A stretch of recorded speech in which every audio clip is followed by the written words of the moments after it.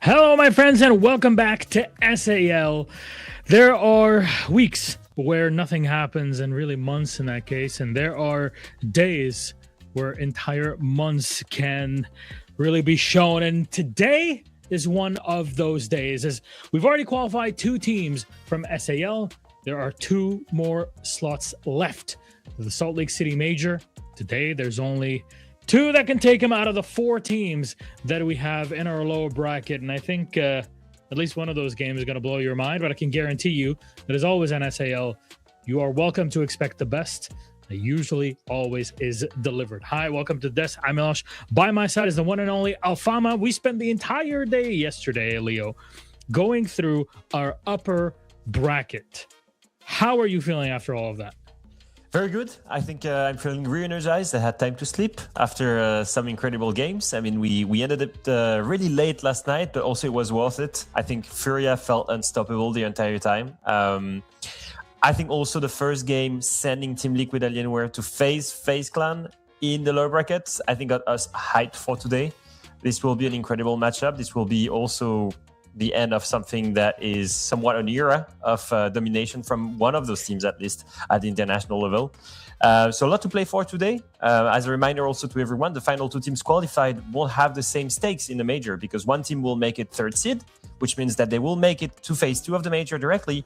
One team, the last seed of SAL, will have to go into phase 1, where only 8 teams will be sent and only 4 will make it out to the phase 2 of the major. So half of the teams sent to phase 1 will be eliminated, and Falcons is going to wait for you in phase 1.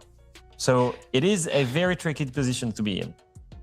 Very much so. And for that visual, let's pull up the bracket here and really make it really clear for everybody out there. The lower bracket is where we're focused on today, is the last 3 matches you'll see. Now, yesterday, that grand final match was for seeding, right? Is to see who comes in as seed 1 and 2, but both in phase 2. You get to skip the first elimination, I guess, challengers phase 1 at Salt Lake City. However, in the lower bracket, you want to win that grand final. You want to have a Twisted Mind story for fans of other regions out here, because that gives you that skip, as Leo was just explaining. The focus will be on our last remaining 4 teams. For that, let's pull up our schedule for today. Clear as day, very simple. 3 matches. The last 3 you'll be seeing of SAL during kickoff. Of course, that it's all in preparation for the Salt Lake City Major. Loss will play Fluxo W7M. FaZe Clan plays Team Liquid Alienware. Straightforward shot. You win, you qualify to the major, but then if you want to be with the very best in phase 2, then you have to win the lower bracket final. And I think that adds even more stakes to this, because, well, it was already difficult enough trying to figure out who makes it out of these and who gets the crown here in the lower bracket. But who also gets to go the difficult route? In the past, Team Liquid, before they were known as Team Liquid Alienware, and the current roster that they had, that was really the last event they played. That was the Manchester Major back in 2024. They barely squeezed through in the playoffs. They made it to phase 1, and they made it all the way to the main stage, which was incredible. But those are stories that don't always happen. And I'm wondering which one of these 4 will be in that situation, if at all. That's the beauty of sports and esports in general, because you're always on your toes. You can analyze and theorize and put numbers on everything, but it doesn't matter once you get into the server, because then the people just have to play and do better. Now let's focus on our first game, a loss versus Fluxo W7M. Fluxo W7M is first up on the block. And very quickly here, Leo, how did Fluxo W7M get to this situation that they're in the lower bracket? Because for all intents and purposes, they were doing great before that. Yeah, to me, it's really a consistent story of them facing hard opponents early on into kickoff. You know, even in their group stage, they had difficult losses to NIP, to Furia, which basically was a big setback. They eventually made it to the upper bracket after beating, quote-unquote, the weaker teams in their group. INTZ, Loud, 7-0, 7-2, with a strong round differential, which basically helped them go to the upper bracket. Now, when they really made waves was at the start of the upper bracket. They faced FaZe Clan directly. And so what did they do? They actually managed to beat them in a very close 3-mapper, 2 different overtimes, and they still managed to take them down. So that's why FaZe Clan is sent to the lower bracket, and that's why Fluxo W7M were expected to be a part of the 2 teams that would directly qualify to the major yesterday. However, on their path was Furia. It was a very close game, and even though it was a 2-0 for Furia, I'd like to say and to think that in any other day, Fluxo W7M could also have won. Furia, you know, 7-5, 7-5, very close games. Most of the time could have went to overtime. Some incredible clutches, multi-kills from Volps, from Diaz as well, from, honestly, almost every individual on Furia, which took down Fluxo W7M. I do think that the teams were very close in skill, and that means that basically, thanks to this path, Milosh, because they've played FaZe Clan already, that basically guaranteed that Fluxo W7M, when the bracket flipped, when they arrived into the lower bracket, they would not directly have a rematch against FaZe Clan. And that means that all of the 5 big teams of SAL, when 2 are already qualified and 3 remain in the lower bracket, they were given the weakest opponent on paper, which is loss. And so they should really seize this moment, because if you look at the other side, Team Liquid Alienware, FaZe Clan, I mean, it's a battle to death and one is going to miss the major. For these guys, they're fortunate to face a team that did not exist 2 months ago. A team composed of 5 players from 5 different rosters. So there is no excuse now. They should have learned from their defeat against Furia yesterday. And like I said, I don't think it was so much of an alarm bell to be rang, because I do think that their game against Furia was super close. And if you look at how unstoppable Furia were yesterday, making it close was already a statement, in my opinion. Yeah, that momentum. We talked about it so many times. Furia going all the way and getting the number 1 seed out of it just because the way they played against Fluxo and then turned it into a win against NIP. But Fluxo now here, as this roster, they have not missed an S-tier siege event in 703 days. That is all the way back in Copenhagen now, almost, 3 years ago? Manchester Major. Manchester 2024, yeah. Correct. Yeah. Couldn't see it properly, but yes. But that's still very far ago. We're in April 2026, so that's almost 2 years. 2 years of making events consistently, Miloš. A team that was built to win championship. After all, a team that was a major champion a couple months before missing that event. And if you look at the addition of Palu last year, which made that roster very consistent, and then the addition of Cons, replacing Volps, adding a little bit more vision to the team. Dots recruited to be the IGL and the main shield player. And you look at a team that has went through the ages, through the eras of Rainbow Six Siege, and have basically modified their team to be closer to the modern meta, while keeping their best performers on the team. So they're expected to be one of the not only best teams in SAL, but also in the world. And so for them to miss an event would be the end of such a huge streak of domination. I know last year was disappointing for them because not only did they expect to make every event, but they expected to at least go in a semi or a grand final. And I don't think that we saw that from Fluxo W7M. Speaking to Lobin about it, he was very transparent. It was just not good enough, especially after having recruited a star like Palu. So today, if they lose, it's not only the end of a really long story, it would be such a blow to what they thought was the best way to rebuild this team by recruiting Cons. Absolutely. Could not have said it any better. And regardless, they still had a good run over the past 2 years. They just want to keep going at it and not stop here at this point. We saw the performance in Montreal. This is back in 2024, since things really started looking up and up for Fluxo W7M. And look at them now. They already performed excellently at SI26 in Paris. Can this continue into Salt Lake City is the big question. However, a loss on the other side, I think we've really set things up here as Fluxo W7M being the team that has every single advantage, right? We've seen everything that they have to offer. They have been challenged by the big teams, and yesterday was that big game against Furia. Before that was their game against FaZe. I don't think it can really get any more difficult than that here in SAL, being online best of threes. That's kind of the best case scenario of difficulty that you can get. They triumphed over one and gave it a hell of a shot against Furia. Loss, though, on the other side. This is a team that you mentioned, Leo, did not exist 2 months ago. They are all put together, and yet you still find them here in the bracket competing for a spot. Clearly, they have something to show for that. Beating INTZ the way that they did, a bit close on the second map, but still, they're showing that there's glimmers, that there's a diamond in the rough here that can be worked with for future big performances. I think it was the best possible team to come up with during the roster mania when all of the big 5 teams of SL were being built. Because they got Dafo from Liquid, who was, in my opinion, one of the most consistent fraggers of the middle of the table teams. Before that, he was on Loud and he was a standout player. I remember at Reload, he was the best rated player for Loud. Perez was the one guy that was always so consistent with that roster. Dark was the young rookie that started his journey with Loss in Stage 2 and I thought was really promising as well as an entry fragger. Dash coming back from Wildcard, coming back from NA, having played in so many S-tier tournaments, having clutched in so many situations as the strong backline, and then Nuxga, who was brought back, who had played a little bit of Tier 1 before, but never in a big team. It was basically his big shot opportunity. So on paper, the lineup made sense. The real problem with this lineup, and with SAL in general, it's the best region in the world. And so we're set up, when we rebuild a team like this one, in a situation when you have FaZe, you have Furia, you have Team Liquid, you have NIP, you have Fluxo W7M. That's 5 teams. And you only have 4 spots to the major. So that means that you have already so many incredible contenders stopping you from maybe making an international event. Then rebuilding a team from scratch is always going to be a massive challenge. For them, it's been a consistent story in their path to come here, Miloš, of being the best team out of the worst teams of SAL. Basically, SAL being known as very top-heavy with the 5 rosters that I mentioned. This team, I thought, was put together and was doing so well at beating the other team. Beating INTZ comfortably 2-0, beating Black Dragons, beating Imperial. That's fine. Whenever it came down to facing one of the big teams, 0% win rate. Lost to FaZe Clan, lost to Team Liquid, lost to NIP. They are not close yet. They can make some game close, but they are not ready yet to beat some big teams. And so today, I want them to prove me wrong.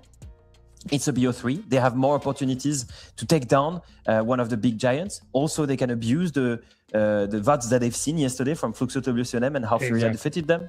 Is that enough to take them down? I'm not sure. But they're clearly the David right now in the David versus Goliath match. We all love an underdog story. In this case, Loss is clearly the underdog statistically, numerically. We mentioned only a bit ago, you saw the graphic come up where Fluxo W7M have not missed an S-tier Siege tournament in 703 days, getting all the way back to the Manchester Major. And Loss on the other side, they don't have any of that. There's individuals, your Dash in here, for example. But aside from individuals, there's not really much in terms of long-term event experience. Now, is that going to translate into something maybe better today? Maybe they don't have as much pressure. Maybe they have a lot more pressure on them. Nobody really knows. That's why we're here to experiment and tell. And I hope that they take this day also as a way to, I guess, develop themselves and learn more about themselves through this match, because it doesn't mean if you're playing Fluxo W7M that you're just going to lose by default. Your preparation and your in-game focus, we saw that yesterday from Furia, the way that they've been acting as a cohesive unit, that's the way that they were able to deal with Fluxo W7M. And if Vlos have been able to learn from that, then it's something they can apply today. Though from our rosters, like to move into our map veto, because again, all of our games now, all 3 left, are best of 3s. Everything here in the playoffs bracket is that way. Now, first pick is going to be Loss. They'll start off on attack on Fortress. Obviously, Fluxo gets the starting side pick. Their second one is Cafe to end on Consulate. Leo, thoughts here before bringing our casters? I'm not surprised to see Fortress being picked. It's one map that Lost wanted to play for a long time. They were never banning it, but it was always getting bad against them during kickoff. They've saved it for a very special moment, maybe to buy their ticket to the major. I do think it is a ballsy move because, yes, Fluxo W7M did not want to play too much. They were forced to show it yesterday against Furia, and still they made it close. It was a 5-7 defeat against a Furia that was full of momentum. And then also, they're going to start on the easier side. They're going to start on defense. So you're giving them the stronger side to start off the match. It is a gamble. And then Cafe is opened. And although I like to think that Lost maybe have something prepped on it, we haven't seen this new roster play it yet. For Fluxo W7M, it is by far, in my opinion, one of their best map, if not their best map officially, because in terms of record so far, they had an incredible one. 6 different wins in a row. And before that game yesterday, they were, on 100% win rate since December, having, beaten FaZe, having beaten Secret, Space Station on the map. They just lost it again yesterday against Furia, 7-5, very close. For me, for them to go back to the exact 2 maps where they lost against Furia means a statement. They don't think they lost it because of the game plan or because of the playstyle. They think they lost it because of Furia's momentum. And I think that eventually, I think that strategically, they won both maps yesterday. So if they can apply the same thing against quote-unquote weaker opponents individually, I think they will have a good time. And then Consulate is a map where they thrive. They beat FaZe Clan on it at the beginning of the upper bracket. They have all the reasons to feel comfortable. Even before that, during kickoff, they had 7-0 INTZ on the map. On the side of Loss, they did play it during kickoff. They beat Black Dragons. It was very close, 7-5. So a weaker opponent and a closer game. Whereas on the side of Fluxo W7M, they've defeated better opponents. So overall, even in this map veto, you can still see the advantage clearly for Fluxo W7M. Theories and statistics here are pointing towards Fluxo W7M. If anything, I might say, hey, Loss, you really got to pull it out of a hat for Fortress, and then maybe your chances are going to go up dramatically. But maybe at that point, you enrage Fluxo like some sort of anime boss, and then they turn into a way more complicated opponent to deal with. But that is something to see later on. In terms of, I guess, how entry games have been going, because that's something that we talked about a lot yesterday, Leo, where a very specific team would get entries and then fail to convert into a round win pretty much constantly. How are things looking up for Loss here? Well, I'd like to think that they have the potential to beat a huge giant. I think for me, the main thing that they have to fix is their opening engagements, because so far in this competition, in the playoffs, they are the worst team at it. They have a 40% entry win rate. That is terrible at a high level, because it means that out of the 90 rounds that they played, 36 were opening kills and the rest was opening death.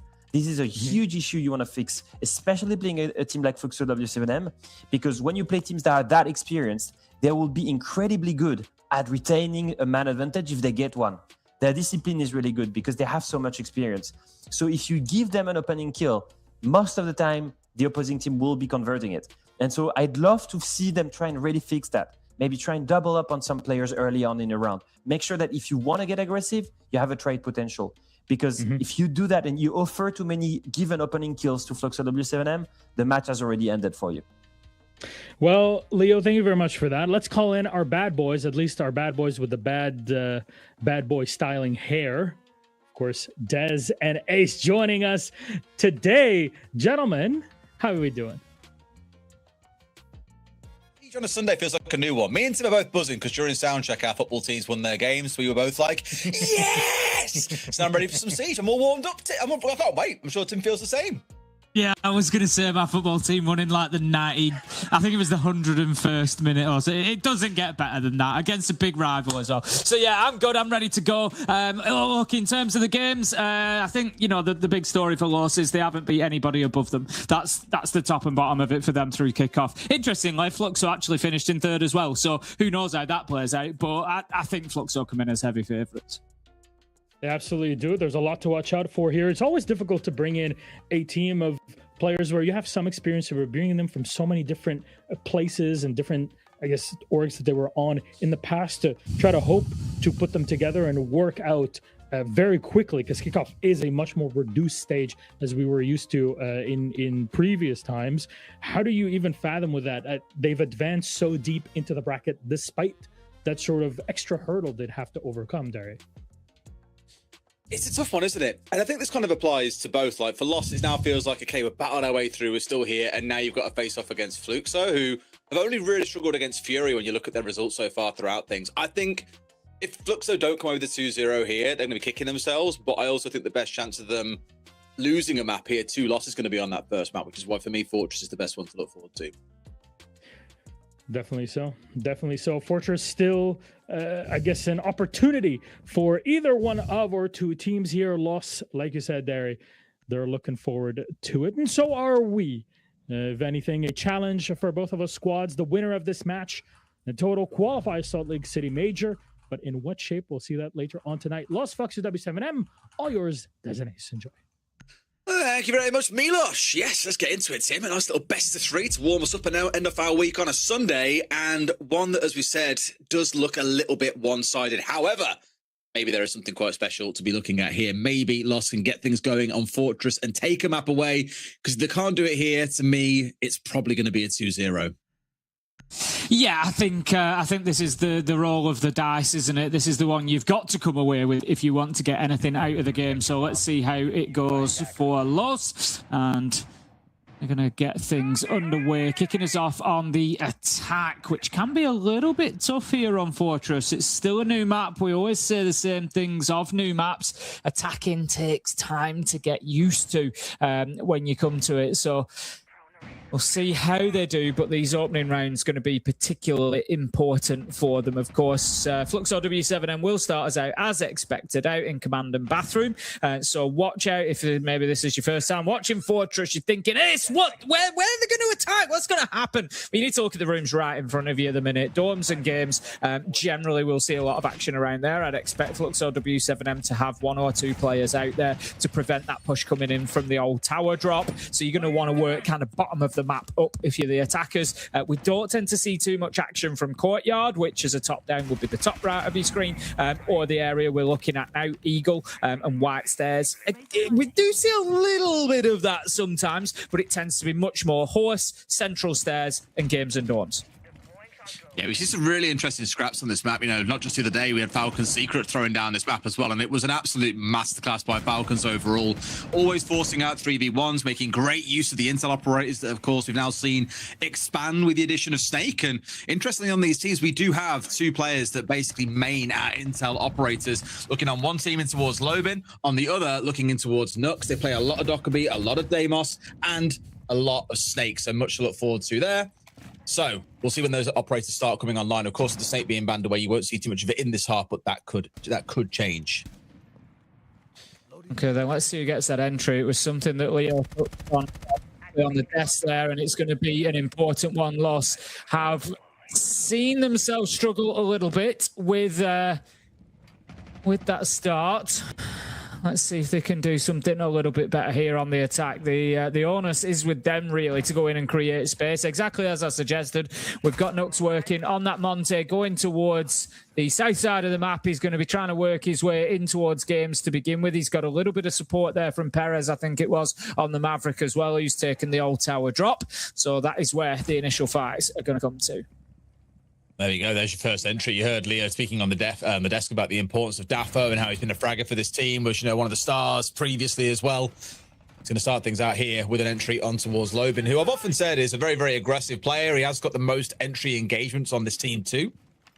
So even though his role has changed a little bit, his actual impact hasn't transformed massively. Either way, starting to get ourselves lined up. The shield, of course, being the one to watch out for. Nux is the one who has got that shield in back pocket. Also being challenged at the same time as we start moving in here towards meeting. Very often, that is the main battleground on this top floor. You can control a meeting. You can do whatever you want, but until you've wrestled it away from the defenders, it can be quite tough sometimes. For the most part, they've opted to largely go around it, though, Tim. You can see Horse is the big focus to trying to work their way through now. Palu knows about this too, asking questions down towards that side of the map, but that's 3 or 4 of them all now bearing around that Horse side, but also rotating back around the meeting. So they've got what they need, except time. We're down to the last 25. Yeah, that's the problem here. They're going to have to push in and get aggressive 5 versus 4, so they do have a slight man advantage, but there is still utility to play for. Cons has 1 Toxic Babe left in pocket. He has sent that out. Not sure if he's detonated it yet. 10 seconds left to go, and the gunfights do start rolling. Palu manages to find Dark Dash. Got dots along the way. His former teammate taken down. 3 versus 2. 2 seconds left to go. There's no opportunity, really, is there, to put this diffuser down? Yes, the Monty manages to find a bit of space. Ooh.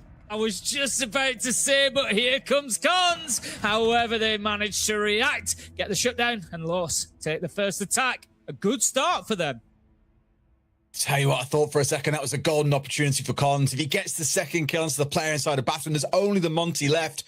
And that makes it sound easy. There's only a Monty left. Like, yay, wow. We get to play the shield bashing game for days, guys. But it came really close, and I was worried because I thought Fluxo managed to run the clock down enough there that Loss would struggle to get the diffuser down. But because they had meeting, because they had this pressure around Horse, they didn't actually bother with trying to go for command control, get the small blitz they needed, make sure they have enough to be able to influence Bathroom itself and get that diffuser down. It was a good, effective execute they pulled off. Just for my liking, left it a little bit close to the wire. However, job done is job done. They're up 1-0. It's a great start. It's a great start on the attack. Like I said, any attacking rounds that you can take on Fortress are going to be big moments for you. They this time will be attacking onto the next site of choice for Fluxo W7M, which will be Games and Dorms, the area I was talking about last time. So much like we used to on Villa, really, you will see a little bit of an inverse here. So, you know, to give you that comparison on Villa, we used to have over on the Aviator side, you'd then see the push coming in from maybe Master Bedroom, and when you were in Master, you'd see the push coming in from Study and Aviator. So we're going to see a little bit of that here. We'll see that push coming in from the attackers on that top side, looking to get meeting control in particular. Maybe a little bit of Bathroom, work their way in from there. However, we would usually expect to see a little bit of pressure from that old tower side as well. So this one, if I had to liken it to anything, maybe a little bit of Church and Arsenal. There's no vertical there, but if you think of that clubhouse site, there's a number of angles that you want to attack from. Here, you're thinking central stairs, you're thinking old tower drop, which is what we're looking at now, straight in towards site, and you're maybe even thinking a little backstab out from Eagle side. See what you can do. This is one where you really want to put pressure on multiple sides and get those defenders turning around. Look at this, they're putting the Dockerby call, and immediately they've started moving on forward here, trying to bypass a lot of the defense, but no! Nux was going to be one of the main spearheads for this round, but now with him going down the blitz, that's a little bit of a starve away. That was their surprise. That was the element of surprise they had to play within this round. But now they've lost that and lost the shield. I think it starts to fall apart from here. Angle's being held, but Dark is also being taken down there. Bearing in mind he's on the Dockerby. That's no second call to come online for them. Perez walks into an easy death, and Fluxo can just very calmly play this one out now, Tim. They're in a 3 versus 2.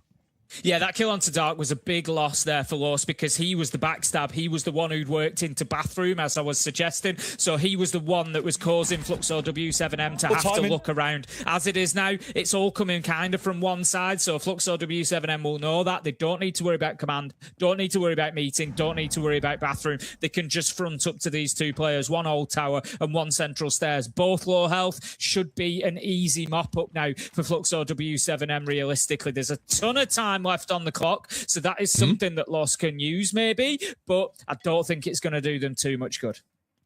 And that was the gamble they took on this one, right? Bypass the entire setup up towards the northwest side of the top floor, focus everything on the southeast around Old Tower, like you say. Because that's failed, they're going to really have to clutch up big to come back and win this one, and Dash could be on to do it. He's found 2 more to go, but both him and Daffo are a single bullet from death. I mean, they've managed to find the first, so not the end of the world. And let's not, pretend Fluxo W7M aren't in difficult positions themselves HP-wise. But Dode's managing to find Dash. That is a big moment for Fluxo W7M here. 30 seconds left to go. Daffo does have Diffuser in hand, so he does have the opportunity to play around with that audio a little bit, maybe bait them out into a challenge. But the problem that he's got is, I think it's Dodes who's closer to... No, it's actually not. It's Lobin who's closer to him, who's lower health. But Lobin has decided to get himself out of there. He knew the fight wasn't one he wanted to take. Leaves it to his teammate. Dodes mops it up. Fluxo W7M take round 2. Completely understand why he didn't want to commit to the defuse, but that probably could have worked out best for him at the end of the round. All you really gave a chance there was the clock to become a 3rd man there in that 1 versus 2 and ultimately give Fluxo the round. So 1 apiece so far, Tim. Not too bad. Now we're going to find ourselves heading downstairs to Waiting and Cafe. Or not. We're going to retry upstairs. Baited. Yeah, so the downstairs site is a bit of a funny one at the minute on Fortress. It's actually got quite a good defender win rate. I'm surprised that Fluxo W7M haven't gone down there, or at least it did. I'm talking about stats after SI, to be fair. Maybe it's changed in Kickoff. I will have a look. But historically, teams have struggled to attack onto that site, and there's a couple of good reasons for that. A lot of the pressure tends to just focus through the hatch that we're seeing now in meeting. But there's not a lot of verticality. There is a lot of verticality, but there's not a lot of verticality that seems to do too much for the attackers. Teams will go up there with the ram, with the book, they'll open things up, but they don't tend to gain too much from it necessarily. So a lot of the time, we've actually seen, and this was a big thing at Six Invitational, we saw a lot of teams bypassing that top floor. They didn't bother attacking up there. They didn't bother trying to take the ground or use the verticals. They just went direct to site horizontally instead. And so it's a little bit of an interesting one, and we saw the defenders definitely having some joy there. So I think with command and bathroom open, absolutely go back there again, give it another try. The thing that it does make interesting is if they win here, we will have to see that bottom floor site. They will be pushed there, Fluxo W7M. So let's see, whether that happens, and if it does, how they go about holding on to it. Absolutely. It was good last time, like you say, so I'm not really too pressed on them going back here. I think it's probably a good idea. Downstairs can be a bit chaotic at the best of times. I'm looking at what Loss have brought along this time around to try and mix things up a little bit as well. Rather than the slower approach we had coming out of the Monty, it is extremely execute focused. So still finding a way to focus on getting the plants down, even without the glass on side. Probably worth noting, they are the top planting team that we have. About 30% out compared to the average of about 13 or so. They love going for the objective. But here, yet again, they've lost the shield as their entry team. You can't keep on doing that as a blitz. For twice now, that's in nuts going down. Perez falls just after. Parlo into a 3rd. This has fallen apart, Tim, before they can even say the world go. Yeah, I think, round 1 was a good steadier. It was a good opener, a good foundation for Los, but we're starting to see a little bit more of, I think, what we maybe expected out of this matchup. And that's not to say that Los can't be competitive here, but Fluxo W7M know what's at stake. The winner of this goes through to the Salt Lake City Major. It's a big, big deal, and they are now starting to real stretch their legs here in round 3. We see the Nitro come in and get the final kill, and as you say, Des, quite rightly, easy. Fluxo W7M just mopping them up without too much of a difficulty there and doing really, really well. So Fluxo W7M, they get the advantage that we might have expected. They've got themselves a couple of rounds in a row, so will now have to go to that bottom floor site.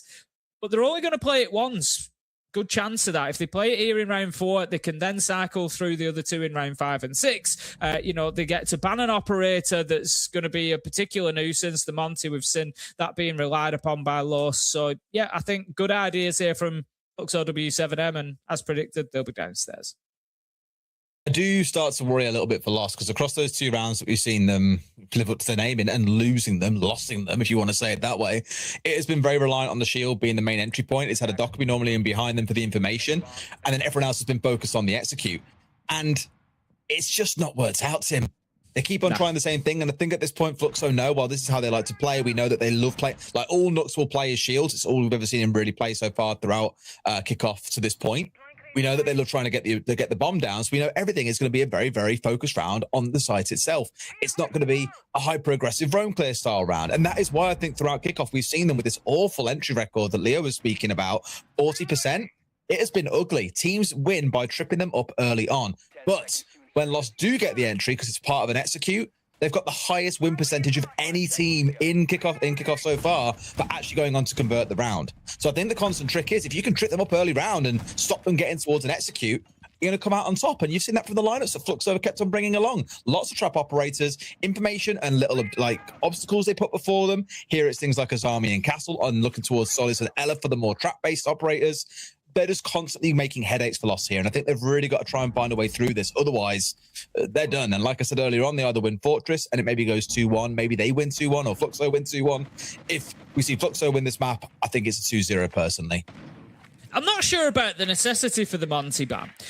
So they've brought the Monty consistently, and they've actually dealt with it really well. They've got the kills on it. It's not been too much of a problem. And now they've forced Nux onto... They knew he was going to continue bringing shields, and it was going to be Blackbeard or Blitz. He's chosen to go Blitz this time. But I would, obviously class Blitz and Blackbeard as the more aggressive shields. They've got the ability to enter fights a lot easier. Monty is heavy intel. He's about pushing and gaining space, but he's not necessarily a lethal threat. And if you've been dealing with him without too much of a problem, I'd keep an eye on Nux here, because you don't want to accidentally level somebody up. If they're bringing a shield they've been struggling to get kills on and struggling to make an impact, you put them on another one that they have to get more aggressive. Lo and behold, Nux gets the entry. Could have created their own problem here, Fluxo W7M. I'd argue the reverse, but we'll see how the round plays out first and foremost, because at this point they've got themselves in and asking a couple of questions inside of medical, but they've actually got to step forward and get a couple more kills off the back of it. They've lost the sense, so the actual go-to execute isn't quite there, but there is tons of utility in the back pocket of Dash here that he can make use of to smoke out these key doorways, these bottlenecks inside of this site, and make an execute happen. Still loads of time to play with as well. No rush here. They need to take their time. Nux is getting aggressive, and look at that, just takes the attention as Dash comes over the top rope, drops onto Dordes with a big elbow drop and takes him out. Easy. And Los have just got their number absolutely everywhere. Second kill coming in possibly for Nux.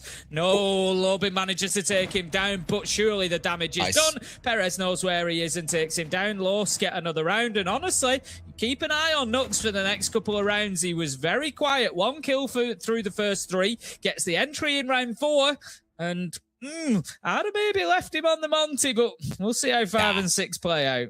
I put it, so I want to talk about this as well, because I put it down to look back at round 1. That was the only round the attackers managed to win with the Monty on side. They then lost the next 2 rounds playing the Blitz because it was easier to deal with him.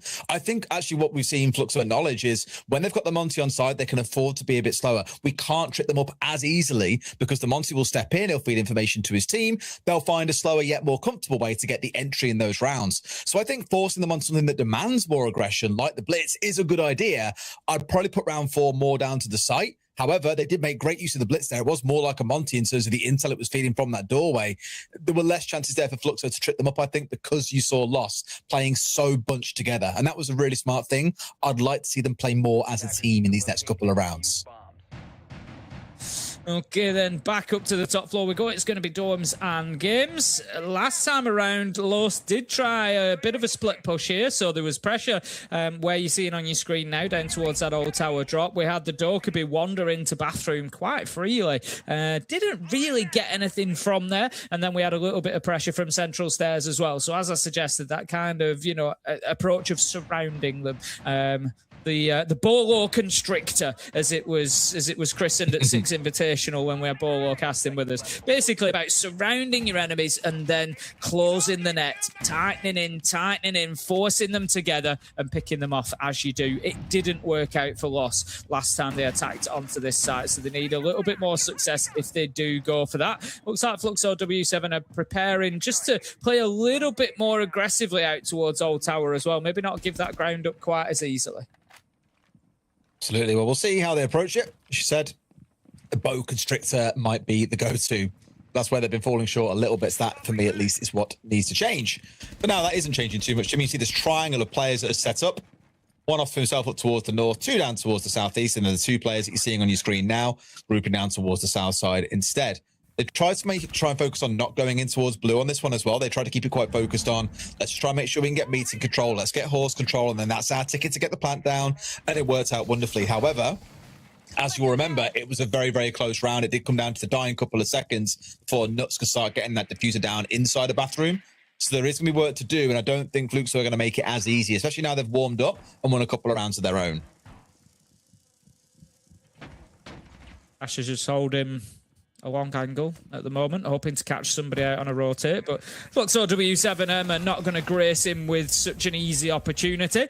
And we do see the bedroom wall being opened here, so again, pressure is mounting in a number of locations towards central stairs as well. So you've got this kind of work towards meeting, towards command, in towards bathroom. They've largely foregone Old Tower this time, which is an interesting choice. Not sure Nux is aware of the player. Yes, he is aware of the player off to the left. He's missed his shots. He had the opportunity and Lobin cuts him down. The trade is there, but the blitz being gone is a big loss, and Nux needs to shake his head after that one. Should have been picking up the entry 4 versus 4. This is what I mean, right, Tim? Like, yeah, let him be aggressive. Let him take the less protected shield operation. That's fine by us. That's the 3rd time now that he's died very, very early in a round, if not as the entry. And I'd argue it's costing Loss a little bit. Part of it, yes, is part of executes they've tried to get away with, but I just think in this round here, that was the reason why they've fallen apart. They've lost their main entry point. They hadn't got that information on that player inside to their left. That's unforgivable. He's got to hit his shots. He goes through in there, gets the flash. He's got to hit his shots. Simple as that. But okay. Why 50-50 it? Like, why even make that play? I don't understand why you lock yourself into a vault on him when they could smoke you out. There could be a C4 coming your way. There could be a thorn above that. You just don't know. There's so many things that can upset you. And I'm just like, why not pushing, for example, down museum, go down the side and towards the art hall or whatever you want to call it, and pushing from there to ask questions around that doorway itself. But that looked like a real lack of prep on Loss's side, I think, there. I think a little bit is wanting to play with confidence. I think it's wanting to play with confidence and take the fight to like, right, we know he's there. There's nobody else to challenge. It's going to be 1v1. Go in and get that kill.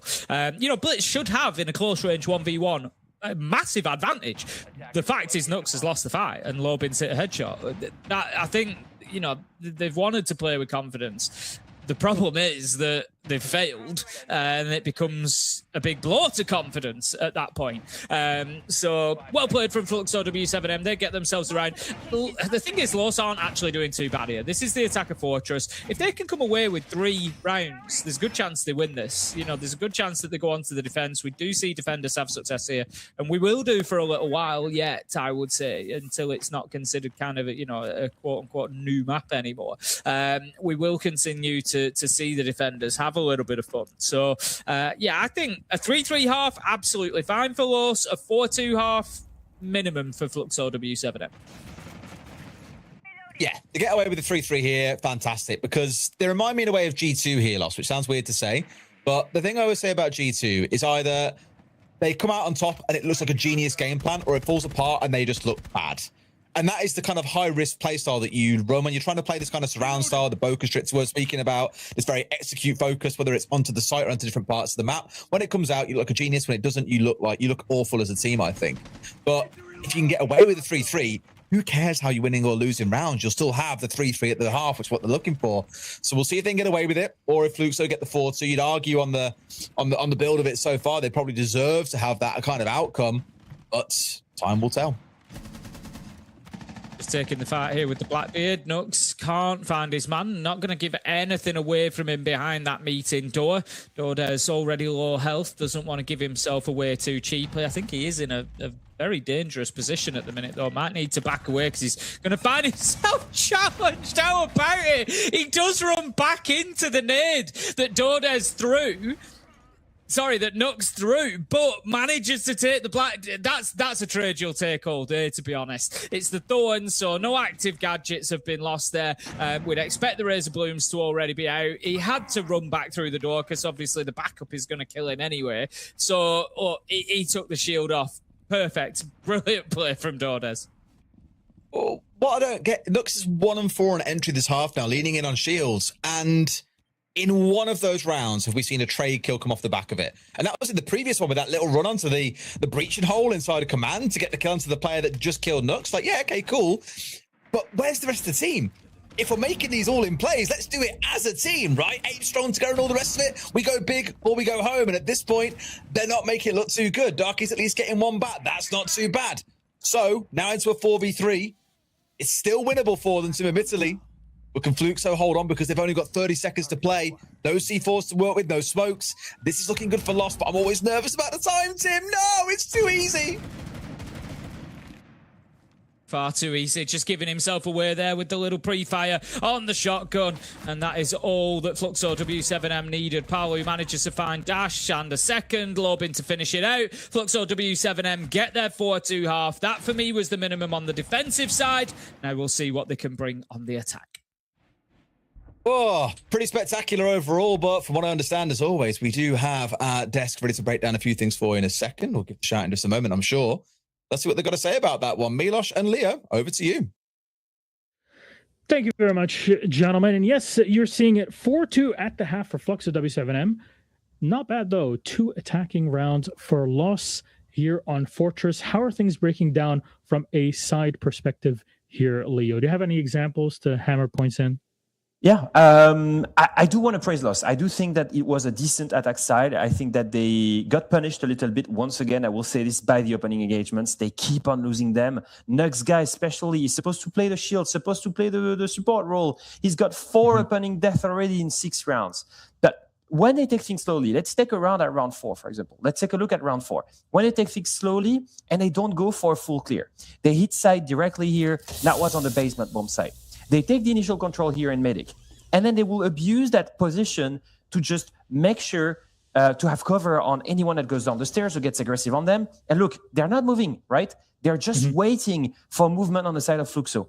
That gives them the initial edge. And after this, it is a really easy and step-by-step take. Taking the advantage that they have, they take only what they need, which we call a limited take here. Don't go for a full room clear. And then isolate the gunfight. So this first player that you see in the stairs, boom.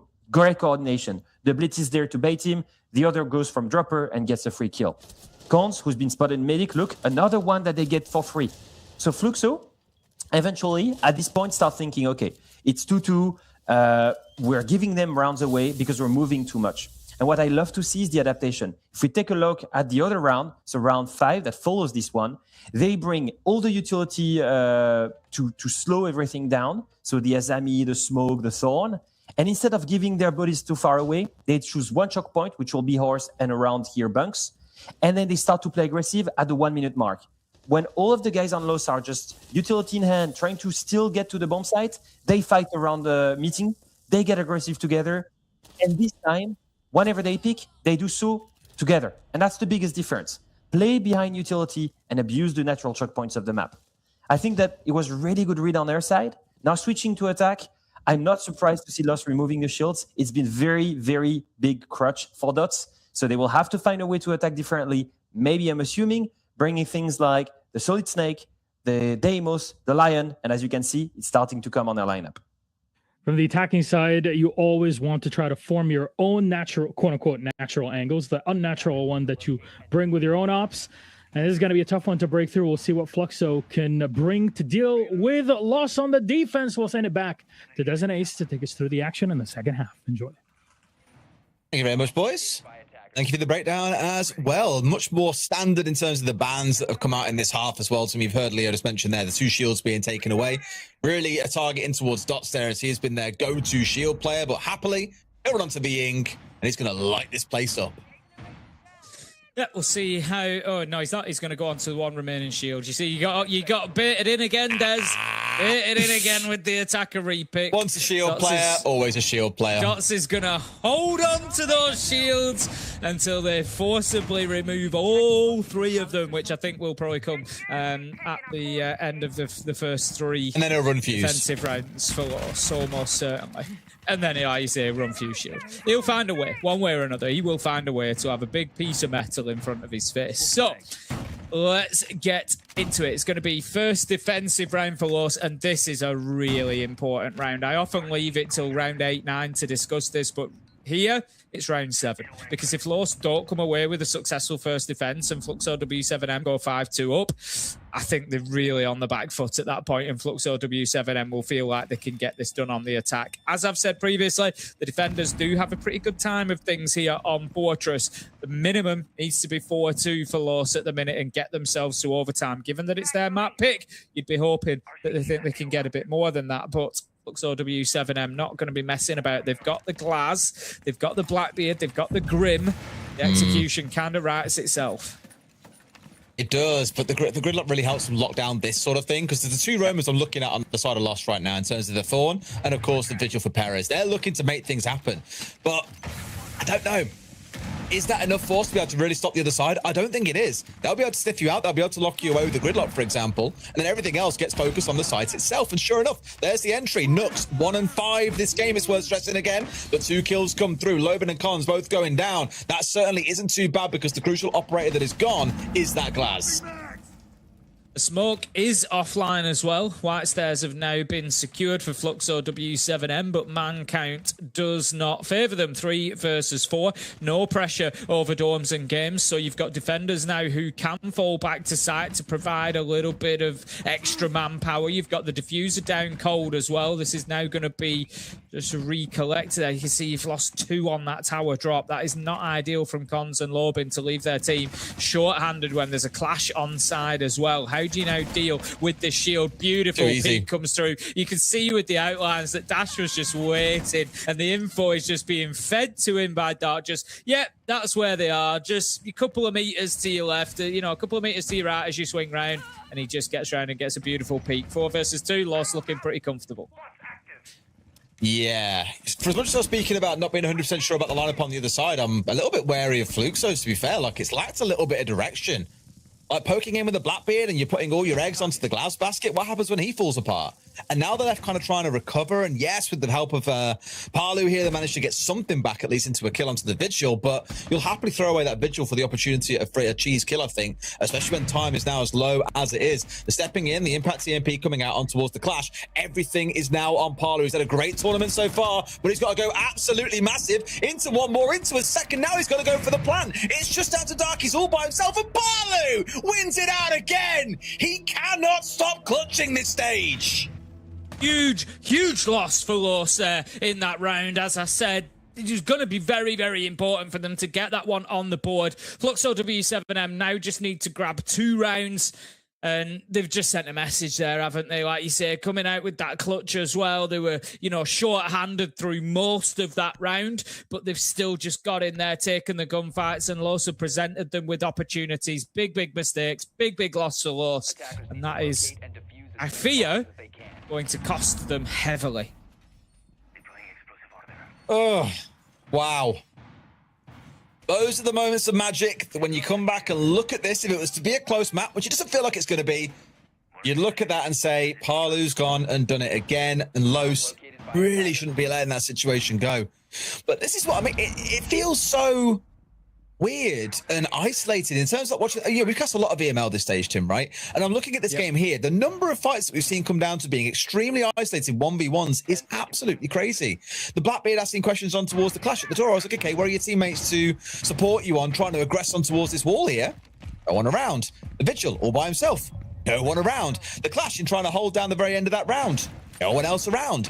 It was just very, very bizarre, Al. Despite there only being 2 players left on the side of Fluxo, Los didn't really seem to get the memo and have everyone in the right positions at the right time to stop that execute going off. Just really weird. Let's see if this one's a little bit less weird, shall we? And whether Los allow Fluxo W7M to escape scot-free from a difficult position again or not. So they're going to move sites. It's going to be dorms and games this time around. So that's sort of south-sided site. And Fluxo W7M, what are you going to go for? Last time around, they went for a little bit of an unconventional push.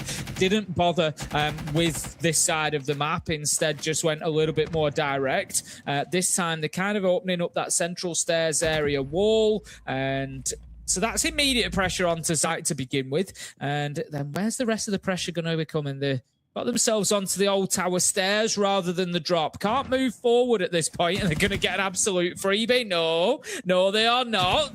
Dordes thought he saw his opportunity there, but not quite. And the Nomad, I think, is just going to dip away for the time being. Yeah, it's a close one again. I keep going back to the entry sap for Los as well. They get the entry. They do tend to find a way to push through to the end of a round. So that is some risk running through fire and flames, quite literally. Cons still stood on his feet there at this point, but no. Lobin in towards 1. Cons a second. Los crumbling once again here. A fantastic start. Cons taking the risk, coming away with a kill. Just a reminder, of course, as well as how the day will work. The winner of this game and the winner of the next game will both qualify for the Salt Lake City Major. So either Fluxo W7M or Los will go through. The other will be eliminated from kickoff. Easy. And then the same for the phase. There you go. Like you say, easy, flawless win for Fluxo W7M. The other matchup we've got, absolutely huge. Team Liquid Alienware against FaZe. One of those teams will make the Major. The other will be eliminated. So only one of those rosters can make it to the Major, which is already massive news in itself. Doesn't matter which one it is, really. The headline is still the same. But the third game of the day, also not one to watch. It's really important because we've got... Not one to watch, Tim.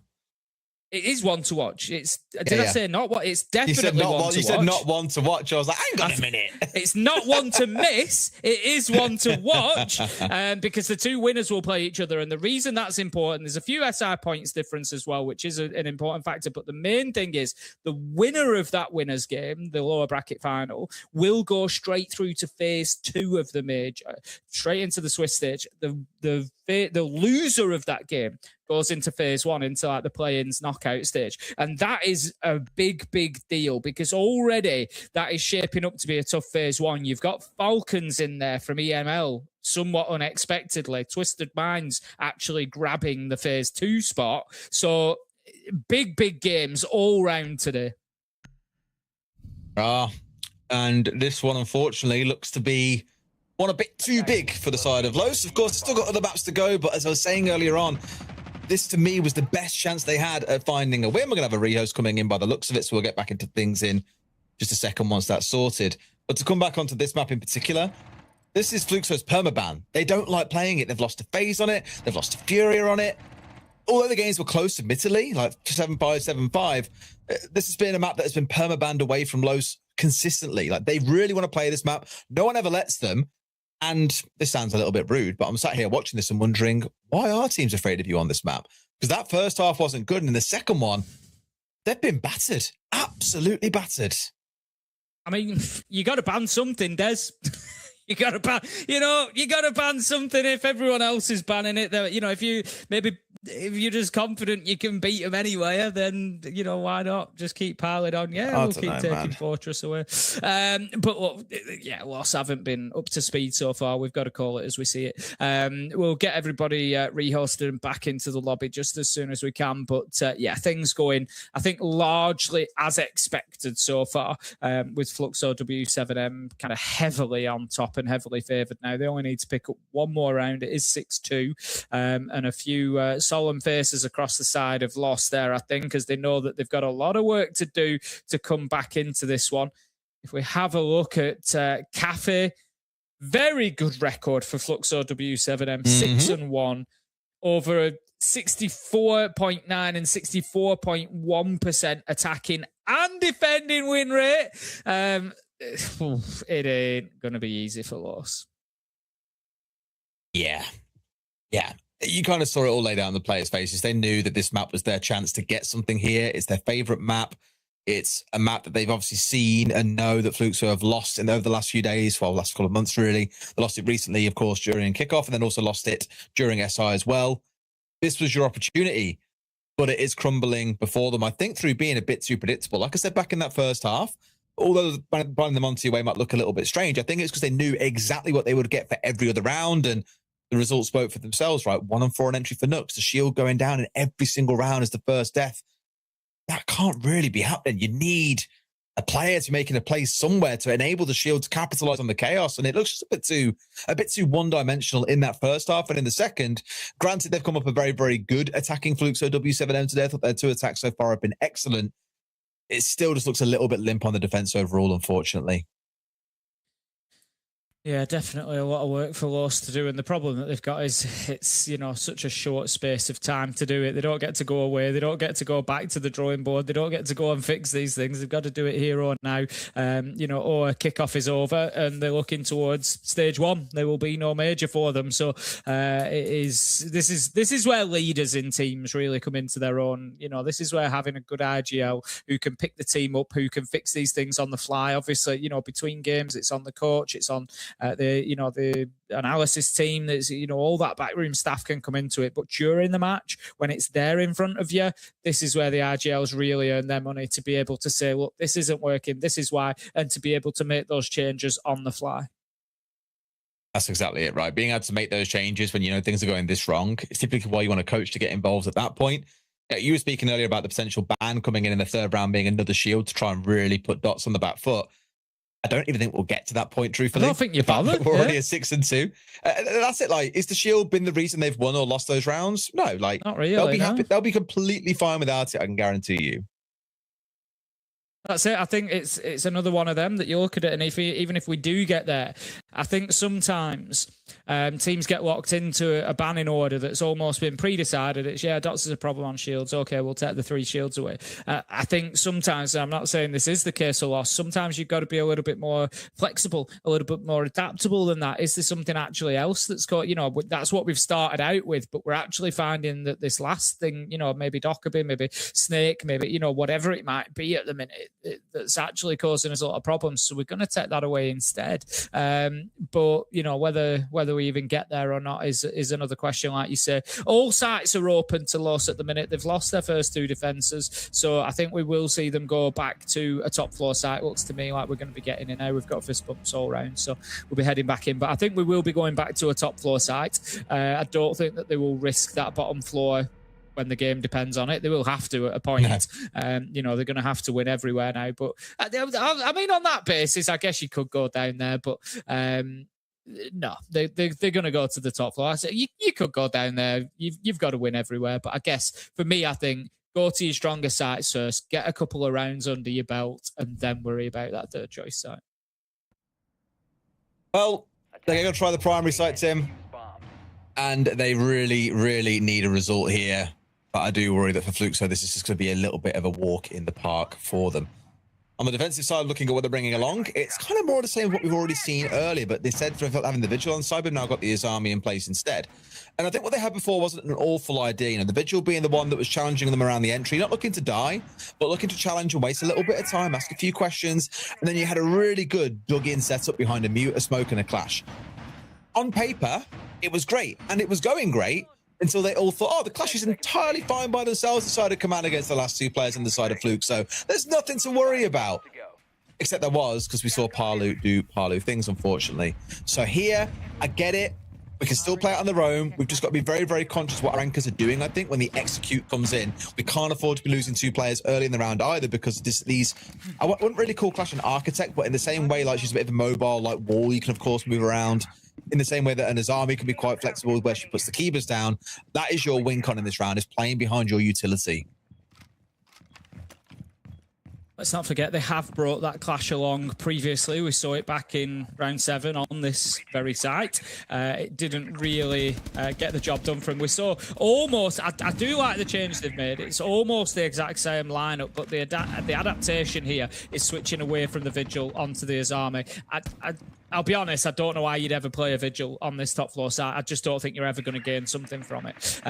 Vigil has got to be brought for a very specific roam rounds. Otherwise, he's less than useless at times. Very selfish operator in terms of not bringing anything for the team, and that's why I say you're not going to have a big roam on this site. You know, what are you going to do? Play the Vigil underneath? So easily dealt with. You know, or what are you going to do? Play him over in game and dorms? They expect somebody to be there anyway, so there's no real benefit to the Vigil keeping himself off cams. I think, you know, you can definitely bring, like an Azami, a way more powerful operator who's going to offer a lot more on the site. So I'm really glad to see them do that. And, you know, already paying dividends. Perez gets a kill with the Azami. That's the entry, 5 versus 4. Really good one to find as well. Taking that Grim offline. You know, yes, had a minor nerf come through. Not enough that you're going to see Grims being, you know, level down in power or teams no longer bringing him. Just means you have a bit more of a chance of defender to be able to respond to what's going on around you and destroy those cannons. You can't fly them in for free. But this is what you pair him up with, something like a Deimos or a Dokkaebi or a Solid Snake, and the intel game just goes absolutely wild for the team. Not, in fact, ignoring all the drones they've got on side, with Cons and Dots also running around on the Flores and the Twitch respectively. A lot they can work with here, but there's one kill for them. That's Clash. Can't be risking it too much here, boys. We've got to be careful. But yet again, they're throwing away a man advantage situation, Tim. They've just conceded so much of the map. Top Eagle's now going to go down to Cons as well. What is going on? Yeah, that Clash was very lucky to get back to site there, but I think that's going to be the end of the look. Shut down at the end of things. Beautiful stuff from Fluxo W7M. It was a good start from Los in the round, but ultimately, Fluxo W7M get it done and take map 1. I'm really sorry to be so brutal here, but have these guys played this map on this site before? They've just lost it almost essentially twice in the same way. Yeah, that wasn't a hard push that was coming in. 2 players were inside a meeting. Cool. We're getting backstab up through Eagle. Like, we should know how to deal with this. But they just absolutely folded. The bathroom player looked lost as to what was going on. I don't understand why that's your favourite map, but you've been run over twice in the same way by Fluxo. That was just weird. This could be a very quick series if they keep on playing like this. I think for your sanity, it is a very good thing that Fluxo W7M just won that round.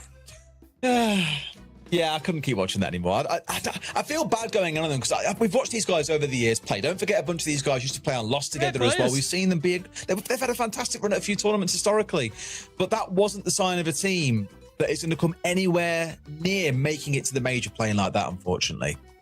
I would agree with you. They were just miles off the pace there, realistically, like you say, for a quote-unquote best map. They were just nowhere near, you know, taking unnecessary risks, leaving themselves exposed, and Fluxo W7M only too happy to punish them at every turn. Well, hopefully they can turn things around. We already said about us going into our second map, which is going to be Cafe. We had a bit of a conversation about that. It's another fantastic Fluxo map. It's 6-1 on the scoreline for them. Do you feel good about the chances of winning that one back, Tim? Because I don't know if I do. I think that's probably going to be a 2-0 done and over very, very quickly. Yeah, it certainly looks like it. Los's opportunity to get themselves to Salt Lake City Major is hanging by a thread at the minute, and it is a very fine thread indeed. Yes. Hopefully it turns around as well. I'm not sure if we're ready for our break just yet. In fact, I think we are going to go to a break now, and then when we come back, our desk will break it down for you ahead of Cafe. We'll see you in just a few.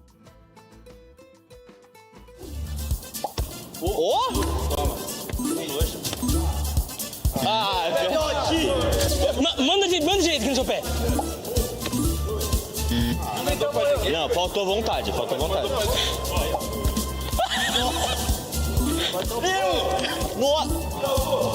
Mano, eu tentei, viado. Que isso? Eu tentei muito, viado. Você jogou a bola errado. Não, péssimo. Horroroso. Não, vamos falar quem foi os piores. Vamos falar aí. Quem? Porque eu vi que... do D. Não, Norris? Norris foi o jogo que... Lovex, vem cá. Quem que conseguiu continuar o jogo, pelo menos? Quer fazer uma vez? Quer fazer a ultiminha? Porque foi horrível. Vontade, o bagulho é sobre ter vontade. A gente não tem vontade aqui. Eu e o Paulo não tem vontade. Não, mas não vontade. A nossa comunicação é ruim, mas a gente tem vontade aqui. Crack Neto da R6. Crack Neto da R6 é o Rasa. Fala bosta pra caralho, cê é louco. Crack Neto é o Rasa, né? Esse é o Rasa. É ele, mano. Tem que ser ele. Cara, é muito engraçado. Igão. Craque neto da R6, Igão. Mentira, tô zoando. Botar o Raso aí, né, mano? Já tá aposentado e só fica criticando falando bosta no Twitter. Quem que é, mano? Quem? Não, tem que ser, né? André Balada. André Balada da R6? André Balada da R6? Ixi, difícil, hein, mano. O André Balada da R6 é o meu parceiro Psycão, velho. JV92. Mano, Esse aqui é André Balada, viado. Cara, o André Balada... tem que ser jogador? Pode ser o 92. Cara, me caso, pai. Ah, tem que ser o Ardzão, né, pai? Homem da noite. Ama a bebidinha no final de semana. Ama um sonzinho alto no final de semana. Dá porque ele vai pra noite todo dia, né, pô? Tá aposentado das baladas, mas sempre honrou a caminhada. Vou botar o Esk. Nunca jogou nada, fala muito e é doidão. E é comentarista agora. Ai, não tem outro nome, velho, que encaixa. Vini Júnior.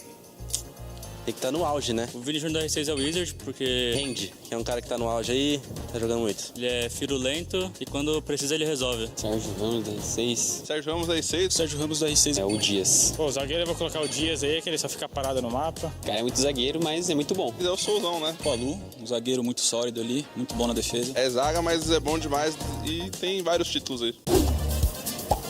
Puta que pariu. Olha o canhão que você joga pra cima. Dash. Vamos. Puta, olha o visor. Morreu, mano.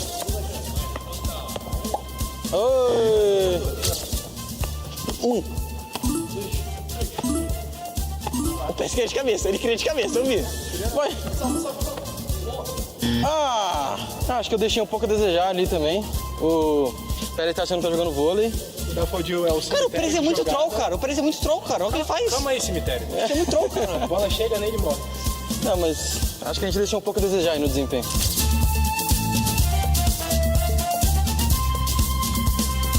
Quem que é o Neymar da R6? Neymar da R6. Neymar da R6? Neymar da R6? Cara, eu acho que o Neymar é Ou o Erds? Colocar o Erds. Ordina da R6. Pirula, muita mídia e atualmente pouco futebol? Ou Erdina? Sei lá, todos os envolvimentos aí, em polêmicas, essas coisas, acho que é o Erds. Tá sempre machucado, não arruma muita coisa ali, é Ordina. Baladeiro, joga muito, mas não tá na prateleira do topo do Mundial. Neymar da R6 é o Lobex, porque, mano, o bicho é firulento, mata pra caramba e faz graça. Eu acho que é o Nesk, ele é muito bom, só que infelizmente não tem muito título aí. Diria que foi o Astro, porque ele começou muito bem, teve um grande auge, só que foi decaindo aos poucos. Guardiola da R6 é o Stroker, pô. O Stroker, né? Meu parceiro Guards, né? Já é o apelido dele, Stroker. O apelido dele já é Guardiola, já pegou já. Porque, pô, óbvio, pô. Ele é o Guardiola, já é o apelido dele. Acho que é o Igor CTG, o Guardiola. O Igor CTG. O pai. Muita mente, muita técnica. É monstro. Pode jogar na contra. Vou nem explicar, sou eu. O cara que mais conquistou título ainda, tipo, tem o Rafael também, né, que tá chegando próximo ali, mas eu acho que por número ali vai ser o Igor. Welcome back, my friends. From Fortress, we come back to the analyst desk. My was it a quick flight over from Morocco. Leo, it's where it ends because Fluxo W7M absolutely take it. Full response here, 7-2. The second half did not look much better than our first one and actually looked worse, but we have to dive into it. At least worse for loss because Fluxo W7M looked to be in control, and that's something that we definitely were expecting. Yeah, honestly, looking at the end, already you have a 4-2 split. That's going to help you. But the attacks, man, it felt like there was no fight back from us. Like they should have went on the easier side, and despite this, I still saw the same mistakes being made again and again and again. As we watch here, the attack side, which I thought was giving us some promises about Los. This is just one example, by the way, of Nux extending with his blitz, aiming at something for no reason. No one is behind him. No one can trade him. He's out there trying to gun out something. Like, there's no reason to do this, right? And those are like small mistakes. But like when you play a team like Fluxo W7M, like these small mistakes, you're gonna get punished instantly. And you don't expect that from players that are supposed to be of experience. Obviously, Nux has a little bit less of that, but like guys like Perez, guys like Dash, for example, they've played at the highest level. Look, this is another one as well, like where he gets in and he plays the gunfight. I don't think he needs to do that. Like in so many of these rounds, if he just flashes the player in front of him and lets one of his teammates take the gunfight, then he can trade. In so many of these rounds, he's taking unnecessary risk, and as soon as he falls, the rest of their attacks were crumbling. Because if they lose the shield, they had no other solution as to how to take map control. And then there's this part where like This was a 4v2 on the side of Lost, by the way. And even that one, they just somehow lose it. And that to me was just like the end in terms of mental. And after this, they were completely crushed. Fluxo walking in from like 5 different entry points. Not a single awareness on the side of Lost, despite playing some trap operators, despite playing the Clash. No one was playing around the Clash. So it felt like they had the right blueprint, but never executed it the right way. And this is one of the bits where you can theorycraft all you want in the background, have whatever support staff, whatever preparation you have, but applying it on the server is always very difficult. Something that teams with less experience struggle with. We've talked about it in the past. Remember, Leo, on EML when it's you and Fresh will be talking about how it was when he was coaching a team in the past, trying to prepare them for big games that they have ahead of them.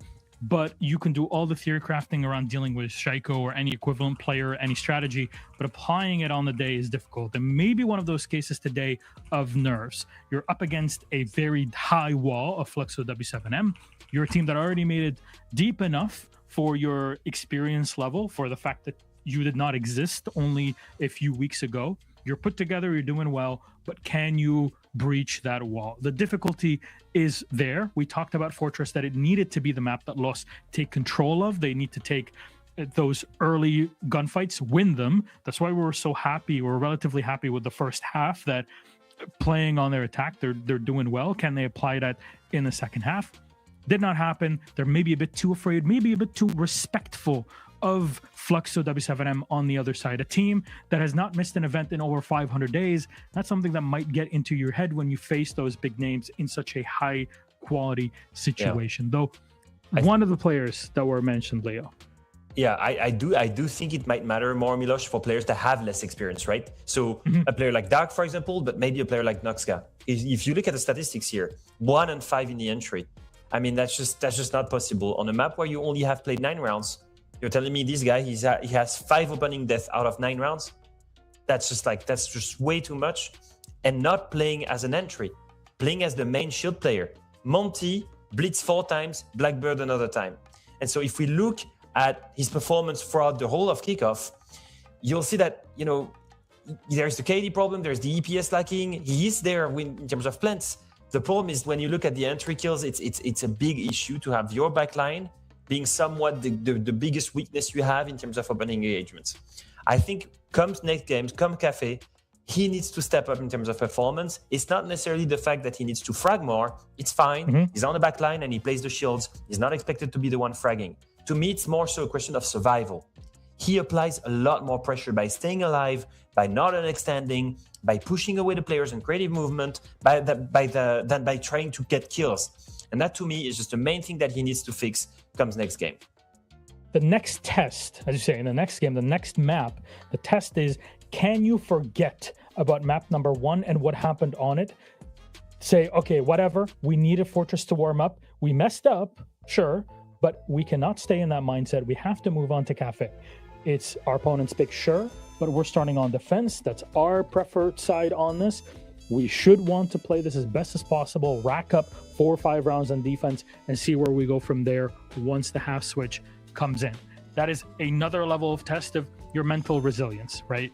There's a lot of teams, even some of the best ones in the world, that will fail in their opening game, fail miserably also, and yet once they swap to the next map, they've had the time to rest and relax and throw it all behind them and then get into it in a fresher head. Is that going to be the case for Cafe? Difficult to tell, because Fluxo W7M right now seem to have hit that flow state that we've been talking about so often, Leo.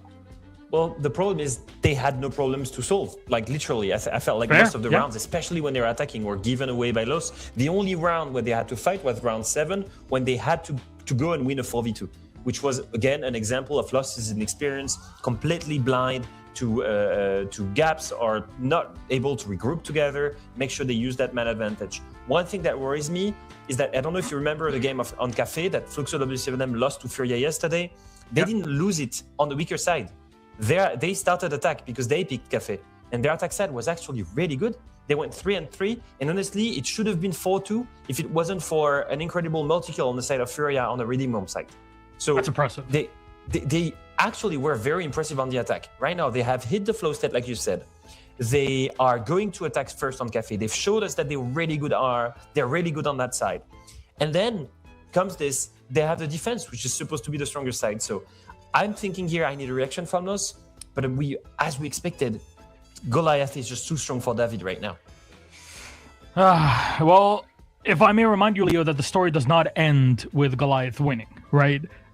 That has to come down, though, to a lot of changes. What is the secret weapon that Lost have in store for us? Let's bring in our casters. They are our secret weapon for this moment here, Mr. Ace and Mr. Dez. Look, you both were coming into this with a very positive light. You both said that your respective football teams had won, so all happy to go. Can that joy be carried into a second map, or Lost somehow are able to recover and really use and abuse that defense? Look, man, you make good jokes, Milos. You make me laugh, Mr. Funny Man. I am what people say scraping the barrel to really try to get the best out of this here, because as has been repeated time and time again, there was not much for Fluxo W7M to solve in terms of problems on map 1. How do you create a problem for Fluxo if you're Lost starting on Cafe defense? What's that secret sauce you got to bring out? I mean, hopefully it's not trying to do the same thing 6 times in a row and pray that you get a different outcome, Milos. For me, at least on the defensive side, they should have a little bit of solace on that, I think. Not right to the operator, but maybe a bit of the operator would be good too. But I just want to see them being willing to take the fights out a little bit more. They couldn't decide if they wanted to try and play full turtle behind things like Goyo, along with the clash, and slow things down, or if they really wanted to get out on their own and try and aggress in towards Fluxo and slow them down in the early round. That's why the defenses look limp. And God knows what's going to have to happen on the attacking side, because it was very, very one-dimensional last time. I do hope they can spin it around, but you're going into a map where you've seen so much recent success of Fluxo that I'm just wondering if you're going to find any. Yeah, look, you know I'm very positive, Milos. You know me to be a very positive, optimistic person, but I have 0 for Lost. Honestly, I think coming into Cafe... It's a sign of the end times. Say your final prayers. Tim is not being when it's positive. Bad.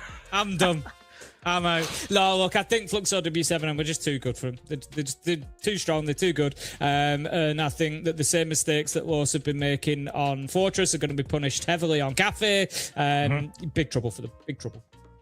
Then, how do we look at this here? Fluxo starting off on the attack. What? Ooh. Yeah, Tim. Even worse for them. Why? What makes Fluxo so good on the attack? What, Tim, you're the one that's because they're going to come in, they're going to get a fantastic start on the attack, and then Lost have to do it on the attack in the second half on a 60% defender-sided Cafe that Fluxo love. Yeah, no, this ain't going to go well. Well, Leo, I know you're gagging to say something. It's just that to me, I've just seen Fluxo W7M take on a Furia that was like thriving on momentum, where literally you could have put FaZe Clan in front of them, Furia would have beat them, right? And Fluxo still made it close on Cafe by starting attack. They abuse Solid Snake like crazy on the map because they get so much information just from out of the windows. They know how to clear half of the top floor just with Solid Snake. Then they have dots on the shield, which pushes everyone away, and they have people rappelling everywhere on the bomb site to kill anyone who's moving. My problem with Lost right now is that it seems that they have 0 situational awareness. If you look at their defense side on Fortress, they are never aware of someone coming to backstab them. You're telling me that these guys are going to be able to face the same Fluxo W7M that I saw demolish the defenses of Furia yesterday? I'm sorry, just blatantly and realistically, I just don't see it happen. I feel bad now. I feel bad now. I just feel like even Tim's piled in, Leo's piling in. I feel like I've got to be the nice guy for once and be like, hang on, guys, let's give them something here. How many rounds are we saying they get? That's my last question to all of you. Leo, how many rounds do you think they get? Honestly, I don't want to get into that. I just want to say that they should be happy. That's 7-0. They should be happy. Listen, no fence sitting. I want an answer. Come on, I'll tell you what, whoever gets this wrong, the person who gets it right, the other two have to buy them a beer when we get to the major, right? So now the question to you is, what do you think the scoreline is? I would be surprised if Lost gets more than 3 rounds on that map, but I will back this up by saying, I will back this up by saying that I think they should be proud of already being that team that's been a part of the top 6 of SAL, despite existing for only 2 months. There you go. See, this is what I'm saying. Like, gotta find the positivity somewhere, right? I'm trying very hard. I'm back to being a hater again. Screw this. It just so happens that Cons had to restart his PC as we're going through all of this. So it's not like we're here like grasping at straws trying to pull something off of it. Well, I am, because you guys are clearly have gone off the rails about it, very dedicated for it. I completely understand the facts have been laid out quite bare at this point. But our lobby should be ready in a second here to get into. It's not like we enjoy the like driving that knife in our back just in the meantime. Although Derry, you might enjoy it, I know. However, what his score prediction is? Yeah. 7-2. Ooh, see, I'm going the other way. I'm going 7-4. I think 7-2. 7-4. What? You guys had Brother, to speak no. first just so you could do that. That's actually really. So one guy just has 1 round above me, and the other one has 1 round below. You guys are just cheating. Leo, how many rounds do you think there are? There's not like 50 rounds in Siege. It's not like there's much variance. How many? What's the score line, Milosh? Tell me. I'll say 7-2. I think that's pretty fair. Okay. I cannot believe that 7-2 for loss, baby. No, Des is the most optimistic about Loss's performance in the next map. No, I know. Because my thinking is, if you're at the bottom, the only way you can go is up. Wrong. You can go lower. They only lost 7-2. They lost 7-2. It could be 7-0, brother. So he will believe that. But no, they can get better than what they did last map. I can guarantee you of that. Yeah. I look forward to the beers you'll be buying me. Can you wait? Salt Lake City is not how cheap is Salt Lake City in terms of buying? No idea. I have no idea. Well, good thing that it wasn't in Paris. City we can go to, and then they can buy me a beer there. That feels like the best way to do this. That would have been Paris. You already missed it because Leo would have been out like 20 euros for a tiny little thing to enjoy. Bankrupt Leo. That's the objective. There are plenty of cool things that are tiny for 20 euros and great to enjoy. I will say nothing. I love how Milosh he just gave up on me. He just left. Straight up left. Because both of us probably had the same idea in mind of what you wanted to say, but we ain't going down that path. I like my job. I don't fancy losing it anytime soon, so I think I'll swerve commentary on that one. Welcome back, Milosh. Would you mind doing your host job, Milosh, please? I don't think I should be doing this. It'll get us all fired. I'm gonna get fired if I continue. I'm just waiting for the lobby to start at this point, brother. Usually the question turns into what operator can they bring to really make this one happen? Which player needs to really shine in a situation like this? What site maybe would be more? Well, see, that's where my problem is, because that's not a discussion piece to deeply get into. Oh, I know what it was they shouldn't play, though. Nux shouldn't play Blitz.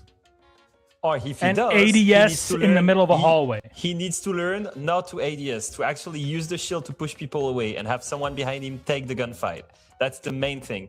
Especially when you're going minus 23 in a 2 weeks long stage. I think you should take that into account before trying to ADS people across a whole room. That's just my take on it, though. I back the confidence. I rate that confidence big time. It does take some huge cojones to say, I am on Fortress, a map known for long-ass hallways and rooms that are strewn about here and there. I'm going to ADS with a P9 across that hallway on a blitz, not use my main gadget, the shield. It can only be worse where he'll just say, you know what? I don't need the shield. Just put it on my back, and I'm going to run around with the pistol solo. And that'll be another level. That's 100% of the shots you don't take. But I could be 0 and 10, and I'd still be ADSing down a long You are hallway 0 and 10 on a blitz. Yeah, exactly. If I was 0 and 10, I'd still be doing it. So I'm a stubborn idiot. So you know what? I'm not saying he's an idiot, but he's probably very stubborn about it. Chill. Well, the lobby is not ready just yet, by the way. For those who are asking, we're not here for the fun of it. We're here because oh my god, game ready, starting. We are 8 minutes delayed, but we're ready to go. Fluxo W7M versus Lost. Can Lost bring this one back? Can Fluxo W7M advance into the lower bracket grand final? Only one way to find out. Cafe Dostoyevsky. It says an ace. Enjoy. Thank you very much, Milosh. I hope you all brought your best black outfits for this one, because we are going to a funeral. If you listen to Tim, Leo, or Milosh, I actually kind of back them a little bit, Tim. I think on the defense, they will have a better time on Cafe.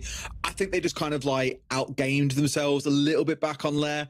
A map where they've got a lot more experience on, like Cafe, I'm somewhat optimistic. Fluxo W7M have a 64.9% attacking win rate on Cafe. I am no longer optimistic.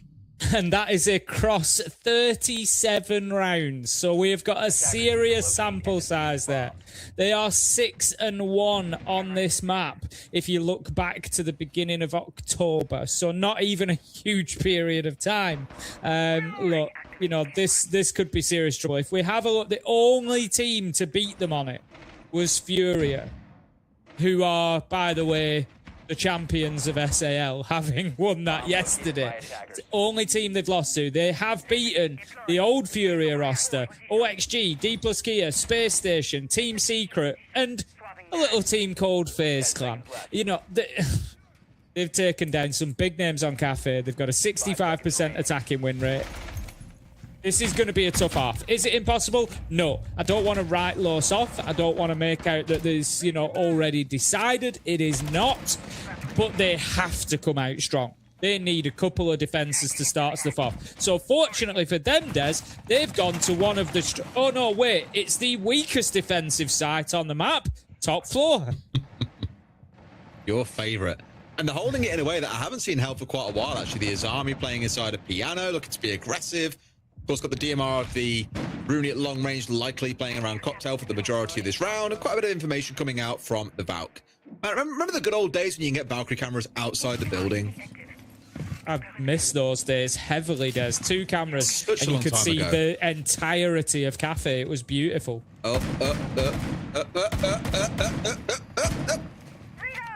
Happy feet, happy feet.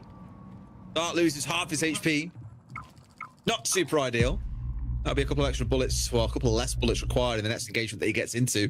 But now just dancing around the bottom of White, though, with the C4 in hand as well. No doubt like, keeping a hold of that, trying to eye up towards White stairs on the window. But the kills that come in very, very quick. Doda's the one to fall on one side, but on the other, they've got rid of 2, Tim. Both Perez and Dark have fallen here. Good start, Fluxo.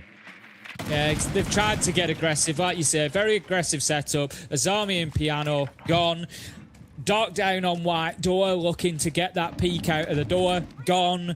Very, very well dealt with. The Nomad, I would have expected a minute and a half into the round. It was about a minute when he died that Dordes should have got those air jabs out onto the staircases, so I would have thought that job should be done. If not, then yes, a bit of a loss, but still very, very winnable for Fluxo W7M from here. 4 versus 3, control of Piano, and can start now pushing towards site.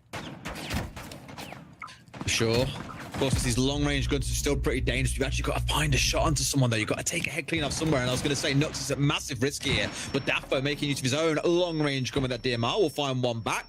Dash hits the deck, going to get recovered here as well. I believe that was a nade coming in, actually, which put him down on his backside. There is one left. Parlo could do the funniest thing here. He could do the funniest thing if he was in the right spot with that last nade that he's got in back pocket. But I think he's going to miss his opportunity, unfortunately. And that is the last Lion scan coming out there. So now we're going to have to see Fluxo figure this out in the last 30. There you go. That's not bad for one. Dash back from the dead. Finds one more for himself. Sees the leg, though. And he still finds the shot. No, it's Nux to collect it instead. Parlo has had so many clutches this stage. I've already said the most clutch player in all of SAL Kickoff. Already had one last map. Will he do it again, Tim? That's a great shot from Nux, to be fair. Palu sends a nade into Freezer, not going to catch anybody. Does find his first. 1v2 becomes a 1v1. Can he continue that stat? Does not have diffuser in hand. It's Striker versus Sentry Des. Recruit on recruit. Who's going to come away with the win? Nux does get himself away. He's decided it's time to run. Wins out the round. Palu can't get it done. And Los get what could be an essential first defense. Woohoo! 1 of 2!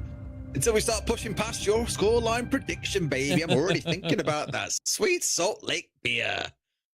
That wasn't a bad round, I think, overall, from either side, to be fair. One, Fluxo cleared very, very well early on. Getting rid of the Azami, didn't really have much support inside of Piano. It was relatively inevitable. Getting rid of Dark down below, as soon as he started taking shots through the drone hole, he had to know that Fluxo were going to start piling pressure on, that they'd have a couple of players onto him, that they'd have drones around him to figure out where he is, where he's moving to. That probably would have been high time to get back up towards site there, or get yourself around a second player so you can play around trades, because that's the one thing that I said back on the last map.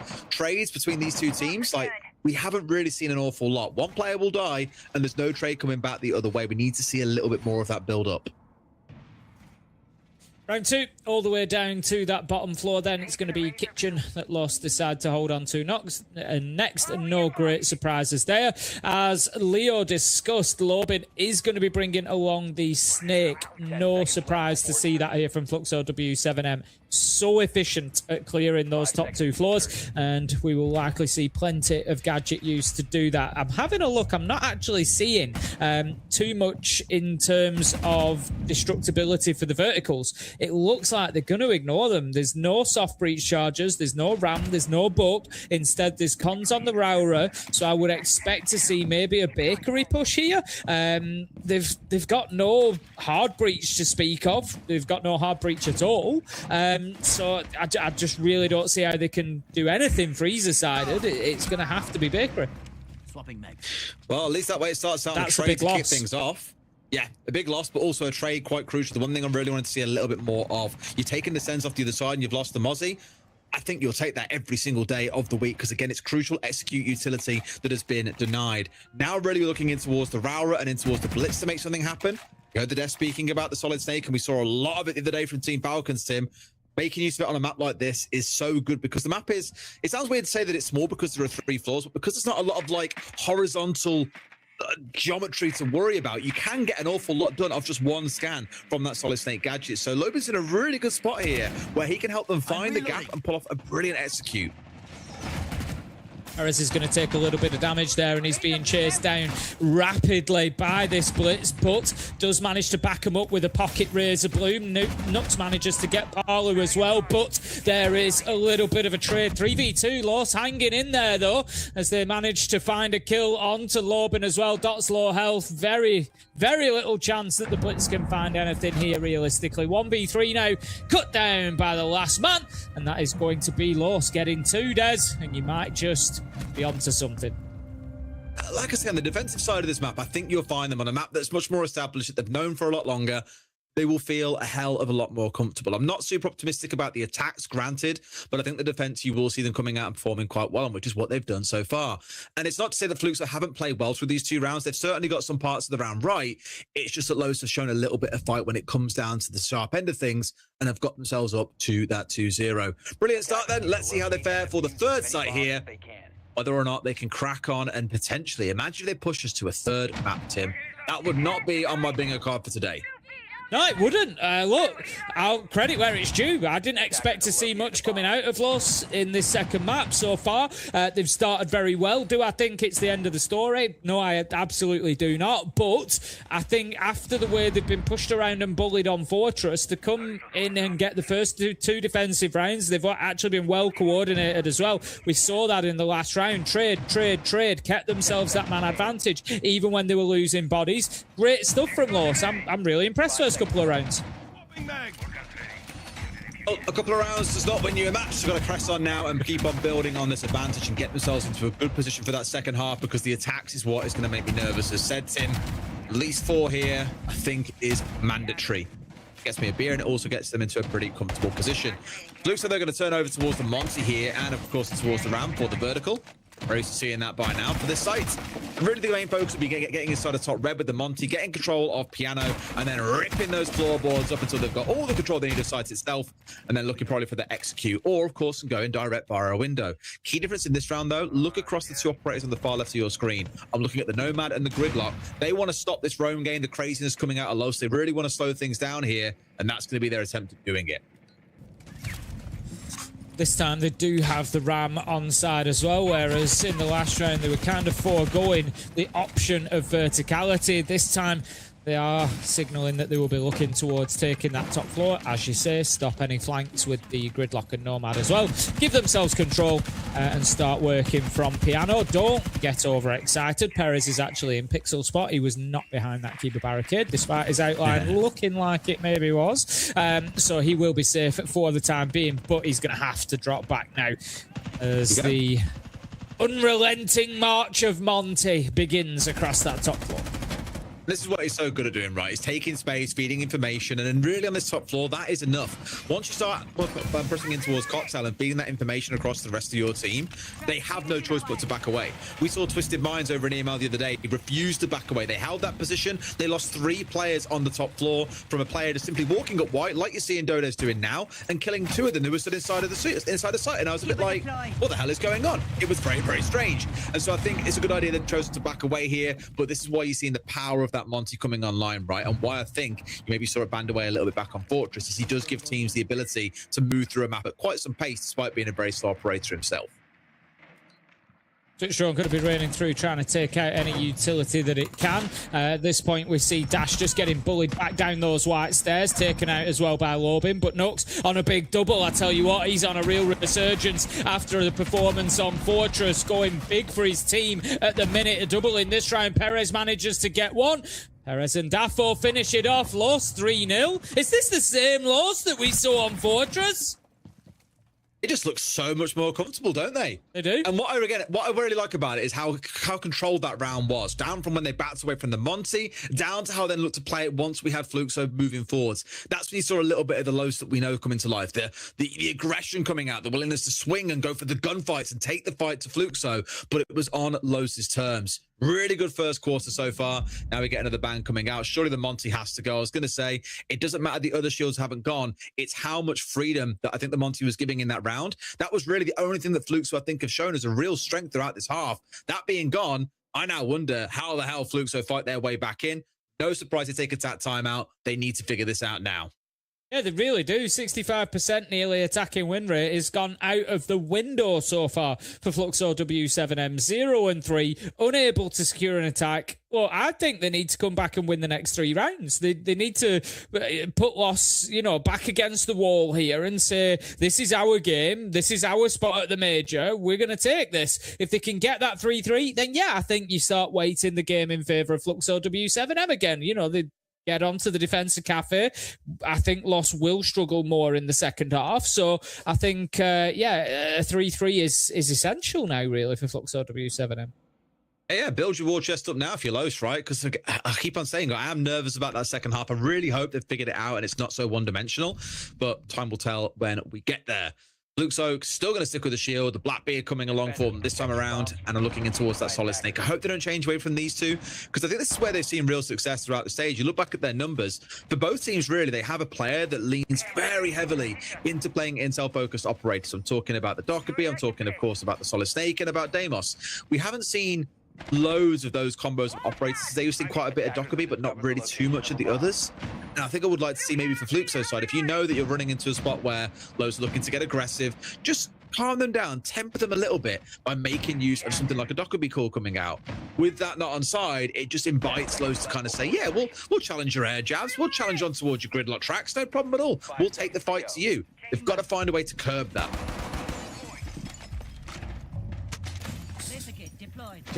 Palu is going to be a little bit of a focus for me here. He's been one of the big names in SAL, not just through Kickoff, but through the last 5 years more. And so he's one of the players that Fluxo W7M are going to need a big performance from. 3-2 so far, not going bad. Could definitely do with more. Bringing the Snake is an interesting one. Top floor, of course, not going to be really a roam clearance operation. It is going to give them the intel, at least based on, it's always useful. It's going to tell them where the operators are posted up. But I dare say if you were to ask Fluxo W7M, you already have a good idea, to be honest, where these players are going to be stationed. So I don't know how much that they gain from that. Where there's maybe a little bit of lost utility they could have benefited from. No Nomad. No Gridlock, for example, which we would usually see as top floor regulars for an attacking team. You can see how much more cautious they're being, right? The Lion scan coming out with the IQ, checking out for where these vault cams are, where the utility is. You've got the solid snake on side. They aren't taking any chances. They're slowing things down a lot. Admittedly, Amonte, like I said back in the first few rounds, that it has that effect too. Like, he helps slow things down because he's very slow as an operator. He's good at taking ground by himself. But I think slowing things down here to not get caught out by any surprises is a good shout. The only thing that makes me nervous, really, is when it comes to actually hitting the site, is where we've tended to see Los explode. And Dark's in a pretty good spot here. Little does he know, there's a freebie waiting for him around Museum. It's Paolo looking at here, but Dash still going to find the entry, Tim. And he manages to double down on that with a Nitro as well. Paolo does find the one underneath. That's going to be the Valkyrie gone and a Nitro threat with it maybe, but there is still Nux with explosives in hand. Dash managing to find a third in the round, going phenomenally well so far on. The Warden still active, looking to challenge into Freezer. He can't get the kill because Nux gets to it first. Dorde's taken down. Perez with the final one on loss. What has happened? What has happened? Have the two teams loaded in on the wrong sides under the wrong team names or something? Because this looks like it's just a complete mirror reversal of what we saw on Fortress. I just dropped Nux a DM and said, mate, I've got a beer on this game. You need at least 4 rounds. They can bottle the rest now. It's not a problem. I've got no concerns about it after this point. Doesn't look like they're going to, though, does it?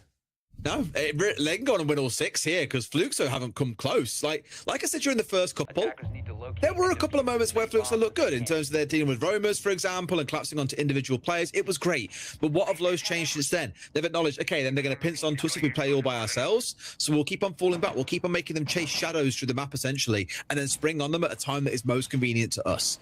The best chance I'd say Fluxo have got of winning a round is down here in Kitchen, because getting top floor and second floor control tends to be, I don't want to say easy, but far easier than many of the other hurdles have come up against so far. Then the question comes, how do you worry about the execute? But I feel that downstairs is very, very well understood at this point. There's not too much craziness that you can do. Once you've got a gridlock or a nomad locking down the stairs, you know where the players are going to be. There are only so many places they can possibly be otherwise. And I don't think you're going to see Los pull out anything too creative or mental here to try and otherwise like enable Fluxo to be disturbed. So we'll see how it goes. Keep an eye on the sets that comes out of Los, because they're the ones really going to have to try and find a way to trip Fluxo up. Otherwise, I do think Fluxo can get this one over the line.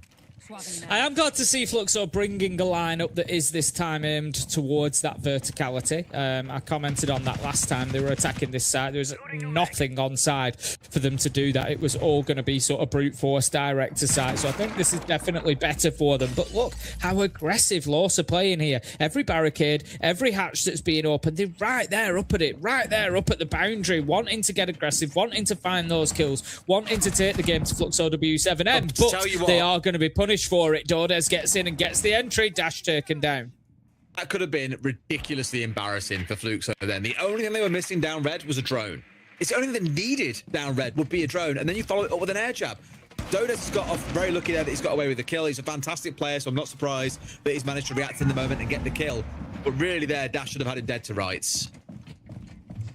You've got to start asking as well, if this continues to go in the favour of Los, is there a world where we are genuinely discussing Fluxo W7M not making the major? Could we find ourselves going to Salt Lake City with 2? Because if Fluxo W7M don't make it, there's also Team Liquid Alienware OFA is not making it, with 2 of the biggest Brazilian teams not there. Well, let's not get too ahead of ourselves, Tim. I know it's exciting, but there's still what a boost to the rest of the world that'd be. And wouldn't it just? Yeah. What I do like in this round is Fluxo are moving at really good pace. Like a minute 50, they had the hatch open, and then they started asking questions already, making use of the fuse to destroy utility below. Nux not in a bad spot here, though, inside a bunker on the clash. Like, that can be, we saw this over in email the other day, actually, when we had a clash sat in bunker like this. They just moved everyone over on the attacking side to try and go through bakery instead, and they completely crumbled under trying to take a side of the map they weren't prepared to push into. So now the question is, if Fluxo are willing to hold firm here and try and push it towards Nux, or are they going to rotate away? Oh, Dark can't get away with this. Bro. How? Only has he got away with it. 2 air jabs in back pockets. He's been allowed up to top floor, and that now poses a further flank risk as well. Daffo with a double nitro. What's that you were saying about let's not get carried away? Because I think nobody told Los. 4 versus 1. Dark gets another. brilliant stuff from them so far. Fluxo W7M, they're not even at the races. They don't know what day it is right now. They're in a spin cycle. Brother, that is embarrassing. So embarrassing. Lobin has got 2 air jabs left in back pocket when they've cleared the top of the map so fast. I was praising them. 150 on the clock. You've got the hatch open. You're running around second floor like you own the place. No bother. Let's get some air jabs down. They can't come on us. Great. A flank drone or 2, that'll help out wonderfully as well. But no, what do? No flank drones, no air jabs down.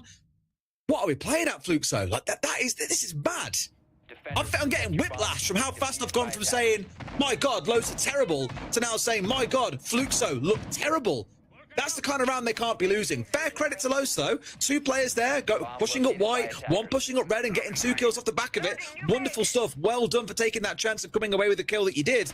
But Fluxo as a team that, as we said, have not missed an event since Manchester, cannot be letting that happen at this level. Just cannot. Well, it's looking like I could be right on my prediction of Los to win 7-2, Des. At this rate, it could be even more than that. So W7M just absolutely nowhere near. Leo is crying somewhere at me trying to swap sides. Look, they're going to be setting up inside of barback storage at the minute. It is a top floor hold again for the mid floor site. We saw this previously, and again, Fluxo W7M just weren't able to play into it at all. They weren't able to clear them out, and Los were wildly on top of it, as I remember from last time they played this round. So Fluxo W7M, they need to shock them here. They need to change things up. I think in order to try and do that, they've got Lobin into the map very, very quickly. He's been in about 15, 20 seconds into the round. But again, he's missed his opportunity. The player that was bottom white has now returned back up towards site, and that's it. Your chance has gone. Or has it? Well. Oh, a bit lost for words still. I'm still reeling. From round 5. I'm surprised you let me get away with that side switch on my score prediction, to be honest. You can take it, mate. It's all right. I'll grant it. I don't think even I expected this. I thought 7-4 was being kind. I thought, I'll chance it. All right. Okay. Fair. Good shot. Nice. Now, what do we do with the entry, Tim? That's the big question. Apparently trying to take a bite off the back of it downstairs. Stark's trying to hold on against Lobin, who's being given the runaround here and manages to escape with his life as well. Good escape by Dark as the phone call comes out arguably a little bit too late. I tell you what, the shots coming out of everywhere here, but Dapo hits the deck before he gets rained on by 2 or 3 players on the side of Los. A good coming together, a bit of teamwork there, trying to even out the scoring, and they get rid of a crucial operator, Tim. That snake offline. Yeah, big loss there. Big loss of Fluxo W7M in terms of that later round execute. Look at even when they're opening up the vertical angles, Los are just like, yeah, open it. See what happens. All you're doing is giving me more ways to kill you. And they manage to find it. They get the reverse shot. They take cons out. There will be no more verticals opened up for Fluxo. They are now locked in and stuck with whatever they have. Lobin manages to use them, though. Takes down the man. I think that was probably through the hatch or just around it. So that's going to be the Malusi taken offline. 3 versus 3, 40 seconds left to go. I suppose just both avoiding every bullet coming his way, but also somehow just exploding out of walls at people. Gets one back, but it looks like Fluxo might finally have got a bit of a reprieve. Nux, after not having a fantastic time on Fortress, has a golden opportunity to give his team a 6-0 half, Tim. It's not going to be easy, though, but as you say, the performance is with him at the minute. 5-1. Oh, boy. Just waiting for this push. All bang. Plant is going to be going down. This is his opportunity. What a pre-fire. She's the man. 1v2. Knocks custom down. Beautiful clutch. Absolutely beautiful. That first shot in the doorway was clairvoyant. Wonderful. That is spectacular. Truly spectacular. I've got whiplash from how different that half has been compared to being back on Fortress. But I think it's about time, Tim, that we get Milos and Leo in, because I'm sure they've got plenty to say about this one. Honestly, Des, you and I are on the same wavelength, because the entire time I'm watching the game, and the only word I could think of was whiplash. It's the word of the day, at least for this match, just the way that things happen. Now, Los are up 6-0. here on Cafe Dostoevsky. Huge contrast to what we got on map 1 on Fortress. Question is, Leo, how did that happen? Them being able to abuse that defense so well compared to the relatively lackluster Fortress that we got from them? I think they finally understood that the biggest strength that there is getting close to each other and actually being in a situation where you can use the time and a map that is heavily defender-sided at your advantage. On Fortress, they were giving up way too many picks. And whenever they were winning the opening engagements, they would throw bodies individually. They would be unaware of the gaps. What do we see here? What's their adaptation? They brought Valkyrie almost every round. They had intel on where the players were moving. And then they brought traps, Goyo, stuff to slow down their opponent and really play around it. If we look at some of the rounds, for example, round 4 or round 5, or even round 3, it's rounds where they're staying close to each other. They're well aware of what's going to happen. Here, look at how much time they've burned. 5v5, 1 minute left. And still, they get close to each other. They force Fluxo W7M into choke points. They make sure there is a trade potential. And what a game from Nux. It's one of the players that we said needed to step up going into the game. And he gets a double kill here because Fluxo W7M, they have no control. They just spent 5 players going into reading and down the white stairs. In this situation in round 2, same issue. They try to do one floor take. Look at the control they have. All they have is the main entrance. That's it. So all of Los can just play close to each other, trade each other, and basically play a 2v1. And look here, it's another crossfire. And so I look at rounds where, yes, Noxga is playing better, but on the other hand, Fluxo W7M, they have 0 map control to use it. And most of the time, they even get the opening engagement. But after this, they keep on burning players away. And then on the very last moment, this 1v2 from Nux. If there was one time where he needed to step up after such a lackluster kickoff, it was this game. And finally, I think no one believed in him. He gets up and 7-1. I just need to see this continue in the attack. They just need one attack to do it. They should be able to do it. Exactly. That is the next challenge. Can you get over the hump of not being at 6-0? This is not a best of 1. You need to advance further than this. And that's the next challenge. Can you close this map and take it to a map 3? We'll send it back to our casters. Nice. Take it away. Well. I'm not entirely sure what to expect coming in here, Tim. I'd really like to know. And the only way we find out, of course, is by seeing how these rounds play out. We're going to start down inside the kitchen. Fluxo, if they get 7-0'd here, then God knows what happens on map 3. You just feel like it's anybody's at that point. I was looking at the stats for Consular. I was kind of looking towards it. And well, it is not by any means a favourite map of either team. 6th preference for Los, 5th preference for Fluxo. But again, Fluxo have got, like they have in most places, to be fair, a good record on it, 4-1 recently. But Los have only played it once in the same space of time, but they've won it once. So it really, honestly, it's anybody's. It's anybody's if we get to the 3rd map. And at this point, I don't see any way that we don't. You know, I think Fluxo W7M will be better on defense than they have been on the attack because, quite frankly, they look clueless on attack. So I think they will be better now. But surely it's too little too late. How often do we see 6-0 comebacks? You know, they're so rare for a reason.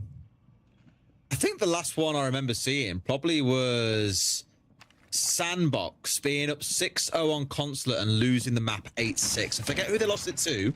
It was at an event, but that's the last one that I can recall. It was ridiculous. I think Lowe's do this, and I think we get the map. I think we have to go to Consulate.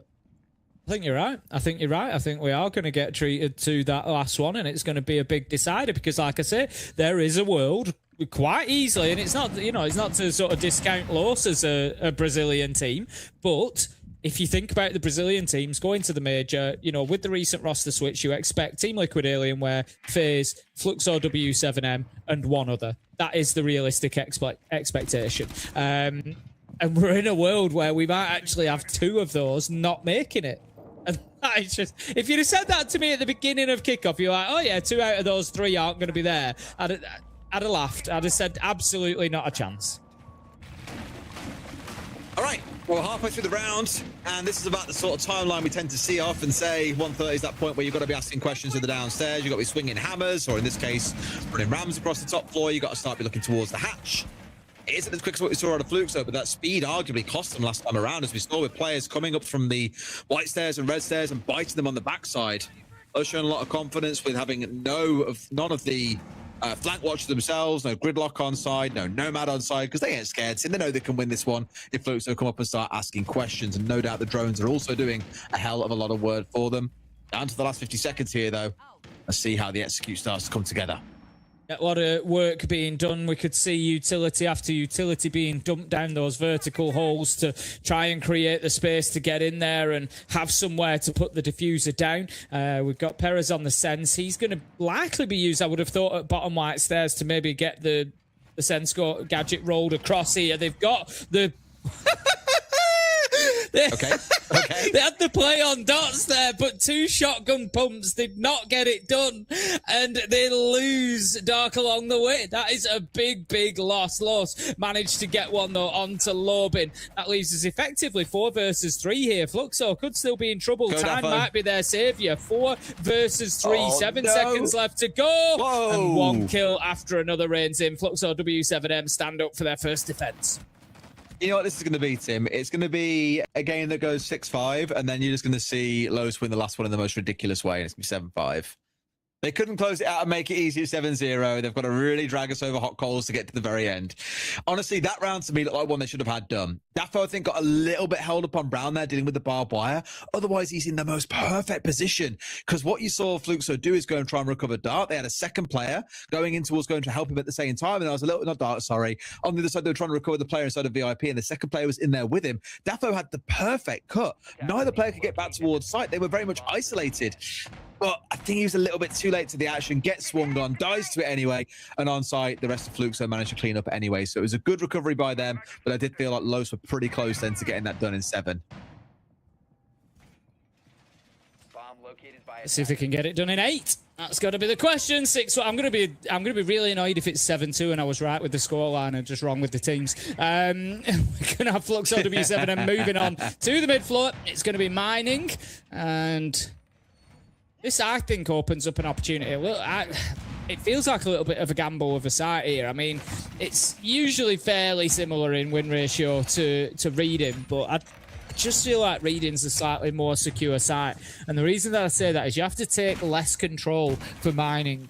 Piano is really hard to hold on to. That gives you your verticals directly into site. You've got that external window that opens up straight onto it as well, not to mention the other one at red stairs that you can then get, lines of sight through the wall as well. So it feels like a bit of a risk to me just taking mining. Well, we'll see, Tim. Maybe they know something that we don't. And given the fact we've got a pulse on side, it just screams that C4s are going to be the name of the game. We've got 2 of those to play with in this round, along with the Soulless. That is a lot of denial they're looking to try and make work here as well. Given the fact we're starting up on the top floor, it's a lot for Los to work their way through at the same time. So they'll be taking this one nice and carefully, looking in towards the Monty primarily and saying that as well.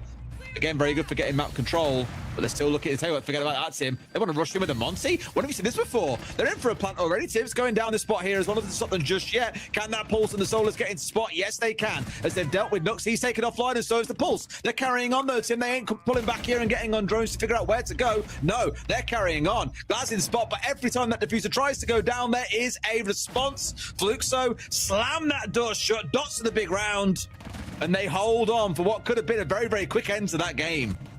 I think it was worth a try, definitely. There was a little bit of space there, but it feels like Fluxo W7M were ready for that. I don't know whether they've, maybe seen Lost do it previously, maybe in scrims, maybe in, matches, but it felt like they were kind of prepped and ready for that. That Nitro came out quickly onto the Monty. The Pulse will have really helped them with that as well. But then even the second time that diffuser started going back down, they were straight back onto it. Another kill share.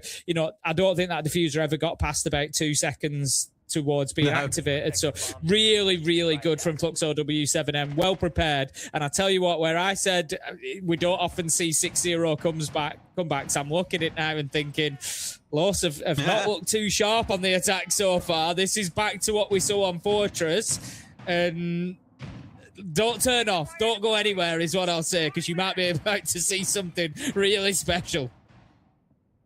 This could become an all-timer, that is for sure. No one thought map 2 would go this way, given how the first one went. But where we are is where we are. We'll find out if Lowe's can get it over the line. All they've got to do to him is pull off one round.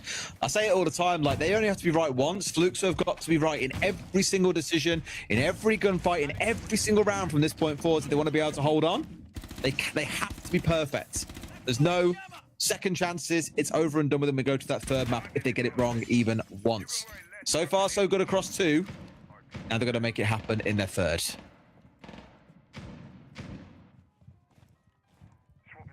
Con's going to be working down those red stairs. He is tasked with preventing any sneaky bottom floor entrance and work your way up the stairs. But that doesn't look like it's going to be the game plan for Fluxo W7M. Looking across their position. They've got Cons... Sorry, for Loss. They've got Cons now working his way back up. He was looking for the jump out. He is punished. Does manage to take down Dash, though. Big loss, actually. That's the ram that he's managed to get. Again, you don't get to choose those, but it's worked out perfectly for Fluxo W7M. It's, again, just numbers advantage, right? They just keep on coming out on top in these gunfights. They've been very, very good when things get chaotic, to be fair. I'll give them that. They've responded very, very well when it could be very, very easy to kind of back off and think, what the hell is going on? And sure enough, now the Uwu onslaught is here, boys. Nearly gets C4'd out here, Nux, but just about hangs on by the skin of his teeth. But that Monty, doesn't matter how much HP he's got, can still drop down the old shield and still be an absolute nuisance. Can't get pokeballed, though, as he was, and very deftly dealt with by Lobin. Can we take Nux off the shields, maybe? Is that a possibility? Because it didn't go well for him on Fortress on the shields. He's had an absolute stormer of a first half here on Cafe. Played brilliantly. Goes back on the shields and just gets impact naded to the ground on the Monte. Loses his life and doesn't do much. 4 versus 1 now as Lobin manages to get another. And Los is looking like another round going against them. Daffo does manage to get 1 for his second in the round. So it will be an ace clutch if he makes it. 1 versus 3. They are spread out a little bit. There's one up on the top floor. There's one out towards White Stairs. So there is maybe an opportunity to isolate a couple of 1v1s for him here. Best chance would have been that one there, but no. Dot's just ready with a shotgun. They pick him off. No questions asked. That's 3 in a row, Tim. Are we really going to see this go 6-6? I think we might. In honesty, I think we might, because it looks like Los are attacking about as well as Fluxo W7M did. They're not taking any ground. They're not isolating players. They're never giving themselves man advantage. If they get a kill, there's always a trade there. And Fluxo W7M are defending every bit as well as Los did. So we see the bans coming in for the second quarter, the second half of this attack, if you will. And it's going to be, unsurprisingly, the pulse being taken away, because that pulse has really done them some damage. All right. I mean, the timeout doesn't surprise me. We saw a very similar thing coming out during the first half as well after that third round. A bit more time after the operator ban comes in just to have a conversation about how the hell we get this one done. Because, again, those only have to find one. They only have to be right once. They've tried the rush planting towards mining. They've tried these slower rounds. They've tried everything, it feels like. But Fluxo have just always had the answer. And so now that's where a coach has to step in and really start offering some advice here on how they can turn this around, because the boys clearly can't quite find an answer by themselves. No, there needs to be some serious input. We can see Dash just having his say as well. So a little bit of a collaborative effort there between RGL and coach. Just trying to redirect efforts here. The Monte was the other ban that came in. So Fluxo W7M not wanting to deal with those shields. Blitz and Monty taken away, so there is still Blackbeard available, but like I said, in all honesty, Nux hasn't had too much joy on the shields yet, so we're going to see him move across the Grim, which I don't think is a bad thing for them. And Fluxo W7M will take us down to the bottom floor. They are a team after my own heart. There is no top floor being played. It is kitchen, mining, and reading is their rotation of sites. Right. Going for at least so far, a slightly slower approach again. I'm glad to see the Solid Snake coming out in this round as well for Lowe's, because I spoke about this back at the start of the show. On either side, we've got 2 players that actually love playing shields, and we've got a couple of players, if not 4 players, arguably, that love playing intel-focused operators. And we've seen the Snake banned away in this series. We saw it earlier on coming out from Fluxo. They have stepped away from it here, Tim. They're going for a bit more of a focus, I think, around the glass and trying to be a little bit cheeky. Still have that intel capability with the Deimos, which is also fine. You know, I think it's Doka, B, Deimos, and Snake are the 3 most played operators of Dark throughout Kickoff so far. Happily flex between the 3 of them. I just come back to what we said earlier on about Snake on a map like Cafe. It's perfect because of how the size of it works. Almost a freebie coming in there onto a spawn peak, but no, just about getting away with it. Little spawn peak for you to try back in your ranked games there, just shooting the wall area. I am encouraging them, and the reason that it works is because you're not shooting out the glass. If you notice, they shot at the wall where the second little plank of the barricade was. It just drops that one, and it doesn't quite give that same audio cue that the attackers might be cautious of. So give it a whirl, see if you get any joy. Alternatively, out of the red stairs window, 2 minutes 48. Look to your right, see what you get. Anyway, moving on with the rest of this round. Daffo is going to be looking to get that boogie drawn in through that window, but he's being very cautious about doing it because he knows that there is a presence there. He knows that he could be challenged. Oh, no. Having a glass walking through the secondary out is the main way of getting through the map. I'm not too sure, and they know that it's here as well. Looks away at the wrong time. Oh, no. But he knows it's inside a util.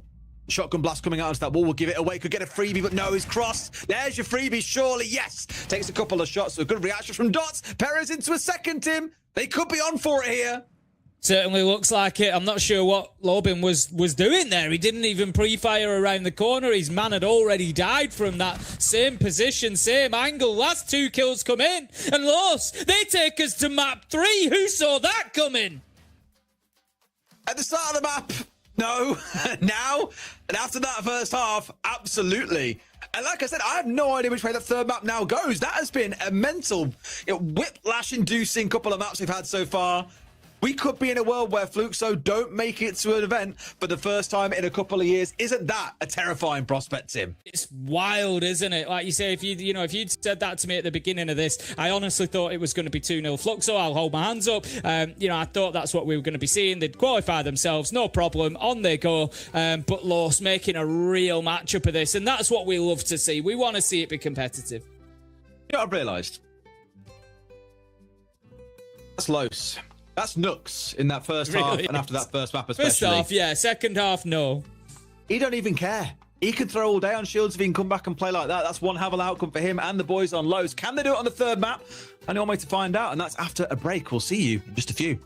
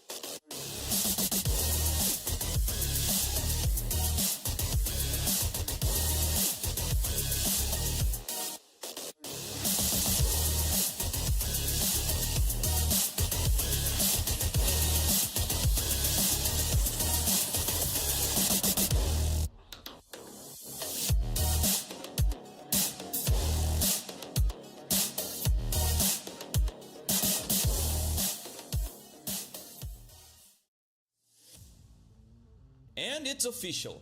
The Kingdom Hearts of FPS games is real. Okay, that's obviously a joke, but unless you've been hiding in a cave for the past few months, you already know that the main character from the Metal Gear franchise is now on a mission inside Rainbow Six. The legend himself, Solid Snake. So let's break it down and see what this iconic creation of Hideo Kojima can actually do in the world of Siege. Snake is a brand new attacking operator introduced in Operation Silent Hunt, and his stats, he's got 1 health and 3 speed. His loadout is just as spicy. the beautiful F2 as his primary weapon, and the exclusive Tacit .45 as his secondary, which, by the way, is basically the same suppressed pistol he uses in his own games. Now, when it comes to secondary gadgets, you've got options. A lot of options. Frag grenades, stuns, impacts, smokes, and even breach charges. But the real highlight here is his signature gadget, the Soliton Raider MK3. This thing doesn't just reveal defender positions, it also shows which direction they are facing. But don't get too excited.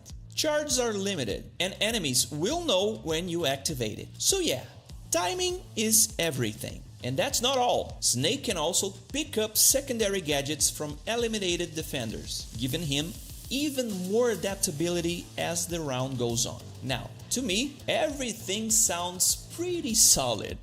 Maybe a little too solid, if I'm being honest. But what do the pros think about this new and very famous operator? Mano, o Solid Snake é um operador muito versátil, assim. Eu acho que dá pra usar ele de duas formas diferentes. Uma forma agressiva, que é ativando o celular, vendo onde o inimigo tá entrando no mapa. Ou uma forma mais defensiva, para os zagueiros de plantão aí, né? Pode usar ele pra ver o celularzinho tirar a cara e ficar cagado só passando intel. Pô, o Snake é um operador muito da hora.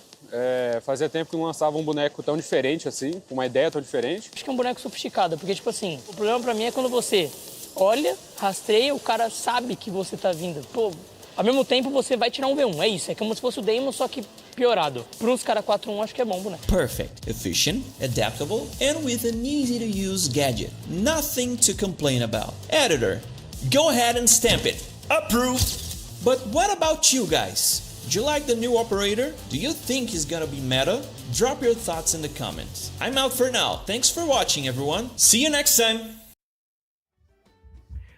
A beautiful case of Siege Whiplash we've just had here. One of the most defensive-sided Cafe Dostoevskis I have seen in a long time. Probably not since Renshiro was still competing in pro play, because it really drives it home how unusual this is nowadays, but we still got it, and we got a huge, huge upset. At least if you're looking only at Fortress, you're watching that game thinking, whoa, this is done. Fluxo W7M have it in the back. But no, they did not, because Loss were ready for it. Their start on the defense side, Leo, we were discussing it before we got into the game. How can they abuse it? They absolutely played it beautifully.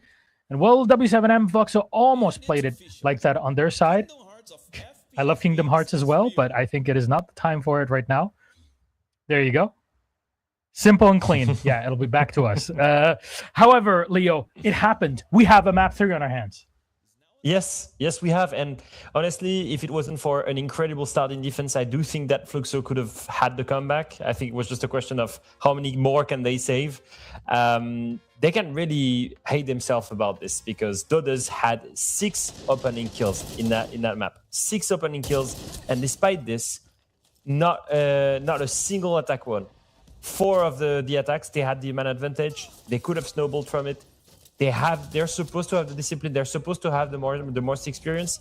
And despite all of this, they cannot win a single attack. I don't know what has happened from between yesterday, where they were really good against Furia, and today.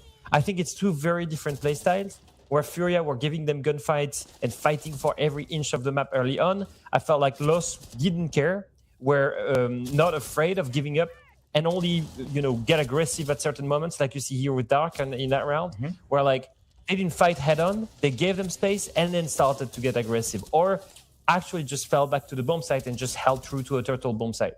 Now, it is a different bomb site, a completely different playstyle. However, I still don't believe how Fluxo could not just fully exploit the fact that they got a lot of map control for nothing and then just execute. They were things that I thought were, of a fundamental level for a team that wishes to be part of the top of SAL, that was just not there today. And then eventually it led to that round, the round where, round 10, where you have this heavy roam for Los, and they finally managed to pick the roamers apart on the attack. It was just a question of time, really. I want to hype Nux, because I think he's done an incredible job in defense. I think he was the one winning the 1v1 clutch in round 1, and then the 1v2 in the last round of defense. 2 rounds that went his way. If it wasn't for these clutches, we may have looked at a very different cafe, and already Fluxo could have made it to the major. That's not the case here. Loss continue to fight back, as you said, Nux. And I think Ace highlighted it, especially during the game. Get him off the shield.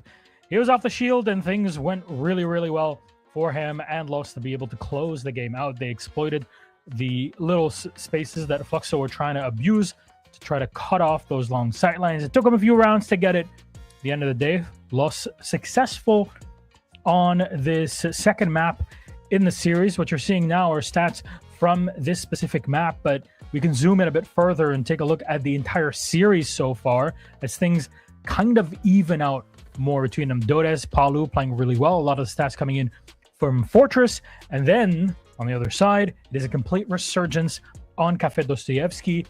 So there are still questions that are hovering. And maybe, Leo, more questions that we have at the end of Cafe than we did before we started it. Absolutely. Do you remember the biggest weakness I said about Los? Converting opening kills. Well, not converting opening kills, getting opening kills. Because they're actually great at converting opening kills. The problem is that they're struggling to get them. If we just look at the entries right now, you have 14 opening kills for Fluxo W7M and 6 on the side of Los. Overall, over the whole of the 2 maps. And yet, it is 1-1. And here's my biggest issue. Fluxo W7M, they have the most experienced players in that lineup. They should know how to snowball from a man advantage. Yep. And I just don't understand how in that position, they're not able to do it. Now, one key thing. With the new rules of the system of Kickoff, the starting side of the decider map is defined by the round difference of the 2 previous maps. What that means is, because Fluxo W7M won 7-2 and they lost 7-3, they have a 1 round more in round difference compared to Los. That means that they got to choose the starting side on Consulate. And that is a pivotal point, a very important one, because Consulate is heavily defense-sided. And if we look at the sides, they've had a let's pull the map veto. Let's pull the map veto, but you'll see who's starting on this map on defense. Leo on Consulate? So it will be Fluxo W7M because they have the better round difference. Because they won 7-2, they get to choose because they lost 7-3. So they have 1 more round. That's what I was explaining basically with the new rules of Kickoff. Because of this, they can start defense. And I would assume they pick defense. I don't know if they did, but I would assume so. They did. Yeah. I'm looking at the vetoes in here, and the decider Fluxo W7M is defending. Okay. That's what we got. So from this point of view, what can we see is that the biggest weakness of both teams has to be the attacks right now. For some reason, I don't know why the discipline, the cohesion is not there for Fluxo anymore, but it doesn't seem to work after what we've seen. 6 attacks failed in a row on Cafe. For them to start back on defense on the most defender-sided map in the meta, that will be a tremendous help for these guys to close it out. Well. We get to a point where I don't think before the start of this matchup, you would have even been able to predict a result that we have here at this point. But let's remind everybody that Fluxo W7M, this is very important for them to win, because winning this guarantees that they'll play at the major in Salt Lake City. They have not missed a singular S-tier siege event in 703 days. That is just under 2 years. Of course, in the Manchester Major, that would be 2 years by the time we hit Salt Lake City. That's a lot of pressure on Fluxo W7M just on its own, not counting the fact that this is a team that is expecting to qualify to every single event, that they see themselves as in the top 4 minimum of Brazil, if not even in the top 2, if you ask them when they're having those good days. So now with that pressure extra high on top of them, Leo, how do you clear your head and set up for Consulate, knowing that you're starting on the preferred side of the events? I think it's fine. I think they need to hit the reset button, just like Los was about to do it. If Los was able to do it, they can do it as well. Realistically, because of that round difference, they will be happy to start defense. That's a strong side. They can use this as a confidence boost. At the same time, I think they were starting to build up some momentum on Cafe, especially when they switched to the defense. And if it wasn't for that roam that got picked up by Los, theoretically, who knows? Maybe they could have went perfect and actually win 6 defense in a row and maybe make it to overtime. So I do think that the momentum is back with them. I think they can have all of the experience in this roster to bounce back again. And they have players of confidence. Palu, Dodes, these guys have been consistent for years and years. These guys are mentors, lots of experience on that roster. If there's one team that can do it and bounce back, it has to be them, especially in this matchup. Well, I want to look at it from this point of view then. We put the onus on Los. They're the ones that needed to bring it back. They did it. They completely put Fortress behind them. They didn't think about it. They focused up. They played Cafe Dostevsky to its advantages, where they started off on defense. They played more passively, but they exploited every angle, every maneuver that they can pull off in it, and they were able to close it off in very confident manner. Though, how do they continue with that into a map number 3 when you're in this comeback situation, Leo? I think the main thing to me is that they are going to start attack, which is really rough for them. It has been rough for every map, for Cafe as well. I want to understand, are they able to really fix their entries again? Because I don't know, maybe it seems to work for them to lose players and somehow find a way back into the rounds, but it seems to be a consistent issue for them. They keep on losing them early on in a round, and either it is a question of not having enough intel, either it is a question of not being able to trade it, but either way, I think that their overall idea in defense on Cafe to stay close to each other and try and abuse the fact that most of the time Fluxo is split is something that they could use in attack as well. If it means that on Consulates, if they do a CEO tech to have everyone on the same side and switch it to admin later on, I don't care, but I think that having the manpower with them is going to be something very important. That's a point that you mentioned in the middle and after at the end of Fortress, where there was Nux, the shield player in that case, all alone. There's nobody backing him up. There's nobody behind him to try to at least push for the kill or refrag in case something really bad happens. Fix that, adapt that for your attack on Consulate, and maybe we'll have a different result in that case. Small little changes.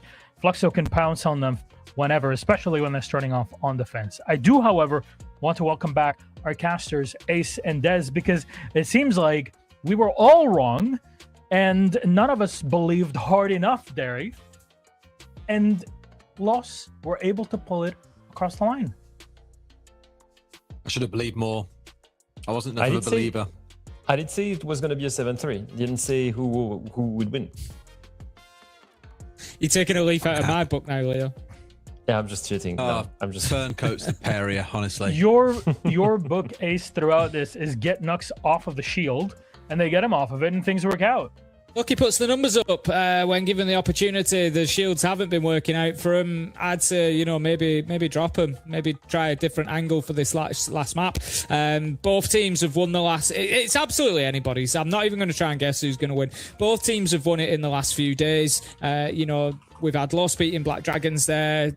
Fluxo W7M have beat FaZe there. So it really is going to be, I think, a tight matchup. I'd like to see them both give it a good go. I don't want it a stomp either way. Let's see this go the distance now.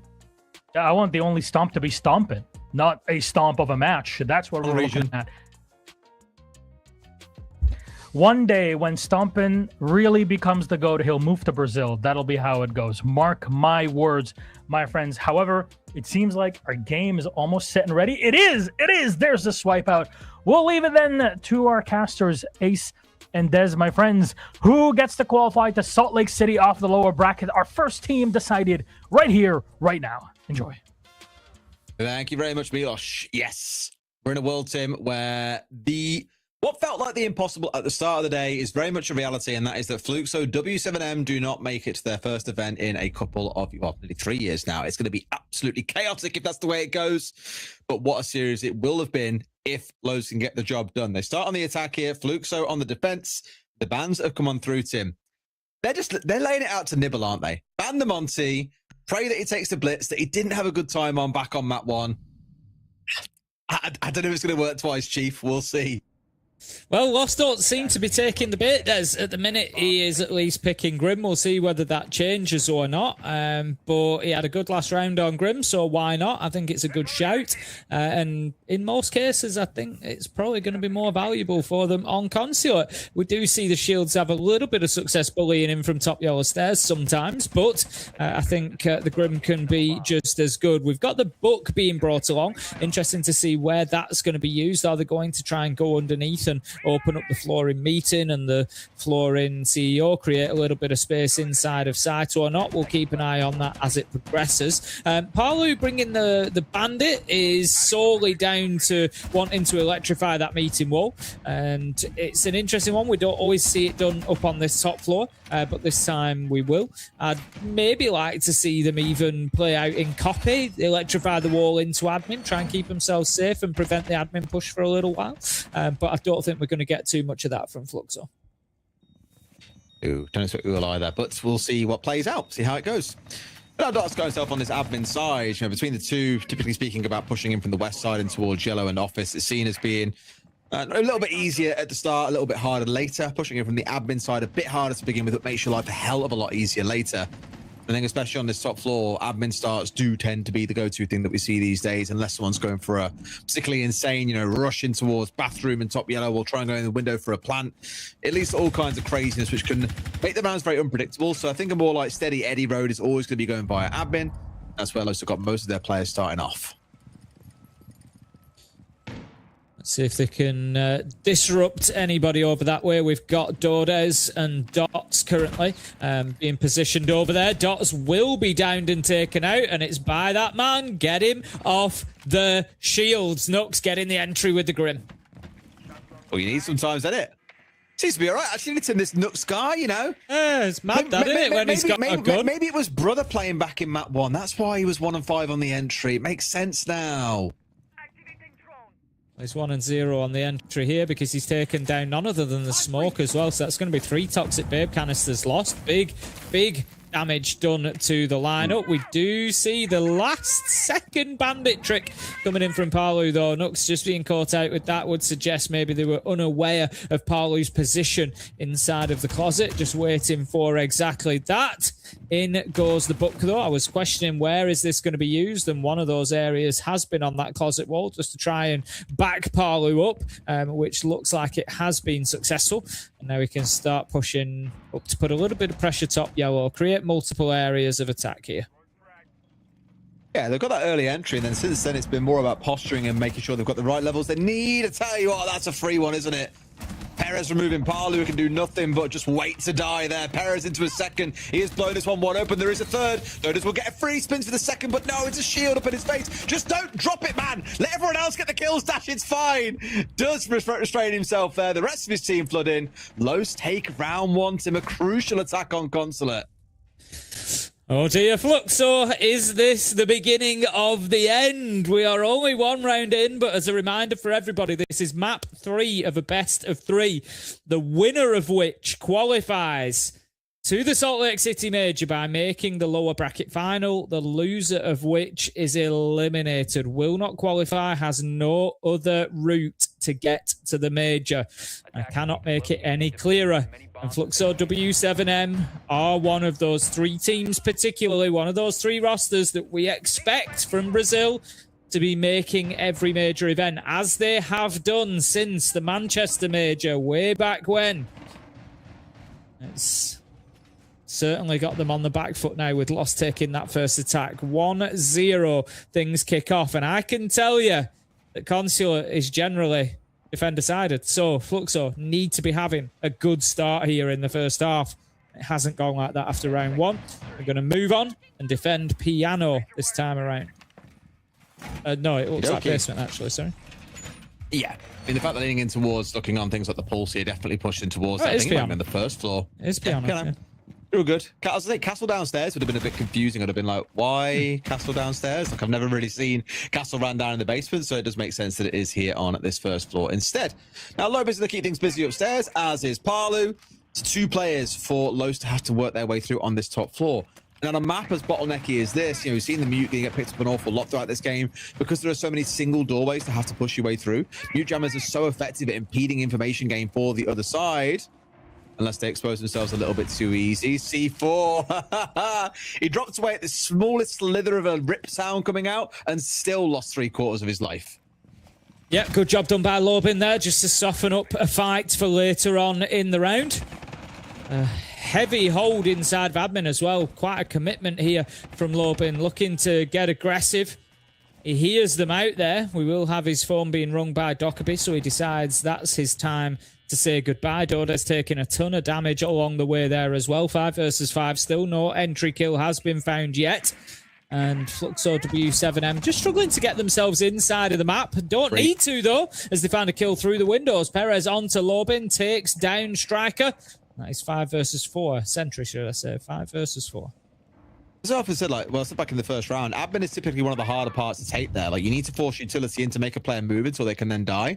They haven't had to do that there. Lobin has very much given himself up, and it's, a couple of times now across both rounds that we've seen players on the side of Fluxo just go down to a player being sat on the window waiting for them to run by. So making it a bit too easy at times, I feel, here, Fluxo, for Los.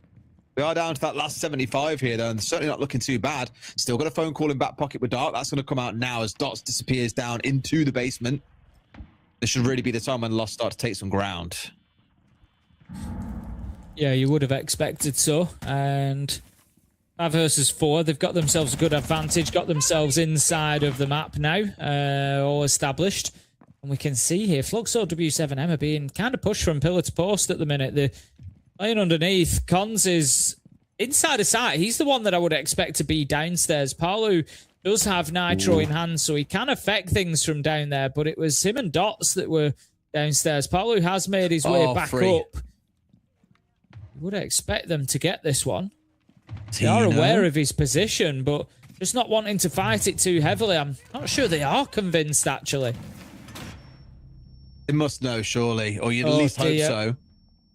Nash has got away with the one. They're still trying to move them around. They're trying every possible flank they can think of here. And sure enough, Cons and Palu are rewarded. Dots has also struck. He was the one that had to make something happen. He gets rid of the DKB underneath. That's the crucial kill they need. And now there's only 2 left. This one looks pretty cut. Los were in a great spot to maybe close this round out. But Fluxo, they battle back to him, coming out of the woodwork there to bring down players. Yeah, it was a 5 versus 3 there in favour of Los, but Fluxo W7M getting it done. Another one of those big clutch moments. 3 versus 5, closing out the round. 1-1, and they desperately needed that because there was a moment there where Los hadn't even got inside the map, but they were finding kills. They were getting aggressive through the windows, and you just thought it was going to be another one, and it becomes a slippery slope for Fluxo W7M then. But they've dug in deep. They've got a toehold on the cliff face. As slippy as it might feel at the minute, they've got themselves into this one. It's 1-1, and they are this time going to play behind the clash downstairs. All right, one apiece. Always a nice way to start it out. We're not going to have any rollovers, Tim, which can often be the concern, like we've seen in our last 2 maps when a team starts out particularly strong. The side just never really gets going, and it can end up in the kind of 6-0 that we saw to kick off that first half of the last game. Downstairs was an interesting one, and truthfully, I can't think of the last time that I've seen a team go for like an aggressive hold this deeply, maybe out towards here. Because I'm seeing we've got a mirror. Like sometimes you'll see a mirror placed onto the wall that it is to oversee what's going on inside a server. But doubling up for a clash and a mirror could be really interesting.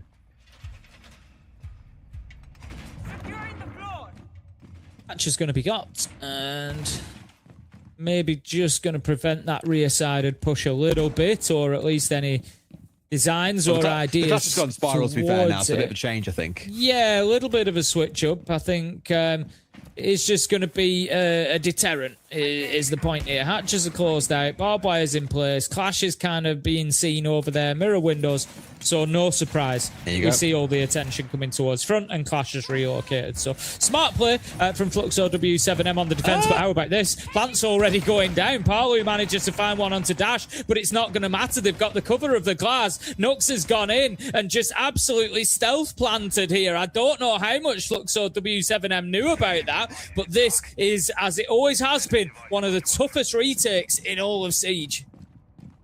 All I'm going to say is, Nux seems to take a little bit of a leaf out of the book there of what Dash has done. That's how you make use of a blitz. When there's an execute going down, when there's things to focus on, that isn't you trying to go in 1vx. Because this has been a wonderful execute so far. This is a big recovery effort. They've got the clash to play behind. They're going to try and make use of the keepers, but look what's going on upstairs. Perez just going to floor bang on towards Cons. Spins for a second on towards Lobin. Los have really pulled one out the back here. Tim Perez is good for 3. Trying to get the defuse going down now. Can they see the player? Yes, they can. Perez makes it 4. And Los go up 2-1. Perez has just won that round for them. Quick thinking, get the glass upstairs, use the sniper rifle to open up the floor, gets a kill as he's doing it. Nicely done. And just manages to hold on there. There was one fight where it could have been tricky. He flipped to the secondary and they were actually fighting back up through that opened up hole. But he manages to win it and then close out the round. Big plays from Perez, and what a rush round from Los. Seeing the opportunity, love a bit of opportunity spotting, and they've gone in and got the job done. Brilliant stuff. Great use of the smoke, great use of the blitz, created that space, but only as much as they needed, and they also draw the tactical timeout from Fluxo W7M. Yeah, I don't think you can start off in your first 3 rounds losing 2 of your defenses. It feels like a car crash because this is a map, I think, as we've all seen, as you said at the very start, Tim, it's one of, if not our most defender-sided map that we know, because it's very bottlenecky, because there are so many rooms to walk through. There are so many opportunities for defenders to trip you up, as we've seen Fluxo try and do once or twice, like back in round 2, with having a couple of players dancing around downstairs, the pool's feeding a lot of information around, but Los are actually finding their very, very sight and objective focused gameplay is working absolute wonders for them. They're focused heavily on going for the executes, less so on the kills outside of round 1, and they're being rewarded for it. Fluxo, I don't think right now feel like they've got a super coherent game plan, and I think that's why attack timeout has come in so soon. They cannot let this continue. Yeah, I think definitely needed. We're going to see them back up to the top floor. Next bands come in. It's going to be Denari and Grim. So Nux did bring the Grim along in round 1 for this particular site. So we're going to have to see a different lineup. I'm glad to see we've seen Shields played twice so far for Los, and both of them have been brought by Dash. So Nux has been moved off the Shields for this. Whether it's map specific, whether that's always the plan, or whether it's based on what we've seen through the day, I don't know. But either way, the change seems to be working for him. He's got kills, he's got a plant, he's really doing some great work for the team, which has been a little bit of a struggle for him through the first couple of maps at times. He had that great first half in map 2, of course, but I think getting away from the shields has definitely helped a little bit. So we go back up to the top floor. We've got that Tachanka in place again. Cons wasn't able to really impact on the round too much, I didn't feel, with that operator last time. So again, let's watch that through this round and see just exactly what impact is found from those Shamika canisters. As actually go towards Nux playing on the Capital. Both of these teams quite big uses of Cappy, actually. When I was looking through all the operators that these teams have played throughout Kickoff, you got a couple of, dare I say, Capital mains on the side of Lost inside their top 3. On the other side, it was just a 1 player for the side of Fluxo, but granted, an extremely powerful operator. How much utility he carries with him while being decent gun, 3-speed, hard breaches, does an awful lot for a team. But no one want to see one on side is because they got a part of the map they really want control of. So keep an eye on when those bolts are used, where the smokes are going down, where the fire is being placed, because that'll really indicate that there's a bit of a set piece play coming out from the side of the attackers.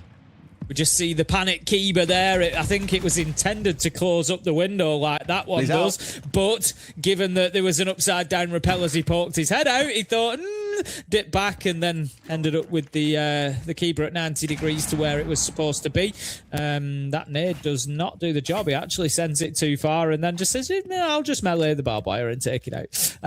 But yeah, at the minute, Law says the attacker's doing a good job here of clearing utility and setting themselves up for that admin-sided push. I do respect from Dodes there. The main thing I spoke about in the first couple of rounds is how they lost players to windows with seemingly no contest, just players running past these windows and being shot on their way through because of pressure coming in behind them. Making use of the keepers there might seem like a massive waste, but it did mean that Dodes managed to get back to join the rest of his team and break that extended hold without losing his life. And now, of course, you can see Perez has taken over that space where he was earlier on, but it means there is still that extra gun on side for Fluxo, so it's not the end of the world. First 2 Shamika canisters do come out, and we can see that they are being focused towards that meeting door. At this point, if you play them kind of quietly through the round, we hear 3 more go there. I think it was actually just 2. If you just focus them towards that meeting door, he should be able to burn out the majority of the rest of the round. So I like this play. If they can keep Cons safe there and just allow him to continue doing that, it's going to mean that Lost have to find another way in. And that other way, at the minute, is blocked by toxic smoke. So good stuff on the defense. Right, Spag coming in for now while they still wait for all the fire to burn out and the smoke to dissipate, which it has now done. Dash taking a hell of a lot of damage, actually, as he eats himself one of those Ella gadgets, loses a lot of HP, and finally goes down for it. But Perez is on an absolute tear this game, Tim. Inside 4 rounds, he's up to 10-2. Could have made it 11, but it doesn't matter because Nux, we can't get his name out of our mouth today, Tim, but on this map, he's having an impact. Los get another round. They're 3-1 on the attack. And now I'm starting to be very, very worried for Fluxo that they will not be joining us in Salt Lake City.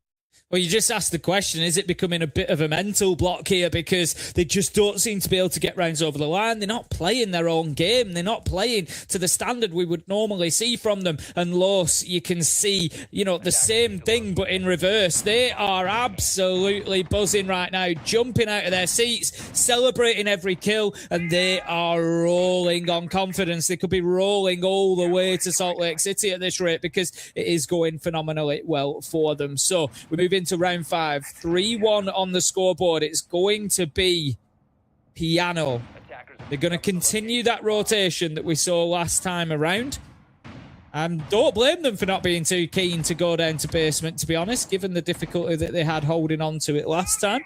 So again, it's going to be a bit of a fight over top floor, I would expect. We've got the Ram there. We've got the Snake there. We've got the Blitz there. No, they're putting Nux back on the shield. We'll see how he does. But yeah, it's all about this. Screams clear in top floor, especially with the air jabs as well. All right. We're going back in time here, Tim. Back to map 1. Whereas, again, as I said earlier on, the biggest issue was Nux on the Blitz would often go in and try and do something 1v1 or 1vx, whatever, and they would pay the price for it. I don't think that's so much like an individual Nux issue as much as like a team issue there of not all being on the same page. I think Fortress, they'll look at and kind of say, yeah, whatever, that's fine. Consulate, very, very different story, I think, here. With the combining of the Snake along with the Blitz, they can get a hell of a lot done here. So I really want to see how they do with him in this round and how Nux approaches the round in particular. See there, just using that scanner. Perez on the F2, by the way, with the way he's playing, is absolutely terrifying right now. Nux goes dashing in. They know that there's one to be dealt with. He knows where the fight is. He chases him down and forces him out. Beautiful. Much better blitz played. Much, much better. Lobin did get one in there, but it's 3 versus 2 as Los continue to do damage here. Dots is down, unlikely to be collected because it's too much of a risk. It leaves you so exposed.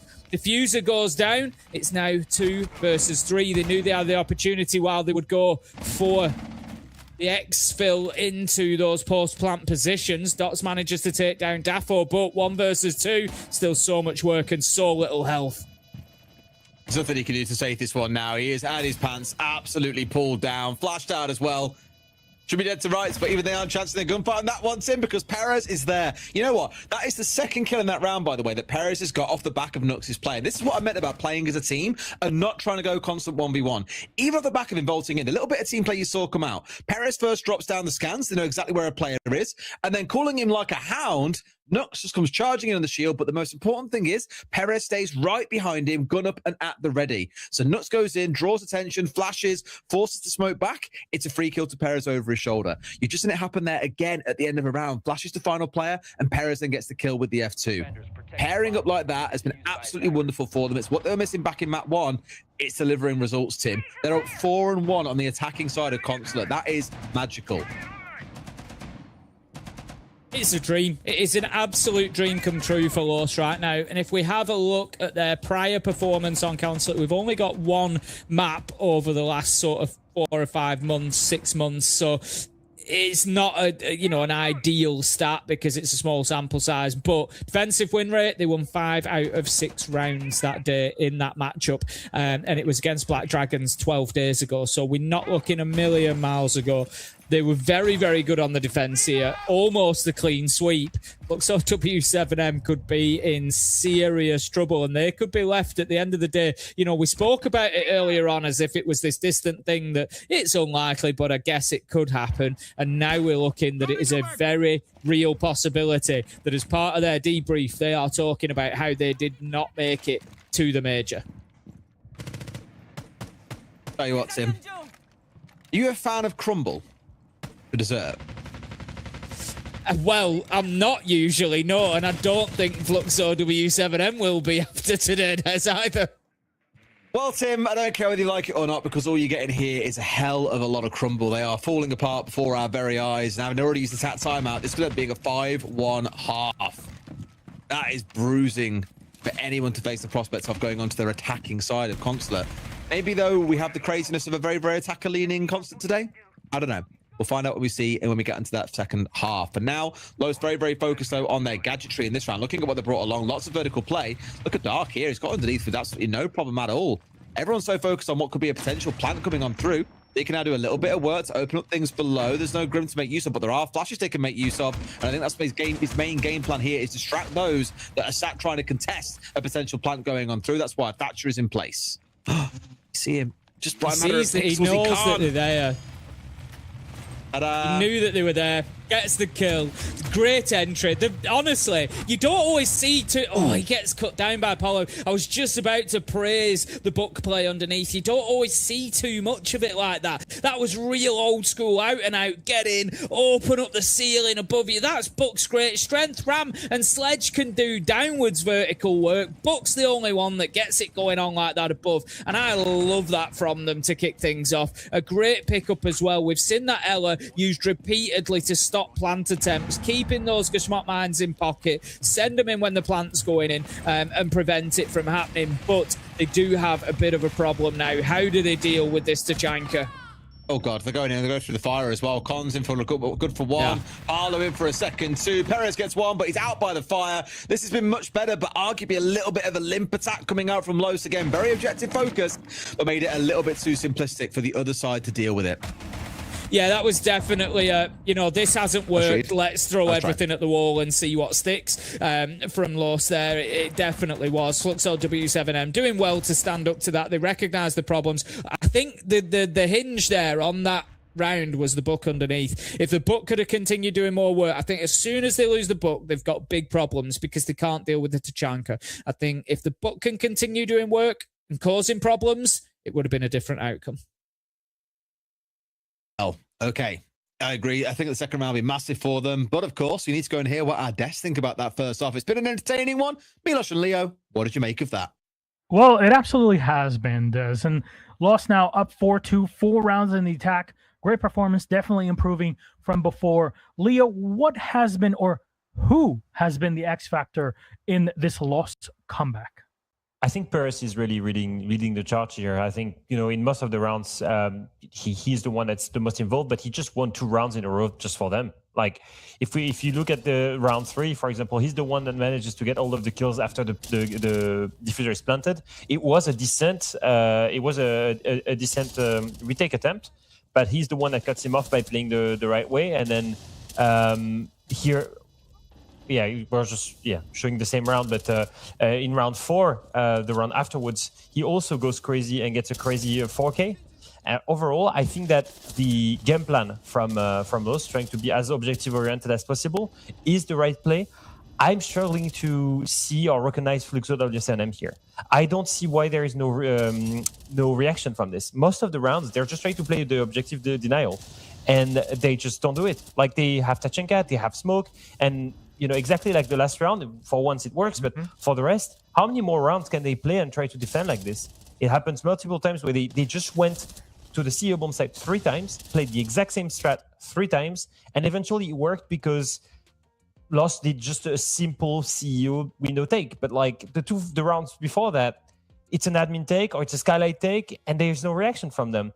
It feels really weird that they're 1 map away from the major, and you expect a team that have that experience to be able to adapt on the fly and come up with different strategies. And instead, all I see is just the same thing played over and over again with very small adjustments that just don't seem to work. Now they're on the back foot, back against the wall. If Los wins 3 rounds, that's it. It's gone for their major dream. It's the end of a 2-year streak, and they have to do so on the attack. It is incredible comeback from Los, but also what is going on in the heads of Fluxo W7M? We need a reaction here. They got to focus up, and if you ask me, just look at Paulu's cam during the game, and that probably should give you all the info you need on if this comeback is happening or not. But you're going to hear it anyways from Ace and Des. Take it away. Thank you very much, Milos. Yep, time to focus up and lock in. Could find yourself denied here a chance to go to the major. This is your last chance really for Fluke. So they've got 3 lives to play with, Tim. Los are in the driving seat. If they can pull off the kind of defenses that we saw come out of them previously, and this one could be over and done with before you know it. Let's see what happens, how things shape up. Our bans that have come on through have been the Grim and the Blitz. So a lot of shield play today, so no big surprise there. Valkyrie, an interesting ban to take away, and his army is not going to be a surprise to anybody.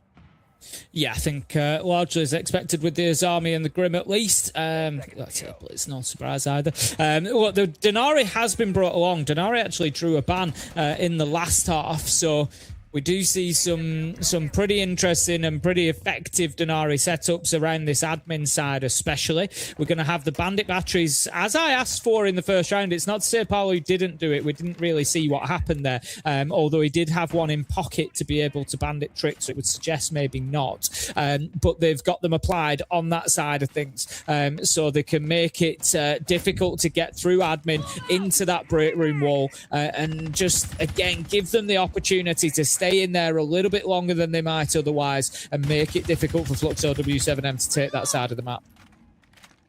Absolutely. A lot of things to slow them down when they get there, though, so really speed is of the essence. At least as it started, well, as you can see, 30 seconds in. Not too much to shout home about, but they are getting their focus in on the side of the map that we spoke about earlier on in admin. A bit harder to take at the start, but it does let you move through quite aptly after that.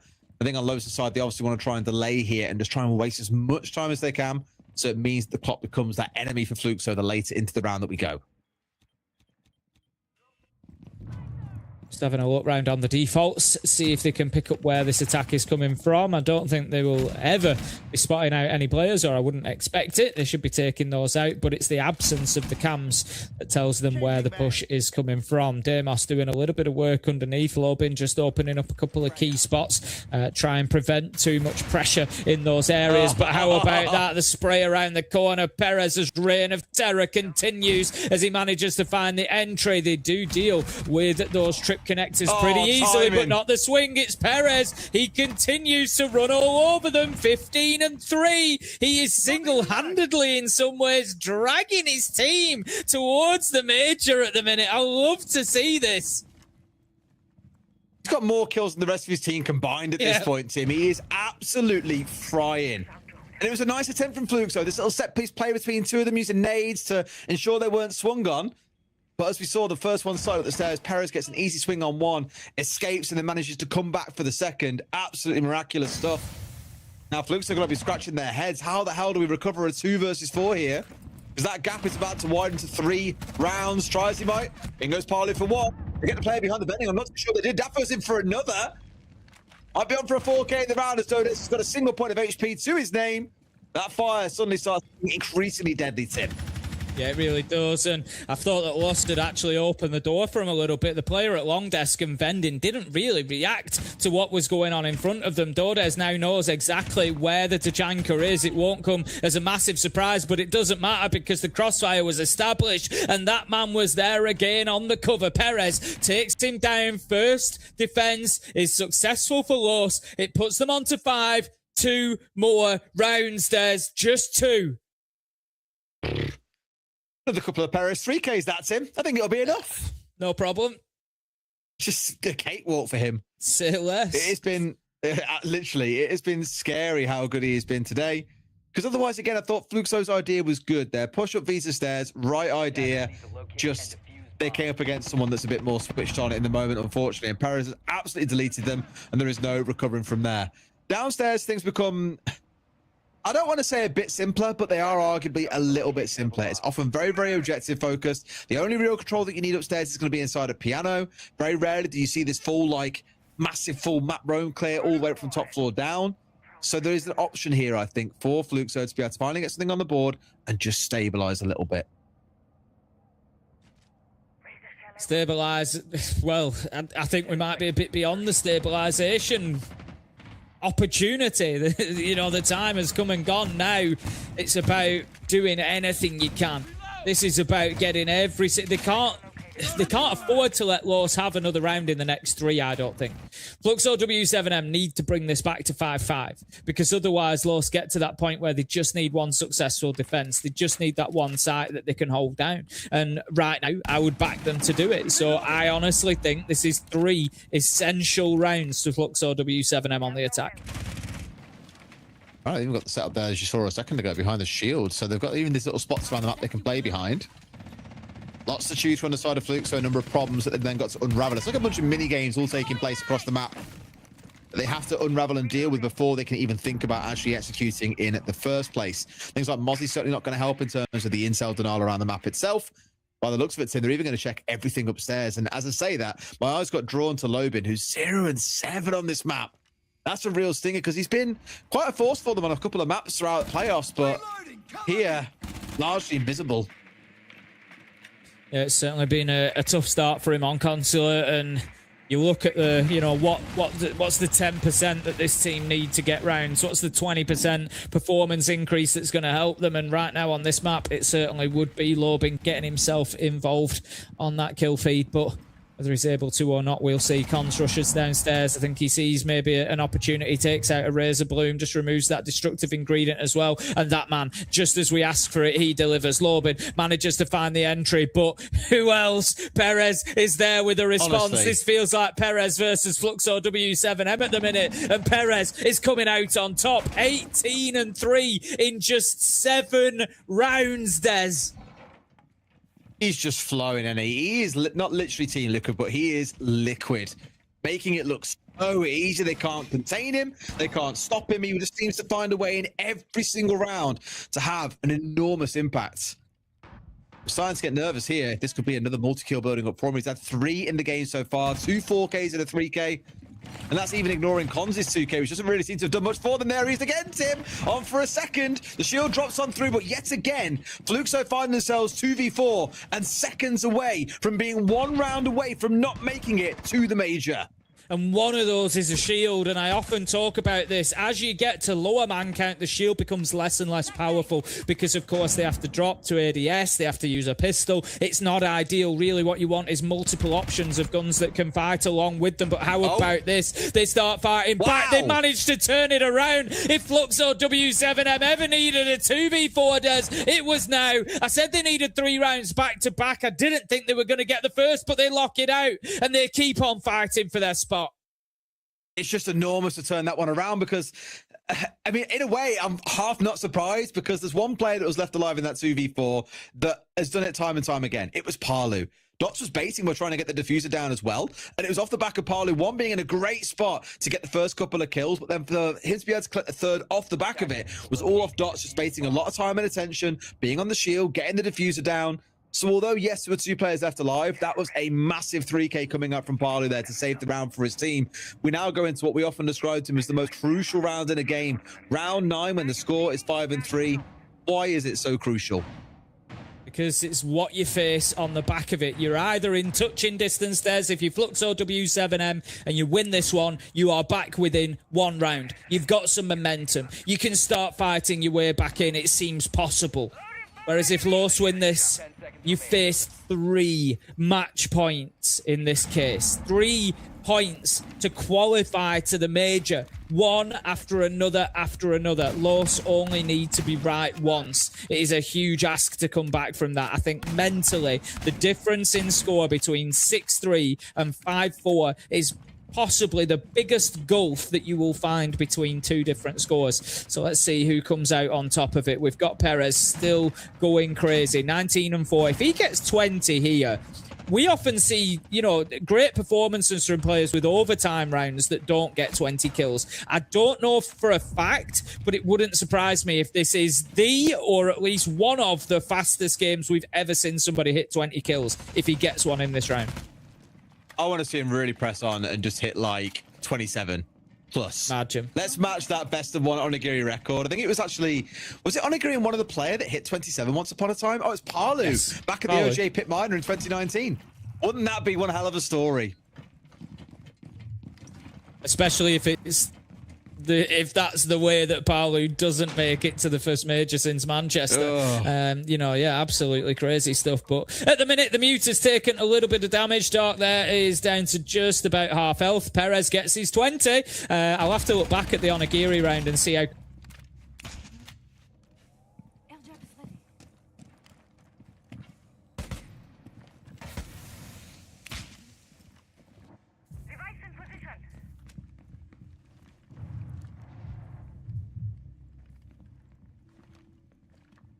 Paris has hit 3K! Of course he has. Of course he has. Oh, I thought he could make it a fourth, maybe, and he's still got a chance to do just that, Tim.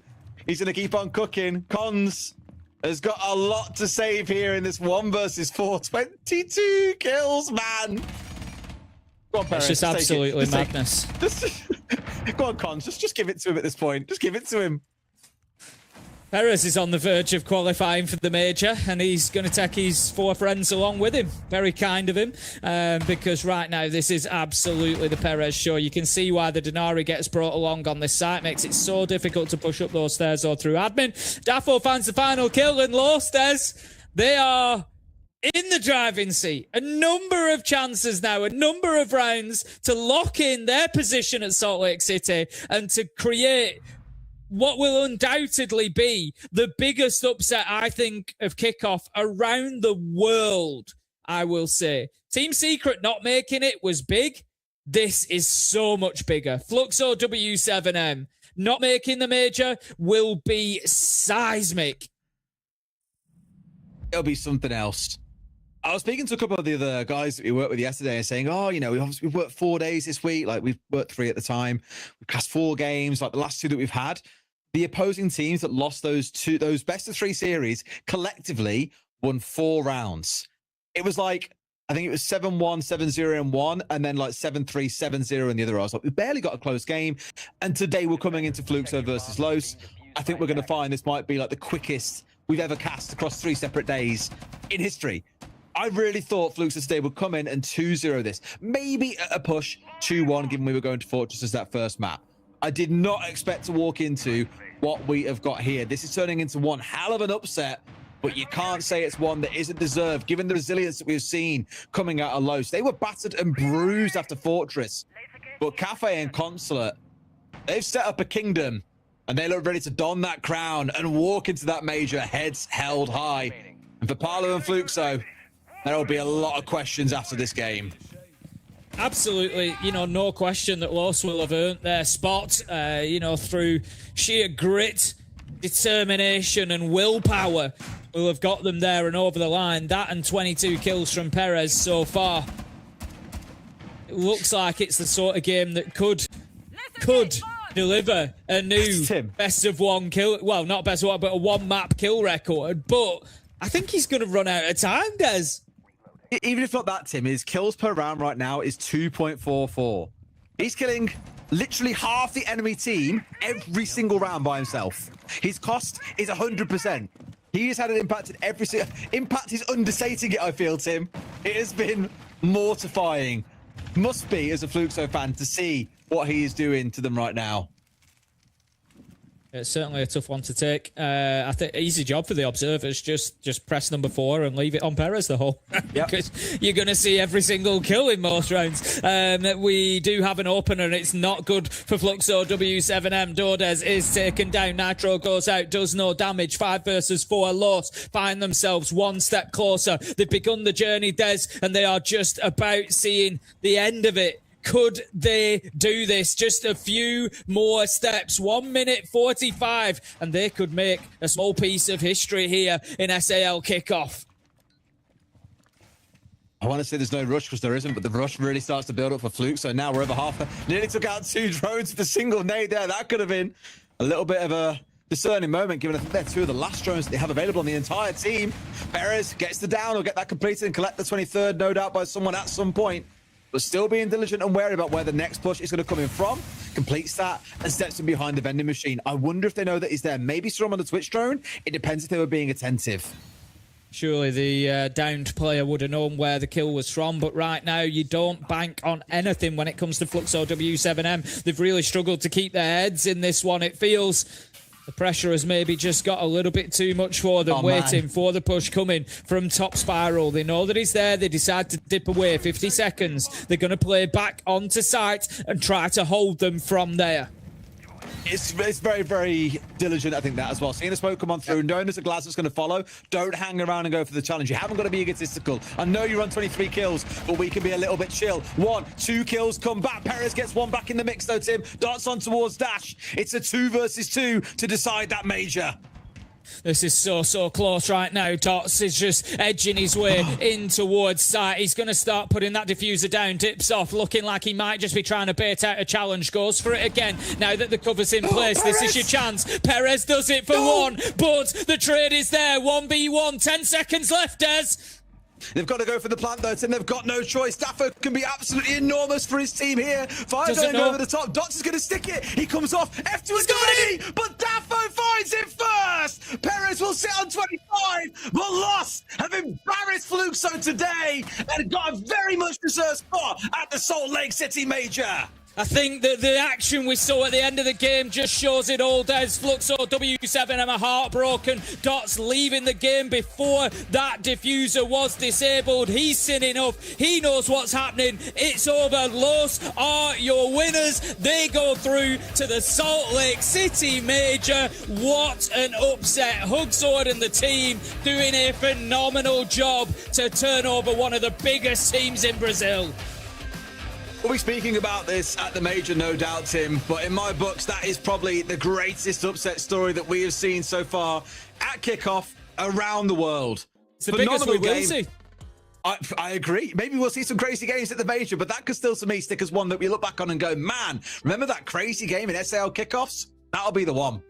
I agree. I mean, you know, we're going to lose. Let's not forget. Don't go anywhere. There's more big games coming up. We're going to lose FaZe or Team Liquid Alienware, yeah. But at least you know one of them's going to lose. But it's not like, oh my gosh, as if they've lost to FaZe or as if they've lost to Team Liquid Alienware. But here we came in thoroughly expecting, gotta be honest, Fluxo W7M to get the win and move on. And Los have dug deep and shown that they can go toe-to-toe with the big boys. So far through Kickoff, they haven't beaten anybody who you would consider to be a team above them, and they've just done it when it mattered the most. Brilliant stuff. What more can we say than Perez is the absolute hero, but I'm sure our desks have got plenty to say about that game. Let's go to Leo and Milos now. Well, thank you very much, my friends. I find it very cool that you'll think we'll be saying a lot of glazing things about Perez as well in this matchup. How many kills? 25 in this last match? 25 and 5. 25 and 5. He literally played 10 rounds, dropped 25 kills. So effectively, mathematically right now, 2.5 KPR, which means exactly like they said, that he killed half of the enemy team every round. I've never seen that before. I really want to ask Des, maybe he will know, but I think I've never seen, after a game finished, I've never seen a KPR that high. I don't think you can beat that. Maybe in a 7-0 where you have less round, then the kill per round is higher, but like at this level for a game to qualify to a major too, I've never seen that. 2.5 is just higher than normal, like much more than normal. I don't have the That is Snoop Dogg high levels of numbers. That's what we're saying. That is quite high, incredible. Imagine if your teammate was getting 2.5 or half of the enemy team every single round, 2 to 3 kills every single round. You take them out on a steak dinner, lobster dinner, really, at the end of that matchup, just to thank them for the extra elo that they gave you at the end of it. Great performance by Perez. Fantastic performance by Los, be it on their defense or on their attack. What happened to Fluxo? That is a question that is kind of left up to time to decide, but Los brought it back. They got smashed, Leo, on Fortress. And here, they bring it back on map 2, on Cafe. They bring it back on Consulate. They look better and better and better. Yeah, honestly, it's. I think it was a team effort on Cafe. I think that the defense side was really a team effort. The team got together. They played really well. Nux stepped up, especially in some of the most important kills. And in Consulate, we all had our doubts, right? They had to start attack. It was a rough one. But when you have a player like this that drops, a 4K in round 3, a 3K in round 4, that carries the rest of the team together, the objective-oriented siege as well that Los played, I think, played a big part in their results in attack. I think that, the fact that they managed to plant twice as well started them the right way. But then the defense, I mean, I don't know what else to say. 38 kills. Perez is confused. He's like, how did this happen? I don't know. 25 kills on the map alone is just completely insane. He, like I said, so 4 kills on round 3, triple kill on round 4, 4 kills on round 7, triple kill on round 9, triple kill on round 10. Like I don't, and he's got 3 opening kills in that map alone. I mean, what a way to do it! And I think it just shows the perfect moment where they were 1 map away from the major. If there is one more where you have a live game, it has to be this one.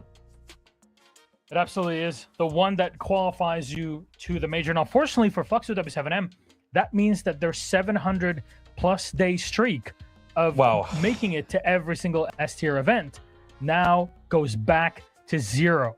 We all hate it when the streak gets reset to 0. And here, Los performed to their best. Perez again. The Glaze sesh continues. Davo played really, really well. And despite Paulo's best effort, but really the rest of the team just all playing together still was not enough. It looked like Fluxo halfway through Cafe and on Consulate looked a bit lost. And a lot of time, that's not a play on words, but they did look defeated. And that's not the Fluxo W7M that we got used to. It's definitely not the one we saw yesterday, Leo.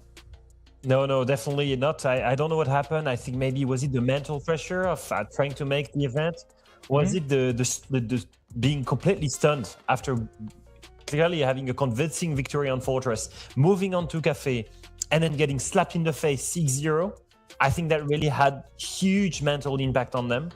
And I'm surprised to see them like make so many obvious mistakes. I just remember that round where I told you I don't understand what's going on, where admin where they were going for an admin take and you know they didn't even drone admin. One player appealed in paper and just died. You know, this is the kind of things that you know I just did not think we would see missing from W7M, for Fluxo W7M.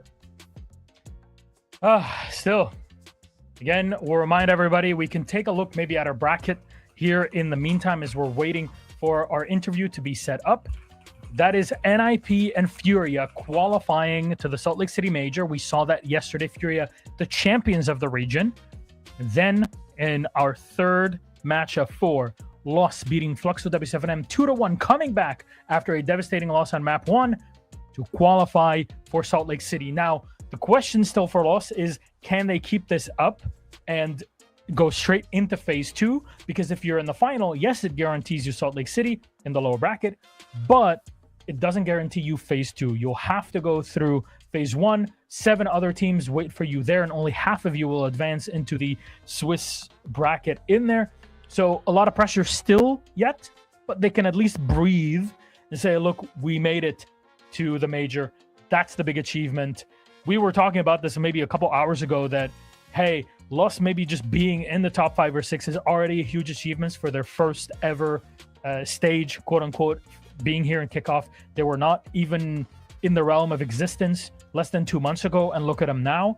And turns out they're defying expectations game after game, Leo. And I can't wait to see them on land at Salt Lake City. Yeah, it's honestly going to be amazing to see them perform at the event. I don't think many people expected it. Like you said, we had, and we said it before, right, in the pregame, we had 5 big teams in SAL after the Rostermania. NIP, Furia, Fluxo W7M, Team Liquid Alienware, FaZe Clan. No one expected one of these teams to miss it, but most importantly, no one expected that another team could make it into the top 4. Yep. So honestly, I think there's a bit of everything. There's a bit of choking moment from Fluxo W7M. There's a bit of mental pressure getting behind them. And then there's one hero, that hero is Perez, carrying it onto the last map. It's a series of, I would call it unfortunate events for Fluxo W7M, fortunate event for Los. And I just hope that they won't waste this opportunity. I'd love to see them thrive at an international event. It is still a completely brand new team. So it will be, I think a first real test of that will be in about a few hours after the Team Liquid Alienware and FaZe Clan game. Whoever they faced in the final, I would be very inclined to see Los play at the same level that we've seen today, and not only rely on the momentum of having won the second map. You know, how good can they actually play consistently, and how much of the victory today was due to momentum? Let's see, everything that we've said so far is not even the full story, because Team Liquid Alienware phase, only one of them can qualify. That's a conversation for later. However, our interview is ready. Let's bring in the actual man of the hour joining us, Perez. Congratulations. Insane match, insane performance. What was that? How do you do that? I don't know. This map on Brazil, some players joke that this is my best map. Every time on FPL or screens, I always kill 20. So I just killed everyone. I don't know what happened. I was not Regularly in the office. Yeah, I was not playing really good before the other 2 maps, but this one, I don't know. I was just killing everyone. Honestly, do you think it has to do with the fact that you're in a brand new roster and they're giving you the space for you to express yourself fully? Kind of. I mean, it's a lot of roles that I'm doing right now. Sometimes talking more than I was used to. So it's been a little bit different. I'm still adapting, but this match happens everything the way I wish.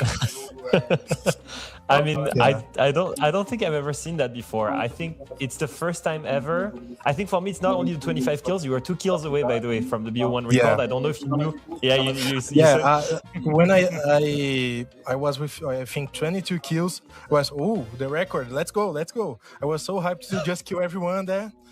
I was not thinking about play like the 3v1 on the way that should be played. I just want to kill everyone. Yeah.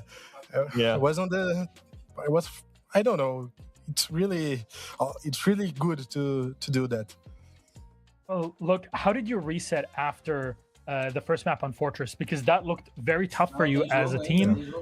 What happened that you could forget about that map, go into Cafe, play a really good defense, and make it even better on console at Perez?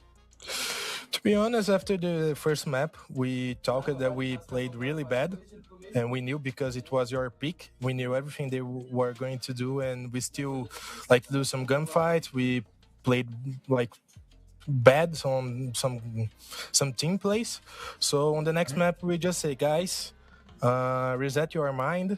It already happened. We can't do nothing about that, so let's focus on Cafe. That's a little bit different, the attacks, the defense. So let's just focus and do your best. And you talked about roles. Do you think that your role and everybody else on the team is now set in stone, or will you still be tweaking and changing who's doing what from now until Salt Lake City? Because I saw Nooks being brought on and off shields and everybody swapping around. Yeah, we have Dash and Nuzga both play shields, so we have this advantage. So the way that I said the roles is not just in-game roles, but sometimes off-game or sometimes in-game, just say, guys, calm down. These things I was not used to do, and right now I'm used. It's more things like that. But in the game roles, I think we are really fit. Very good. Very good. Now, you still have one more game before we close things out. You are qualified for Salt Lake City, but we don't know if you're going to be in number 1 or 2, which means if it's phase 1 or 2. What do you think now? Team Liquid and FaZe, who do you think you'll face in the grand final? To be honest, I think FaZe. They are the back-to-back champion, so I think it's the most reasonable choice. Not choice, né? Yeah, it's a reasonable one. We'll see what happens. I think it's got to be a cool game regardless. I'm definitely going to watch. Very good. We're expecting it. That's something for everybody to learn. Perez, anything you'd like to say to the Lost fans before we take a little break here? Just to thank everyone, especially Los, who believed in me when I was on Loud. They buy me from Loud. It was not a cheap value, so really thanks to them. Because of them, we are capable of qualifying to this major. So that's it. Just say thank to all the fans and the organization. I think they're happy about the investment. Yeah, worth every real today. Well, Perez, thank you very much. Good luck in the lower bracket grand final. We'll see you later. Bye-bye. See you later. Bye. There we go. We love seeing player and personal growth, and this is one that really settles in for Perez. Leo, last words before we go to a break here. We have a big game coming up in a bit. Yeah, I think I'm still trying to recover from what we've just seen. I was not expecting to be close to a kill record for that last map. I was not expecting Los to create the upset. And honestly, that's why we love Siege, for this kind of upsets. I think it will be a big alarm bell for Fluxo W7M. I'm sad for them. Like you said, it's the end of a 2-year streak. And I am very excited because we're about to see the end of another 2-year streak. Whatever happens, whether it's FaZe or whether Team Liquid, one of these teams that have made every event in the past 2 years, they're not going to come today. And thankfully, we'll have something to show for everybody out there. I think it'll be time to screenshot things and post them on the subreddit for the free karma. Though, Leo, you and I are going to take a quick break. When we get back with a fresh pair of casters, we'll be ready for the one and only El Clásico, Team Liquid versus FaZe Clan. See you in a bit. Everyone's talking about it. What's up with the R6 competitive calendar? The structure of our competitive calendar has changed a bit. That means more tournaments and a slightly different path to the 6 Invitational. But let's break it down.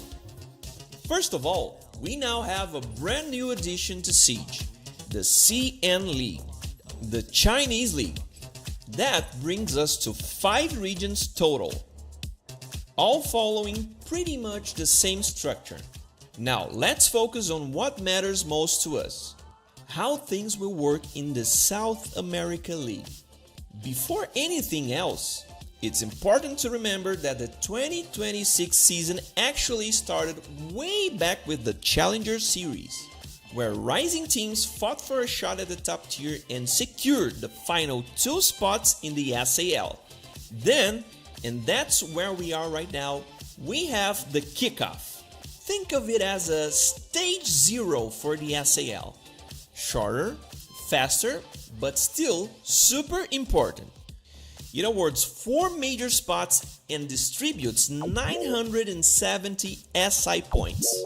Next up, in May, we've got the first major of the year.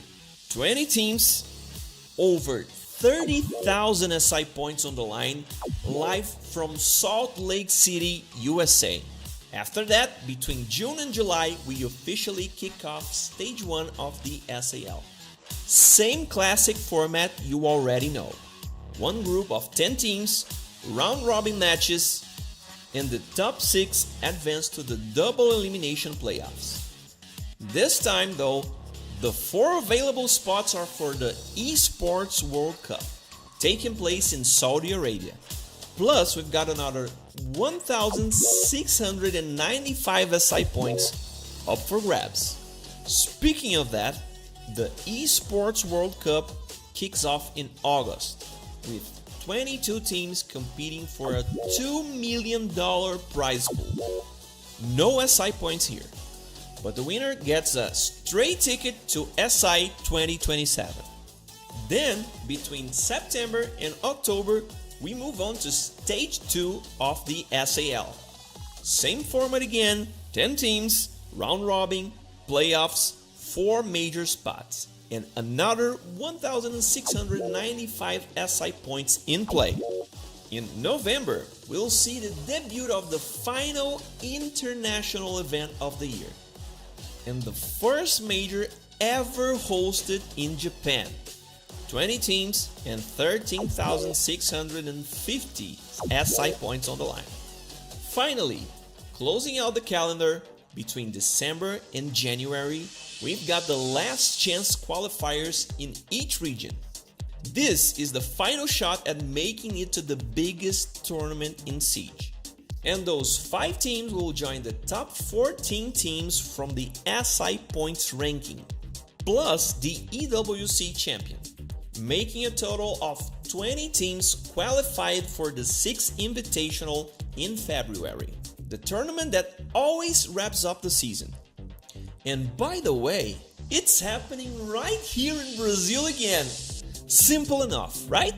So let's get into it. The kickoff is ready, everything's set, and now it's time to sit back and enjoy the games. Thanks for watching, everyone. See you next time.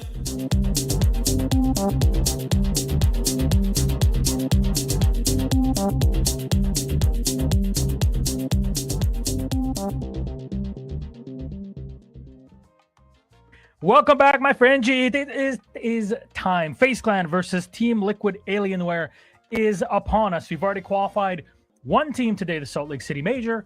We're yet to see who gets to play against Los in that lower bracket grand final for a spot in Phase 2 of the Major. the question is now, Leo, El Clásico of FaZe versus Team Liquid. Who takes this match? Let's bring up our teams. Team Liquid, Alienware is up first. They dropped to the lower bracket yesterday in, I guess, precarious fashion. Yeah, it was a difficult game. I think, we still have to remember that talking to Igor about this team, they mentioned that not only did they pick up Maya, but also they had to rearrange all of the roles, which meant that a lot of adjustments would have to be made with this roster, therefore creating maybe some disturbance at the beginning in the short term. But when speaking to Igor, they've made these changes because they think they need that to go in the long run and win majors. Obviously, it was a really tense game against NIP yesterday. I think that the consistency of NIP, I think, probably overcame them in the BO3. I think that we're still looking at one of the best teams in the world. The elements are clearly there. I just look at the lineup and I just obviously see some kind of improvements needed from certain players. I think of JV, for example, who's been put aside more as a flex player, less of an aggressive role, but you can really see the toll it's taking on his statistics. And the players are very consistent on the side of Maya and KZ.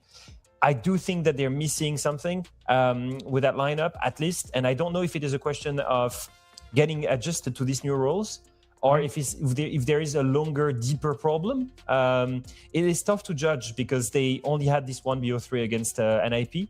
But today is the chance for them to prove that these roster changes were the right solution to make it to the major. It absolutely is the time for it. El Clásico is one that we look at. But Leo, look, these two played against one another in a best of one in the group stage. That was another Clásico, right? And Team Liquid Alienware won, but that's a best of one, right? When was the last time that Liquid Alienware in any of its forms beat FaZe in a Clásico? Yeah, El Clásico really was rejuvenated when the ex-Furia roster got picked up, really, because since the last 2 years, Liquid had never defeated FaZe, inside of SAL. And on top of that, the last time Team Liquid as an organization had beaten FaZe in a BO3 was at the Copenhagen Major in May 2023, Whoa. more than 3 years ago. So it would be massive for the organization, for the Liquid fans out there, and we know there are many, to see them take down FaZe. And there would be some kind of, I think, iconic moment, because not only would they take down FaZe to make it to the major, they would take down the two-time SI champions, and also preventing FaZe, the two-time SI champions, to make the major at the same time. So it is a very, very emotional matchup that we're about to see. That's why we're expecting both teams to pull out all the stops in this. You mentioned, the old roster of Team Liquid that was playing at the Copenhagen Major, took down FaZe, took down G2 also in the quarters of that event. They had a resurgence, but that was 3 years ago, and people still to this day even look back at 2018, 8 years ago, and say, oh yeah, Liquid, look at them, they won Pro League. That is all behind us now. The focus is on the future, and this match is a huge part of it. An inflection point, might I add, for this roster. Let's bring in FaZe Clan. You said it already, two-time world champions. They found themselves in the lower bracket here, thanks or no thanks to a difficult match that they had against Fluxo W7M. And since then, they smashed, absolutely made Black Dragons look like chumps in their game. 7-1, 7-1. And this is an animal that's backed up against the wall. They are going to give it their all today, 100%. Yeah, I do think for FaZe it's been an unusual turn of events and unfortunate, really, due to the format. As a reminder, FaZe was expected going into their group, obviously, to top their group, and they ended up not doing it because they had lost to Team Liquid Alienware on Clubhouse, that 7-4 that they had lost during the group stage, that basically cost them first seed and then cost them advancing directly to the upper semifinals. Now, they've had a tricky kickoff in the sense that whenever they play against weaker teams of SAL, there's no question. They 7-3 loss, 7-1 Imperial Esports, 7-0 Black Dragons the first time, 7-1 and 7-1 in that BO3. But whenever they face a team of the Big Four, whenever it is Fluxo, W7M, or Team Liquid, they drop the maps. And that is because we were testing the quality of that team, I think, coming back from SI. Talking to JP, he told us that they took a shorter break than the last years. They were anticipating that, like every year, when they win SI, there is going to be a slump. They didn't make the same mistake. They sacrificed it. These guys, after winning 2-6 Invitational in a row, instead of going for a long vacation, they made it shorter just so that they would be better playing at kickoff. That to me screams dedication. It screams a team that is not ready to stop and that absolutely wants to make every event, including this major. And now their classical rivals are back with a new jersey, new colors, and facing them to stop them going to the major. The reason we say this is, as we had before, Team Liquid Alienware is 4/5 of the old Furia roster plus Maya, but this is the gate, the final one, 666 gate for those that are in the 90s and early 2000s. Remember that old disco, I guess not disco, but the old EDM music of the time. 518 days. The gates are open. It's a great song, by the way. Anyways, since November 2024, the major in Montreal, that was the last time that we had been seeing this core roster that back then was known as Furia, now Team Liquid Alienware, not make it to an event. FaZe Clan, 1,428 days. Imagine Leo, that. I don't think I'm 4 mistaken in years. saying this.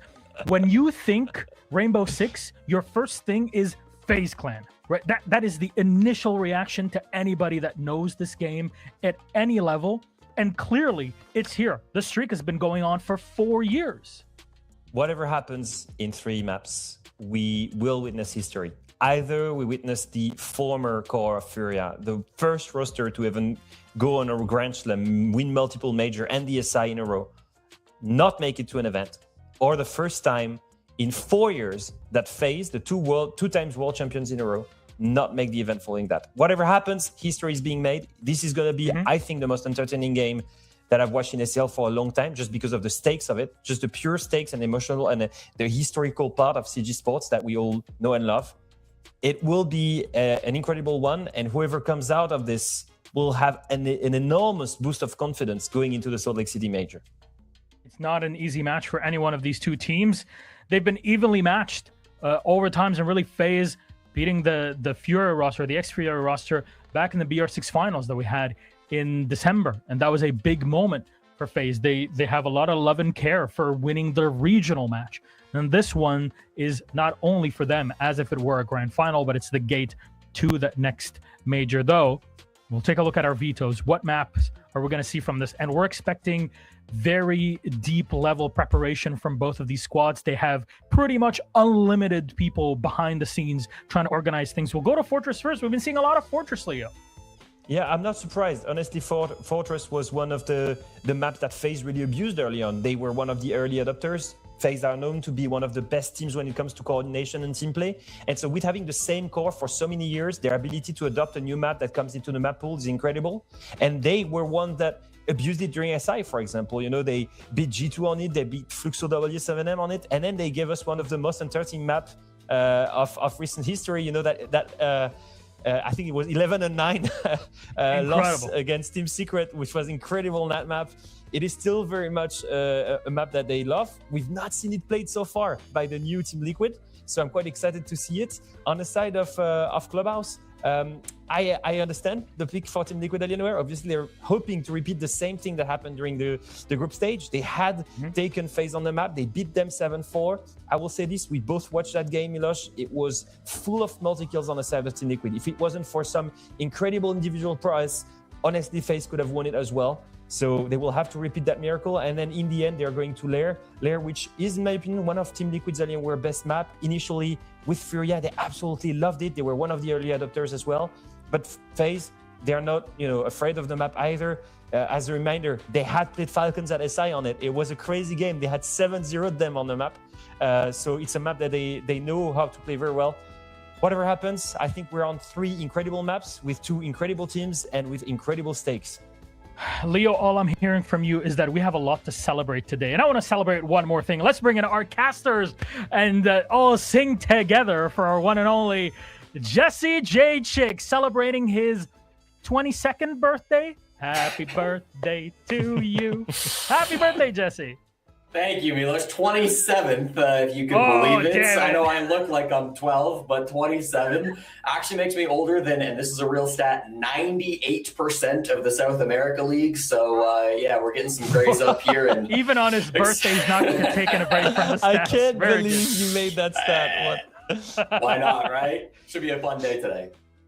Well, Parker, what did you bring your wonderful co-caster as a gift today?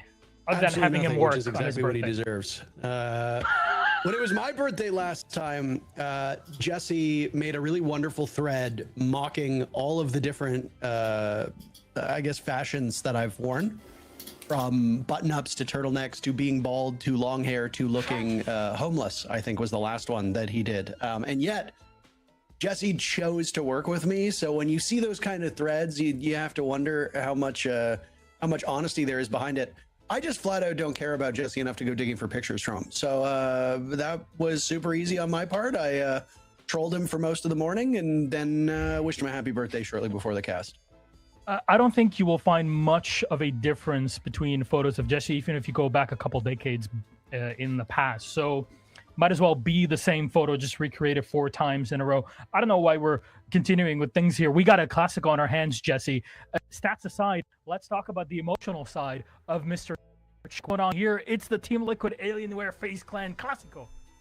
Yeah, exactly, Milos. I don't think I could have asked for a better game to cast on my birthday. I mean, we've got 2 of the best teams in Siege history. 3 of the last 3 World Championships, of course, being played or being won by these 2 rosters, so it really should be a great game coming out here. You've got the brothers with Nade and Handy going up against each other. Only one of them can make it to Salt Lake City.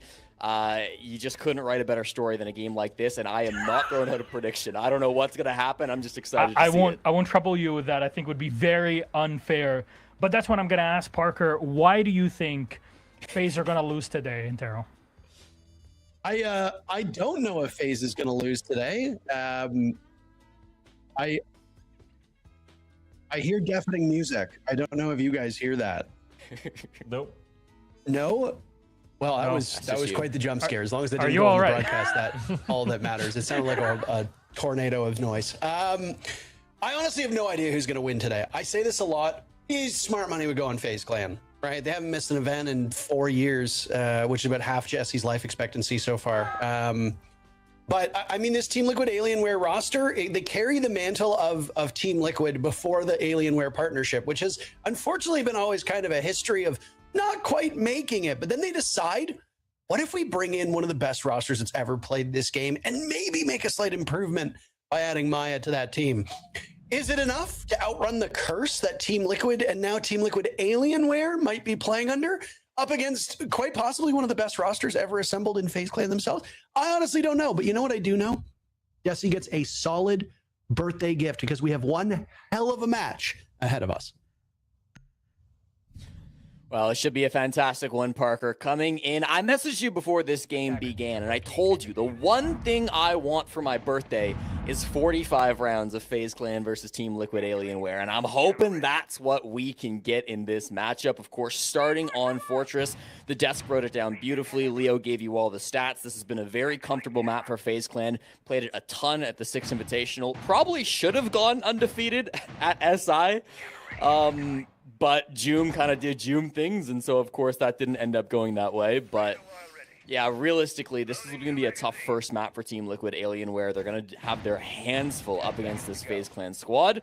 They'll be starting on the defense to boot, which, against good teams, this map can lean attackers sometimes.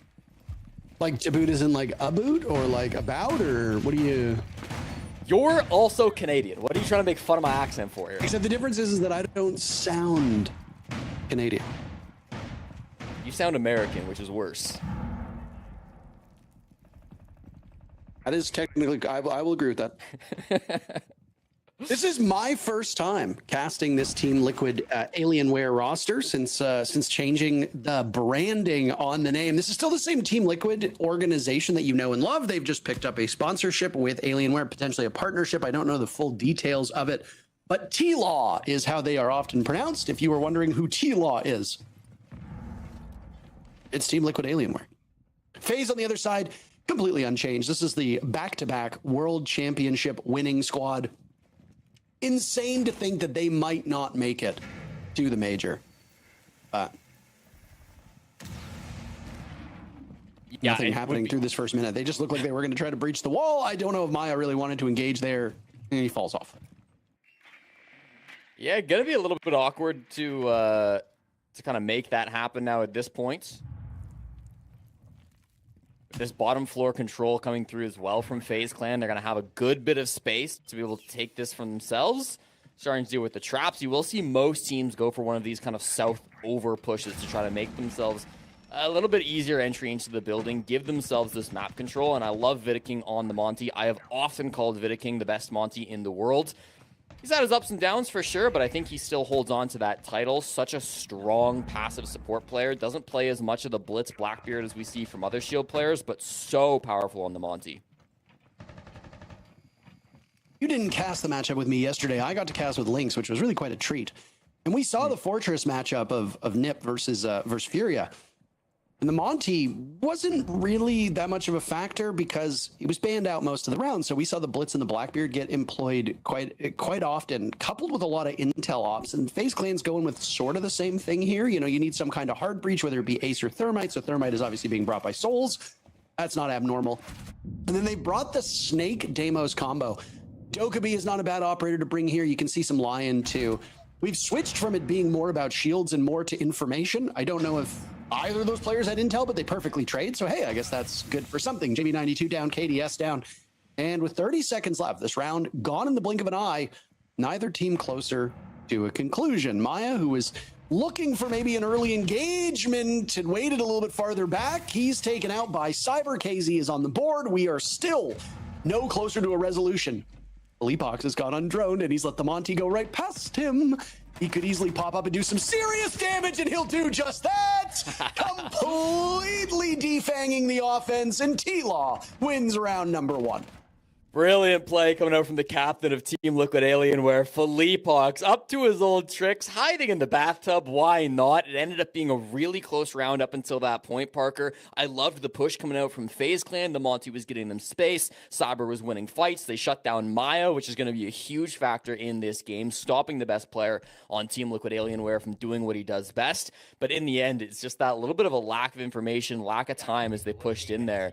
Didn't quite have the read onto where Philippox would be, which not necessarily their fault. How would you expect the player to be sitting in the bathtub? But it's important to note as well, he's only able to take that position and hold on to it because they killed KDS so early in that round. KDS was on the Snake. If he's alive and not dying on the horse door as he did to JV92, that's an easy read to spot out that position. There would have been no chance for Philippox to survive in that spot. So important early picks enable that play, and then Philippox really nice to recognize that and be able to take advantage of it.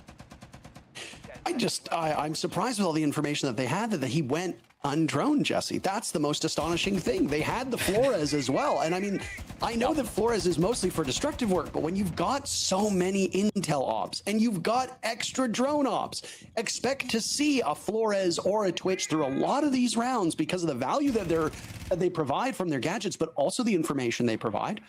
It is crazy to me that you would not bother to drone out the actual site. Oh, well, I mean, every team is going to make mistakes. That is a pretty big oversight by FaZe Clan. Admittedly, they didn't have a ton of time left, and T-Law had done a very good job of getting rid of most of their information.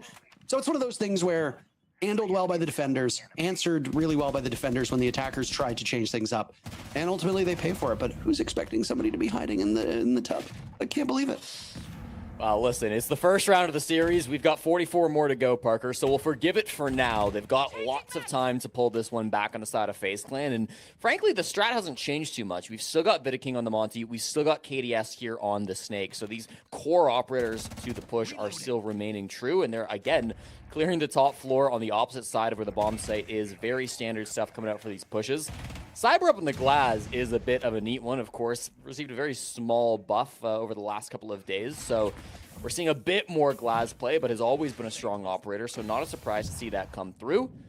Vidiking taking horse control now, and the bathroom players will start to engage with this roam clear. You see Vidiking being a lot more careful about the angles. He's checking it once, checking it twice, almost like Santa Claus. Going to make sure that T-Law is maybe a little bit less naughty, a little bit more nice. So gaining information, hoping that the rest of his team can follow up on it. You've seen more F2 usage as of late. It's been touched on by some of the other commentators.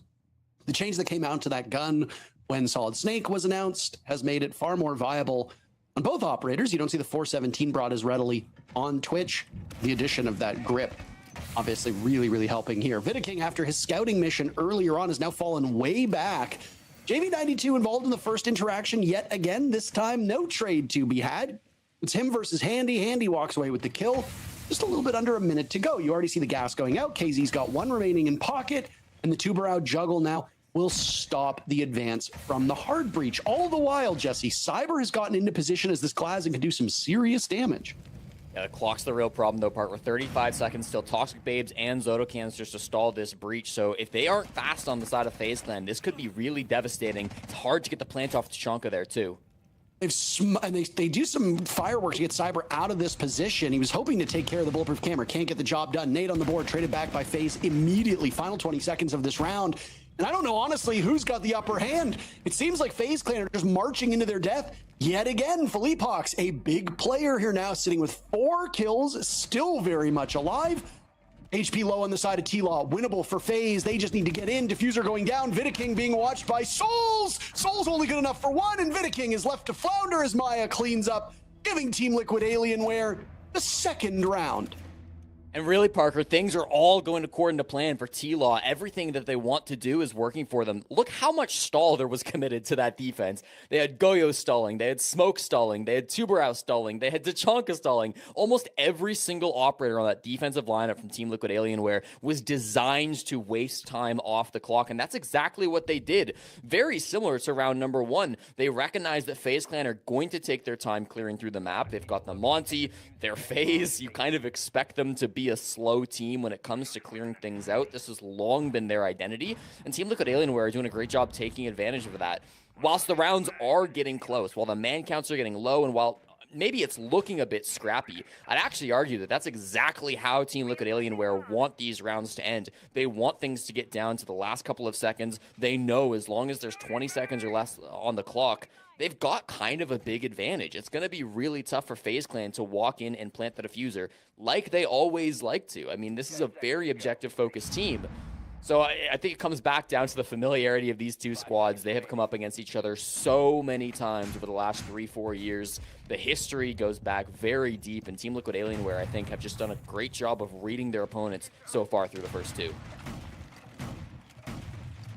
I don't know if people tuned into the first matchup of the series, that Fluxo W7M versus Lost match, but my God, what an absolute roller coaster that was. After map 1, a lot of us were saying, well, okay, Fluxo W7M is going to, sleepwalk, I suppose is the correct way of putting it, to the major. And then, well, spoilers, Los had something to say about that. What an incredible run for Dash in particular. I know a lot of people are talking about Perez, and I think for good reason. He's been a terrific player for so long, and when some of the top teams were had a bit of a rough go of it through the first couple days of kickoff, people were saying, well, why didn't they pick up Perez? Why didn't they pick up Perez? He's the one laughing now. He's on one of the 3 teams now qualified for the major. 1 spot remains. These 2 teams fighting for it.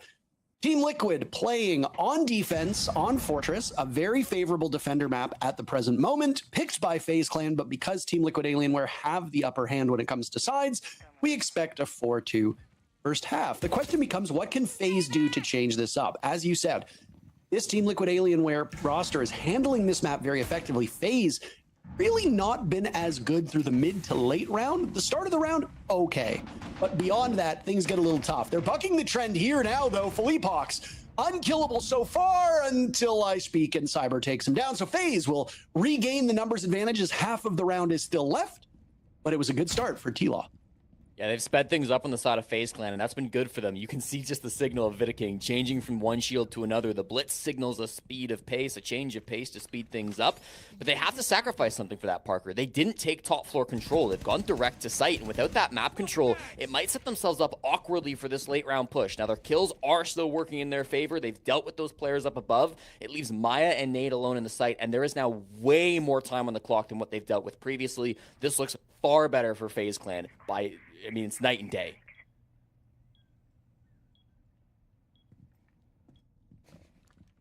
It's just Nade now plotting inside of a cafeteria. Here, the SMG-11 going off as the shield encroaches as Vidiking gets in. Got a good read on this. Roughly about 30 seconds left. My feed is completely dead. Well, I'm going to go for a bit of a rotate here. Actually, 30 seconds. Vidiking is going to run over towards medbay, try to put pressure on the other side of this bomb site, Parker, hoping to be able to get in for a different plant spot. Now, Maya's recognized that, but he loses the gunfight. All three players looking at him. Now he's trying to find the last two. Okay, he's the last one alive in the 1v2, trying to find Vidiking and Cyber. 10 seconds left on the plant, but it's Cyber with the headshot, takes down Maya, and gives FaZe Clan their first round win here, making things a little bit safer for them. 3-0 avoided, and they bring this game close. I mean, through 3 rounds, you got to win one, right? Very rare that a team will win a full rotation on just about any map. Yesterday, we saw it a few times. Today, of course, we saw it once or twice as well. It would not surprise me if it happens in this matchup against FaZe and T-Law, but it comes down to the map. Here, FaZe Clan will have some familiarity on Fortress. They ultimately picked this map. They played it a long time ago, and it was against Team Secret in the grand finals. Their victory over Fluxo W7M was also hard-earned. It went full 12 rounds. So for FaZe, this is a comfortable map, but no team really tends to dominate on Fortress. I would not be surprised if this Team Liquid Alienware roster surprises us, given they don't have any recorded showing under this banner. Granted, new organization, semi-new roster, so that number will be a bit deceiving. But fundamentally, I like what we saw out of T-Law. Like a lot of teams on this map, you want to knock the the attackers off their strides. So defenders tend to be a little bit more aggressive. We saw it yesterday. We've seen it through most of SAL. We've even seen it in other regions, where teams will engage if they have DMRs or if they have high rate of fire weapons through the very common entry spots. If you can get an opening pick, and that opening pick ends up being a hard breacher, you're in great shape.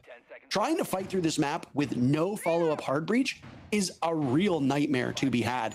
And if you look at the lineup that a lot of teams bring here on Fortress, they often don't double up on hard breach. Take a look in the top left of your screen. FaZe Clan have brought entirely throwables. 3 sets of nades, 2 sets of flashes. There is nothing if this thermite dies. You are just going to have to hope that you can either do enough caliber-based destruction, or your opponents have opened up some of the access points to this bomb site, or else the defenders, should they have not reinforced everything off, can just do it mid-round. So an early pick onto Souls, or an early pick onto any hard breach, is really strong on most maps, but is especially so on a map like Fortress. I agree, Parker, but I'm also not worried about that at all. We're talking about Souls here. He's one of the most passive players in the South America League, currently the highest rated player in the South America League as well, so he's very good at playing his life. He knows how important he is. He's not going to get into those early fights, especially not when you got guys like Cyber and KDS in front of you, plus Vidiking on a shield. There's no reason for him to be in those early engagements. We're a little worried about these footholds, but I don't believe anybody is immediately challenging him. Maya is on the other side of that wall. He's inside of dorms, but he gets away with it with his life, and I believe can pop that wall unless it just got shot off. Popped it now, if I'm not mistaken. So that should be a little bit of ground being taken by FaZe Clan. Still, this roam clear, such an important part of the defense, and they're having some trouble forcing it out, despite the information they're getting with the Deimos and with the Snake. Blackbeard getting ever closer with the Monty band out. You got to get creative, and Vidiking will immediately make his presence known. Cyber traded off. This T-Law team has been very good at equalizing numbers. Neither of these squads actually have been able to run away with this man count. So positioned well, greeting each other at their fury. KDS on the board will give FaZe Clan a numbers advantage, but for how long will that last? You got passive gadgets, presumably from the Ella, assuming those Guzmats have been thrown out. And then, of course, the Dread9s that have been used by Philippox. 3 offensive players still left on the side of T-Law. That's pretty good. JV92's had a rough go of it so far, but role changes have necessitated that. When you bring in a guy like Maya to do some killing, you can make some changes. So, another kill from FaZe Clan, 40 seconds left. They've got Diffuse Kit in the hands of Vidiking, but there's some low HP on the side of FaZe. Yeah, this is really awkward. Another one falls. It's just Nate in the 1v4. He's one of the best clutch players that we have in the league. He swings with the shotgun hunting for KDS. Almost gets it, Parker, but not quite enough. The plant will finish from Vidiking, and now he's got an impossible task in front of him. You say impossible, but 3 players on phase at such low HP with a shotgun and SMG-11. Crazier things have happened. I don't have much hope because of where Nade is, though, as they are completely pinched him. He does take out what little remains of KDS. Bullets bouncing off of the shield of the Blackbeard as Vidiking is now taking some damage from the gas. Another gas canister will go out. Does it find any success? Maybe obscuring the position of Nade, but he is running out of time. A heroic effort marching into the bomb site, but only a couple seconds to go, and he'll have to stick this with 2 players left. Yeah, it wasn't happening at all. Blindly firing away. FaZe Clan don't need to give him anything. Andy will take down his brother, and with it, they will tie things up. Nice little push to come through again. I was worried about the clock, right? That was really what was being used as the game plan from Team Liquid Alienware, at least for those first 2 rounds. But they got a little bit more aggressive in that one, Parker. They tried to take those early gunfights, but with all the information that FaZe Clan had, they were just really tough fights to take. You had the Snake, you had the Shield, you had the Deimos. I mean, information was abundant for FaZe Clan, and they used it to get those early numbers advantages and then nicely converted that into a plant. Again, tough round to come through from Nade. He maybe could have used those Toxic Babes a little bit earlier to try to stall the plants, but there just wasn't a whole lot he could do with the numbers disadvantage that he was in. Ends up in the 1v4, pulls it back to a 1v2 before being shut down by his brother. And, you know, it's not just me who's in a bit of a birthday spirit. I should mention the Ferreira twins are just 5 days away from their own birthday, Parker, turning 23 years old on April 24th. And I imagine that'll be an awkward birthday party, as one of the brothers will be headed to Salt Lake City and the other will have just been denied. I heard both Ace and Dez say this on the broadcast a number of times before we went live, and it's imagine saying at the start of this stage that Los would make it and Fluxos W7M would not. Yeah. But I mean, the same thing is said here. And I believe, to their credit, they did mention it a couple times as well. That could you imagine that one of Team Liquid Alienware and FaZe Clan don't make it? And for many people, while they are competing under the horse banner, this Team Liquid Alienware roster is still the Furia roster in so many minds. Hell, if you haven't watched for a while, this is still a W7M roster that you saw go and win every single thing. So it doesn't matter what organization they're playing for. It's the matter that these players might not qualify. Now, admittedly, this has happened before. So it's not like they haven't missed an event. FaZe Clan, it would be almost world-ending. 4 years since they have missed an event. I believe the last one that they didn't make was Charlotte, or they've made every event since Charlotte. That is a crazy run for this team. And I mean, you just won a world championship. You gotta make the next major. Yeah, this is a pretty big game for FaZe Clan. They know how important it is to make it in after the success that they've had over the last couple of years. It's all a journey, of course. I've been very impressed with them so far on this kickoff. They've really bounced right back into the season. They haven't slowed down since becoming world champions for the second time. We have gone back to the kitchen, to the cafeteria bomb site, I should say, here for Team Liquid Alienware. A bit of an awkward choice. You wouldn't expect that if you're FaZe Clan, just because the top floor sites are both unlocked, but feeling like it is going to be their best opportunity to try to regain this lead once again. It was 2-0 earlier in the series. They haven't hard contested the top floor, and you actually see this a lot from pro teams, Parker, where they maybe start top floor, but they're not willing to die for it. The vert is good up here, and Cyber's getting some value from it, but it's not like an insta-lose as it is on some other bomb sites. You can still hold on to this site as long as you're holding on to Infirmary. That's where Philippox is now with the Azami. You cannot clear this out from vert. Oh, a tough position to be in. One of the slower rounds that we see now as well, Jesse. A minute left on the clock. Everybody still alive. First 2 rounds went in the way of the Horsemen. FaZe Clan very quickly closed that gap. And, well, I honestly think if they droned out Philippox, round number 1 goes towards FaZe as well. JV92 feeding Souls his own thoughts. That is a hell of a play as he pops up and guns him down. Advantage now for Team Liquid Alienware. Philippox next one in line of fight, and Vidiking is pushed off of this Infirmary position. And Nade goes down and Philippox is finished as it's a joint effort by FaZe Clan to swing through Infirmary. Andy and Vidiking working side by side, but they don't know there's one over by the door. KZ gets both. Suddenly, what was a stalemate has now swung so much in favor of T-Law. KDS all by his own, tucked in by the washing machine, now moving over towards Infirmary.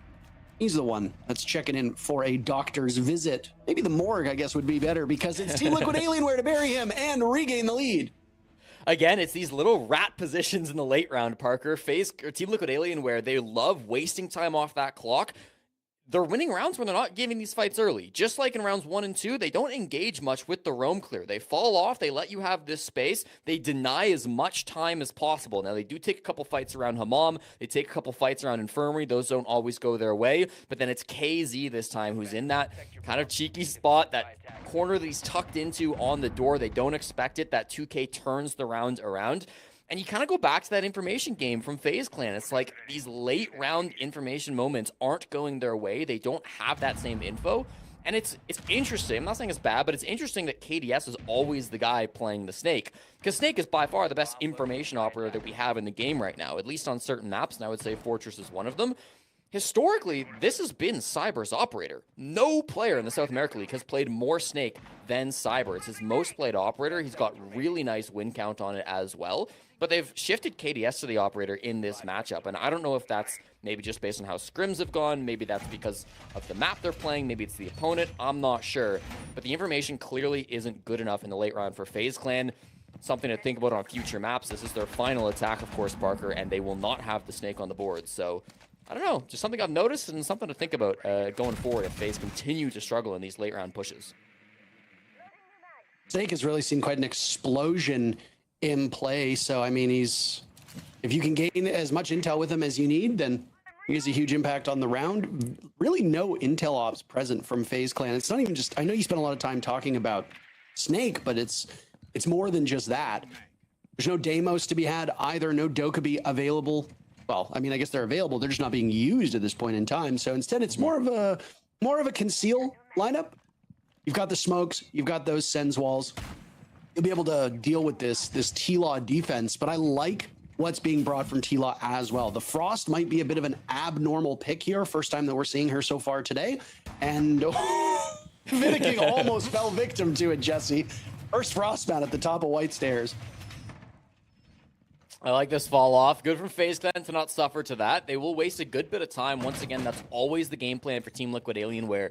You're right, they've changed up the operators, not just the Frost, but a couple new ops coming in for this lineup, and still the goal is the same. Waste as much time, reinforce these walls, force them to breach, force them to go slowly. We've reached 90 seconds now in this round, and the map control for FaZe Clan is not the greatest. They're worried about a player in office. No one's here. No one's home. They do not want to give up early fights against if Team Liquid Alienware. This is how they lose rounds. So they're wasting this utility, they're wasting this time, and now you see a Fortress of Kiba barriers, which will put even more pause into FaZe Clan. Take a deep breath if you're a fan of T-Laws. JV92 will now get flushed out of his position, and Nade will follow up, but if you're a fan of the Horsemen, they have luckily gotten out of there alive. JV92 will not, though. He gets caught by Souls, Vinicking on the board as well, and FaZe sweeping through this Team Liquid Alienware defense. Only 2 remain on the side of T-Law. They find their first frag, though. Philippox throwing out that Nitro cell, and he'll do work with the gun as well. He has been a one-man show so far, leading the way from his position on this squad. 7 kills now, more work to be done as Diffuse Kid is going down. Surely Philippox knows this, right? In KZ, trying to get ever closer to this bomb site, completely blinded. KZ gets 1, Philippox finds a 3rd. A quad kill will need to be had.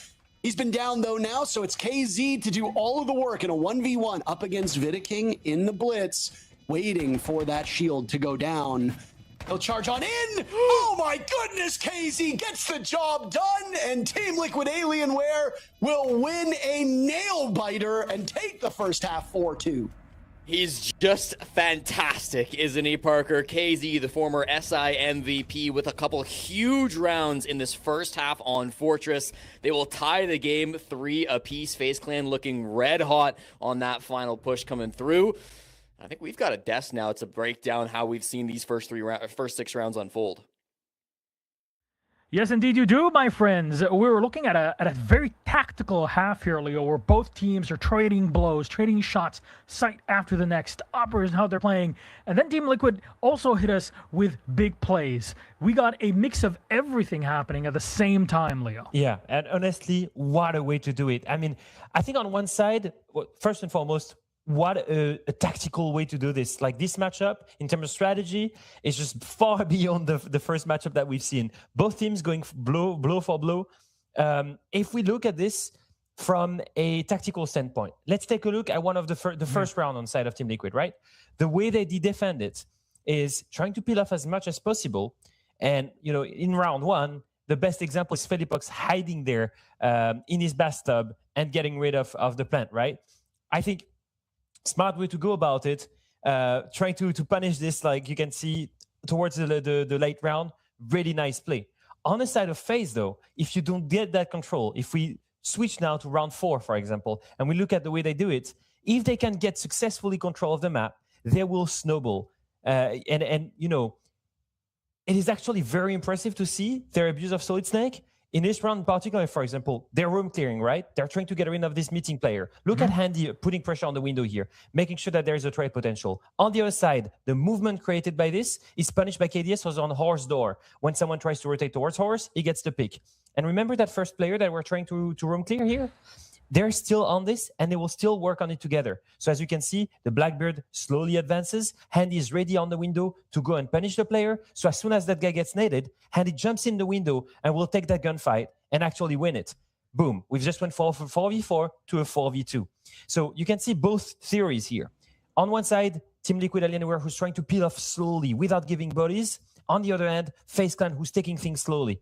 And if it wasn't for this incredible clutch from, I think it was KZ in the last round, we would be in a 3-3 split where both teams are playing such a good game. But right now, and it's exactly like on Clubhouse when Team Liquid Alienware beat FaZe Clan, it is down to individual prowess to set them apart. Tactical play compensated by individual prowess when the moment requires it. We're getting a hell of a match on the side switch. Can FaZe recreate this on their defense? We'll have to see. Over to Intero and Jesse. Oh, thank you so very much. I mean, obviously it's a good start for Team Liquid Alienware, but I think it is fair to say that with all the commentary we can do, this is pretty much where you want to be, right? Starting on the better side of your opponent's map, a 4-2 scoreline is about as common as, well, the common cold, I suppose. Maybe something else is more common, but I think the common cold fits here. So, I mean, we're kind of, I don't want to say we're tripping over ourselves to give credit to this Team Liquid Alienware roster.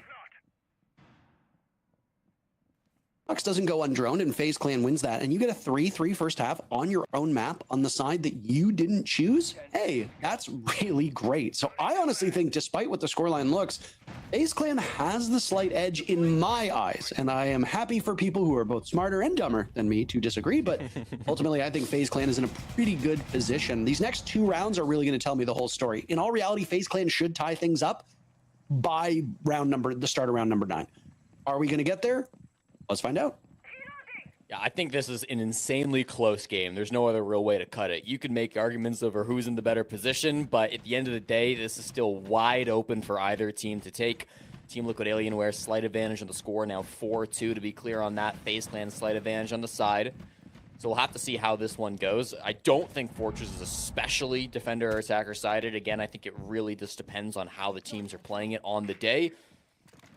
Double shield ban from FaZe Clan this time around, so they're trying to take those tools away from Felipox. He will still find one. The Blackbeard is his operator of choice for round 7 to try to bring it into this round.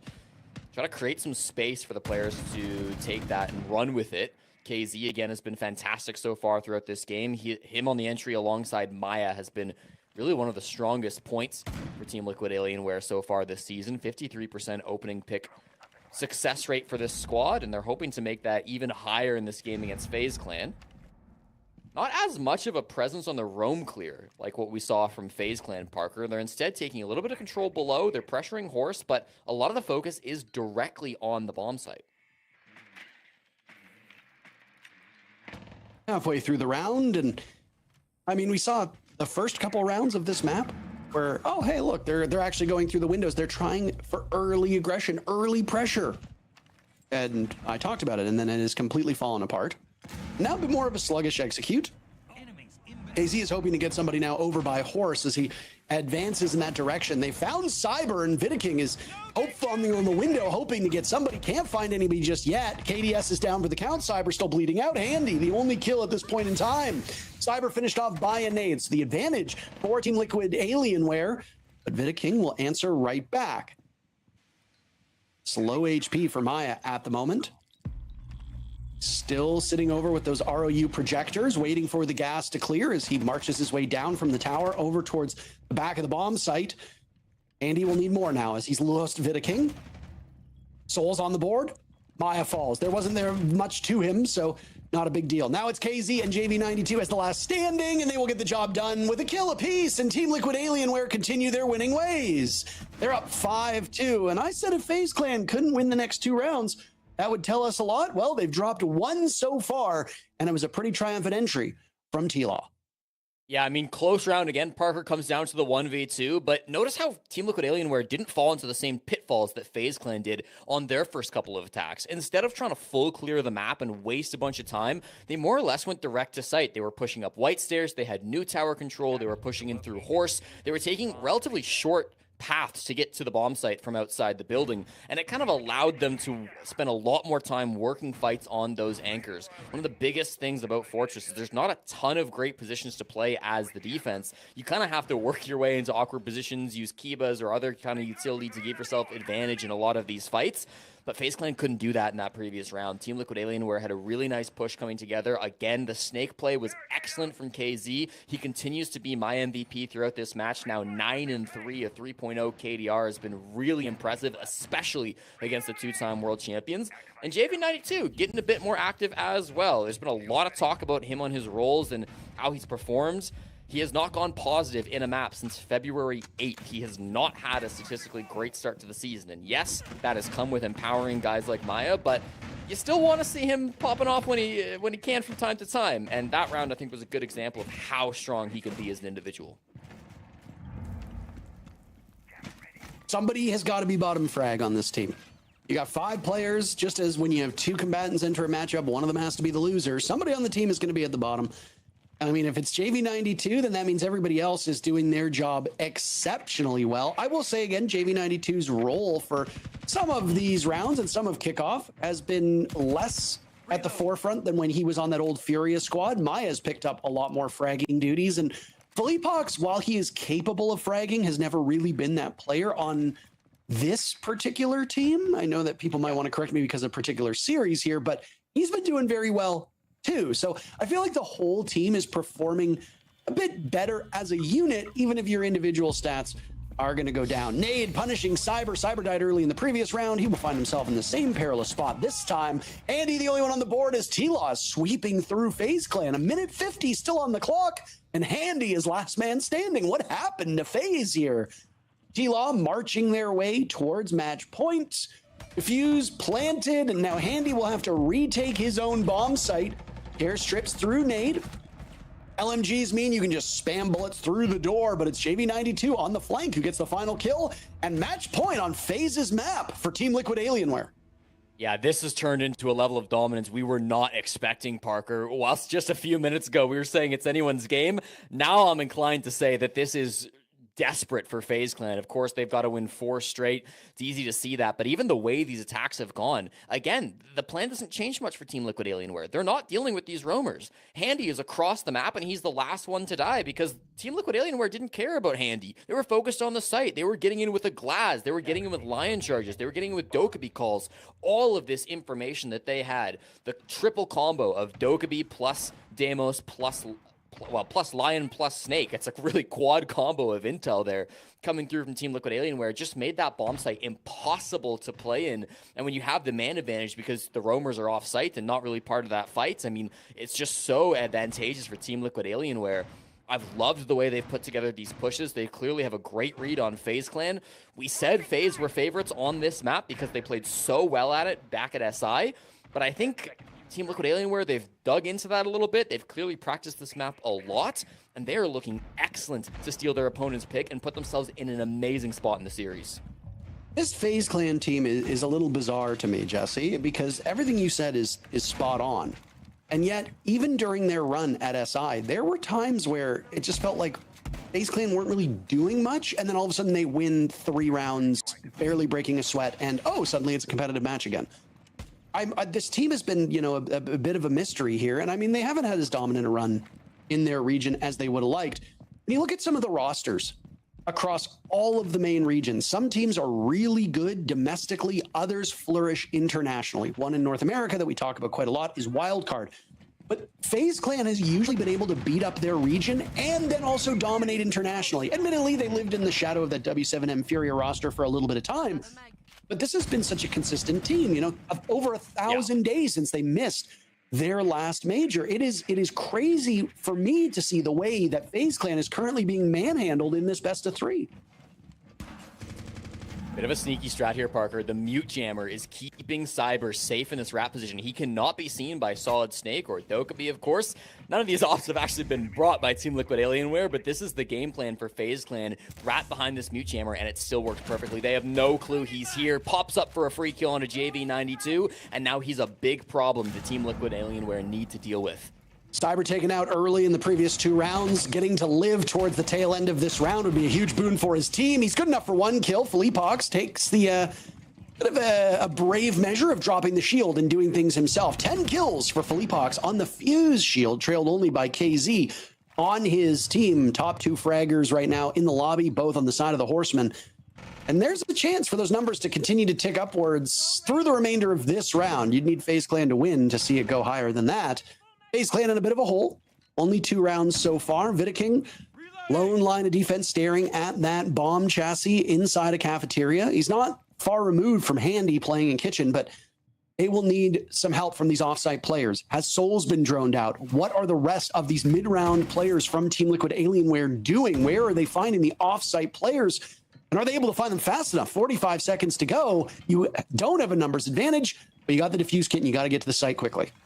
Yeah, Philippox holding it just behind KZ, so as these Sens walls come out, this will prompt the start to the push, but no, they won't be able to get raised as Souls domes KZ and puts them into an even more awkward position. The smoke is there. Philippox takes a bit of damage as he gets into sight.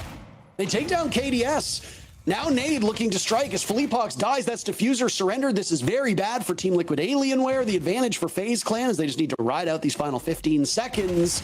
Maya and Nade working together. Nade shooting as much of the vending machine as he can, but will get caught in a crossfire, chasing the Mira on the ground. Souls, a huge moment in the final 30 seconds, claiming so many heads on the side of T-Law. FaZe Clan will survive for another round, but still match point for Team Liquid Alienware.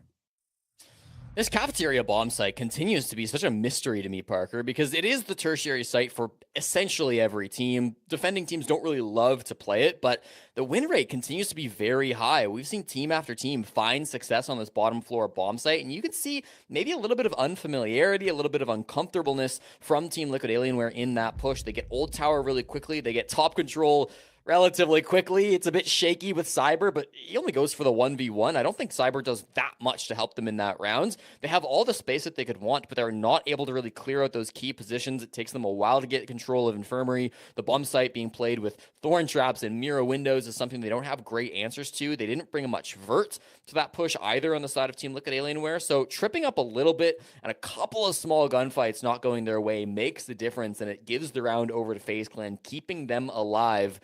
I'm not surprised to see attack timeout here, of course, from FaZe. Rafadel will have to talk to his team and get them back on track.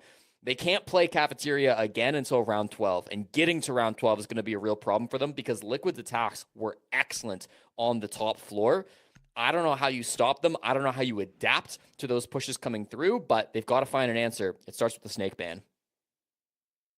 A really good operator to ban on most maps. Obviously, yes, showing a lot of prominence. You saw Snake a lot in that first half, played by KZ and Maya now in this second half. So you're going to take away one of the best intel operators in the game from Team Liquid.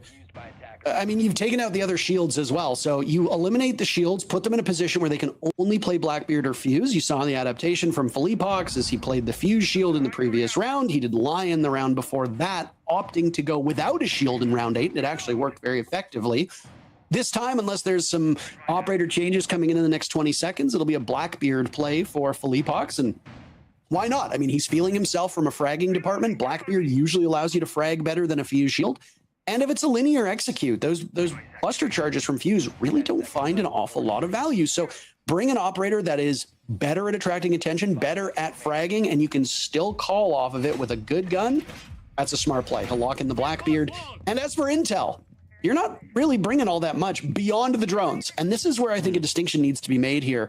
When we usually talk about intel ops, at least when I talk about them on attack, you're looking at Solid Snake. You're looking at Deimos, Dokkaebi, Lion, Jackal. Usually played in that order. But you've also, what are you laughing at? Jackal's like an honorable mention. Like, you're right, he fits in that category. He can be played. Yes, he is. Jackal is going to show up in pro play as much as I am, Jesse. I get it. Okay? You're right. But people often forget that these drone ops are not just good for taking out gadgetry. They're good for intel as well. And yes, while there is a Fuse charge on those Rotero drones that lasts for, 10 seconds, you've still got Flores gaining information. You're still going to have information from the Twitch drones as well. So you might not have active operators to do it, but you've got extra drone work. And with the way that this Team Liquid Alienware squad plays, extra drones is always a good thing.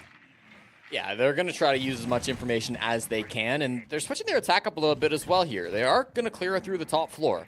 This hasn't been so successful in this game in particular, but of course it is still the meta way to attack this site. So we're expecting to see some big things coming out from Team Liquid Alienware. It's the battle on Horse, which claims the first victim. The nade nearly finishes off Handy. Another one comes through, and that'll do it. KZ jumps himself up now even higher on the kill feed to take down Handy and give themselves that man advantage. That's a bit of an awkward pick, too, because he was one of those more southward-facing players. The rest of the roam game has really fallen off. They've kind of come back towards the bomb site. I say that. KDS is sticking around in briefing, so he'll be in a gunfight soon. But without his teammate, what can he do in this position? Well, he's going to bandit trick. Well, you asked what he was going to do, and that was literally his immediate response. No damage done to Team Liquid Alienware just yet. Allowing that information from the drones to be relayed to these players. Fleepox had one caught inside of this map room. He's a little concerned as he now ponders his next move. Hard breach going off in the hands of JV92 and some warning shots fired out by Fleepox. He doesn't know if there's one on the rotate. He's still unsure if there's one by the door. They don't know how many drones there are to rely on, but at this point in time, you are well past the discovery phase. Yes, you have a small numbers advantage, but there's only 40 seconds to pull this off. Yeah, I'm worried about the time, Parker. This is what we saw in the first couple rounds. This is what FaZe Clan struggled with the most. Team Liquid Alienware need to find an answer that their opponents just could not. Souls almost had a golden opportunity, but the shield reflecting those bullets. Fleepox stays alive, still charging forward. Wanting a dance with death. With the Thorn out-dueled, JB92 almost gets him in time. Souls crushes two. Still very much capable, but no, shredded. Now it's all up to Vidaking in a 1v2, eliminating Maya. It's him and KZ now fighting to the death. Only 5 seconds to go. Diffuse kit not in hand. What an ego play from Vidaking. He could have ran, but he decided to go for it. 2 in a row for FaZe Clan as they mount a comeback. They're 2 round wins. They're not necessarily confident, but they're 2 round wins nonetheless. They continue to survive on Fortress. And once again, this stall was just such a big problem for Team Liquid Alienware. The one thing that gave them any life in that round was the man we've been talking about since the beginning. KZ continues to be the star here on the map, coming through from Team Liquid Alienware. His push through Horse not only got that opening pick, got a couple of more picks as his teammates were all struggling over towards briefing. He gets down to a 1v1. If he predicts the right angle, he absolutely could have won that. Unfortunately, just doesn't predict the right spot, doesn't have the information. He did all that he could, frankly. He's had a fantastic game here, but it's just not quite good enough. That stall game, really powerful coming through from FaZe Clan. Team Liquid Alienware not able to take that space fast enough. I do think in part due to not having the snake. I mean, it was one of the things that our analyst desk highlighted in our halftime, right? Round 4, how good was that push from FaZe Clan with the snake, clearing that southern roam. Liquid are trying the same thing. They don't have the snake. They go up against a lot of utility. There's the Thorn Shield. There's the Bandit who's tricking on the briefing wall. There is a lot to deal with, but in the end, it's too much for Liquid to get past. They're not able to get that space in time, and with the clock, could have been a win on time for Vidaking. He ego challenges and wins it anyways, but either way you cut it, that's going to be FaZe Clan staying alive still. What did I say? Right before they mounted this 2-round comeback, there are times where we'll look at FaZe Clan and be like, they don't really look that good. They don't look that formidable. They're just kind of doing stuff and getting beat. And then all of a sudden they just business as usual and they kill everybody. It's not these are not particularly pretty rounds from FaZe Clan. These are very scrappy. These are desperation rounds. But a round's a round. And as long as you can get that victory, it doesn't really matter how cute or how ugly your overall play is. Right now, it's about staying alive. And FaZe Clan, through 2 of the last rounds, have mounted quite a comeback. And it still continues, by the way. FaZe riding defense here on Fortress. It has been the statistical better side between these two teams.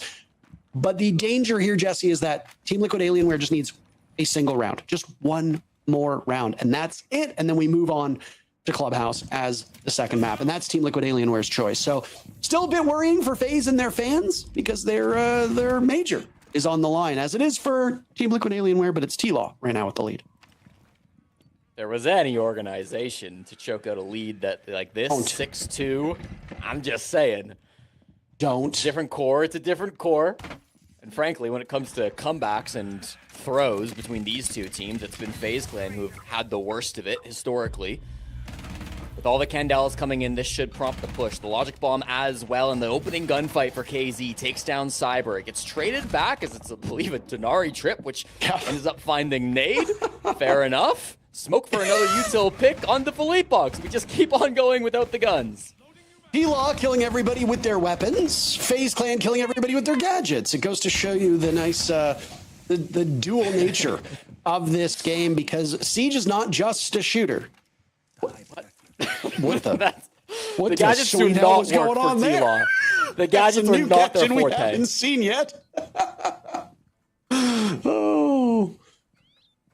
Still plenty of time for Team Liquid Alienware to get into the building and, more importantly, retrieve the defuse kit, which got dropped when Philippox was killed earlier. KZ has now leapt over Philippox for most kills on this squad. He's still alive. He's still got utility, for the record.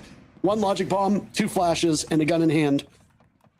You can do some serious damage, but FaZe Clan's got their traps set about. You mentioned Denari earlier. You've also got a Fenrir and a Thorn on the board. And with the gas canisters now fully used with 20 seconds left, this is actually looking pretty good for FaZe Clan. I like what we're seeing. They're in rat positions. Vidaking in particular. He's used all of his gas canisters. Now he just needs to wait as T-Law will take him down. They read him very effectively. Now playing around the pillar. Soul's running out. Oh my, he bottles the kill. KDS last man standing. Diffuse kit not in hand. JV92 will take the fight to him. And T-Law will take FaZe's map in this series. A must win to make the major. Oh, Parker, that is a devastating round to lose. They had every advantage. The time was on their side. They had all of the positions they needed to, but then it's a couple of awkward moments there. We're trying to rotate. We're sprinting when you need to be gun up, and it just gets a little bit messy. You had to think eventually one of those rounds was going to break in Liquid's favor, and eventually it does. They steal such an important map pick in this series and put FaZe Clan into an awkward position now, down 1-0 against their biggest rivals. We did see a reverse sweep yesterday. Anything is possible. And for a team like FaZe Clan, you can never count them out. But yeah, a reverse sweep will need to be had here. You're going to have to win your opponent's map and then win the tiebreaker. That is a real onerous task for this FaZe Clan squad. If they weren't world champions, we'd be very, very worried. But they're back-to-back and defending world champions. So if anybody's going to be able to pull it off, surely it must be them. They certainly have their hands full against a great opponent. And that great opponent, Team Liquid Alienware, 1 map away from making it to the Salt Lake City Major and being the last team in Brazil to qualify through the SAL Kickoff. Will they get it done? Jesse, we'll find out on Clubhouse after the break. Ué, viado. Ah, mas que isso, cara? Mas que... Guys, que é isso? Pô, mas é que você tá jogando... Ah, mas bate no peito e bate aqui, pô. Ah, mano. O cara não sabe o que é altinha, pô. O cara não sabe chutar aqui a bola, pô. Tem pé de foice aqui, mano. O nosso bagulho é teclado. Por isso que é back-to-back, pô. A culpa foi de alguém? Ou... Cara, eu acho que é mais o time que é muito ruim mesmo. A gente não sabe jogar futebol, não. O cara ali foi da base de São Paulo, eu não canso de falar isso, pô. Que isso? O outro jogou na base do Corinthians aqui. Essa porra. Eles tiveram pior desempenho. Normal, tá bom, não tem problema não. A gente não se importa com futebol. A gente não é jogador de futebol.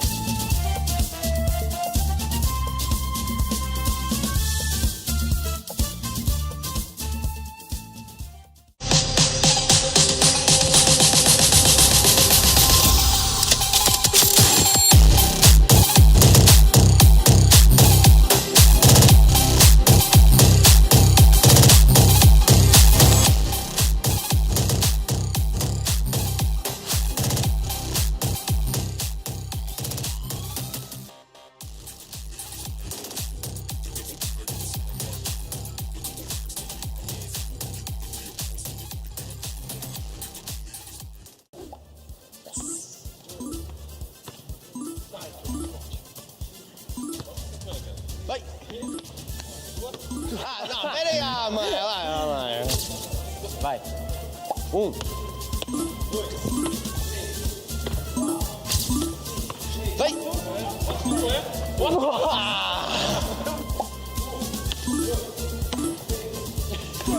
Não, pera aí. Cara, eu acho que em 3 chances a gente conseguiu 64 vezes. É, eu acho que foi uma boa apresentação. Acho que eles gravaram meio errado, porque cortou algumas. Ele cortou algumas, mas exato. foram 64 embaixo de 3 chances. Acho que tá bom, pô. Inclusive, vai aparecer no vlog da Liquid, a gente em 64.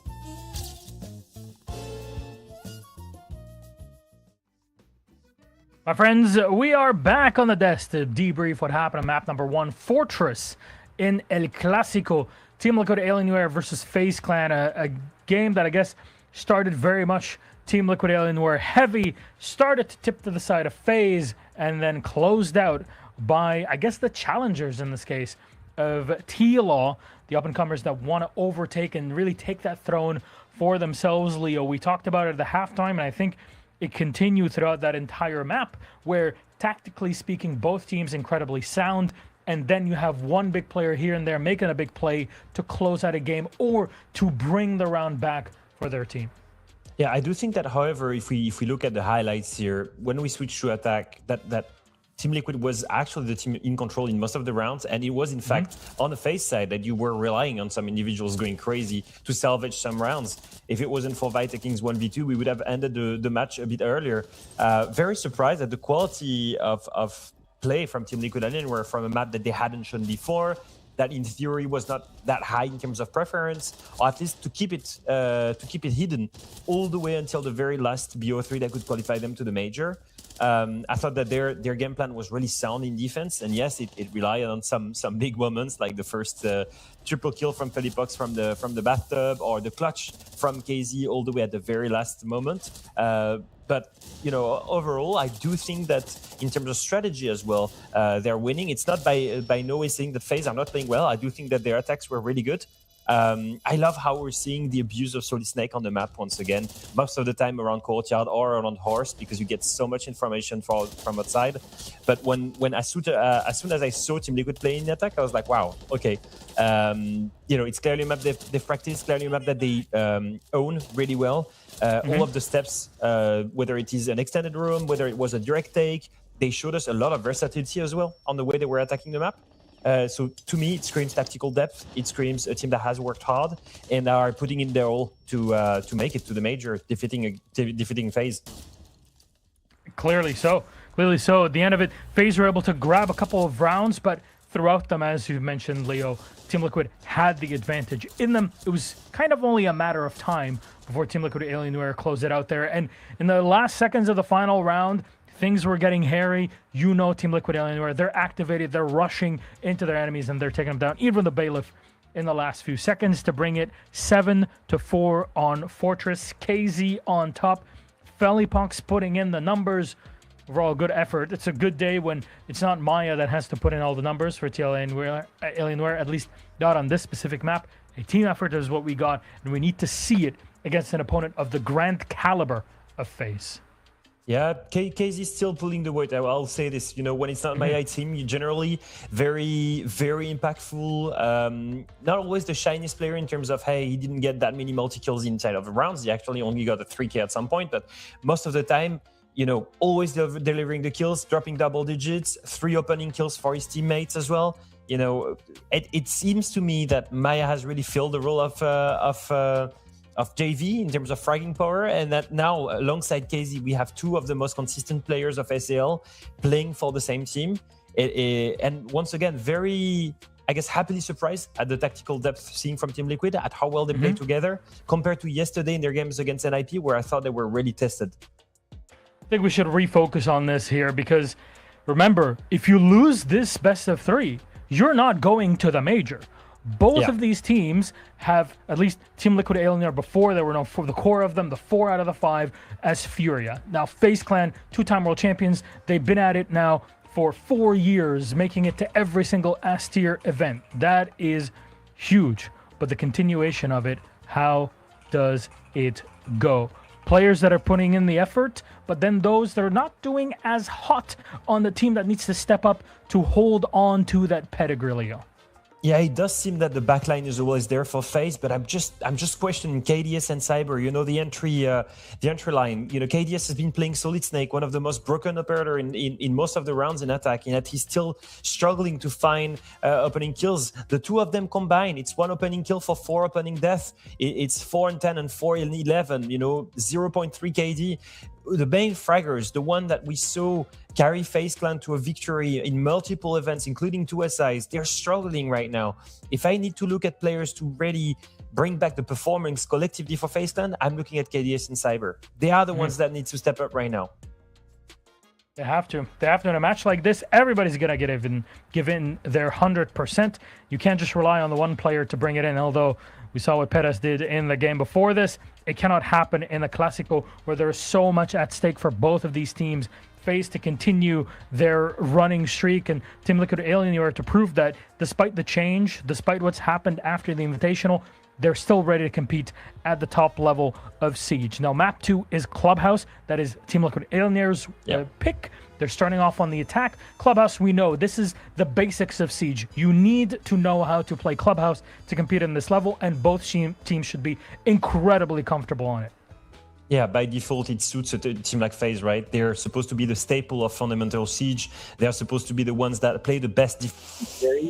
And yet, the last time they played it on Clubhouse, it was against Team Liquid Alienware, and they got defeated 7-4. The main thing was they kept on losing to big individual moments. Can they punish the aggression on the side of Team Liquid Alienware? That's the question for this final map. It absolutely is. That was a best of 1. Igor from Team Liquid Alienware told us it doesn't matter to be a 1. Here, this is the real test, the trial. Have FaZe learned, or does it continue and become a 2-0 for Team Liquid Alienware? Only time will tell. Our casters, Jesse and Antero, take it away. Greatly appreciated, and thank you for laying the groundwork for us to do our jobs here as we head into Clubhouse, a map that was picked by T-Law, but honestly, Jesse, has excellent numbers for both of these squads. This really isn't a weak map for either team. No, I mean, this is clearly a map that T-Law chose because of the earlier result in the group stage. Of course, we've touched on it a lot, but 7-4 in groups when these two teams did meet up, that was the difference maker. That's the reason why Team Liquid Alienware finished first overall in the group and FaZe Clan finished second overall in the group. Didn't matter much in the end. They both end up here in the lower bracket where they will be fighting tooth and nail. Only one of them can move on, but there's a bit of history between these two teams on this matchup, and it's more recent than really any of the other maps that we could go back and look at. So you've got to think that gives the edge to Team Liquid Alienware. On the other hand, though, of course, we do often see rematches go the other way. It's a common thing in Siege where just because you won last time does not guarantee you'll be winning it the next time. So really going to be on FaZe Clan to adapt, to change things up a little bit. And I think they're already starting to do that, Parker. Down here on the bottom floor, Cyber on this Valkyrie. He was hiding it through the prep phase. It's not something that he was playing much before on this map. So it should be able to do something to catch Team Liquid Alienware off guard. This is a spot that the Azami would usually play up on rafters on the top floor bomb sites, but instead is now over by this position often referred to as secret, but is top blue. It always makes my head swing when the cam goes from nade to handy, because it's like, that's the same guy. And now one wears blue and one wears red. And it's like, wait, well, it's not the same guy. What's going on here? Giving us one of obviously the best stories that we've seen in Siege, which was him and his brother fighting for the hammer on home soil. Just one of the many reasons why you can easily consider that Furia versus FaZe Clan matchup to be, well, one of the greatest games of all time, at least that we saw. You don't have to say one of.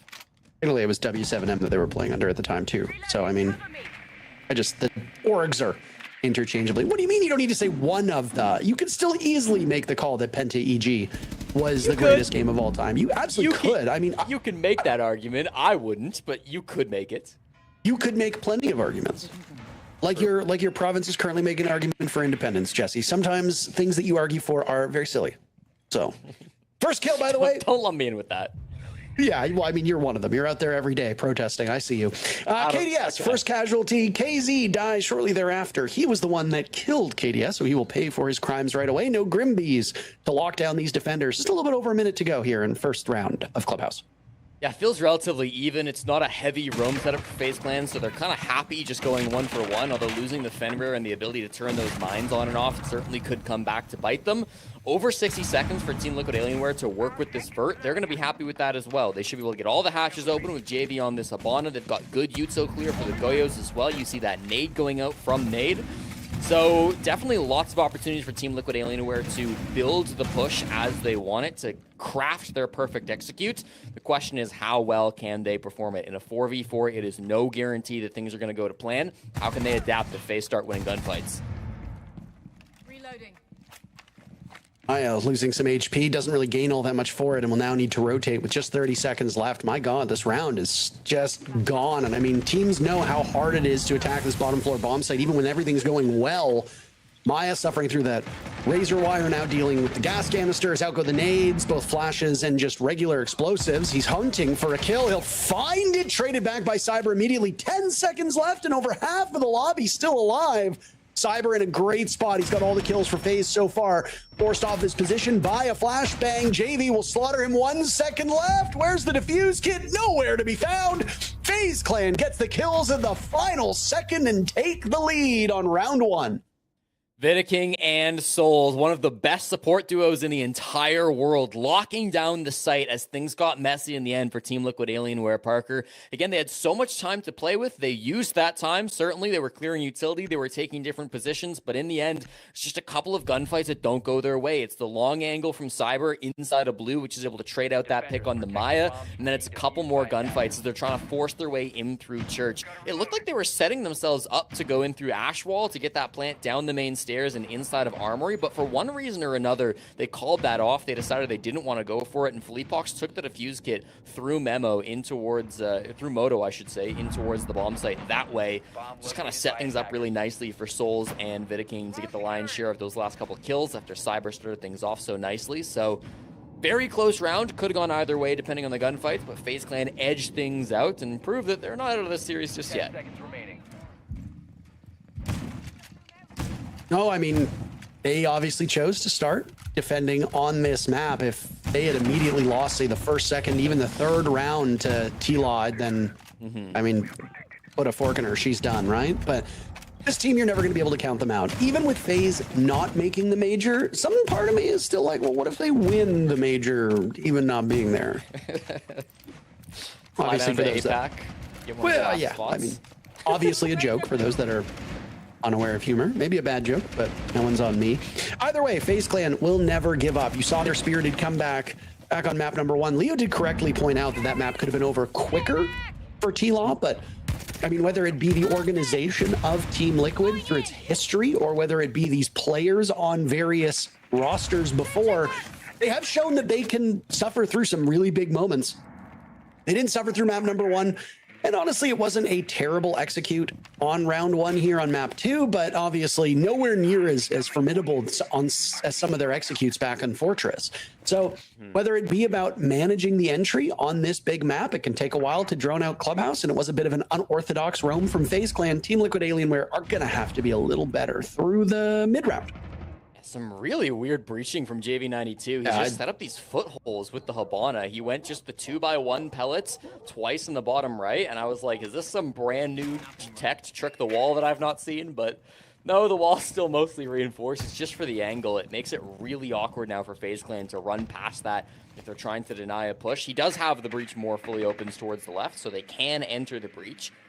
Those just to try to hold things down. The focus, of course, for Team Liquid Alienware is going to be Rafters. There's my magnets set up to try to stop this from happening. They banned out the Capitao as well, so it's really going to come down to these air jabs and the flash grenades. What can you do to stop this player in Rafters? I believe that's going to be KDS from stopping your entire push.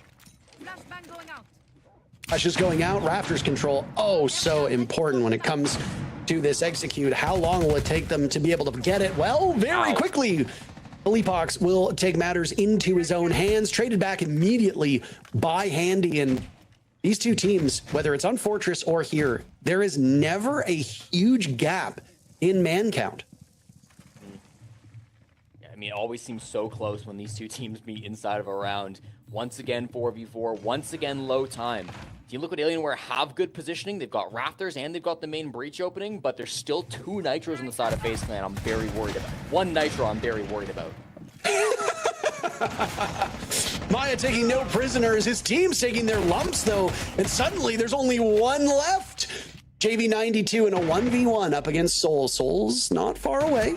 Right now playing inside a construction. My God, I don't know if that was just a prophetic shot or not, but he seemed to have a good idea as to where Souls was.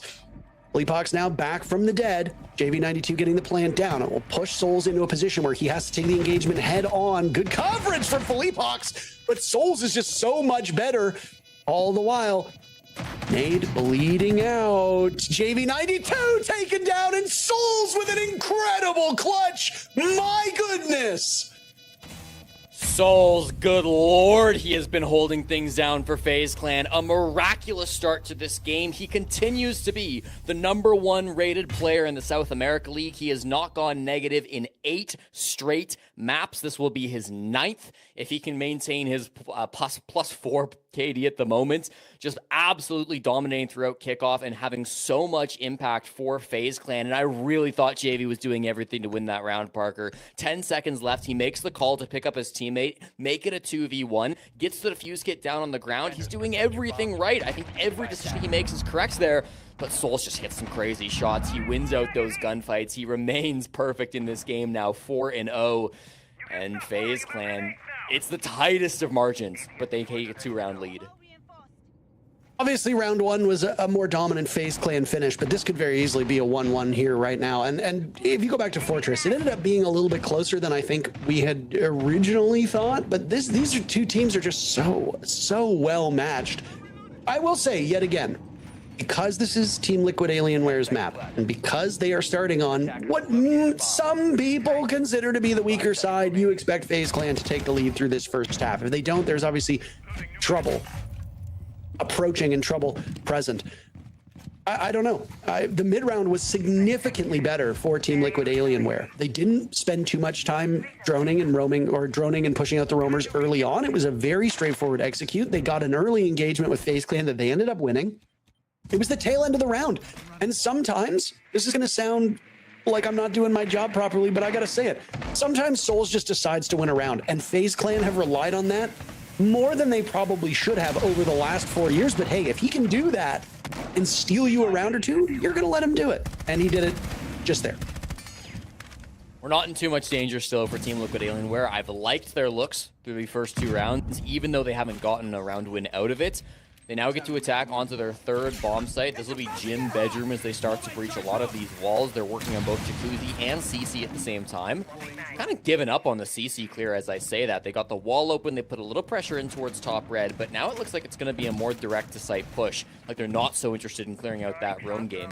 The wall nice and open, nice and big from that thermite. They've got a great opportunity to walk in there. They've got the Logi hatch open, of course, and they got the con wall open too. It's going to be a little awkward to play these windows just because you have not secured control over CZ. There's always a risk of that flank coming through.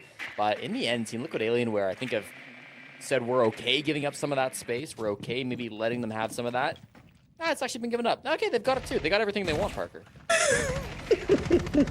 Never mind. Fleetbox walks in and says it's mine.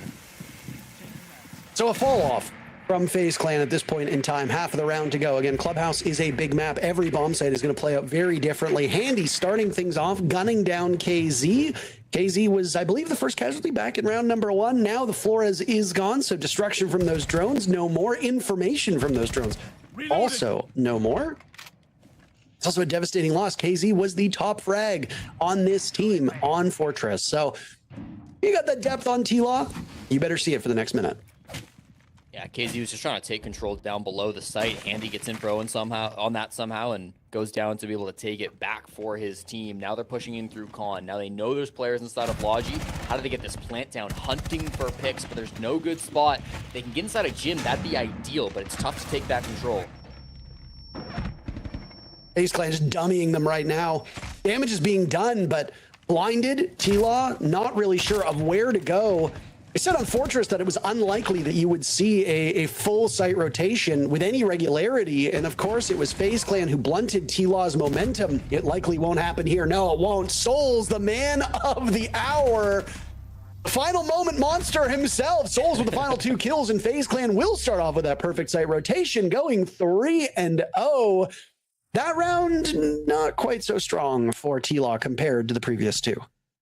Yeah, it's a 7-0 stat line now for Souls, and we are on pace to see the same score line at the top of the screen, too, with FaZe Clan perfect here on their opponent's pick of Clubhouse. They look so strong in these late rounds, Parker, and that's what it comes down to time and time again. You go to the last 60 seconds over the first 3 rounds, and I don't think there's been a heavy advantage for FaZe Clan ever heading into the last minute of the round. It always feels either very even, maybe even a slight edge to Team Liquid Alienware, but the site play from the anchors in particular has been so good for FaZe. They've been consistent in being able to pull these rounds back despite not getting some of the opening picks. It was actually Team Liquid Alienware who got the first frags in rounds 1 and 2. KDS the opening death in back-to-back rounds to start this game, but it didn't matter. FaZe Clan have just got such a strong site presence. They play around their utilities so well. They trade their teammates so well, and they were doing it with really strong information as well. Even that last opening gunfight that did go the way of FaZe Clan, it's Handy going down below and reacting to the information that he has, finding KZ, giving that advantage to his teammates. It's still that information which seems so much stronger for FaZe Clan.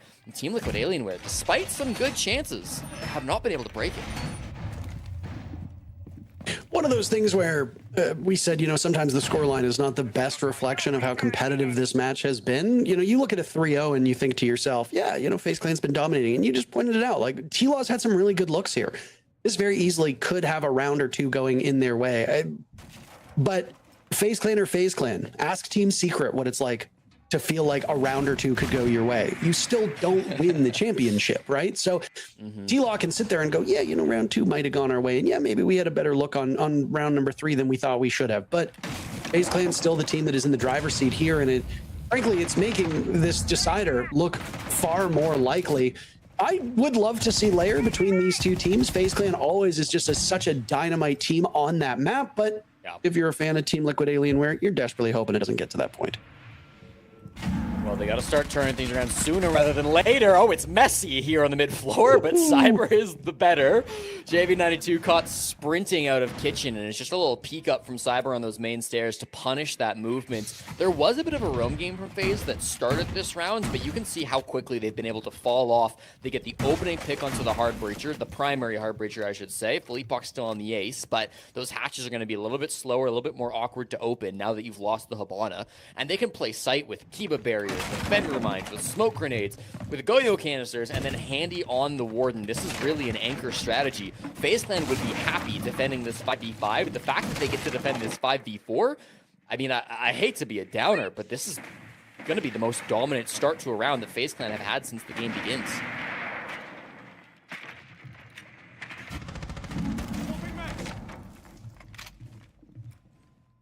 Not a lot of action given the timer, Jesse. Just a minute to go. JV on that thankless roll yet again. First casualty on the side of T-Law. At least it's not KZ. You don't want to lose the Ying that early on, and your hope is that all the hard destruction has gone from the Hibana. You still do have backup. I mean, look at how much you have. You've got the Ying with the secondary hard breach. You've got Ace with still one Soma in pocket. Yeah, I mean, it hurts, it slows them down, but they get everything they eventually wanted. They have to make something happen with these Candelas now. It's the only advantage they have. It's really all they have going for them, right? They've still got nades. Maya was by this Moto doorway, but the Warden of Handy is placed perfectly, and they're not expecting this. They weren't expecting Maya's swing either. Andy is absolutely dominated in that position. Vidaking tears through, fully pox, and now it's T-Law staring down the wrong side of a 3v4. Maya hoping for something over towards blue. KZ finding his footing. Down goes Vidaking. An opportunity onto the Fenrir. Maya will claim him.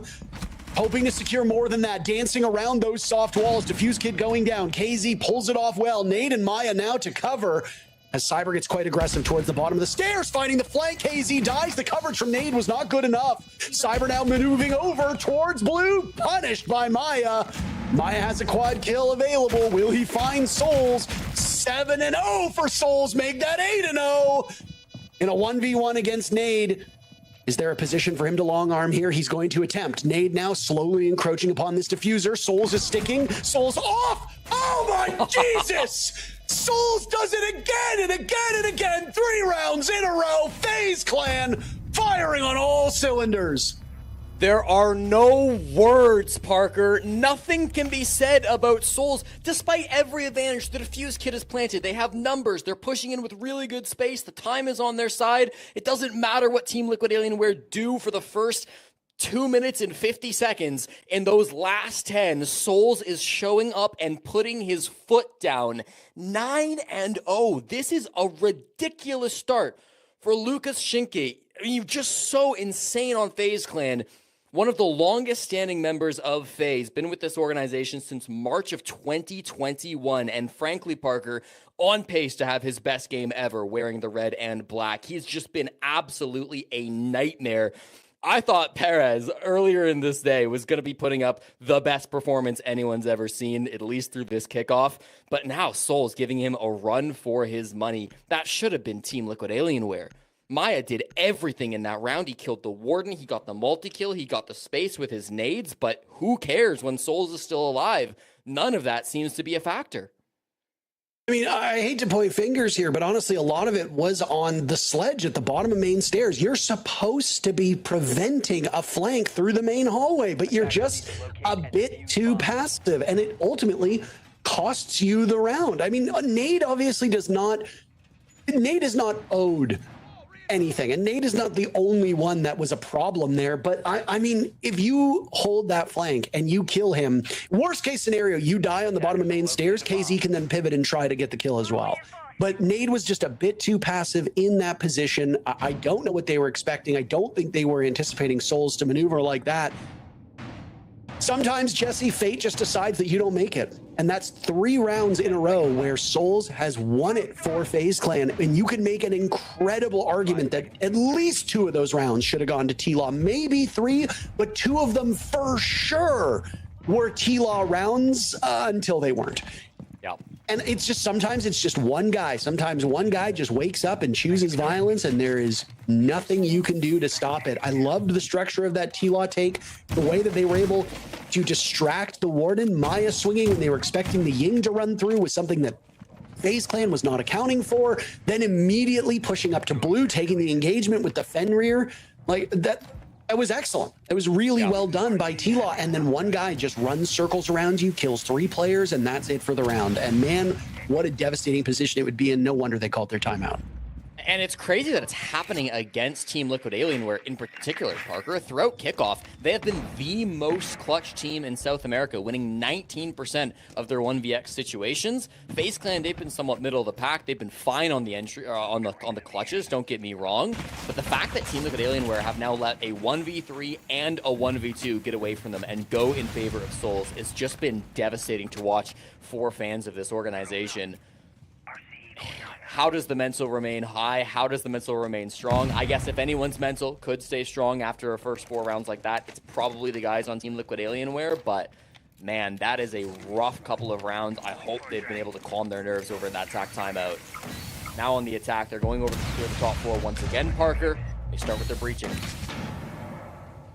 Diffuser going down really early on. JV92 surviving to the halfway point. Handy as the Warden. He was not successful in the previous round. This time he has turned things around. Vidaking now on the board. It was a rush strat that was cooked up by that T-Law timeout. I have to imagine it does not pay off. Vidaking very low on HP. Handy bleeding out, which makes it more winnable for these 2 guys left on Team Liquid Alienware, but Nate and Maya are trapped outside of the building right now. No defuse kit to be had. Still a minute left, and Handy has been retrieved. So, not sure how this one is going to play out. This might be one of the more dominant rounds that we've seen, which after the last one is heartbreaking for the Horsemen. Razor Bloom will go off, giving information to the defenders now of FaZe Clan, and a bit of a reflex test as Nade ascends up towards Catwalk, takes out KDS. KDS yet to find a single kill. Maya almost gets a double from that position, but the collateral is not to be had. Now it's Nade in a very precarious spot. If he goes to vault over, he'll be exposed. They managed to tag him with one of those gas canisters, the very last one, in pocket for Vidaking. Final 30 seconds. Now Nade up red stairs with 3 pairs of eyes from FaZe will be staring in his direction. He gets hit by the Razor Bloom, and Vidaking gets the job done. What a start. 5-0 for FaZe Clan. All hell is broken loose in the server. And thank God, Parker, I could go for a post round that I don't have to be glazing souls, all right? It really didn't have anything required of him that time. It all came back down to Handy. I'm amazed how much value Handy got in the midst of that round. He's playing the Warden. He's playing at top red in that position. He gets pinged by a Lion scan as soon as that rush starts. They know exactly where he is at. And then instead of just playing passive and trying to cover the plant, Philippox makes the call to push in through the smoke and take the 1v1 against the Warden. I believe, and we didn't see it from his POV, so I can't say for certain, but because he's the one pushing into that angle, his scope likely had less ability to see through that smoke, putting him at a disadvantage, letting Handy kind of win that duel of the 2 operators on each side that can see through the smoke. As soon as he kills the glass, he has free reign to kill the guy planting inside the smoke, and he just stops that rush as soon as it started. Gets 1 more kill late round for the triple total on the round. Handy really does everything to shut down that rush, and you start to think, hey, man, Soul started this game 7-0. KDS might go 0-7, but in the end, 7-0 looks like it's going to be the end of the scoreline if Team Liquid Alienware cannot find some answer better than that. T-Law's in free fall. This is your own map. This was supposed to be your victory lap. This was supposed to be, you took FaZe's map, and now you're in terrific position to be able to close this out and make your case for why you deserve and warrant that final spot at Salt Lake City, and yet that's not there. I mean, obviously there's still plenty. There's 2 sides to Siege, number 1, and number 2, there's plenty more Siege to be played, even if you bottom out on Clubhouse. Mentally reset, prep for Lair as your decider. But any celebration that was had on Fortress after that stunning result, part of me sees stuff like this, and I always wonder, did we get the map bans wrong? I know we did not get them wrong. Yeah. But you have to wonder just a little bit. So, a bit early for Team Liquid Alienware now, Jesse. 2 minutes up, and oh my, there goes Vidaking. The Warden was a thorn in the side, immediately traded back. Soul's answers. So, at least FaZe Clan know that this could be a quick one from T-Law. Cyber goes down now, too. They certainly have information. Excuse me, Handy break dancing on the ground. KDS trapped over by weight room. Some heavy lifting now to be done by KDS. Inside of construction, slaughtered by JV92. Finally, Team Liquid Alienware on the board. Some sighs of relief on the player cams as they hope to get this ball rolling. Well, it took 6 rounds, but for the first time, KDS gets a kill, and for the first time, Souls gets a death. It's nice. It prevents the flawless half, but this has still been dominant from FaZe Clan. Let's hear what our desk has to say about what we've seen so far. Thank you very much, gentlemen. Yeah, it seems like, Leo, we have a flip of our very first map here on Fortress when it comes to Clubhouse, how the performance has been, and really the Souls Glacish that has been going on so far. I mean, when someone goes 10-1 in one side in 6 rounds, I think you have to praise him. It's also the kills, it's the 10 kills at the last moment in the round. It's not like if he was going in entry. It's literally these kind of rounds where, round 1, 3v3, very winnable for Team Liquid Alien, where it was actually a 3v2, and he gets a double kill. In this one, it's a 1v3, one guy's injured, gets the kill here, and gets to play aggressive, or again, against one of the last guy covering the diffuser, and manages to win that one. And it's just, you're like, okay, that's 2 rounds. He just saved 2. He cannot save more, right? And it just kept on going. I felt like in general, FaZe did a great job at playing towards the late round. You can see it in many of these rounds. It's down to a 4v4 or 3v3 in the last 20 seconds. It's clearly the game plan from Team Liquid, but the problem is they're not at the advantage here. The defense is. And when you have such a good player like Souls1 in the backline, he will keep on delivering the right kills. And in this one as well, man, like, that's just another clutch. Like, he should not get away with this. Incredible. Like, just a perfect player, a perfect backline player. And honestly, Team Liquid must be hating themselves because they play things properly. And should these clutches go in a different way, not only could this be 3-3, it could actually be 4-2 on their side. Instead, they're switching to the defense here, and they're 1-5 down. Well, this is the moment to try to bring this back from Team Liquid Alien, where maybe we'll get a map 3 out of this, which I'm just going to put my hands up and say it. I really hope that will be the case. But I'd like to have a closer Clubhouse. We talked about it before we started. Clubhouse is all about fundamentals. Go back to them, Team Liquid Eleanor. Show us what you got, or else FaZe are going to run away with it. Gentlemen, on the cast, back to you. Much appreciated. I mean, every matchup is anybody's guess as to who will come out on top. You've got the defending world champions in here, 2-time world champions, and back-to-back world champion finalists, technically. The road that has been paved by FaZe Clan is quite long and is littered with trophies and accolades along the way. Obviously, qualifying for a major should be low-hanging fruit for this team, and yet they find themselves in the lower bracket with their very final opportunity to make it to the Salt Lake City Major hanging in the balance. As you can see from the top of your screen, Team Liquid took map number 1. That was FaZe's map. So Team Liquid Alienware in excellent position heading into Clubhouse, their own choice. And yet the scoreline shows you what has happened. Now, again, it's one of those scorelines, Jesse, where the 5-1 does not necessarily show total dominance from FaZe Clan. I do think there is a world where this could have been a 3-3 first half. So you have to mentally overcome that, and now you hope that you go on to the better side. You just saw what FaZe Clan could do defending. Now it's time for you to do the same. Yeah, I'm worried still for Team Liquid Alienware, though. FaZe Clan, they've played twice on Clubhouse throughout this kickoff so far. Once, of course, against Team Liquid Alienware, where they did lose. But in both of their games, they really found success on the attack. They've played 12 offensive rounds on Clubhouse since the season began. They won 75% of those, so they've had a lot of success, 9-3 attacking on Clubhouse since the season started. Certainly going to be a tall task, a bit of a small sample size, you could argue, and that's maybe the one string of hope that Team Liquid Alienware will hold on to, but we have to play the games out. We can't just look at the stats, of course. We've got to find some way for Team Liquid Alienware to break through on this game. Starts with a very heavy roam here on the bottom floor. Lots of cool stuff coming out, from the Goyo canisters to the mirror windows to the castle barricades as well. Not all of it brand new, but certainly some of it showing a bit of a different look that we haven't really seen before from Team Liquid Alienware.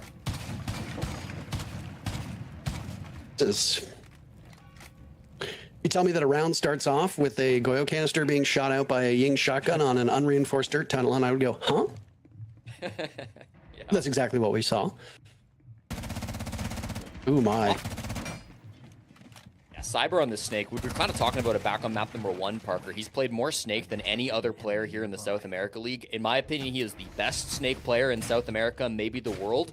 You can see it. He's calling for his teammates. He's trying to work these picks, despite the fact that Souls ends up as the opening death.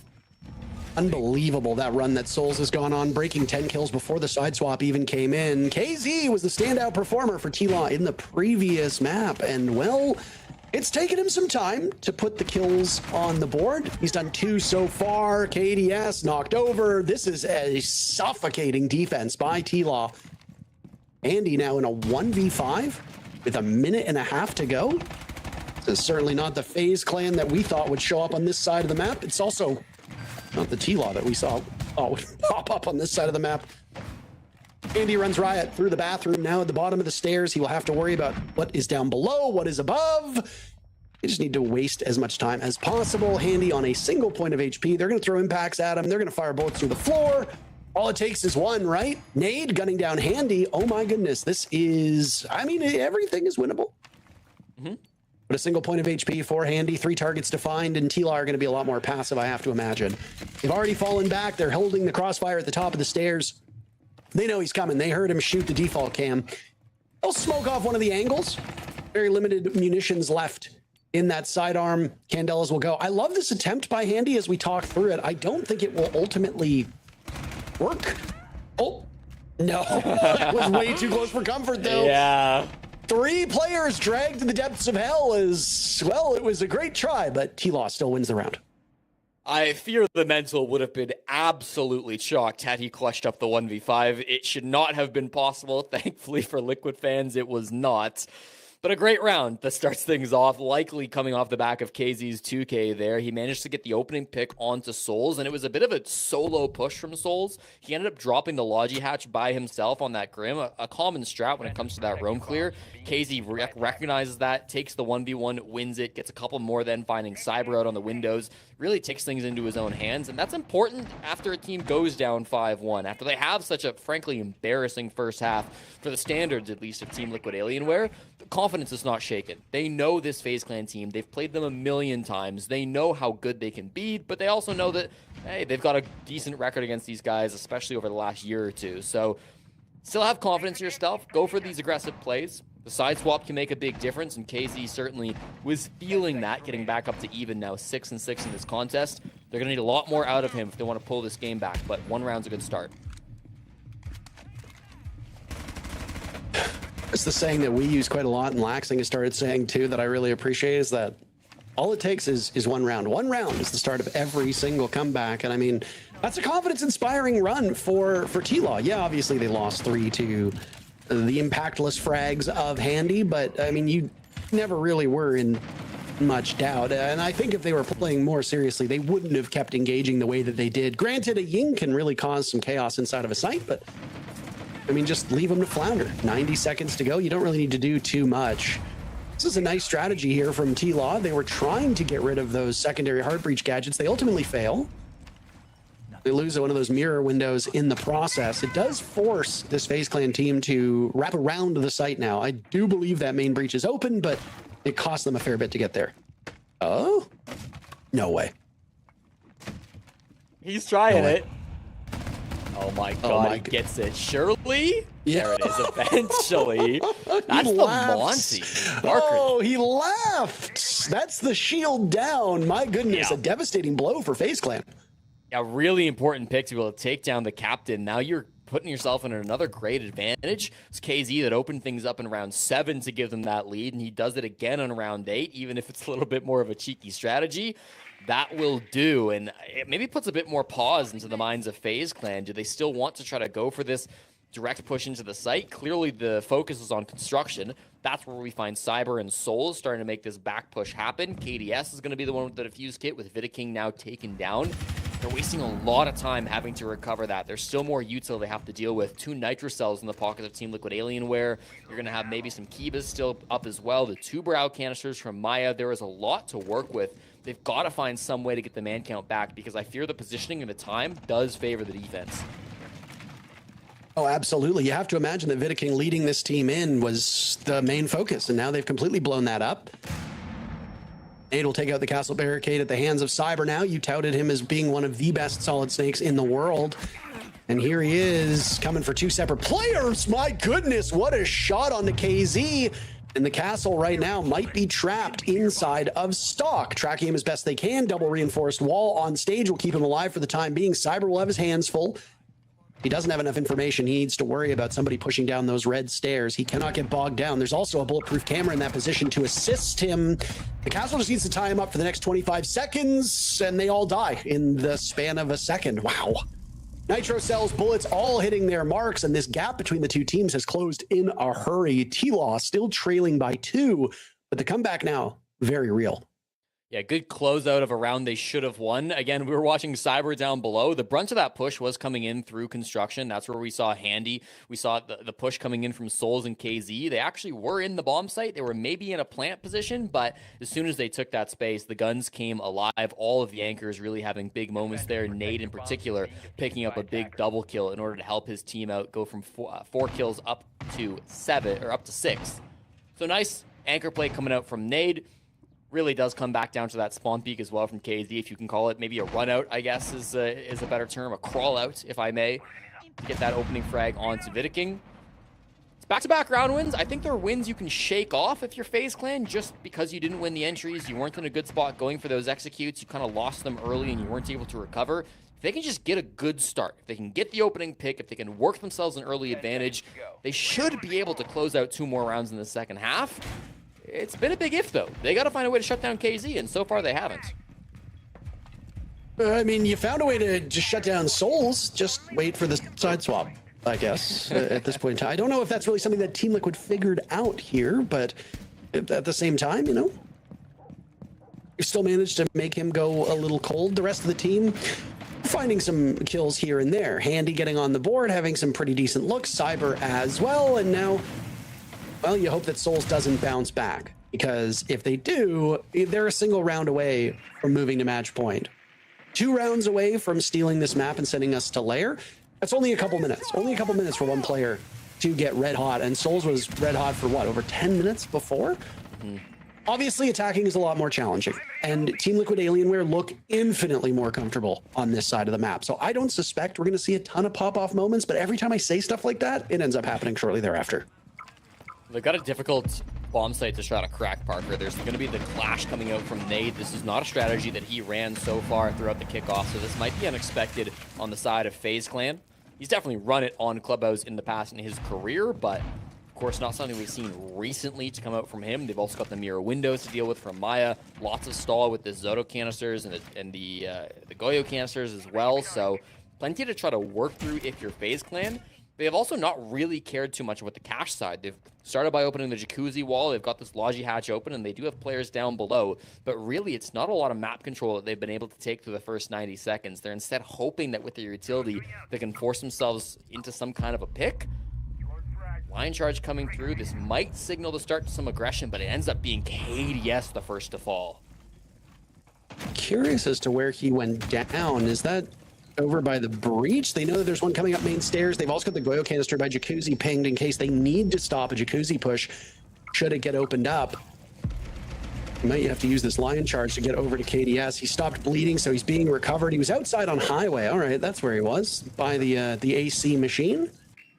Vents, whatever you want to call it, depending on where you live. So they've got him back up, but the problem with the Blackbeard is that a single bullet that hits you outside of your shield will down him at this point. He's still in a very favorable spot. Now, looking at the hatch, over Logi, Nade taking an awful lot of damage. He's actually lower HP than KDS, and there's Handy finding a blind spot, pushing up the stairs, charging on in, traded back, Cyber a kill to eliminate KZ. FaZe Clan coming out ahead here, still trading. The clash, though, of Nade, entrenched in bathroom, fighting back. KDS, what little remains of him, and Vidiking to clutch out against Nade. They've got him trapped in this position. He'll break his own shield. You have to wonder who you're going up against. It's Vidiking, and he doesn't miss. Match point, or well, map point, technically, for FaZe Clan as they stop the bleeding, maybe permanently, but at least momentarily here on Clubhouse. And I think it's a really great example of how an entry duo can work together to crack around wide open, Parker. It's Cyber and Handy, the primary entry players for FaZe Clan that work their way up the main stairs. Usually when you're pushing gym bedroom, it's rare to have one player on the bottom floor pushing up main. To have two was completely unexpected. So it starts with Handy. He gets that initial frag. He opens the door. He does get traded out as he tries to push into Logi, but they have no idea that Cyber is right behind him. Gets 2 critical kills in the midst of that push to tilt the man advantage over in favor of FaZe Clan. Does eventually die to the clash, but he's drawn enough attention. He's gotten enough damage down onto the defenders that his teammates are able to clean things up. Nice little frag at the end there from Fleet Box. You said it, not missing for, from FaZe Clan. Not missing those frags. They come on through. Vidiking, the other captain, getting a really big final frag. And it puts himself in a comfy position where now the next 3 rounds will be rotating through 3 different bomb sites, and they just have to win one of them to force a third map. And Lair will await us. And Lair obviously having quite the history with this FaZe Clan team. It will potentially now determine whether they miss their first major in 4 years' time. That would be insane to think about. But let's not kid ourselves. Both of these organizations, huge in the gaming world, huge in esports, huge in our scene. They've been here since basically that first gold rush occurred back in 2018 when all the big orgs started to take over from the smaller ones that had supported Siege through its first year and a half. They have supported their teams in Brazil, and FaZe Clan in particular has kept this roster for so long without making many changes. Team Liquid Alienware, admittedly just as loyal to Nesk, keeping him on that roster for the entire run until he retired, now picking up what used to be the W7M, then became Furia roster, and just keeping Maya on board as Herds opted to stay with Furia. And hey, if you're a fan of Furia, the organization, congratulations. They've made it to the Salt Lake City Major. They qualified yesterday or just a couple days ago, depending on when you're watching this. So kudos to them. Now it comes down to these 2 giants. One of them makes it, one of them doesn't. FaZe Clan looking to take T-Law's map, as T-Law had done to FaZe Clan about an hour ago. Can Team Liquid Alienware mount this comeback? 3 rounds is what it will take, 3 consecutive rounds. So they have to double their current total. It's a lot, Jesse, but it's happened before. We've seen crazier comebacks from these players. Don't need to remind anyone of the Sao Paulo SI Grand Finals. They're against the same opponent and in the same city, so it could happen again. If it doesn't, bit of an embarrassment with their old organization, Furia, qualifying and them missing things out. So they would desperately like to avoid such a fate. It's always tough when you're up against the world championship, or the world champions, I should say. I'm blabbering a bit because it's a very passive hold from Team Liquid Alien, where they're not really interested in engaging in these early roam clear operators. They're deciding, listen, despite the fact that we got the better of Cyber previously, we don't want to challenge him on this snake. They've given up this control, and they're happy to play the 5v5 post or hold because they've got so much utility. They've got Valkyrie camos, they've got Goyos, they've got Kibas. Bit of an opportunity there for the Warden to make a play, but as he finds a Monty, he's just going to rotate on back. There's no effect there with the space just being taken for free by Vidiking. Final 60 seconds, and they can really go for any push they'd like. This is where you take a deep breath for fans of both teams, and you just wait and hope for the best, right? Handy now, sidearm, walking his way through escape tunnel, doing the opposite of what the name of the tunnel would suggest. He doesn't want to get out. He wants to get in so that his team can then escape this map, head on over to Lair, and hopefully escape the series. Out go the Candelas. KZ reads that one so well. He's got JV92 side by side, and KZ will now take those smart glasses on the Warden, look towards where the execute might be unfolding. The bottom of main stairs over on church side. Solid Snake is Cyber giving information as KDS gets on the board. He hasn't had a lot of kills so far in this series, but he's making up for lost time now, finding high impactful kills. Vidiking in, finds Nade, gets the down, can't do much more than that. A 3v3, time running out. At any point, Vidiking, you need to get that diffuser down. He'll attempt it. Still 2 players watching from FaZe, and they force him off of it. T-Law surviving for another round, drawing us ever closer to overtime. And just barely able to deny that plant. I'm checking who it was. I think it was Maya. No, it might have been JB92 actually with the TCSG, just barely getting enough damage. He was the one playing inside of escape tunnel, comes out, stops Vidiking from getting that plant down just under the kitchen hatch. It is a matter of seconds, but in the end, it's good enough for Team Liquid Alienware to stay alive in this game, bring themselves up to the 6-4 stat line, and force attack timeout out of the side of FaZe Clan. They're still in a dominant position here, Parker. I would say they're still the favorites to win this map, but clearly feeling a bit of the pressure. That push got very low on time. We said they were happy to defend that 5v5 on the side of Team Liquid Alienware. They did just that, but FaZe Clan deciding it wasn't good enough and wanting to talk with their coach before they move into these final 2 rounds of regulation. Crazy stuff here. And I mean, El Clasico is a title that is used for a lot. Let's be honest here. El Clasico appears in a lot of other media, a lot of other sports, but when it's FaZe versus Team Liquid, whether with Alienware at the end of their name or not, this is always a match to watch. And when you get 4 of the 5 potentially best Brazilian players to ever play this game, and you keep Maya, a player who has always been good and was somebody you sought out when that old iteration of the Team Liquid roster with Nesk on it was still hoping to compete, well, good things can happen. And this is a very, very competitive series. Scoreline shows you that FaZe Clan has been better. But again, and I hate to harp on this point, there are at least 2 rounds in that first half that really could have gone the way of T-Law. And that would make such a big difference here in this series. But you don't play on hypotheticals. You don't play on shoulda, coulda, woulda. You play on what is. And right now, FaZe Clan is on map point. Lair, the tiebreaker, of course. And then if Team Liquid Alienware is able to persevere on Clubhouse, which still remains possible, they get the final Salt Lake City major spot in the SAL kickoff. And they will be the 4th team from Brazil to make it to American soil. FaZe Clan hoping for the reverse sweep, and they are 1 round away from getting half of that job done. Souls climbs to the roof here on Clubhouse, and it is worth mentioning, Parker. He starts this game 10-0 on the kill feed, 10-5 now after 10 rounds have concluded. So you're starting to see that slowdown. Since the side swap, he's not found even a single frag. And he's the only reason FaZe Clan are even in this series still. If he doesn't pop off, I think there's no doubt that Liquid Alienware would have already won this 2-0. The fact that he's gone quiet, I don't think is a coincidence with Team Liquid Alienware's comeback through this second half. He's on the sledge here, he's got the diffuser, he's opening up these castle barricades. His goal here, Parker, is to get a plant down just inside a gym. He eats a bunch of damage from a nitro cell, and that could be devastating as he does eventually want to go for this play. At the same time, his teammate, Handy, will die to Philippox down in the basement. So this push, while it started off with some strong ideas, has started to lose a lot of its teeth. They got to find some way to get this man count back. We're not even 90 seconds deep. I mean, we can finger point at Souls a lot. I also think part of it is his roles. I mean, the reason why he was getting all those kills back in that first round was because he's the guy who's usually last alive on his team.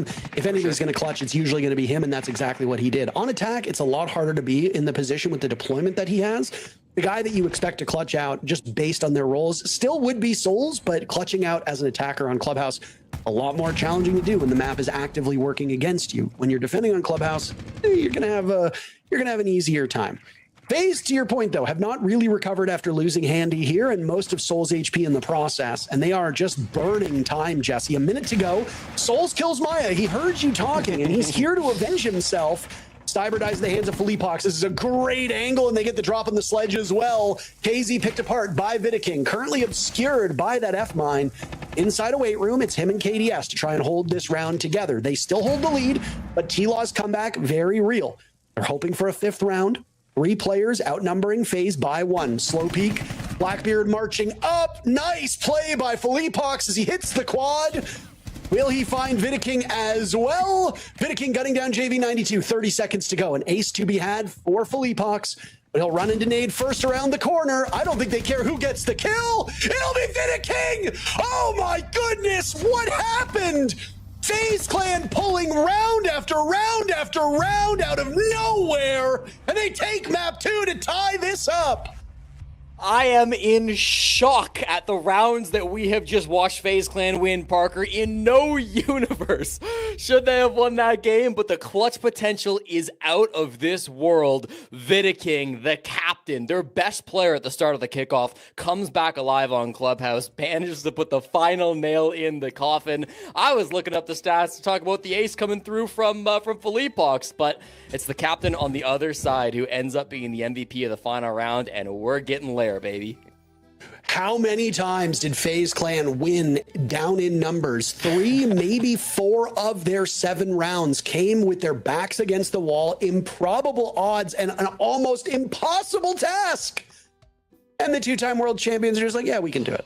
Again, speaks to how calm and collected this squad is. What an unbelievable series so far. And we are treated to 1 more map between them. A best of 1 on Lair awaits us. Winner goes to the major last spot in Brazil to make it through kickoff. Is it Team Liquid Alienware or FaZe Clan? We'll find out in a couple minutes. It is go time. We are finally back. All right, everyone. Siege is back, and it comes with a brand new competition, the South America Kickoff. Now, hold on. Don't worry. This time, there's no crazy format or weird gimmicks. This is basically an extra opening split. But it matters a lot because this is where teams will fight for their spots at the Salt Lake City Major. And yes, we'll still have 2 more stages in SAL. But that's a story for another video. Now, first things first. We've got 2 new teams joining the top tier of Brazilian Siege. INTZ is back after a 3-year break, and Imperial is making their debut in the scene. Both earned their spots through the Challenger Series, so now we've got 10 teams battling it out in this kickoff. But the format for this opening stage is a little different. We have 2 groups of 5 teams facing each other in the best of 1 matches. Same system as always. 3 points for a clear win, 2 for an overtime win, 1 for an overtime loss, and 0 points if you get completely shut down.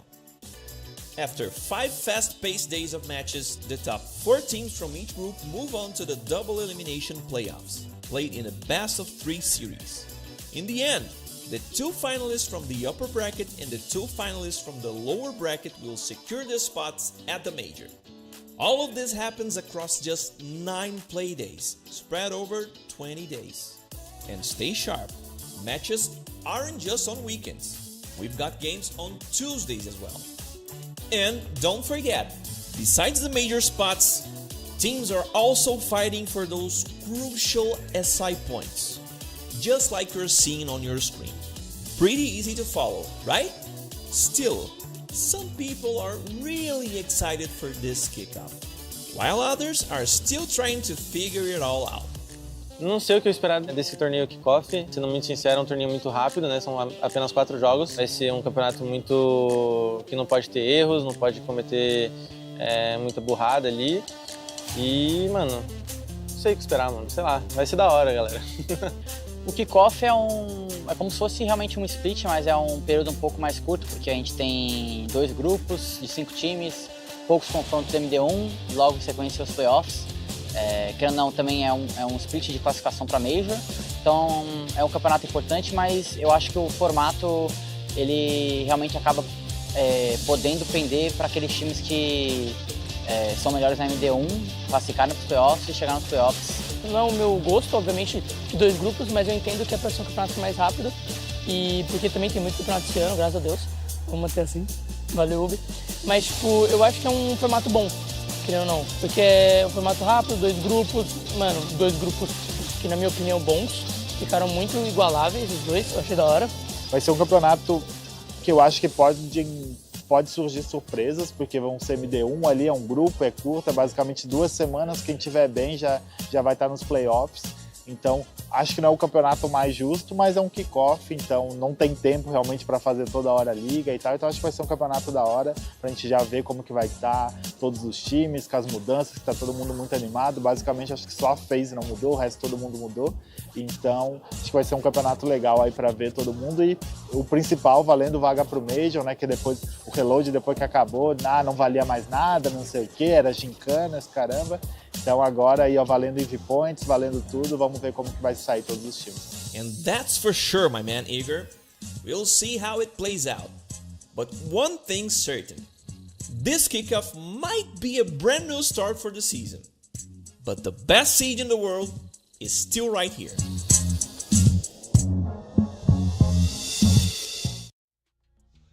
Welcome back, my friends. We are all tied up. You want an exciting match? You wanted a Classico? By God, you're going to get it. And Leo, we got all the action on Clubhouse. Second half, the comeback from FaZe to close it out. What a final kill also. What a final play from the king himself. The last time we saw these two play on that map, it ended up in a 7-4 victory for Team Liquid Alienware. It is a 7-4, but this time for FaZe Clan. What was the win condition last time? Incredible individual plays. What was the win condition this time? Incredible individual plays, but this time on FaZe's side. How many clutches can we see 3 of them absolutely crazy. An incredible start for Souls 1 on the first 6 rounds, but after that, the rest of the team picked it up. And I want to praise Team Liquid Alienware. I feel like this time again, they're in control. They are the better team overall, but they just kept on getting clutched on. If that map has such a different meaning. If they don't throw away a 1v3, a 1v2, and another 1v3, we're looking at the 7-4 on the other side.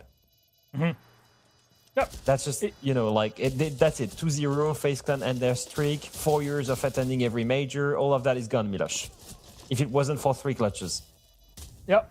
And it shows you that both teams, this is not just about big plays, because those are clearly there, right? But there's a lot of tactics and strategy behind the moves that are happening, behind every position that is being taken. And then to save you from a tactically lost situation, somebody is going to go mental. They outplay everybody else. It's not like somebody's making a big mistake. It's just you're being outplayed, and they're doing it to one another constantly and consistently. This is what makes these two teams so fun to watch. These are one of the games that, as a player, but also as a viewer on our end, it's what makes you realize how much and why you love Pro Siege so much. Because this is what we live to see, Leo, this caliber of play. Yeah, I mean, some of these rounds, I think, if you had to keep one round for this game, just look at the last one. I think it summarizes everything. Team Liquid in the lead because they are the better team strategically, because they're in control, because they do everything the right way, up until the very last moment, where look at this. First kill, second kill, third kill. FaZe Clan comes back with an incredible 1v3 on the back of an incredible gunplay. I mean, this is one of the reasons why this team won 2 SIs, right? They have some incredible players. Souls 1 and Vita King, by the way, the 2 best performers on that roster for the entirety of Kickoff. Vita King, for the longest time, was the best rated player on the roster. Then Souls 1 took over. The backline still performs the best way. But look at the bottom of the scoreboard on both sides, by the way. What did we mention in the pregame? JV on that flex role is struggling to adapt, is struggling to find the kills. Is playing more utility beta operators, but at the same time, I'm not sure that is enough of an excuse to drop that significantly in terms of statistics. On the side of FaZe Clan, KD is still struggling really hard on both of the maps, still struggling both on the entry and in the fragging department. If we look at the overall of the first 2 maps, you can see him 7-20 right now. And despite all of this, it's still 1-1 for JV, also struggling, the 2 of them. If I'm looking at Lair, Milosh, I'm looking at these 2 to step up. Absolutely. And as you see, mirror results for both teams on both maps, Fortress and Clubhouse, 7-4, 4-7, and Lair is to close things out. Now, statistically speaking, is there a team with a bigger advantage going into Lair? I will be checking also the starting side for both of our teams. If I'm not mistaken, it should be Team Liquid starting on defense on Lair. Yeah. I was just wondering what is... I need to check the rule book, because both of these teams have the same round differential. So I don't know how... Maybe it was a coin toss, or maybe it was previous head-to-head results. I'm not sure. Who and how they decide the side now. I'm not entirely sure, to be honest, that starting defense is such a big advantage on Lair. I do think that both of the teams love to attack it. They have proven very efficient on it throughout the last year. So I'm not too worried about the starting side. The main thing to me is, on the side of FaZe, I would love for them to rely less on some incredible miracles to clutch their way into the game, and more into their strong suits, which basically is team play, cohesion, strategy.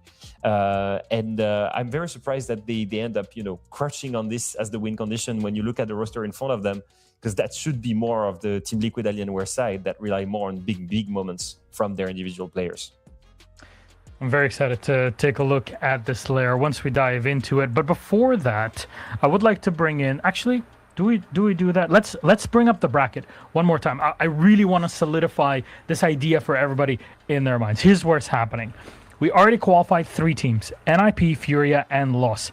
However, there is still one more team that can join the other 3 at the Salt Lake City Major. But only one of Team Liquid Alienware and FaZe Clan can do so. And even then, Leo, making it to the final doesn't mean that you get an easy time in Salt Lake City. Yeah. So 2 things to note exactly. First thing first, obviously you want to make sure you win that map and make it to the major. That is obviously the ticket. Now, the main thing is when you do that, you not only secure the ticket, you also secure a certain amount of SI points. Now, why does this final matter in the lower bracket? Well, should you lose that final, you become the 4th seed of SAL, the worst team of SAL going into the major, and you will start the major in phase 1, which means that you will start with 7 other teams. And out of the 8 teams in phase 1, only 4 are making it to the phase 2 of the major. Half of the teams are eliminated early. And directly coming from EML, the multiple 4 times grand finalist of many majors, Falcons are waiting for you. 3 CNL teams will be waiting for you. So there will be some challenge in phase 1. So you do want to make sure that after you win this match, you also win the lower bracket final for SI points, but also to guarantee yourself a spot in phase 2 of the major directly. And that is a conversation for after this match, because then we'll be focused up on that final. One final map, though, to determine the 4th team that qualifies to the Salt Lake City Major. Our game is all set and ready. Both teams excited to get locked into Lair. We'll send it to our casters then. Intero, Jesse, my friends, please enjoy. Oh, we're going to enjoy it. I have no doubt. I've enjoyed the first 2 maps so far, my good friend Gassan, and I have a feeling that old birthday boy here is very happy that he's getting quite the gift. That is an El Clasico, because ain't nobody expecting the end of that second map. Here we go to Lair. Jesse, and what are your expectations for our tiebreaker? I really have no clue, Parker, and I know that's not the answer you were looking for, but with the way this series has gone so far, it's tough to call. I will agree with the Des that I think Liquid Alienware have been the better team as the whole. I think strategically they outplayed them on map 1 and frankly outplayed them on many respects in map 2 as well. FaZe Clan, though, they've been the difference maker. They've had those last-second clutches coming up from their support duos, particularly Souls and Vidiking, the star players of FaZe Clan, who have been able to step up and keep them alive in this series. So you really don't know if more of that's going to come out, especially here on Lair, a map that has been historically dominant for FaZe Clan, a map that Liquid got 7-2'd on to NIP earlier in the season, probably their worst loss that they've suffered since joining this Liquid organization. So it's really a toss-up in my mind, Parker. I've liked Liquid more today than I've liked FaZe Clan, but all of that could change here on our final map. I mean, I know that no team ever deserves a spot, and sometimes the better team just doesn't win. You know, some people disagree with that phrasing, and some people say, well, the better team is the team that always won because objectively they won, therefore they're better. And it's like, yeah, I can understand where you're coming from. Maybe they were objectively better in the round sense, but there exists a scenario where if this goes into overtime and FaZe Clan perseveres, depending on the caliber of this match, the better team, if it was Team Liquid Alienware, could honestly lose. And the team that just had a couple bigger, more fortunate moments that are not things that you can easily replicate. A lot of those clutches do not happen half the time that we saw on Clubhouse if you give that opportunity for it to happen yet again. So there is a possibility that one of these two teams losing could absolutely say, well, we were the better team. You can say you're the better team all you want while you're sitting at home on your couch and your opponent plays in Salt Lake City to try and be that major champion. Either way, it has been a pretty even contest so far. Who comes out ahead on Lair? This is a map that has a lot of history for both of these squads. Of course, the Team Liquid Alienware team back when they were known as Furia, and of course, FaZe Clan. And oh my goodness, Cyber takes out 2, only felled by the Nitro Cell. Thrown up, but Maya and Felipox are gone. It's a beautiful entry from the duo of FaZe Clan. It's Handy and Cyber, who have worked well together all series long. Now they put them into an awkward spot on the side of T-Law. KZ feeling the pressure, gets tracked by the bees and tosses out some of those toxic babes to relieve just a bit of it. Information continues to flow, though. Handy has got this track onto the smoke. This nade will force him even farther back onto the stairs. He's now used all 3 of his toxic babes. There's over a minute left on the clock. KZ has so much more work to do. Rimby's going out. KZ taking matters into his own hands, stopping KDS in his tracks. Now it's Souls marching up. Still got one pocket, or still got one set of those bees in pocket. Nade takes one down, traded out immediately as Vidiking and him in a perfect trade. Nobody survives that encounter. KZ on the swing. They've got Souls lined up on the stairs. Surely he doesn't do it again. Souls with some absurd moments. If he pulls off a 1v2 here, I will eat my hat. I'm not specifying which hat, and I really don't want this to happen. 30 seconds to go. He's got plenty of time. Throws the drone out. No way. Oh my God. You gotta shitting me, man. What do you even say here? What do you even say here? How does it happen? Souls is the most clutch player on planet Earth right now, Parker. I don't know how he does it over and over and over again. But somehow, even in the most unwinnable of situations, Souls finds the 1 in 10 million universes where he comes out with the win. That should never be happening. But he's got good information. He knows exactly where both players are on the pings. And he brings out the secondary because he knows that he's going to have to get quick gunfights. He won't have time to transfer the spray. The bailiff is genius there. You definitely could make the argument that KZ and JV92 did not need to take that fight right there. There was 30 seconds left and the defuse kit was downed. Souls maybe could have gone and picked it up. You can make debates. It was dropped over in ops, though. So he would have had quite a ways to go take it. You maybe could have gotten a better gunfight, but, bro, it's still a 2v1 close quarters. You've got a smoke shotgun on one hand, and then the secondary from JV and the Thorn on the other. They should not have been losing that. But Souls just does things that nobody else can do. He just wins rounds that should not be mathematically possible. And despite how Team Liquid Alienware played that, it really comes down to Souls just doing ridiculous shit. I mean, you said it.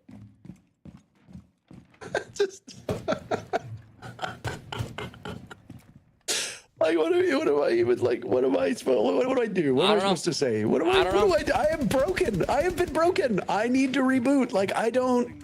Can I say, we've talked a million times about the clutches. They also had really good entry, and that was something they had well on Clubhouse as well. Beside from the clutches, Cyber and Handy worked really well to clear ops. You saw Cyber walking in, Handy played the Deimos down below. It was a really cool strat to get that control, get that open in 2K. I thought KZ made all of it irrelevant with his play over towards lobby stairs, but there are really strong fundamentals in the early game that are setting themselves up for these clutches that are giving the opportunity over towards Souls, even if it is his miraculous play that closes things out in the end. It's a remarkable day for Souls so far. Any deficiencies that he had attacking on Clubhouse, papered over by the defenses he had before that, and now the moment that he had in that previous round attacking. I did like the double swing from T-Law. I don't think it was strategically a poor idea. It's just a bailiff at such close range. You think a bailiff's going to kill two people? What are you, insane? And obviously the answer is yes. Souls with his third clutch today in a situation where he shouldn't have any of them. And yet he has all of them. Just really incredible stuff. And again, this is the type of thing that makes you champions. When you have players that can do that, that is what makes you the best of the best. There are just these things that we can't explain. You can talk about strategy, talk about drone work, talk about entries, but sometimes a guy just eats his Wheaties and kills everybody. FaZe Clan making up for lost time on map number 2. Obviously wanted to get to Lair much faster. They'll start off with a pair of kills, and it's the same two suspects on T-Law. Maya and Philippox have not been able to play this game very much here on Lair. They'll have to wait till the third round. Yeah, really nice blitz play to get that space coming out from Vidiking. At the same time, KDS finds a pick over towards reception. KDS is one of those guys the desk wanted to see stepping things up, and he does finally get an opening pick now here in the map. 5-2 as Handy finds another one onto KZ. It will be all onto Nade to clutch the 1v5. He got damn close on Clubhouse, but this one also seems very unlikely, Parker. Yeah, I mean... Oh, he barely... The Goyo canister nearly stopped that plan. Almost. Yeah, almost stopped it. They don't seem to really know where he is, and at least the suppressed shots will hide his position for the time being, but they're just going to dogpile him. Handy killing his brother, some sibling rivalry in FaZe Clan, off to a terrific 2-0 start.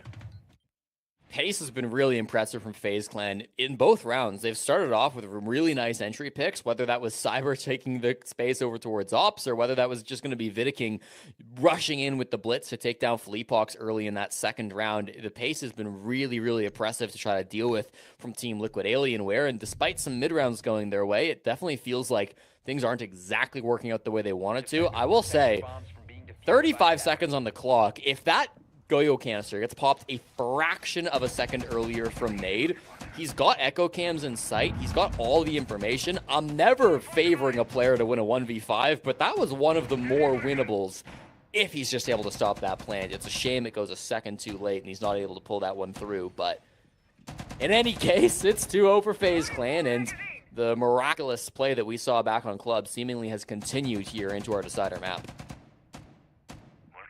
FaZe Clan woke up and chose violence, compelled by individual performances. Souls, obviously a huge part of map number 2, carried round number 1 with that incredible moment.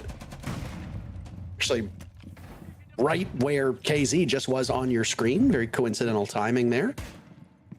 Question for me will be, what of Maya and Felipox? You noted it. A terrific entry for FaZe Clan so far. They've been able to enter as quickly as they have. It looks like we're going to get a rehost here, so I'm not sure what exactly was going on, but maybe a bit of a benefit timing-wise for this T-Law roster, as these first 2 rounds have not gone the way that they were hoping for.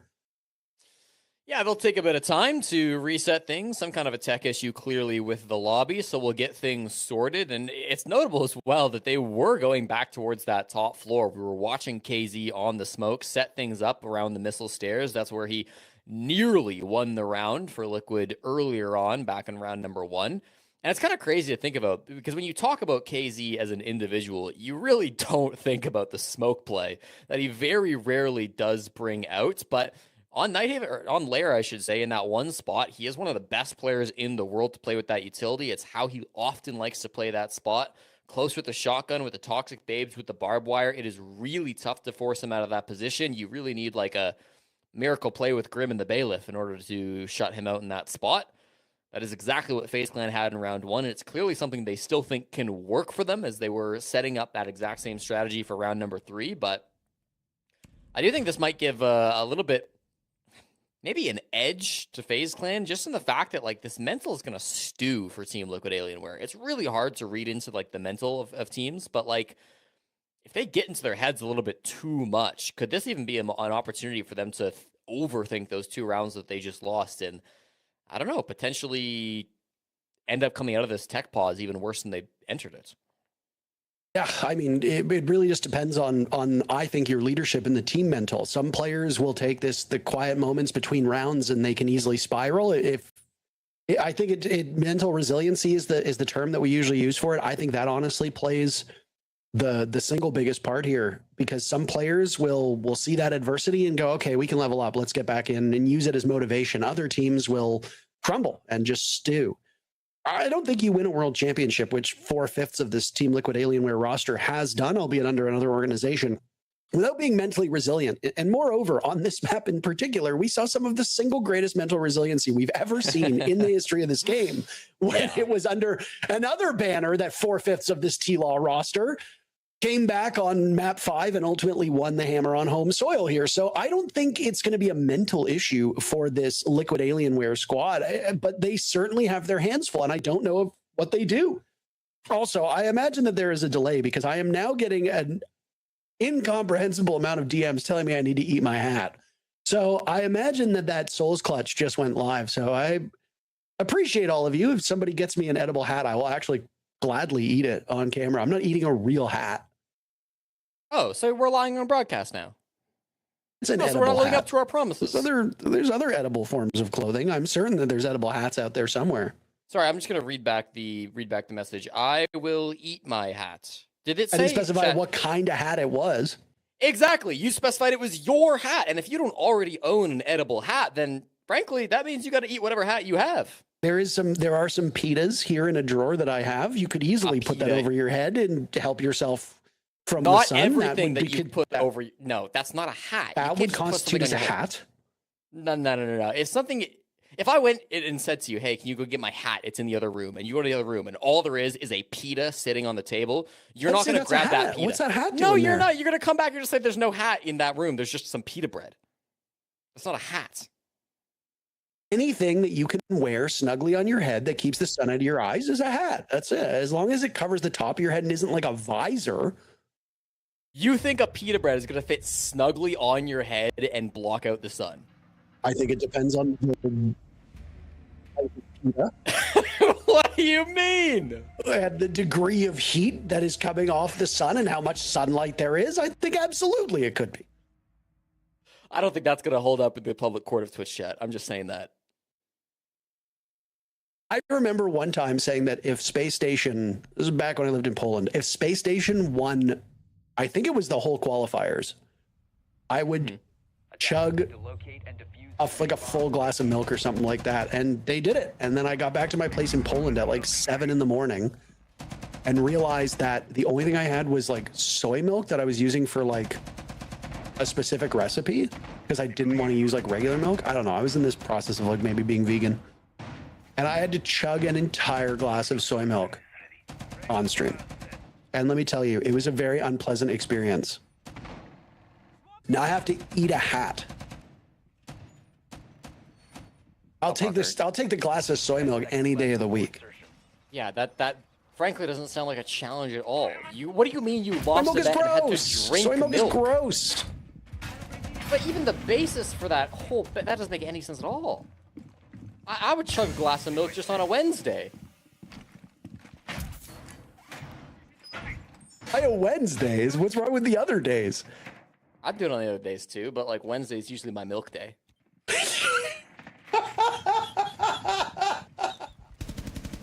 Not like Monday, not for some alliteration. It's like Monday milk day. No, Wednesday's always been milk day. Cyber having his milk today. He takes down Maya for the opening pick, and he has been so good with the entries today, Parker. He did it in round number 1, walking in through ops, and he does it again. Handy down below, gets the intel. Cyber gets that pick. It's beautiful. I will eat an edible hat if somebody can get me one, by the way. If in Salt Lake City we can find like a baker that makes like a hat out of like something edible, I will 100% eat it. I'm not eating a real fabric hat. What if it's a soy milk hat? It's a weird mixing of two separate things, but I'm gonna try it.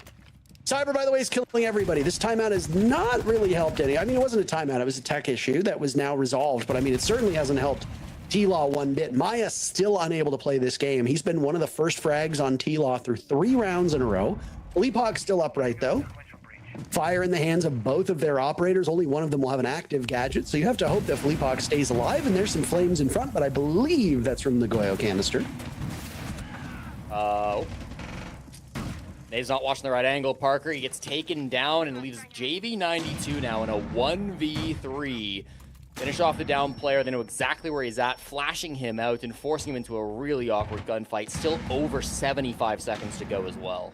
There's no way he wins this, right? No, of course not. Cyber finishing him off. A huge 2-piece to start the round. Cyber closes out this 3rd round, and it's another perfect rotation for FaZe. They did it as defenders. This time they'll do it on attack. It has been quite a miserable last hour for these Team Liquid Alienware players. I mean, it shows the skill that us 27-year-olds still have in a game like Rainbow Six Siege. He is the oldest player in the South America League, but he still looks like one of, if not the best. His entry game is ridiculous. He continues to show that early gunfight pressure that is so strong. It's what he's been known for his entire career. And Cyber still doing it at 27, making sure that everybody knows his name. 3-0 for FaZe Clan. They will ban out the Monty. I don't feel like that has been the big problem for them this game, Parker. No, I mean, they've had a lot of problems, and I don't think a single ban is going to save them here. There's some structural issues that this T-Law roster has. The entry for FaZe Clan has just been unstoppable. They've been dominating the first 90 seconds of all 3 of these rounds, and T-Law's basically had to play a 3v5 for most of the action, right? Because obviously you spawn in, it's a 5v5, that's fine. But when that rubber hits the road at about the minute to 90 second mark, and that's when action starts happening, T-Law crumbles. And without Maya, and often without Philippox, you are down 2 incredible threats. And the thing about Maya and Philippox in particular, is that you are playing a very high value utility operator. Sure, Philippox can frag well, but his gadgetry is usually an active gadget. And when he dies, those gadgets die with him. Now he's playing more of a passive operator, so he's got Thorn. Some teams will keep those Razor Blooms in back pocket, so if Fleetpox dies early, you hope that he's put his gadgetry down. But I mean, the idea here is that none of them die early. Why is T-Law in a position where they are getting traded out? Or they're not getting traded out. Why are they just giving themselves up through these 3 rounds? It might happen again. As Cyber on that operator you said he's known for so well, shooting through the wall, doesn't really do much damage, almost loses his life. But it could have been another great entry for FaZe Clan. Yeah, didn't quite have the angle he was looking for, but again, Cyber's so good on this snake, and you say, why are we giving up these opening picks? It's tough when Cyber's on the other side of things. You really got to look to Maya. He has by far been the best entry player, not just for Team Liquid Alienware, but inside the South America League. 15-6 on opening duels coming into this game. It was the best entry differential of any player before this series started. And now, I mean, he's really just not had that early round impact. If anything, KZ has been the best entry player from Team Liquid today. And even he in this map of Lair has been really struggling a little bit to get active, to find those opening gunfights. It has been the Cyber show. It was KDS in round 2. You're right, they've got to find some answer to this, but so far it's not coming. A lot of space taken by FaZe Clan early in this one. They haven't really pressured the top floor much. KDS is in that direction, but really it has been all horizontal coming in from the garage. Handy up here as well. Careful. Still so much intel being gleaned from this operator. If you're not playing Solid Snake, by the way, you really should. He's a terrific and selfish operator in solo queue, because while we watch this game from a pro perspective, we know that the dozens of people that watch this broadcast will also turn around and play casual, quick play, ranked, whatever game mode you choose to play. That F2 plus the gadgetry, Solid Snake is a terrific operator and very good if you're solo queued, so you can play him and play him very well. Down goes JV92. So FaZe still doing very well in those early moments. They find a different target this time. The Goyo will have his canisters down to do some damage. KZ on the board, eliminating KDS. So back to even numbers. Handy trades it. FaZe just dominating, though. What can slow them down? 2 remain, 1 remain. T-Law imploding in front of our very eyes. Only KDS dying on the side of FaZe Clan. Handy seals the deal, and nothing is slowing down the assault of the defending major champions, now up 4-0, screaming their way towards the final major spot.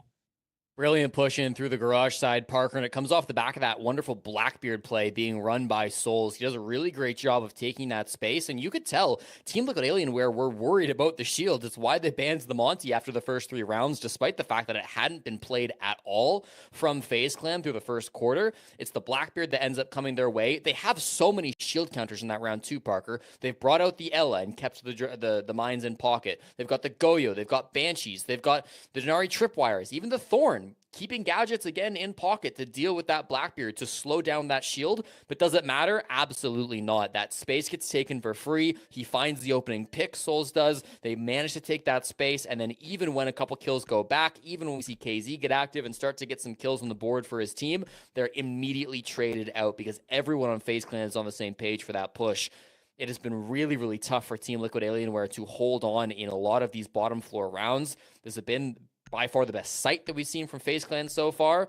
The top floor has been, I would say, better, but even then, miracles are giving it the way to FaZe Clan, and the opening picks have still been very good for FaZe in that respect. So I don't know what the answer is for Team Liquid Alienware. I hope that Igor does, head coach of this squad, will try to do something in his last tack time out of the series, down 4-0. It's got to be now or never. I just ventured over to Twitch chat to see what they were talking about, and they are talking about me eating the hat. So I fear this is something I cannot outrun. I like the idea of a soy milk hat. I So don't know like how soy it would cake, come... like milk cake and stuff like exists. If they, here's what I will agree to. Mm-hmm. Obviously, we say stuff on broadcast usually is silly little comments. I will gladly eat, like if we can find a baker in Salt Lake City that can make like a hat-shaped cake, I will eat. I'll eat the entire thing. As a diabetic, it was not a good idea, but I will eat the entire thing, and I will do it on camera. We can gladly make a bit of it. I'm not going to eat a real hat, and chat can get as angry as they want, but look, we are already full of microplastics. I don't want macroplastics just going straight into my bloodstream. So we will find a compromise. If I have to pay for it in Salt Lake City, I will gladly do that. and we will eat the hat as a bit at the major. A leather hat wouldn't have any microplastics. It would just be not like, eating leather. You could though. Cut it up into small enough pieces. It's not about the practicality of it. It is for me. We can make it into a good bit here. Anyway, Stop. For those that are wondering, I was going to say, for those that are wondering, FaZe Clan is driving the bus to Salt Lake at the present moment. Team Liquid Alienware have not really shown up for this map. Granted, they had a bit of a backbreaker in round number 1, which is why we're even talking about eating the hat in the first place.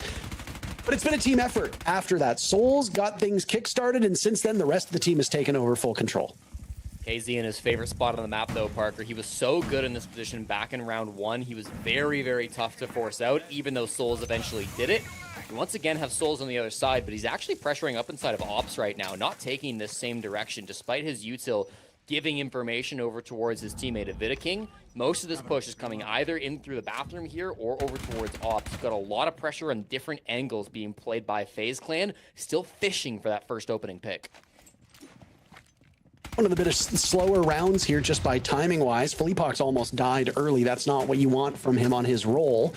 Still got those active gadgets in pocket. KZ's used all of his smokes with a minute to go. That means that this shield of King should have no problem finding his way towards the bomb site. Now on the top floor, going through that old Deimos office. And he'll have a shotgun pointed at him, just waiting ever so patiently.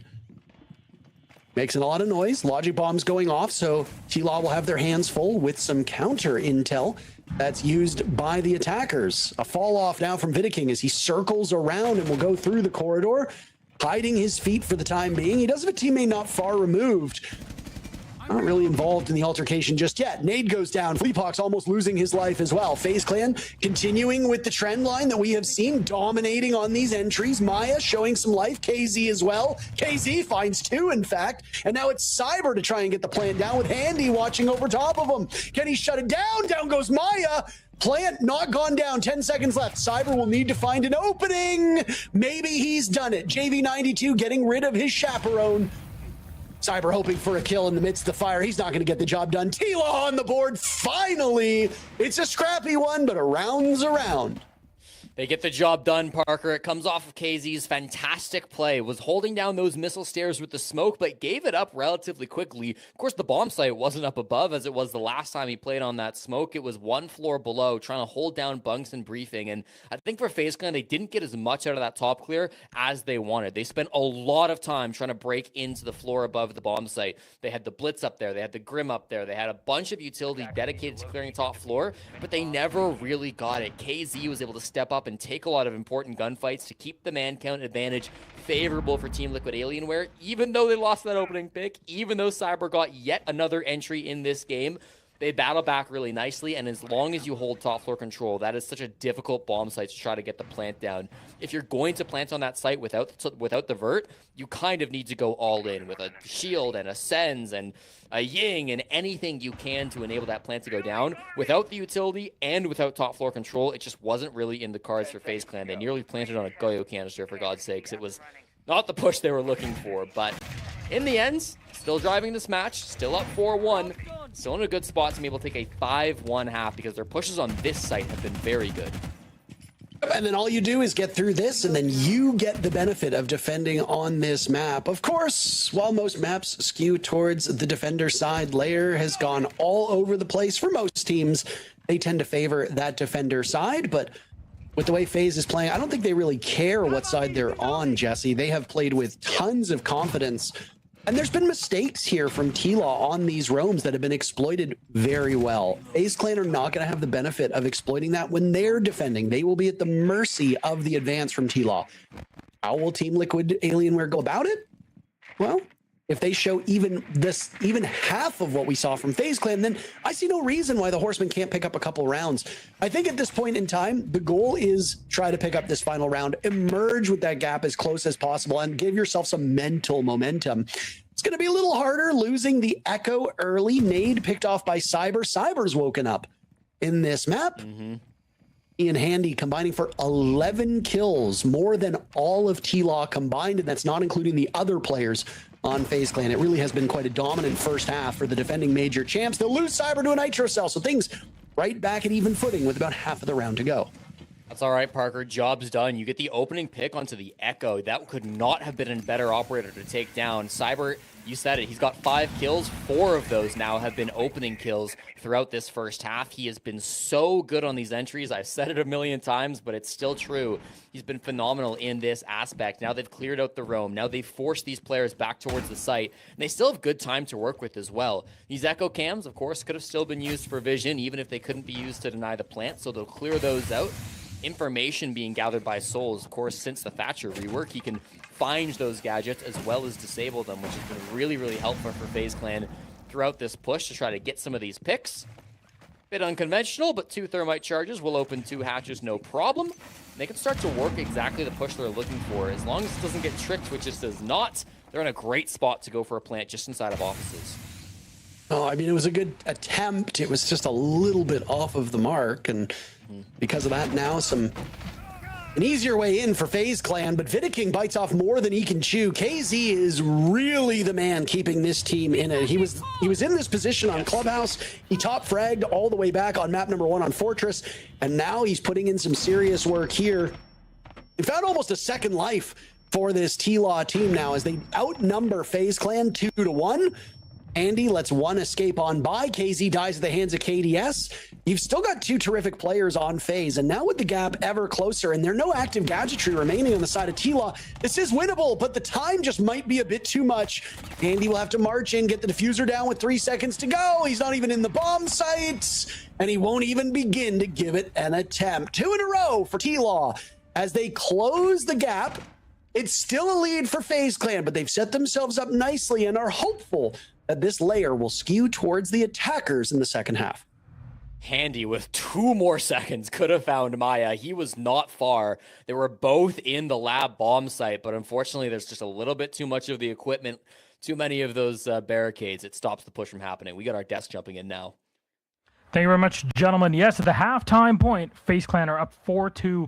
We talked about this before we got into the map, Leo, that Lair is not really that defense-sided map. People have figured it out, and FaZe definitely has on the attack, including sometimes having individuals popping off. Yeah, it was always going to be a question. Are they going to be able to carry a momentum that they built on Clubhouse? And I think the very first round started giving us hope of the same thing. An incredible clutch from Souls One. I just want to rewatch it here. It was absolutely insane. You know, how many more can they do? The Bailey found the double kill. He's so good at this. And then after this, honestly, I'm just looking at so many rounds where I can see Team Liquid either trying to play the safe game, either trying to play the roam game. And despite that, look at this. How many times does FaZe Clan get the opening pick? It just keeps on happening. Whether Team Liquid are on a heavy room, whether they're close to the bomb site, no matter what happens, no matter how late, look at how many times in the last 30 seconds, last minute of the round, FaZe Clan gets the opening kill and manages to snowball from there. It is incredible because basically, you want to give up some space to FaZe Clan. You want to play the time, but if you do that, FaZe Clan will go through all of the motions, go through all the steps perfectly. They don't leave any gaps, and they're just so perfect as a team right now. It feels like Team Liquid, they're trying to play the time, but it just doesn't work. They need to fight more, and the problem is, it just doesn't work on our side. Consistently, FaZe pick up the opening kill. Consistently from that, they retain that man advantage. FaZe right now in flow mode. Now, of course, Team Liquid managed to win the two last rounds, and even these ones were super close. You could see it with the last 1v1 now, with Maya remaining on the last round. But honestly, I still see FaZe taking this. They're in the driver's seat. They have the best momentum. You can feel it from the cams of the players on the side of Team Liquid. Pressure is on them. Now all on Team Liquid Alienware to try to bring this one back from the dead. 4 rounds in the attack. Maybe they can pull that off and really take us to overtime. I'm rooting for that one, though. We'll see what happens in the reality of things. It's on to Jesse and Antero. Thank you very, very much. FaZe Clan showed up on Lair stronger than what we'd imagined, especially given that Clubhouse scoreline, right? We did trip over ourselves a few times to say, well, if 1 or 2 rounds go a little bit differently, T-Law probably emerge. 2-0, but I don't know what it is. It's just this org. It doesn't matter what players seem to compete on it. This org is just like almost cursed at this point in time in Siege. Yeah. Or Team Liquid Alienware, you know, it's same-ish, different day for them. Still, there is a possibility of a comeback here. If T-Law can win this third round in a row, the first of this second half, I honestly think we got ourselves a ball game, and it's very likely that we do go to overtime. And of course, when you call it El Clasico, you need a classic match between these two. Can't be disappointed, Jesse.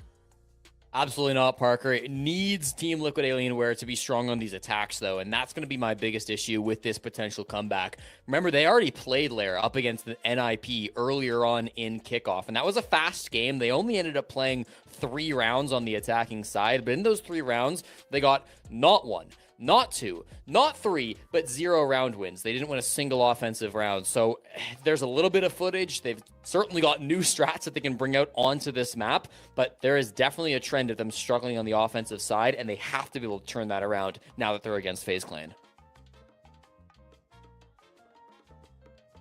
There could have been some quick action there too. Cyber wanting a piece of this Team Liquid Alienware squad and pays for it quite dearly. Still alive. Still has Keratos in pocket, still has MP7 as main rider, still has NitroCell in pocket as well. So good thing that Cyber didn't die. And well, Cyber has been instrumental in FaZe Clan overcoming the TL Alienware hurdle that we've seen. Again, he and Handy have been terrific for this squad, finding so many really good moments. It's a bit of a shame that we lost some of the stats with that rehost after, was it the second round? I believe it was. The rehost happening between rounds 2 and rounds 3. Because it would give us a better picture of these numbers. Obviously, the Souls Clutch, not visible on these numbers. KZ now doing some serious work down below, almost at the halfway point of the round, trying to track them with the death mark, and he's using the sidearm and nades to good effect, but hasn't been able to find really all that much. He's taking a couple shots in the process, Jesse. Yeah, it's been a little bit tough to clear out this position. 90 seconds deep now, Parker, and they're still just trying to get control of ops. This mirror window yet to be dealt with. They didn't bring in a util to clear it out, and they're going to lose Maya early here as they push on through. Handy with a second one now playing in that Mez position. He gets a third look into the floorboards too. KZ goes down, and everything is falling apart for Team Liquid Alienware. The first task of this push, get control of ops, has fallen flat on its face. They now need to pivot to a different style of push. Nade grabs the kit. JV is over here in storage hall, but Parker, this push has just been dismantled before they even get to the bomb site.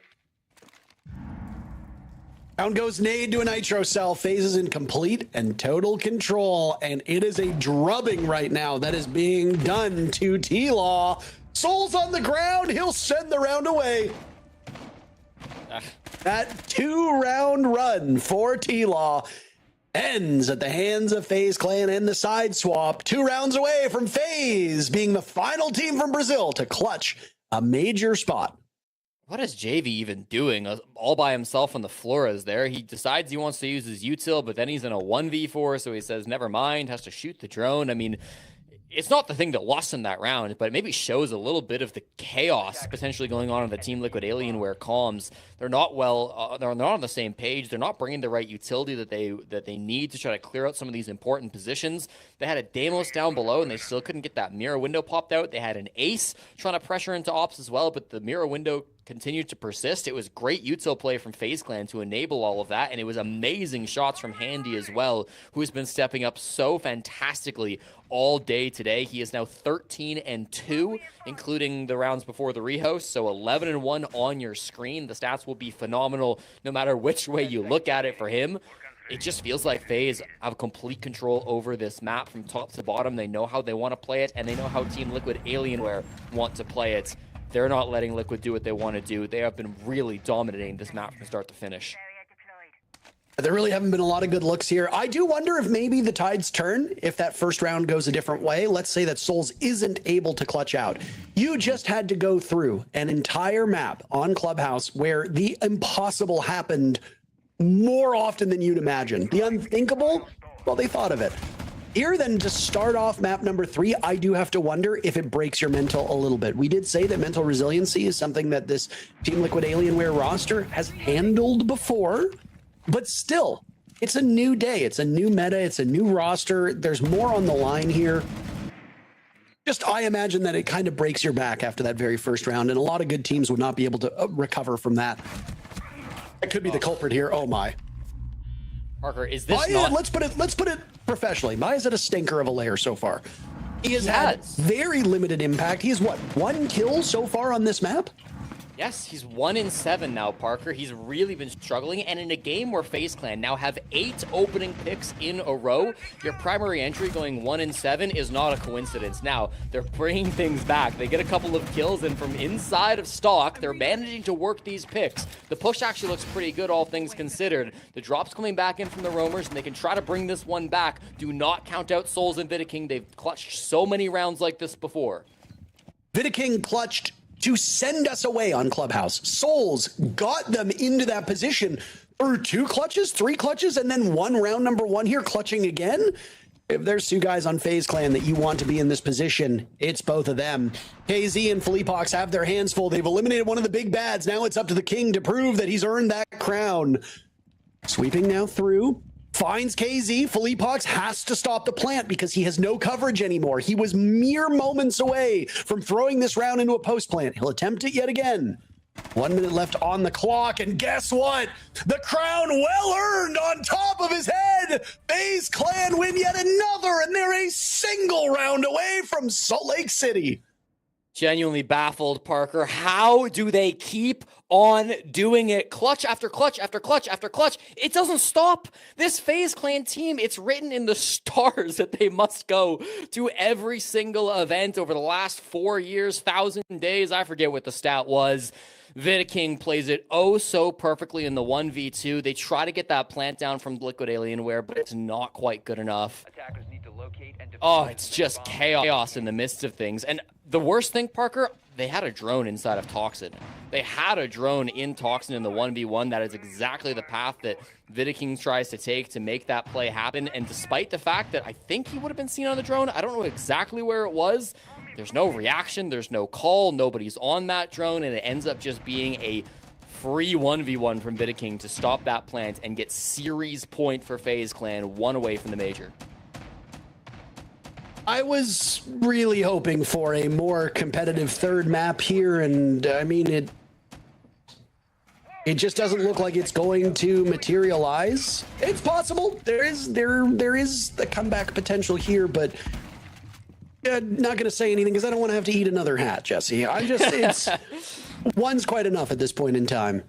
Yeah. I mean, you look at this matchup on paper and you think, damn, this is for a major spot. This is remarkable that these are the Titans that are having to face off. And I mean, yeah, you can say that, oh, this is a really competitive region. These kind of things happen. But frankly, there are more than 4 excellent teams in Brazil.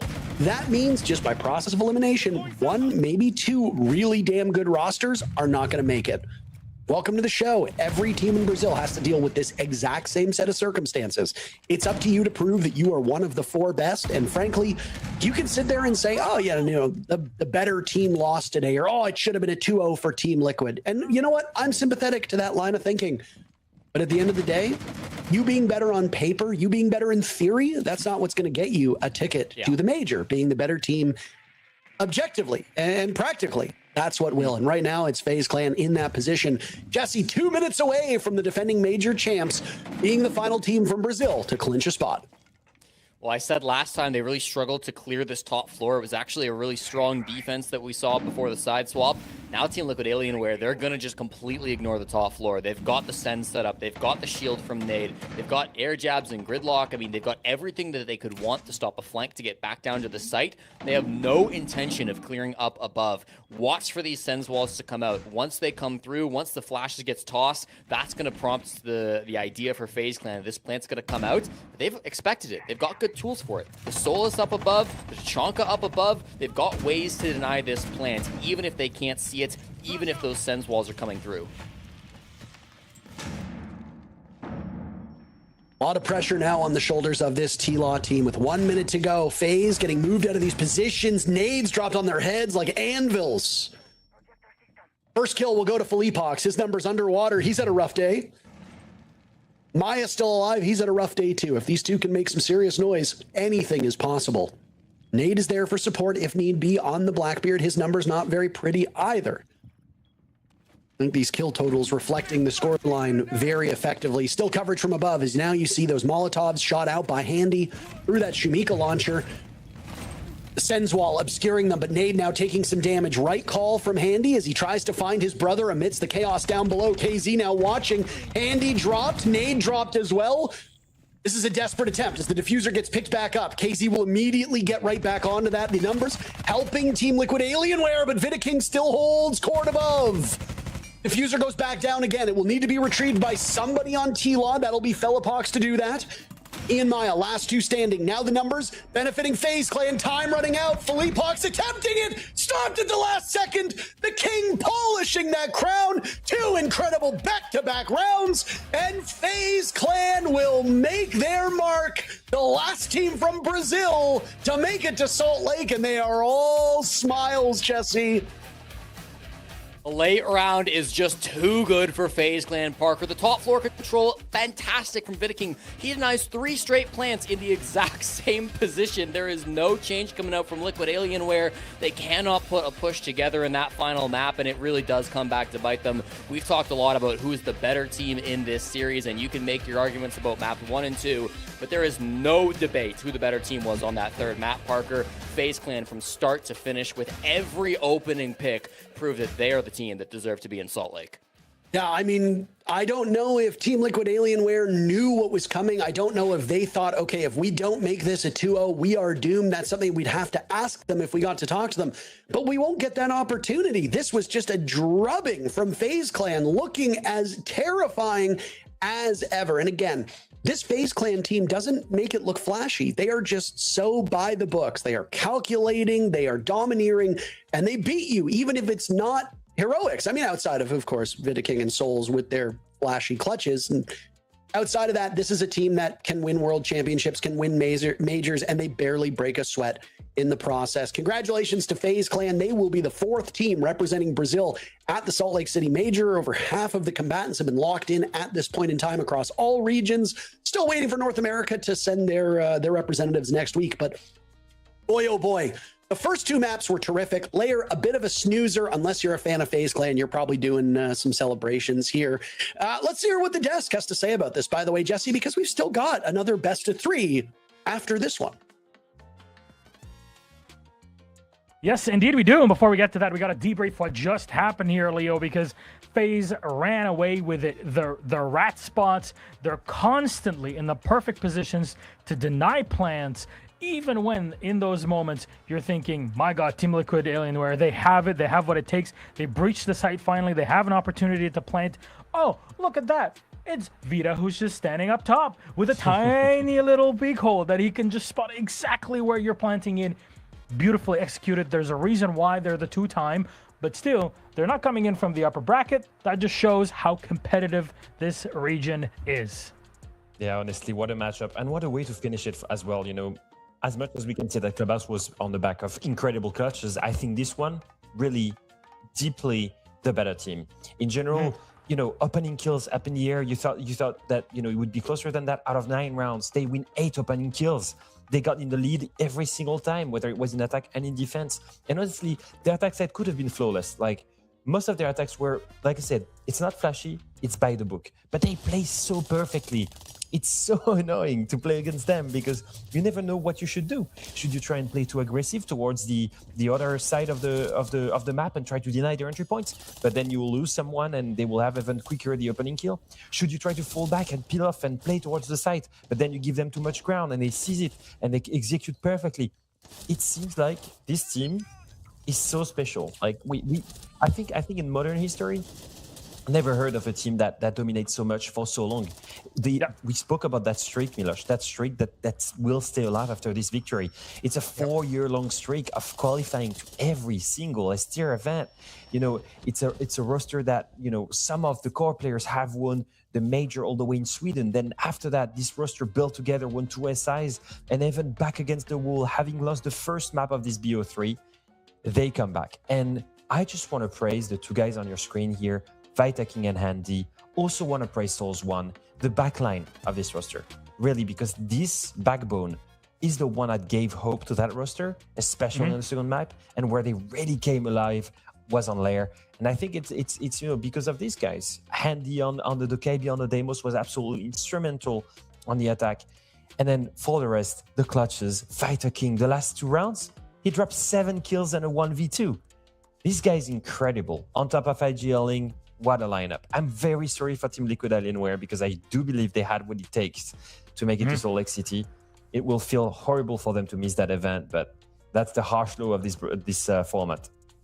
Absolutely. And if anything, they don't have to wait much until they start playing and preparing for stage 1 and for qualifications into EWC. There's going to be a lot for them to still work through in the summer, and that's at least something to look forward to if you're a TL Alienware fan to see in the future. But this is specific stats for Lair. Let's zoom out a bit and take a look at the entire best of 3 that thankfully did go to all 3 maps, even though the last one was a bit of a dud in the way that it has. And Vita still up there, Souls with incredible saves that we saw, and Handy putting up numbers that I want to say like no other, but we've seen some greater numbers even today. We're just shattering all those records themselves, or at least coming close to them, Leo.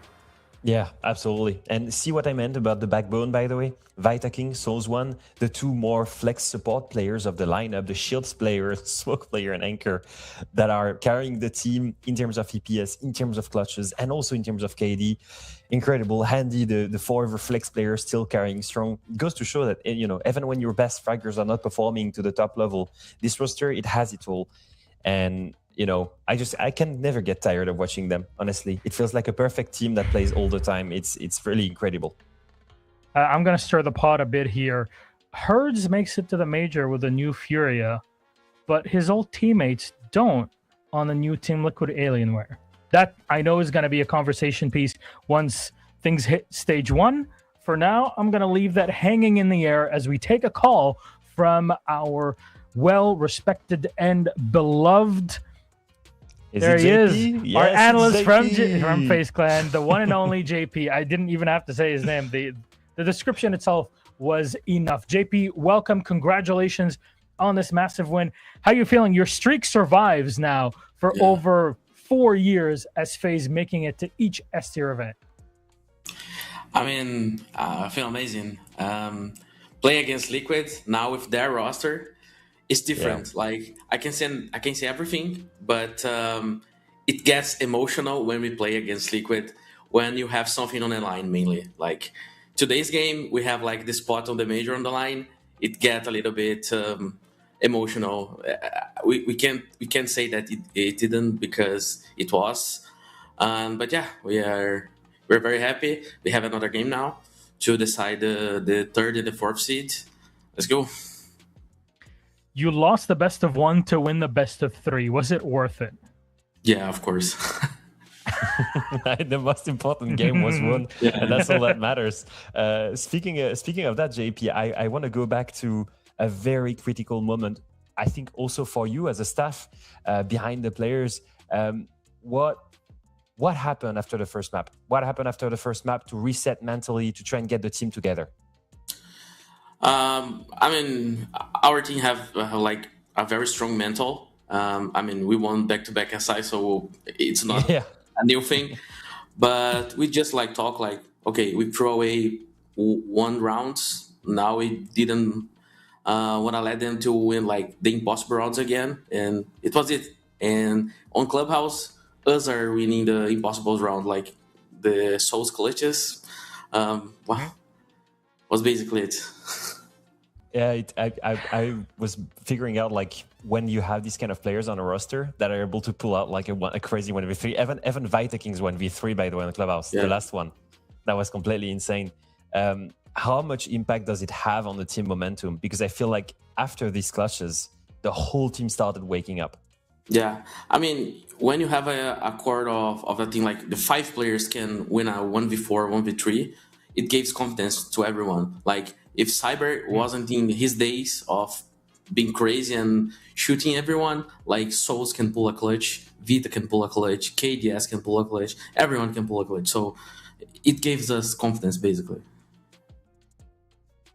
The confidence was showing. You qualify to the major. The next step, like you mentioned, JP, is to make it directly into phase 2. It means you'll have to go up against Los in that matchup, and that is something that you're kind of more used to as an opponent, with Los more used to really dissecting easier than others. What would you say to Los ahead of that matchup? I expect them to be ready because we are ready. Yeah, the momentum, momentum is probably gonna be on your side, I think. Yeah, for sure. Yeah, preferring to play and then take a short break and then immediately into the next match, than having to wait a few hours before you get into the final match. Well, JP, if anything, I want to thank you very much for having given us some incredible clutches today that I'm sure gonna live on for quite a while in the frag movies for Kickoff. I'm gonna let you go, rest up, and get ready for the final matchup here in the lower bracket, and may we have a chat afterwards. Have a good night, my friend. See you soon. See you soon, guys. And here we are. That is our bracket. It's all set. Leo, we qualified our 4 teams. We did it ourselves. We're the ones. We picked it. We got those 4 teams. We wrote the script. And there it is. Furia, Los, NIP, FaZe. If I told you those would be the 4 teams that would qualify to Salt Lake City from SAL 3 and a bit weeks ago, before the start of SAL, you probably would have thought that I'm losing my mind a bit. Big no. big no.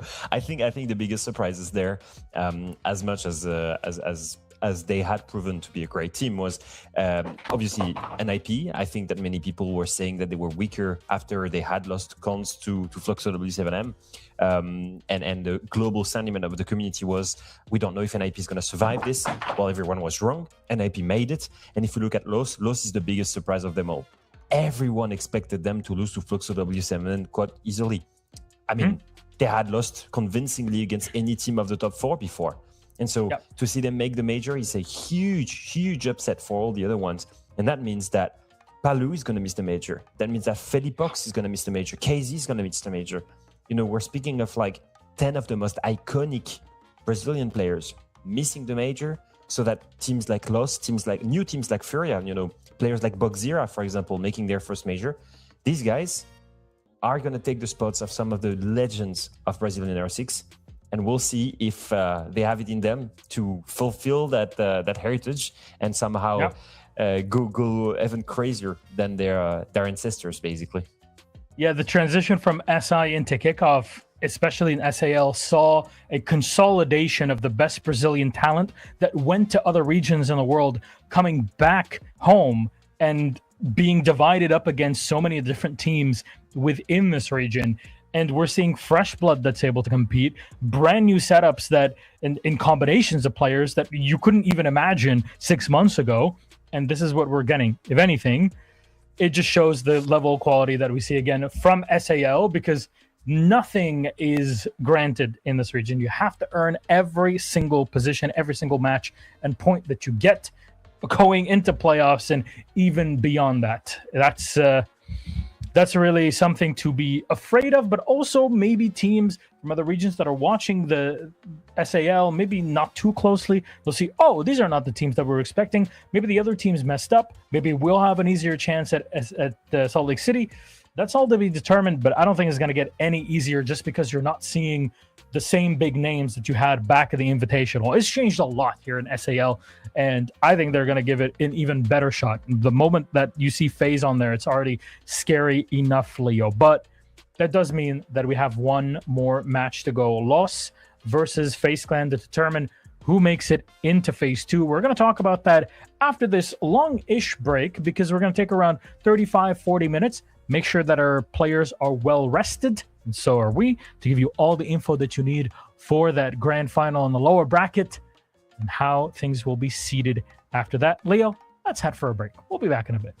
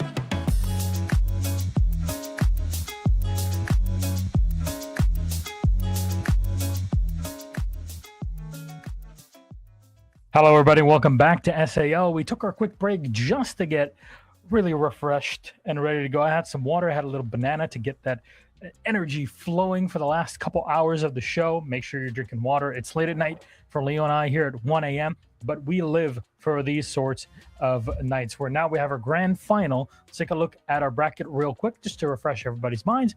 How, Leo, did we end up in this fashion where it's both Lost and FaZe Clan playing in the grand final of the lower bracket? Yeah, I think a lower bracket final that we did not really expect, right? Especially to see Lost within that top 4 after an incredible upset victory against Fluxo W7M today. A comeback story. They had lost the first map quite convincingly, and after that, some crazy clutches happened on the map 2, and on map 3, a crazy game from Perez who dropped 25 kills to make it to the Salt Lake City Major. I would say mission accomplished follows. Whereas for FaZe Clan, it was a very narrow victory at first, as we thought, because they struggled on the first map, they got destroyed, and then after that, the machine started back again. Clutches from Souls 1, Clubhouse was close, but the third map, Lair, was not close anymore. FaZe was started, the machine was unstoppable, and that's it. FaZe Clan made it to the Major, they retained their 4-year streak of making it to every SEER event, and now we are in the lower bracket final. So the main stakes are, you want to make it, you want to win it because you win more SI points, because you win more cash prize, but certainly because you will qualify directly to phase 2 of the Major instead of going through phase 1 with all the other teams and avoiding to go through that phase. And there's going to be teams that from CNL, for example, that you've never faced off against. You don't really know what to expect. You really want to make it through into phase 2 to avoid the unknown and the extra effort that you have to go through in those multiple upper lower bracket that we have for phase 1. I want to challenge chat right now. How many of you were expecting these 4 teams to be here? Hell, how many of you were expecting Lost to be one of the 4 teams to qualify to the Salt Lake City Major? Be honest with me. You cannot lie, my friends. But let's then turn it back to this final matchup, Lost versus FaZe Clan. Lost and their lineup, they played incredibly well against Fluxo W7M, especially coming back from, I guess, a time in this game where they were not looking good at all, and they were just then outplaying Fluxo constantly and consistently 2 maps in a row, Leo. Yeah, I don't want to be that guy, but let's be real. It was an incredible upset, but the main reasons were on Cafe, they were given the defense side and had just to play close to the map, close to the bomb site, and win 6 defenses in a row because Fluxo could not attack. And on the second map, they had one of the player drops 25 kills within 10 rounds. Now, I'm not saying that those are not, let's just say, replicable win conditions to every map, but that's basically what it means. You can't have someone go win 25 gunfights and drop 2.5 KPR every single round. And at the same time, you can't expect to be able to abuse a heavily defender side and win 6 defenses in a row on every map. So they will have to come back with a new win condition, especially facing a team like FaZe Clan. Perez said it in the interview. He expected to play against these guys, Miloš, and he knows this is going to be an even tougher matchup than the one against Fluxo W7M. It absolutely will be. And like you said, Leo, you cannot rely on the quote-unquote win condition of Perez go kill, which is what ended up happening in the last couple maps in the series. Perez going with, and this is crazy for me to even think about, let alone say, 2.5 kills per round on average. That is insane. The man has put up incredible kills. He's at 111 right now. That's incredible performance for someone that we didn't know really what to expect out of. And that is the story for this entire Lost team. So at the start of this kickoff stage, you did not know what to expect out of them. And I think even less people expected them to be in the space that they are. We said they're in the lower bracket semis. That's already a great place to be. If they get knocked out, that's fine.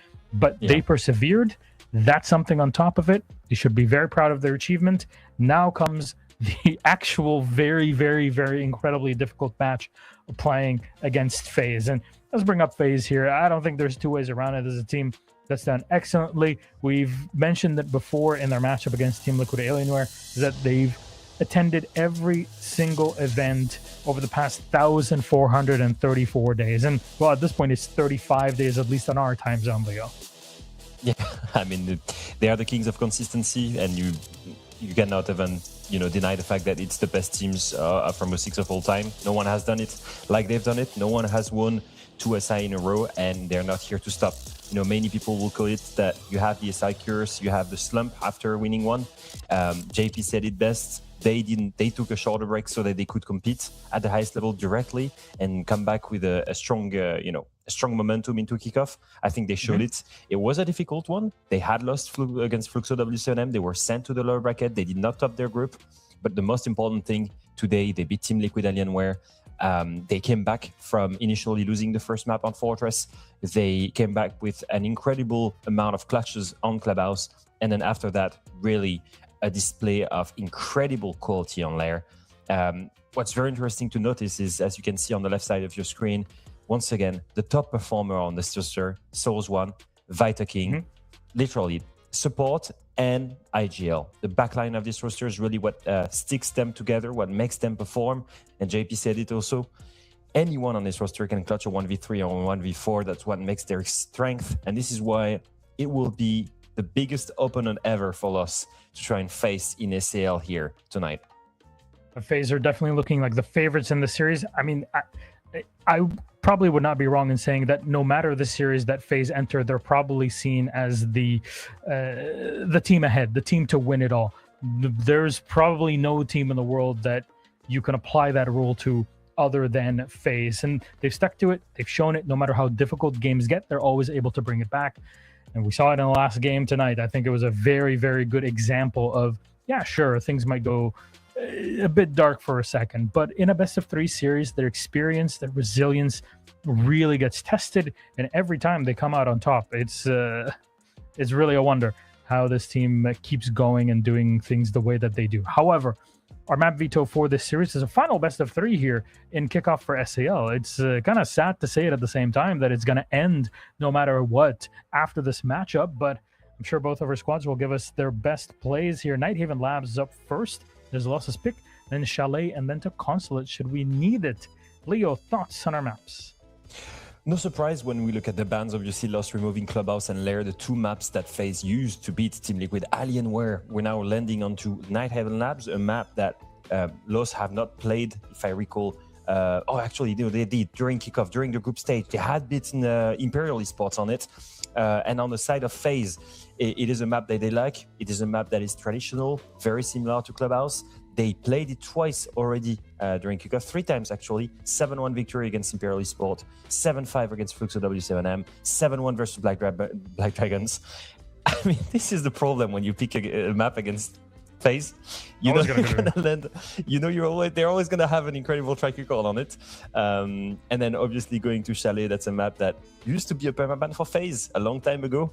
They added it to their map pool throughout the 2025. It is quite low preference for us, who barely managed to beat INTZ on it. But most importantly, they want a rematch because they did play FaZe Clan in their group on that map, and FaZe Clan absolutely destroyed them 7-3.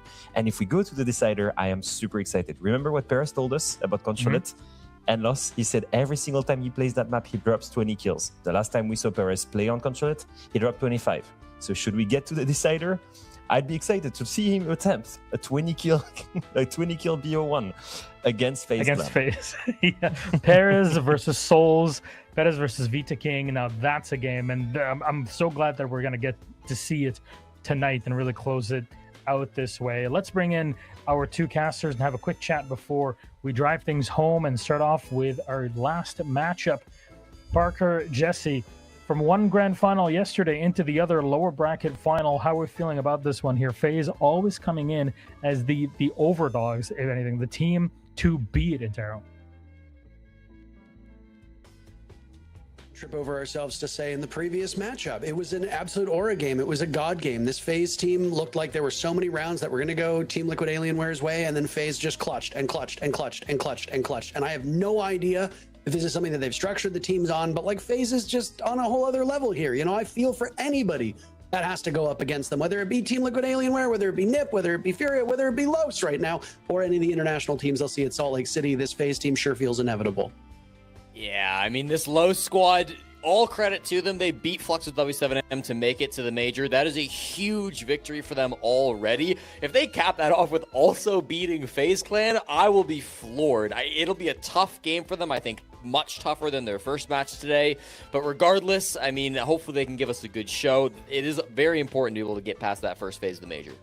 I mean, NAL has not had his big upset in lower bracket yet, like EML did with the way Twisted Minds, the Falcons going through. Well, Yeah. 5 fears in the upper bracket. Well, 1 of 30. Space Station, one of these 3 teams will make it to the major. I mean, Milosh, in my hand, NAL already has his upsets. Shopify Rebellion fans right now in the dirt thinking about how things could be better. But yes, Los have shown all of it. How this is the $1 million question. I've been asking it to everybody that's casted a game of any team versus FaZe. How do you beat FaZe when they're on a roll, Jesse? What if okay, they're all in Sao Paulo. You could drive to their team house, unplug the internet cords, and then they can't show up for the match, so you get a forfeit win. You got a working theory here. It's actually a $2 million question, even more so. Parker, who do you hire? Is it a cat, a dog that will go and unplug the LAN cable, the power cables? What's the plan? I think you hope for a natural disaster that wipes out all power in a very localized spot of Sao Paulo so that they're unable to play, or that they all develop carpal tunnel very, very quickly. Or that Thanos snaps roughly 50% of the team into the ether. I think those are really the only options at this point in time. And, you know, as a professional, that's my opinion.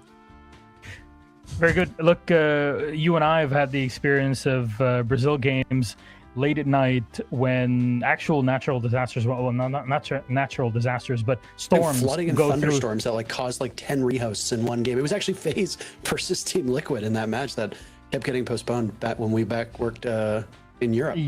Yeah, and we've had the nights of multiple hours of waiting or canceled nights just because of that. And thankfully, that's not going to be the case. So we are not in that time of year anyways, but looks like FaZe are, very, very happy about it. Though we're looking at map 1 in the series, right?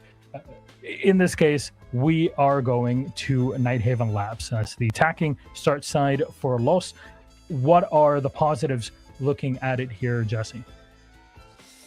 I mean, I think the big one is Perez, right? I mean, earlier today, just a few hours ago, he posted the single best performance that we've seen of the season so far. Even if you include last season's stats, Perez's performance earlier today, that one map EPS of 230 or whatever it was the highest EPS that we saw all of last season, excluding Apex. So, I mean, he's got to show up and do that again. It's not consulate, at least not for the first 2 maps, but hey, if he can replicate even anything close to that, they've got a chance. They absolutely do. What sort of beverage are you partaking in Terra before we get into this game? It's called Coca-Cola. It's what Jesse is also drinking to suggest that this is going to be anything other than a FaZe win. So, I mean, I appreciate it, Jesse, an awful lot. But this, I mean, yeah, you could make an argument that this match isn't as important now for FaZe Clan, so maybe they don't try as hard, but they should sleepwalk their way through this. Don't count out Los. Los is a great team. They're going to the major for good reason, but I mean, let's be serious here. FaZe should win this match. Yeah, exactly. I don't think that FaZe Clan, I don't think that Los are a bad team by any means. I mean, people were kind of counting them out in that game versus Fluxo W7M. They proved everybody wrong. They were a very strong team in that matchup, and I'm excited to see what they do when they get to Salt Lake City. But this is just an unbeatable opponent in my mind. We'll find out. We'll see. I don't want to write the story before it happens, but that's definitely the expectations I have coming into this game. I'll also say the loser of this matchup has to play FaZe 1 of the major. I think we could realistically say that it would be a huge upset if whoever loses this doesn't make FaZe 2 of the major as well. It's mostly APAC or China teams down in FaZe 1, which Chinese teams are brand new. We have no idea really how well they'll compete at an international level, but South America is the best region in the world, full stop. Doesn't really matter in my mind what other regions are participating in FaZe 1. I would expect the loser of this game to still make it into FaZe 2 without any problems, but you don't want to have to run that risk. No, I completely agree here. I mean, what this matchup will be is a good test for this Los roster as well. You know, when you look at the landscape of the, SAL, You expected teams like T-Law and the Fluxo W7M roster to make it. They did not, obviously. So for a team like Los to be able to have that statement match and surprise people, they need to kind of prove that they're the real deal, if we're being completely honest. And there are a lot of naysayers that will see this roster and go, well, that Dash guy wasn't good enough for Wildcard. Now he's back. How did he make a major? You know, like I barely heard of Dark or Nuxka. How are they making a major? Well, just as we've seen with countless teams, W7M was one of those teams when nobody even heard the name Herds or KZ. Well, now, I forget everything I just said. Oh, brother, that is a tough way to lose the very first pick. Brother, like, what is that? What are you doing? They have no other hard breach either. That was the only breacher that they brought to this lineup. And Parker, I don't know if you know this, but IT wall is the most important wall in all of Rainbow Six Siege. That is probably GG on the round. I mean, the mirror window is open. There are bullets going through it. Your teammate has just engaged in a gunfight, and then you try to upside down repel it, and the only part that's visible is the part where you get shot, you die in one bullet. He was there for a minute, too. Cyber, like, took a second to register it. Wait, is that the head of a thermite? And was like, okay, I guess I'll take it.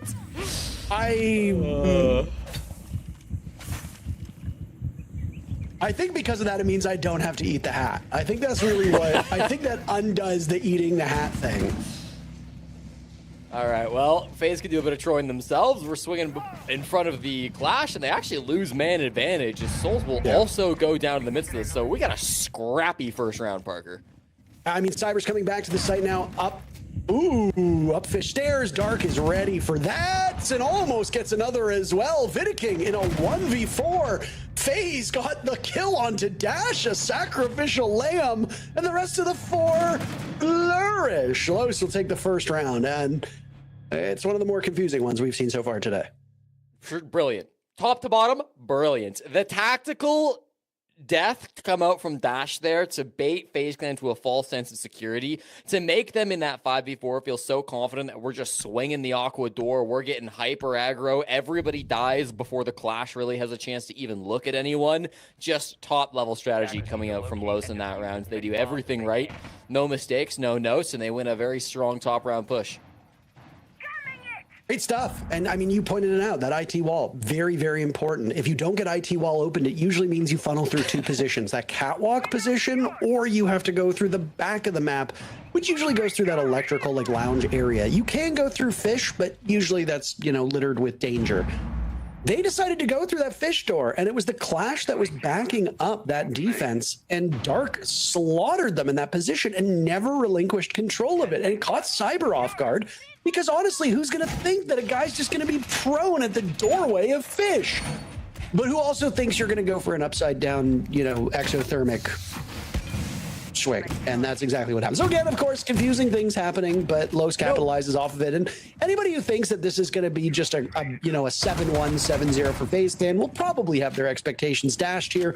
Los is one of the 4 best teams statistically in Brazil. That's why they made it to the major for Salt Lake City a couple hours ago. So don't discredit them. This still will be a good learning opportunity for them, but FaZe will have to recover after a pretty tough first round. I do want to give a little bit of credit just to, hold on, we're rushing the bomb site, Parker. The smokes are coming out, the glass is here, and the plant sure to follow quickly from Nuxka as well. Sitting there looking through the smoke, getting a glimpse of the yellow outline. Nitro Cell will go, it gets shot. Amazing work, and Nuxka gets out of there alive. Very well done, no explosion to be had. 9 players now alive as Handy takes down Dash.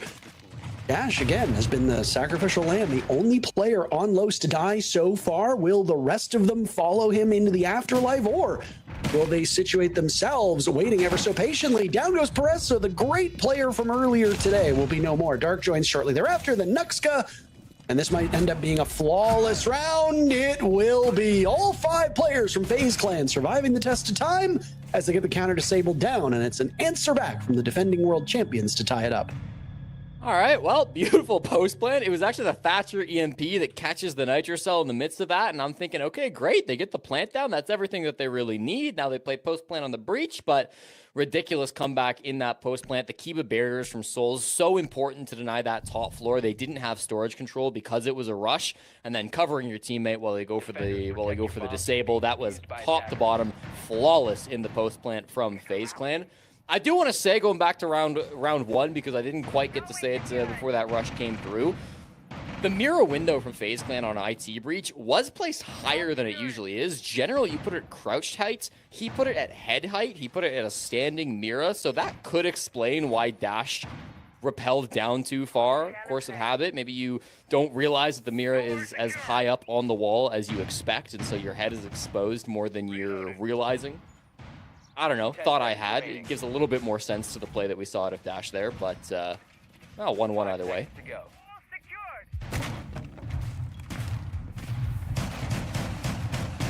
I'd be a little confused if you haven't watched Rainbow Six in the last year as to why the heck there's a pulse shotgun on the board, because the pulse shotgun you'd think would be about as common as seeing, what, peanut butter and ketchup on a sandwich, but the addition of the MK2 Reaper, that small SMG sidearm, has allowed the shotgun to be played on pulse in place of the UMP. And a lot of teams now will run the pulse down below, and whereas before they would just rely solely on a nitro cell, now a lot of them will use that FBI shotgun first or in conjunction with the nitro cell.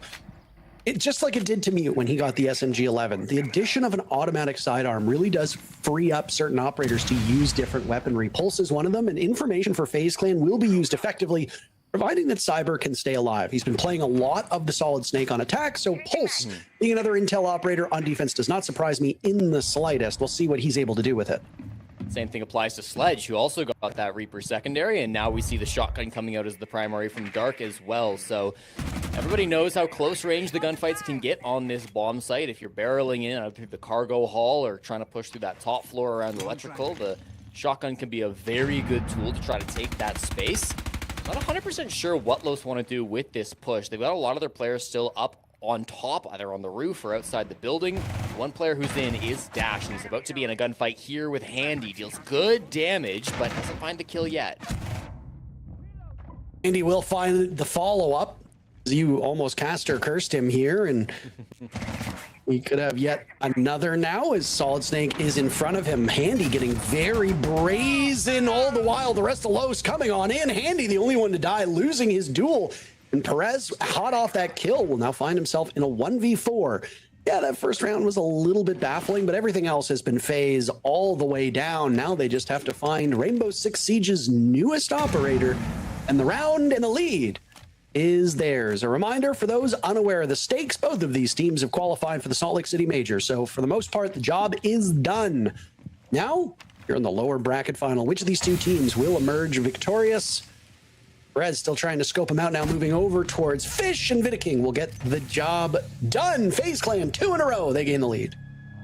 Nice little attempt to come in from Los there. They had a lot of pressure kind of over towards the Aqua Stairs. That's where the Blitz was trying to come in on the side of Nuxka, but it just gets stalled out by Vidaking on that smoke. Toxic Babes do their work. Cyber hits a Nitro. You were foreshadowing that a little bit as well. He was, of course, playing that Pulse inside of storage, and so was able to get a great C4, which was able to take down Dapo in the mix of that too. So really the util game coming in big for FaZe Clan in that third round.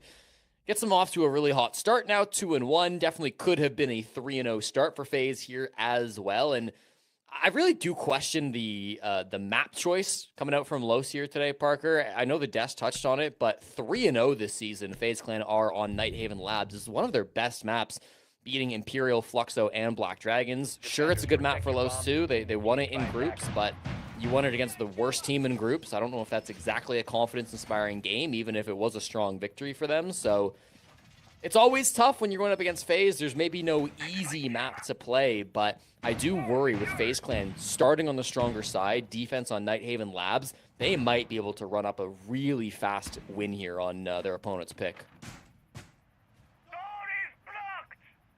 Oh, it's a late night for our European counterparts, just hitting 1:15 in the morning for both Gassan and our good friend Leo. It's I guess I show you Milosh and Alfama for those that are not on a first name basis. Jesse, what's your real name? My first name is actually Eugene. Not a lot of people know that. A really awful name. That's why I go by Jesse.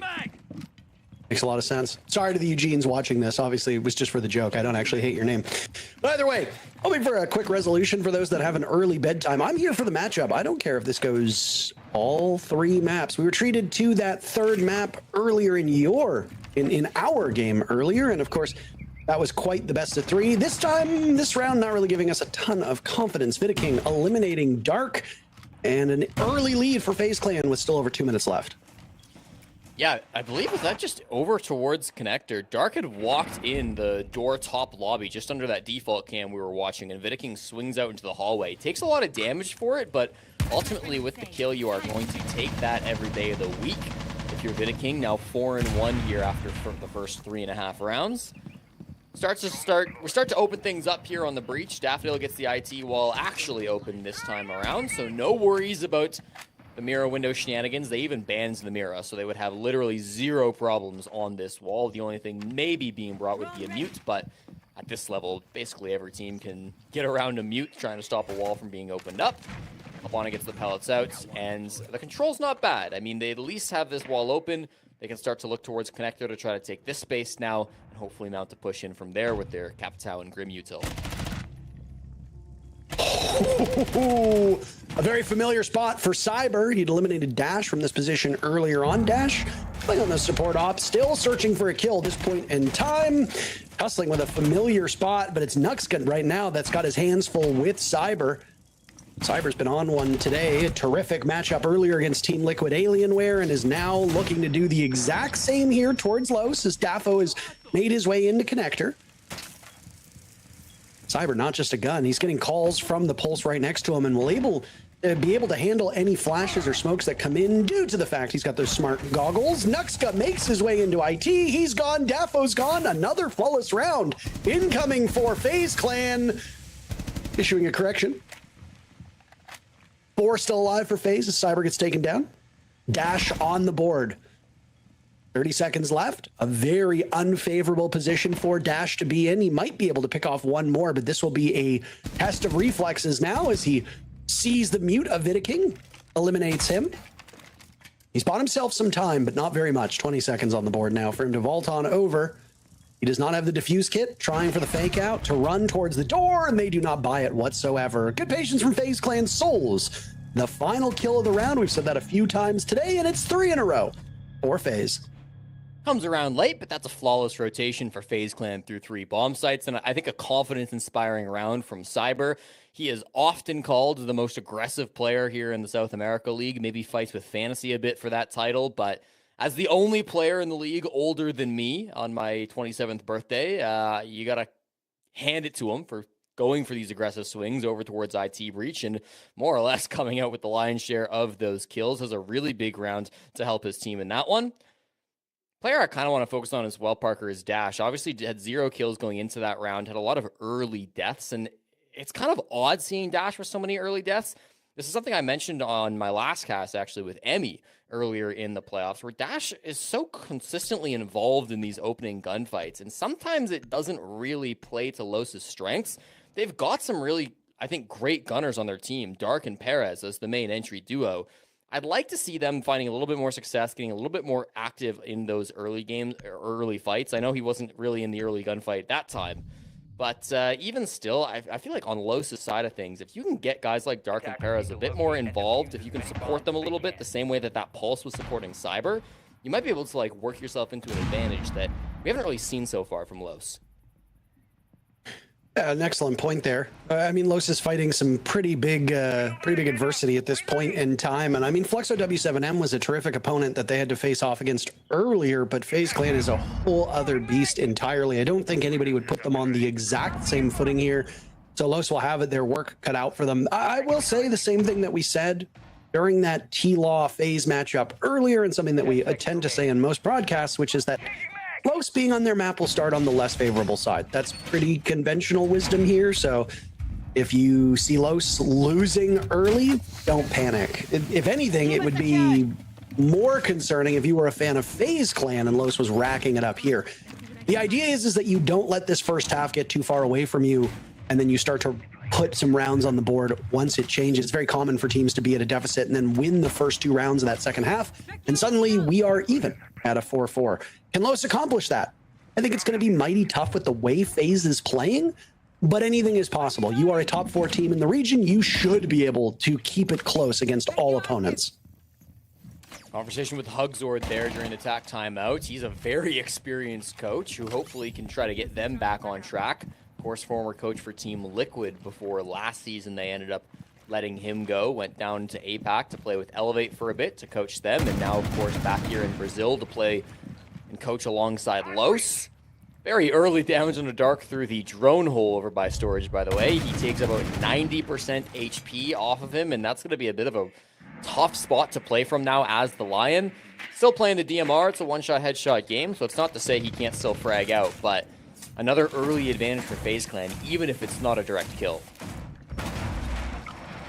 They'll open up and immediately go off to the races. The Blitz sprinting on in. Nuxka using Dark's EE1D to try and gain ground, but he's stopped in his tracks by a Goyo canister. So 20 seconds, those flames from Vidaking will continue in front of him. You can't really soldier through it. You will take a lot of damage.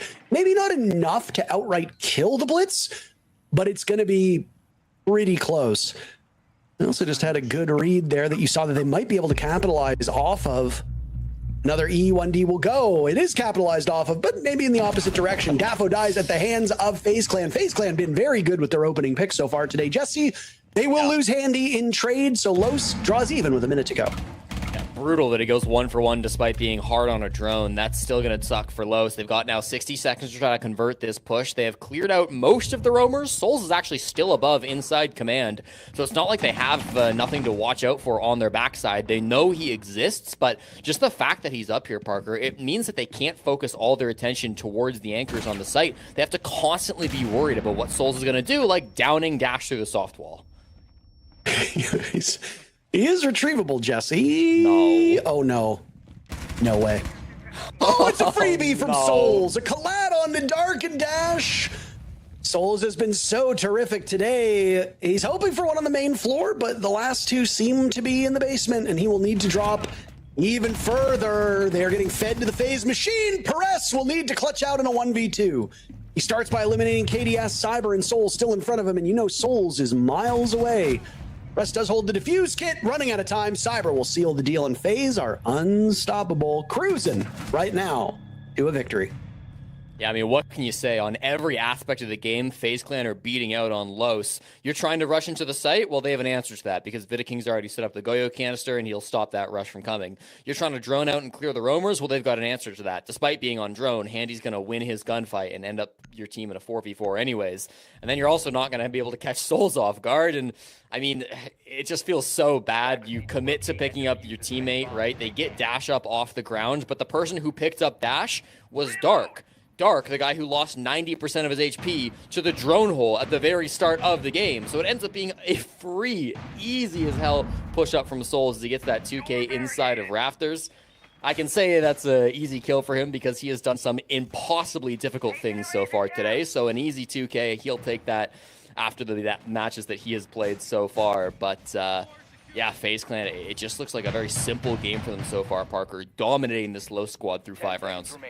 Yeah, I mean, I don't want to say that they're not taking Los as seriously as they should, but there's a looseness to this FaZe team that I didn't really see against T-Law. Maybe it's just they think it matches up better to the structure of Los's overall attacks. Maybe they think if they can knock this team off stride, they're not exactly a skilled enough roster to be able to make a pivot down on numbers. Round 1 would obviously suggest otherwise because they lost Dash, they lost their hard breacher, and then Los still turned the round around and won without suffering any more casualties. But through the other 4 rounds that we've seen, I think it's been pretty spot on. So if FaZe can strike first, which again, they've done very well today, both now against Los and against T-Law earlier, they can get under the skin of their opponents, and there's not really a lot of options for Los to course correct. George is the bomb site for our final round in the half. This was, of course, a successful defense for FaZe Clan, as most of the sites were. Top floor clear always going to be the primary focus. The drones continue to be good. I think that's been maybe one of the strongest aspects of the game from Los so far, is their information seems to be quite strong, especially in the early games. They're spotting these players out. Capitalizing on that information has been a little bit tougher for this team, but they're at least getting that first step done. IT is open, connector is open, and they've got 2 shields to try to work themselves some ground here on the mid floor. There is the opening pick they've been hunting for, Parker. Finally, Andy takes a step too far, and Perez, the MVP from their qualifying game, steps up for his 5th. Now FaZe Clan find themselves in unfamiliar territory. They're down in numbers off of the rip. FaZe have been able to overcome deficits through their entire series here, but very rarely do they find themselves down early. Early, of course, being the halfway point of this round. Rez will immediately get out of the building, start to use some hard destruction to open up lines of sight, and they seem to work against him as he's now been dropped. Dafo eliminating Cyber will give the numbers officially to Los by 2. Perez needs to be retrieved at this point in time. They'll flush Souls out of his position on rafters. Next one up is Dafo to sweep through this part of the map. Vidiking drops, and this top floor has been a bit of a tricky one for FaZe. KDS in a 1v5. Perez still bleeding out, but recoverable. That leaves 4 bodies up with guns in hand. And he's got Dark's attention. Looks the wrong way. He gets siege timing. Brutal stuff. A recovery from Los. They win the first round. They win the last round of this half. And Jesse, we have the desk to talk about those 6 rounds. Well, it's not the physical desk, but we'll give it a shot regardless. 4-2 at the half here. FaZe in the advantage. They had control up until that last round. Leo, what were some those pivotal moments that really show off FaZe's skills in controlling their defense? I mean, it's utter domination. It's 5 opening kills out of 6. And if you just look at, let's just take basement bomb site as an example, right? You take a look at round 2. You have Los going for a rush. So they're trying to surprise, catch them off guard because it's a room setup on the side of FaZe. FaZe doesn't care. You can take the bomb site. You can go for the plant. You can try to defuse. It's all right. They will always have the right reaction. So you see how they're well composed here. First, the C4 to buy a bit of time. It's fine. It's been touched. It's okay. The plant goes down. Most importantly, look at the rest of the team just collapsing all together, retaking the vert first, getting the first kill. And then after this, you look at the situation. Most team would just start to run out at the bridge. Here, they are waiting patiently. They have exactly what they need. Azami is preventing the retake on the top floor. The rest can then go get aggressive on the bridge, and now they can start defusing. Look how perfect this is. Feels like you're watching another esports title where retakes are usual. This is just perfect setup.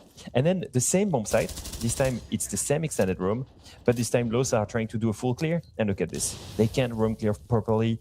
At first, Handy was upstairs, had the vert. He got traded out, but then Souls One retakes upstairs as well, guarantees that control. Whatever you do against FaZe, they will have a solution. The only thing that worked was the very last round, send all 5 players to roam clear up top, and make sure you have that 5v3 man advantage in one area when the defenders are spread out. That was the only comeback possible for us. However, this is 4 now after domination from FaZe, as we expected. Still 2 rounds on their attacking side. Once we swap things around, do they remain the same for Los?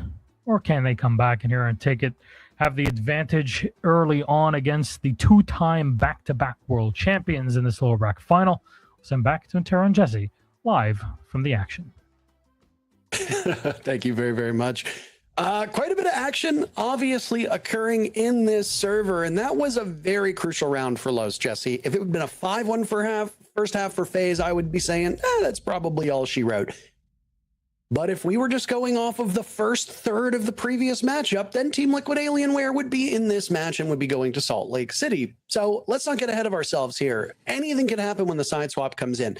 There's some underlying issues that I see for Los at this point in time that might not be a big issue for them. Number 1, opening duels.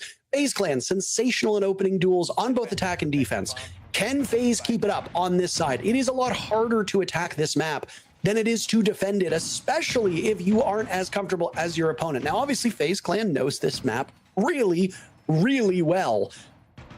But Los have a lot of offensive threats. They've got the ability to roam, and they can make so much noise. The thing I need to see is more depth from these fraggers. It cannot be the Perez show all the time. And so far, if you look in the bottom left of your screen, Los is accomplishing that. There's just not enough killing to spread around, even though there is some depth. When Los won this map earlier in the kickoff, Parker, it was up against Imperial, and it was really their defenses that saw them through to the end of the game. They were flawless defending on the top floor, and they were flawless defending on storage. They have to be able to rely on those two bomb sites to get the job done and build back this advantage up against FaZe Clan. They will start top floor, as basically every team will, try to give themselves the best chance to win this first round of the half and close the gap to be within one. What a FaZe Clan cooked up to try to counter it? Well, they brought Vidaking, in my opinion, the best Monty in the world, up onto the Monty. They've also got the smoke coming through from the Capitao and the Glass, and an opening. Handy just walks his way up the Aqua stairs. Daffodil's investigating. He says, I wonder what could be over here. It is unfortunately a bullet straight from Handy, so that's now a man advantage plus strong utility and a double from Handy, taking down the one player on Los who's really been impressive today. Cool as a cucumber, Jesse, as Handy picks up 2 and walks in, asserts himself, and he guns down Perez as well. That is a very important kill. You've eliminated one of the nitro cells, still some explosions for Nuxka, and Handy's got great drones over on this Aqua/Fish side as well. Top of those stairs, you saw the late barricade, and if he gets in that position, the other 4 players from FaZe Clan can isolate Dark and Dash and figure out next steps. There is so much time remaining in this round because of how quick Handy was. 1:40 still on the clock, and only 3 players from Los for FaZe to find. It definitely does look like they want to come to this Aqua side, Parker. They've got Vidaking starting to open things up around here. Of course, Handy's already made that space. The IT breach was a bit of an issue for them. I know they were impact tricking outside the mirror window. I'm not sure if they were able to get that fully opened up. You have to imagine Cyber using 3 of those Selmas likely was successful, and indeed it's been patched up by the Azami, but they've got some angles at the very least to go through that wall. Vidaking top rafters now. He forces Dark to fall back into the bomb site, and just 3 bodies to see. They've got a lot of different angles to worry about. This is that point in the mid-round where things get a little bit tricky if you don't have good map control. They're doing some damage as 2 separate players from Los are over on that fish side. Nuxka, the only one with the kill so far, and now Souls is getting called into action. He's expecting the Warden to swing. A bit of a messy fight. He takes down Dash, cannot get Nuxka. This is very good for Los. They're rebuffing this advance. They are pinned down in the A bomb site, so B bomb site control is full for FaZe Clan. There will be a late flank from Nuxka, leaving Dark in a position upstairs, watching Rafters dropped, and it all comes down to Nuxka. He had gone for that late flank. He thinks otherwise. Now back up top to Fish, and he's slaughtered by KDS with those final 2 kills. 5-2 the scoreline. FaZe still in control. Yeah, tough round for Los, Parker. I liked what they were thinking in that 2v1 because they saw that Vidaking was going over towards Pillar to try to force that plant down, and that puts them in a really awkward spot. You said it. Every player was over on the A bomb site. Every player was in command. So what does Nuxka do? He says, listen, I've got a shotgun. I'm just going to go down below, stop this plant from the vert, and then at least I can put my team into a position where we're not playing into a post plant. Unfortunately, right as he does that, somehow the info goes the way of FaZe Clan, whether they've got a drone or whether they just recognize that movement. Vidaking actually pulls off the plants, and then they get aggressive to focus Dark Eyes. It ends up being a 1v3. They get that good pick onto the Azami, and it just puts them into such a dominant position, recognizing the movements from Los, not just defaulting into a plant because they think it might be safe, but understanding the different win cons that Los have in that round and really playing around them nicely. Brings them up to a very beautiful 5-2 buffer, and I think that round is so telling, Parker, because that was the bomb site where Los were undefeated. That was their best bomb site, putting their best foot forward here in the second half, and if you can't win that one, well, the rest of the map is only going to get harder. I don't think things get any easier here, and then you have to go to Chalet as well. So for Los, Los, I mean, they made it. They made the major. And again, that for a lot of these teams is really the main goal. I'm certain the SI points, I'm certain the seeding, I'm certain the higher payout is all that is top of mind. And of course, for Los, you want to get your game day reps in against strong opponents, because when you go to Salt Lake, you're going to be playing the best of the best from all across the globe. This Los team doesn't really have a wealth of international experience. Some of these players will be fighting up against international opponents for the first time. So you want to be in a position where you are as prepared as possible. FaZe is a great litmus test. If you can bring the heat to the defending world champions, then you can feel a little confident about your chances when you get to America. Oh my. Speaking of chances, Perez and Vidaking coming to blows. Vidaking almost walked away with a very important kill. Yeah, Perez obviously wants to get active. He's been confident throughout the day so far. Put up the strongest performance of any individual on any map all season long just a few hours ago as they secured their spot to go to Salt Lake City. So he wants to play with that confidence, but hasn't found the same success on Nighthaven Labs. It's not going to be a full map clear from FaZe Clan. They're just going direct down through the vending stairs. They've, of course, taken the correct measures to make sure that there can be nobody inside of storage. Daffodil is still inside of there, so they're actually going to go a little bit deeper. They're inside of Nano. They're starting to take good space in the basement because they can't go for a default plant without that top control. Got the attention of the Blackbeard. What a shot by Perez. My God, there's a good reason why so many people talk about him. Nuxka as well, trying to deal with the Blackbeard of Souls. Most of those bullets bouncing away. Cyber might be retrievable. It's hard to say, but Souls has found himself in the site with the defuse kit. He's got a read on one. Out goes the nade. He's given his position away. There's no way he gets the Azami, right? How many clutches can Souls pull off? That is the real question. Isolates the Azami with an nade, expecting Dark to get a little bit closer. All the while, Nuxka's being very patient far back. There is a drone watching that point, and I'm sure somebody's watching it. You see the pings go out. A minute to go for Souls.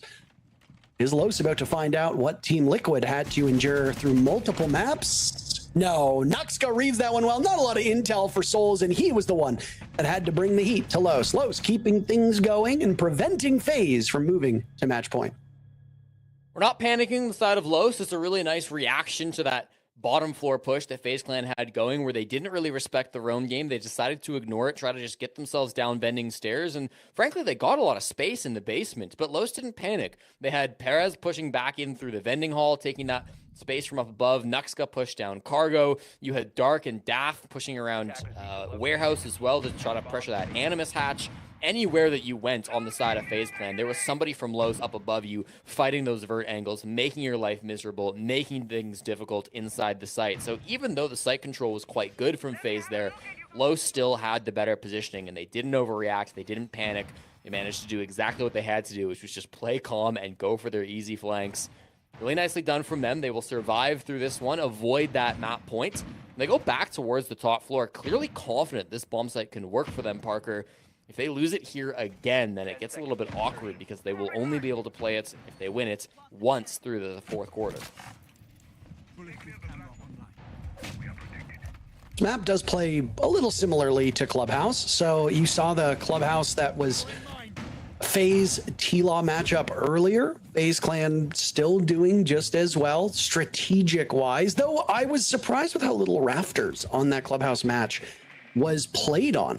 Both of these teams seem to avoid it for the most part. Rafters play on this map is really unavoidable for the most part, especially if an Azami is on the board. And well, would you look at that? Dark playing in this powerful position on Rafters above. Very aggressive. Keeping that door open is a smart idea. And for people that aren't the most familiar with this game, you might think it's counterintuitive, but it actually works very well. Because if you leave that door open, the attackers will be reluctant to engage. They cannot push up and take that outdoor map control because at any moment, you can get swung from that spot. IT is open. Now the connector wall is open. Things are going very well for FaZe Clan as they set themselves up for this execute. And both of those things get done in less than a minute. Yeah, really nice breaching coming through from Cyber there, of course, on the Thermite. One exothermic charge to spare. Probably won't get used through this round, but that's okay. Still got Selma charges and can openers to play with, too, just in case there had been some mirror tricking shenanigans, but they didn't really have to worry about that at all. Now they can start building towards this push, and there are certainly a lot of players over on the meeting side of the map, but they haven't necessarily committed to it just yet. Inside connector is Souls, so I think this is likely to be where the push tries to come through. Means that they're going to have to deal with some of these toxic babes. Nuxka here on the smoke is actually the only change in operator that Los have brought coming through from the 7th round. So if that can make the difference, if that extra little bit of stall can have an impact, it could be exactly what was missing for this hold. Upside down repel. Vidaking knows this area. FaZe knows this area decently well. Daffo with the leadoff pick. Down goes Handy. Along with the flames, the gas will go out. Answered by a smoke that will obscure the advance in electrical. Cyber's not far removed with Souls standing next to him. Vidaking still guarding that position. And there goes Dark, who thought he was playing relatively secure on Rafters. No, that will not come to pass. Perez will die shortly thereafter. FaZe now with the numbers advantage.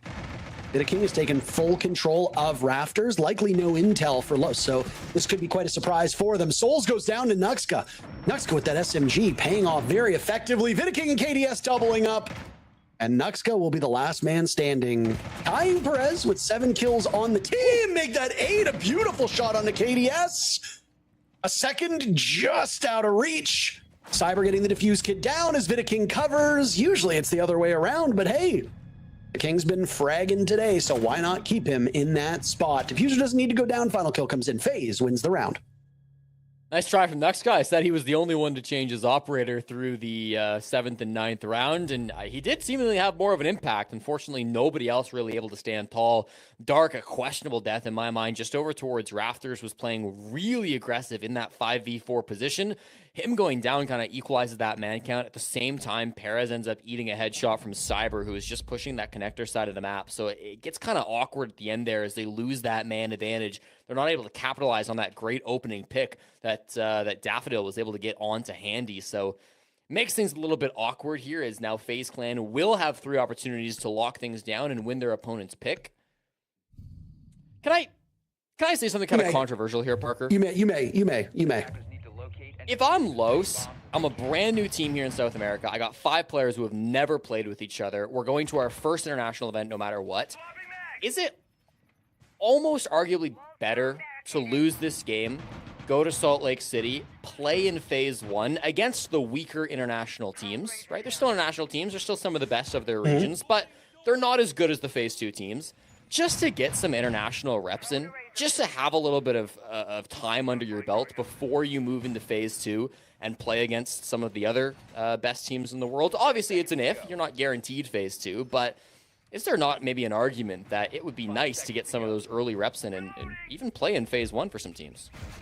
I mean, I think your theory is not wrong, but I think a lot of these competitors might not be looking at it that way, because you're also in danger of going home if you screw up, right? Like you don't have any saving grace. And we see this in traditional sports where teams will either, I don't want to say will throw their games, but they might bench some good players. They might not take the end of their season very seriously so that their best players can get some rest and maybe have the added benefit of drawing a more favorable matchup in their first round of the playoffs. Could be the NBA, could be the NFL, could be hockey. Doesn't matter the sport. We see it all the time. It would not surprise me if that is something that is at least considered by the players here in esports, because the competition ultimately is the same. If you have an easier path to the finals, it just means maybe doing a little bit worse and maybe not winning so many games. What team is going to say no to that? Pride aside, the ultimate goal is to be a champion, and most teams, I have to imagine, will take the easiest path that's available to them. I just don't know if this Los team is thinking through that right now, because there's an entire possibility that they didn't think they'd be here at the start of today. Yeah, certainly. I don't think that they're trying to lose this game or anything, but it might be a silver lining if they can't pull this one back. Still a big if. They could win these next 3 rounds and force us all to be wrong on our assumptions. So far on this defense, I'd say it's gone pretty well. You've wasted almost 90 seconds, and hey, you even got the opening pick. Daffo swings off of that Fenrir mine to take down King all alone on the ram, and you lose your captain in a bit of a brutal fashion. They dropped the fuse kit, and they're desperately trying to get this pick back, but so far, Parker, the players on Los have been too hard to find. Well, they've been finding them. They just haven't been killing them. And last I checked, there's no hitbox in the end of a shotgun. Try as you might, Handy. I'm sure those bullets would do some damage to your hands, but not enough to kill you. Another kill will come in from Los. Souls also potentially living on borrowed time. KDS is gone. Cyber pivoting, getting the first kill for his team. A strong gust of wind would knock over the 2 remaining players on FaZe, Jesse. This is not an ideal spot to be in. Los will very likely take this round. FaZe Clan still sitting on map point. They got plenty of time to make this work. He's got to get through this round. Looks like it'll come sooner rather than later. Cyber last man standing now is a great crossfire from Los. Catches Souls, and Cyber looking to puncture from behind. Hold on a second here. 3 kills for Cyber with 30 seconds left. He needs to find Nuxka and he needs to find Dark. That is going to be a challenge, especially given one of them is a pulse. If you play this correctly, Nuxka, you just need to find where Cyber is coming from. Feed that information to Dark. Shotgun in hand for Nuxka. 2 shots right now with no reload, so Nuxka cannot miss this. Cyber doesn't know that they're both to his left He might actually get the Azami here. No, Dark, the better shot. Los survived the scare. They are still very much in this map. Big round to come through from Dark. The 22-year-old on Los, who has never been to an international event, is stepping up and really starting to show exactly what he's capable of. Very talented player, going +2 throughout the regular season, just before his best of 3 here today, and of course only improved that with their victory up against Fluxo W7M. Keeps things going for now for Los. Definitely a strong round where he's able to move quite a bit. You'll often notice this if you're watching Dark, is that he loves to move around the map. He sometimes finds himself in positions that end up getting hard punished. We saw that in the rounds just before last, where he's inside of Raptors and things get a little bit messy. But for the most part, he does a really good job of maintaining his positioning, getting himself in spots that the attackers don't expect. He can get some really nice picks off of it. His aim absolutely doesn't hurt either. So nice to see Dark stepping things up. Ties his teammate of Perez for the top frag here on Los. Can try to spin that into even more rounds, build a bit of confidence up against this FaZe Clan team as you try to force OT. OT is definitely possible here. I mean, just the basic numbers suggest it's improbable. All FaZe Clan needs to do is win one more round through the next 2. I think that's very doable with the way that they've played. But again, attacking on this map can be a little bit trickier than it may seem. And if there is, any credibility to the fact that FaZe is playing a little bit more loose and maybe not as pronounced and practiced as they could, those could very much be in this. But again, you have to ask yourself, are they thinking about what this means for the actual major? What part of the major do you play in? FaZe is in their name. You best bet they're probably thinking about the phases of the major. Maybe not. Well, Glad I got you to laugh on your birthday. By the way, everybody, happy birthday, Jesse. Thank you. Thank you. We've been over it, but we did have an hour-long break, so very likely people who were not here in the stream earlier didn't know. So thank you. Again, we did see the Mira ban coming through from FaZe Clan. That was used by Nuxka last time they played this bomb site down on the bottom floor. He switches over to the Valkyrie, trying to get a little bit more aggressive. It's a very heavy roam top floor. Dash trying to get aggressive here. Dark as well inside of command. Takes the first fight with Cyber. No kills just yet from it. Hiding behind that Kiba barrier for safety. Ooh, Perez dangerously low and taking some damage. There he goes, finished off by KDS. Cyber still in a very advantageous spot. Another could quickly follow, and if that's the case, things will go very bad for Los. Souls is hoping to exploit all the chaos, and he might just find it. Look at this patience. The castle might have an idea. He sure does now. Handy and Souls with 2 kills. Daffo with 1. Still the numbers favor FaZe Clan in a 3v2 with 1:30 to go. Daffo and Nuxka both doing pretty all right from a fragging perspective. We'll have to deal with a shield and its 2 escorts. Very wisely, that mid-floor hold, no more. Los looking like they might go back and consolidate downstairs. There are a couple of outcams here on the mid-floor, Parker. If they can guide a Nitro Cell, that could be the difference maker. Vidaking should hear that rip and sees the Nitro now. Takes about half HP, but he is alive. That's the last C4 off the board, and both positions known for FaZe Clan. He's taking some damage. Don't want to stack up too much. Down goes Nuxka to KDS, and oh boy, Jesse, I do not feel very good about this. A great effort from Los, that's for sure. It all rests on Daffo pulling off a 1v3 clutch, or else they lose their map to FaZe Clan, and he's not able to do it. Vidaking gets the job done. Nighthaven Labs in the books for FaZe, and look how excited they are. Well, that is 4-0 on the season now for FaZe Clan on Nighthaven. Clearly one of their strongest maps. Despite it being the selection of Los, it will be a strong victory to start this series. Taking the pick away from Los. Some good moments, I think, no doubt. Both Dark and Perez having some really nice rounds there, but in the end, the world champion's just a little bit better today. Yeah, and I mean, that's what we come to expect, right? Especially after their matchup against a Team Liquid Alienware.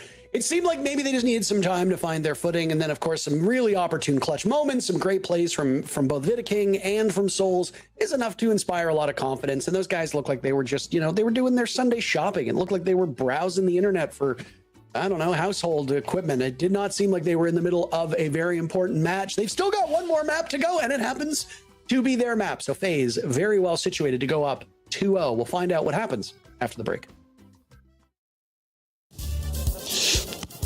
Ué, viado. Ah, mas que isso, cara?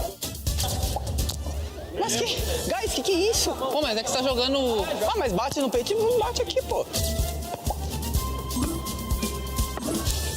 Ah, mano. Os caras não sabem o que é altinha, pô. Os caras não sabem chutar aqui a bola, pô. A galera tem pé de foice aqui, mano. O nosso bagulho é... teclado.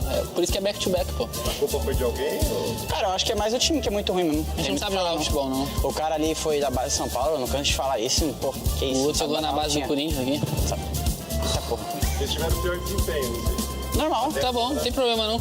A gente não se importa com futebol. A gente não é jogador de futebol.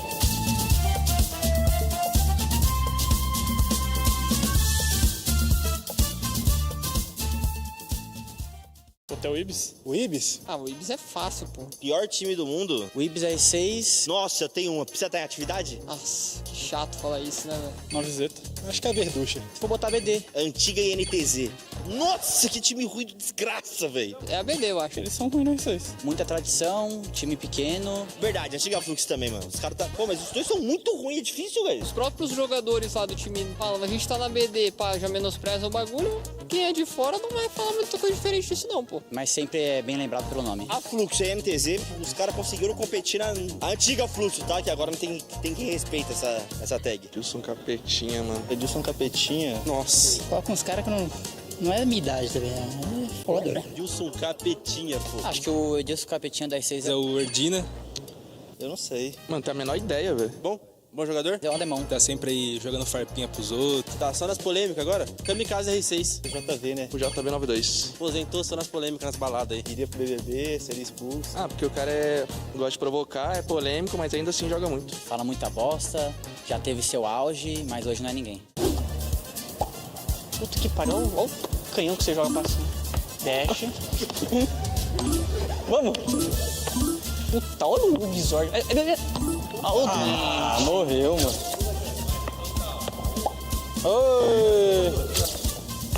Oi! O pé queria de cabeça, ele queria de cabeça, eu vi. Vai! Acho que eu deixei um pouco a desejar ali também. O Pérez tá achando que tá jogando vôlei. Cara, o Pérez é muito troll, cara. O Pérez é muito troll, cara. Olha o que ele faz. Calma aí, cemitério. Ele é muito troll, cara. A bola chega nele e morre. Não, mas acho que a gente deixou um pouco a desejar aí no desempenho.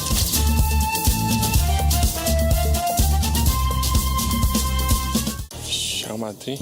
O Real Madrid? Real Madrid? Pô, mano. Real Madrid? Pô, mano. Acho que é a FaZe Clan. A FaZe, mano. Real Madrid das 6, acho que é a FaZe. Muita tradição, muita história. Verdade, pô. Eu diria que é a G2. A Liquid. A Liquid, velho. Real Madrid das 6, mano. Porque os caras ganham o Invi aí, 2 Invi seguidos, back-to-back, já tem Major já. Os caras é bom demais. Conta de tamanho, eu acho, da organização. Muito dinheiro, mas não chega aos títulos, né? Não dá pra... Não tem muitos títulos igual o Real Madrid, né? Mas eu acho que é a Liquid. Pelé? O Pelé? Não, mano. Cara... Pelé. Porra. Eu acho que o Pelé do R6 é o Psycho R6, pô. Pegado, hein? Cara, o Pelé, vou botar o Cyber aí. Pelé teria que ser o Pengo, né? Se fosse pela lógica. Eu acho que o Pengo, né? Tem grande história aí no Siege. Joga desde o começo, manteve seu auge aí nos 10 anos de Siege e todo mundo lembra como GOAT. Ah, não tem como, né? Só tem um. André Oliveira. Welcome back, my friends, to SAL. I was muted there for a second, but we're all safe. Very dominant map number 1 here for FaZe Clan. The world champs proven why they are at the measure à la hauteur, as we say in French. Leo, they made a statement in map number 1 and looking to close out the whole thing to get the top seed in this lower bracket. They did. I do think, however, that I was happily surprised about the defense side from Lost. It wasn't by any means weak. I thought that it was very back and forth. As soon as FaZe switched to the attack, it was 1 round won, 1 round lost. Obviously, most of the efforts were made in the defense. I think it took a long time for Lost to come up with solutions to FaZe against FaZe. I think that after experimenting a little bit, they finally figured out the solution a little bit too late when they go on these deep rooms like they did on the last round. You take all the manpower you can get, you get behind a shield, and you actually make sure you isolate the 2 to 3 players that are roaming, and you get them an advantage that way. But fundamentally, the fact is, FaZe, they play in such a perfect way that it becomes really hard to beat them out of their own game. So doing that consistently is really tough. And so as you can see here, on the round 6 is the one where I mentioned, like, they actually problem solve it pretty well, and that's the only one where they actually managed to do it.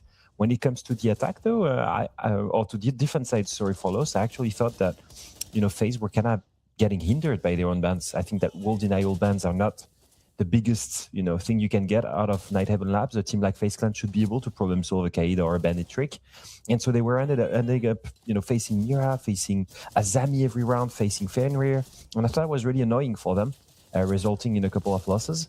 Overall, still FaZe the most consistent, the better team, and full of momentum. However, by no means was it a completely easy stomp. I do think that Loss has it in them to cause problems to FaZe Clan, and this is a good sign for their stint as a Salt Lake City major. Yeah, like you said, the second half, Loss really got things rolling for themselves. They're able to get a bunch of extra rounds to really help their case in this matchup. It's not easy for any team to face off against FaZe Clan, and Loss, a team that will remind everybody that hasn't been keeping up with Kickoff for the past 3 weeks.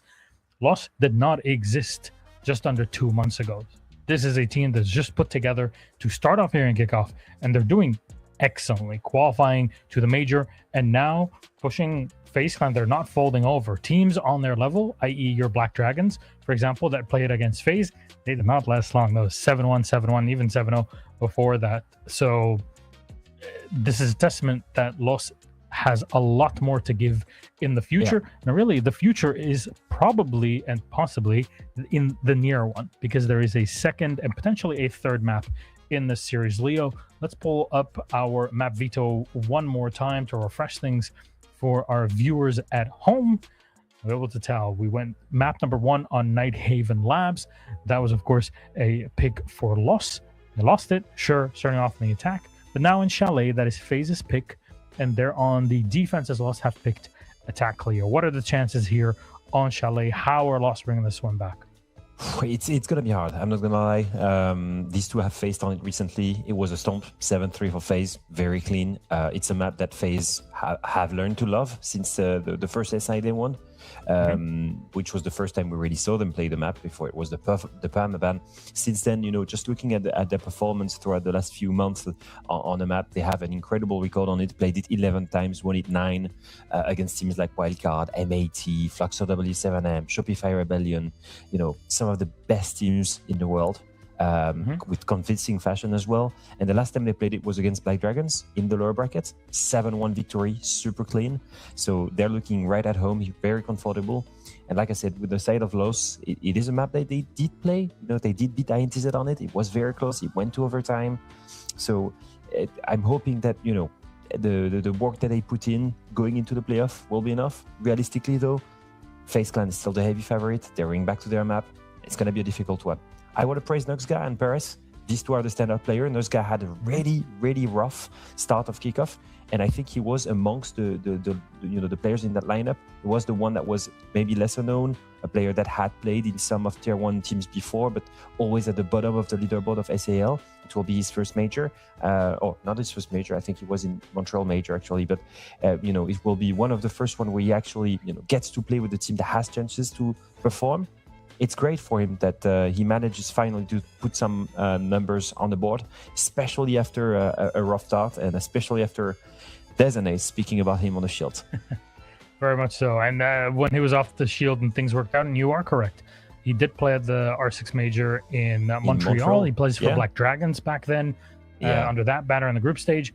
Got eliminated fairly early on. We're talking about, 1.5 years ago at this point, being able to come back to an event, this time with a roster that is doing, in my opinion, better than what Black Dragons were doing back then. Is pretty impressive.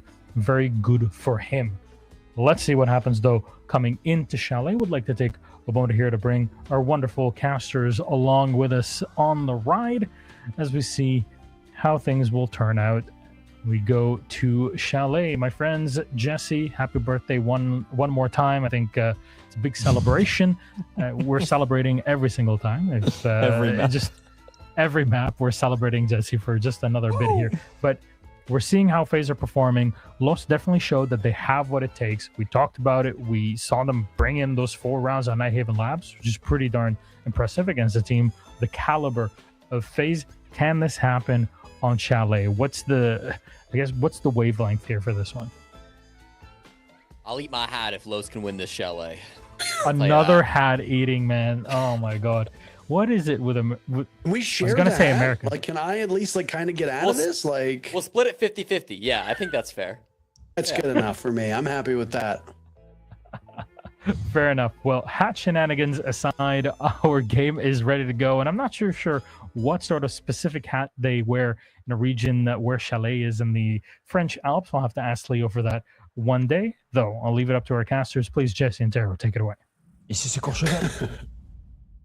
I mean, it's got to be like a winter hat, I guess. Like, I don't really know. I'm not actually eating a hat. Call me a coward in Twitch chat all you want. I'm not eating the hat. I'll eat an edible hat. I said this. What? Coward. I didn't mean you, and I didn't mean literally. And yet here I am. And yet here you are on your birthday, having to talk about eating hats, watching the incredible Los versus FaZe Clan matchup that might now be reaching its screaming conclusion.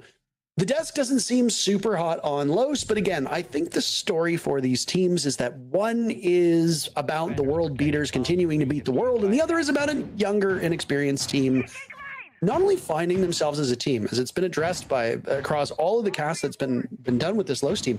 They are a new team assembled here, and yet they have made it to a major that is cause for celebration. But they are also an inexperienced team that needs time to gel. Kickoff is really not very long. You're not getting a lot of game day reps. You're really not gaining a lot of experience. You've been scrimming, you've been practicing, that's good. But game day reps are most important. No amount of scrimming can replace that. So Los, even if they lose this series against FaZe Clan, I think the more rounds they play, the more they see on Chalet, potentially even Consulate if it's needed, the better this team will be for Salt Lake City.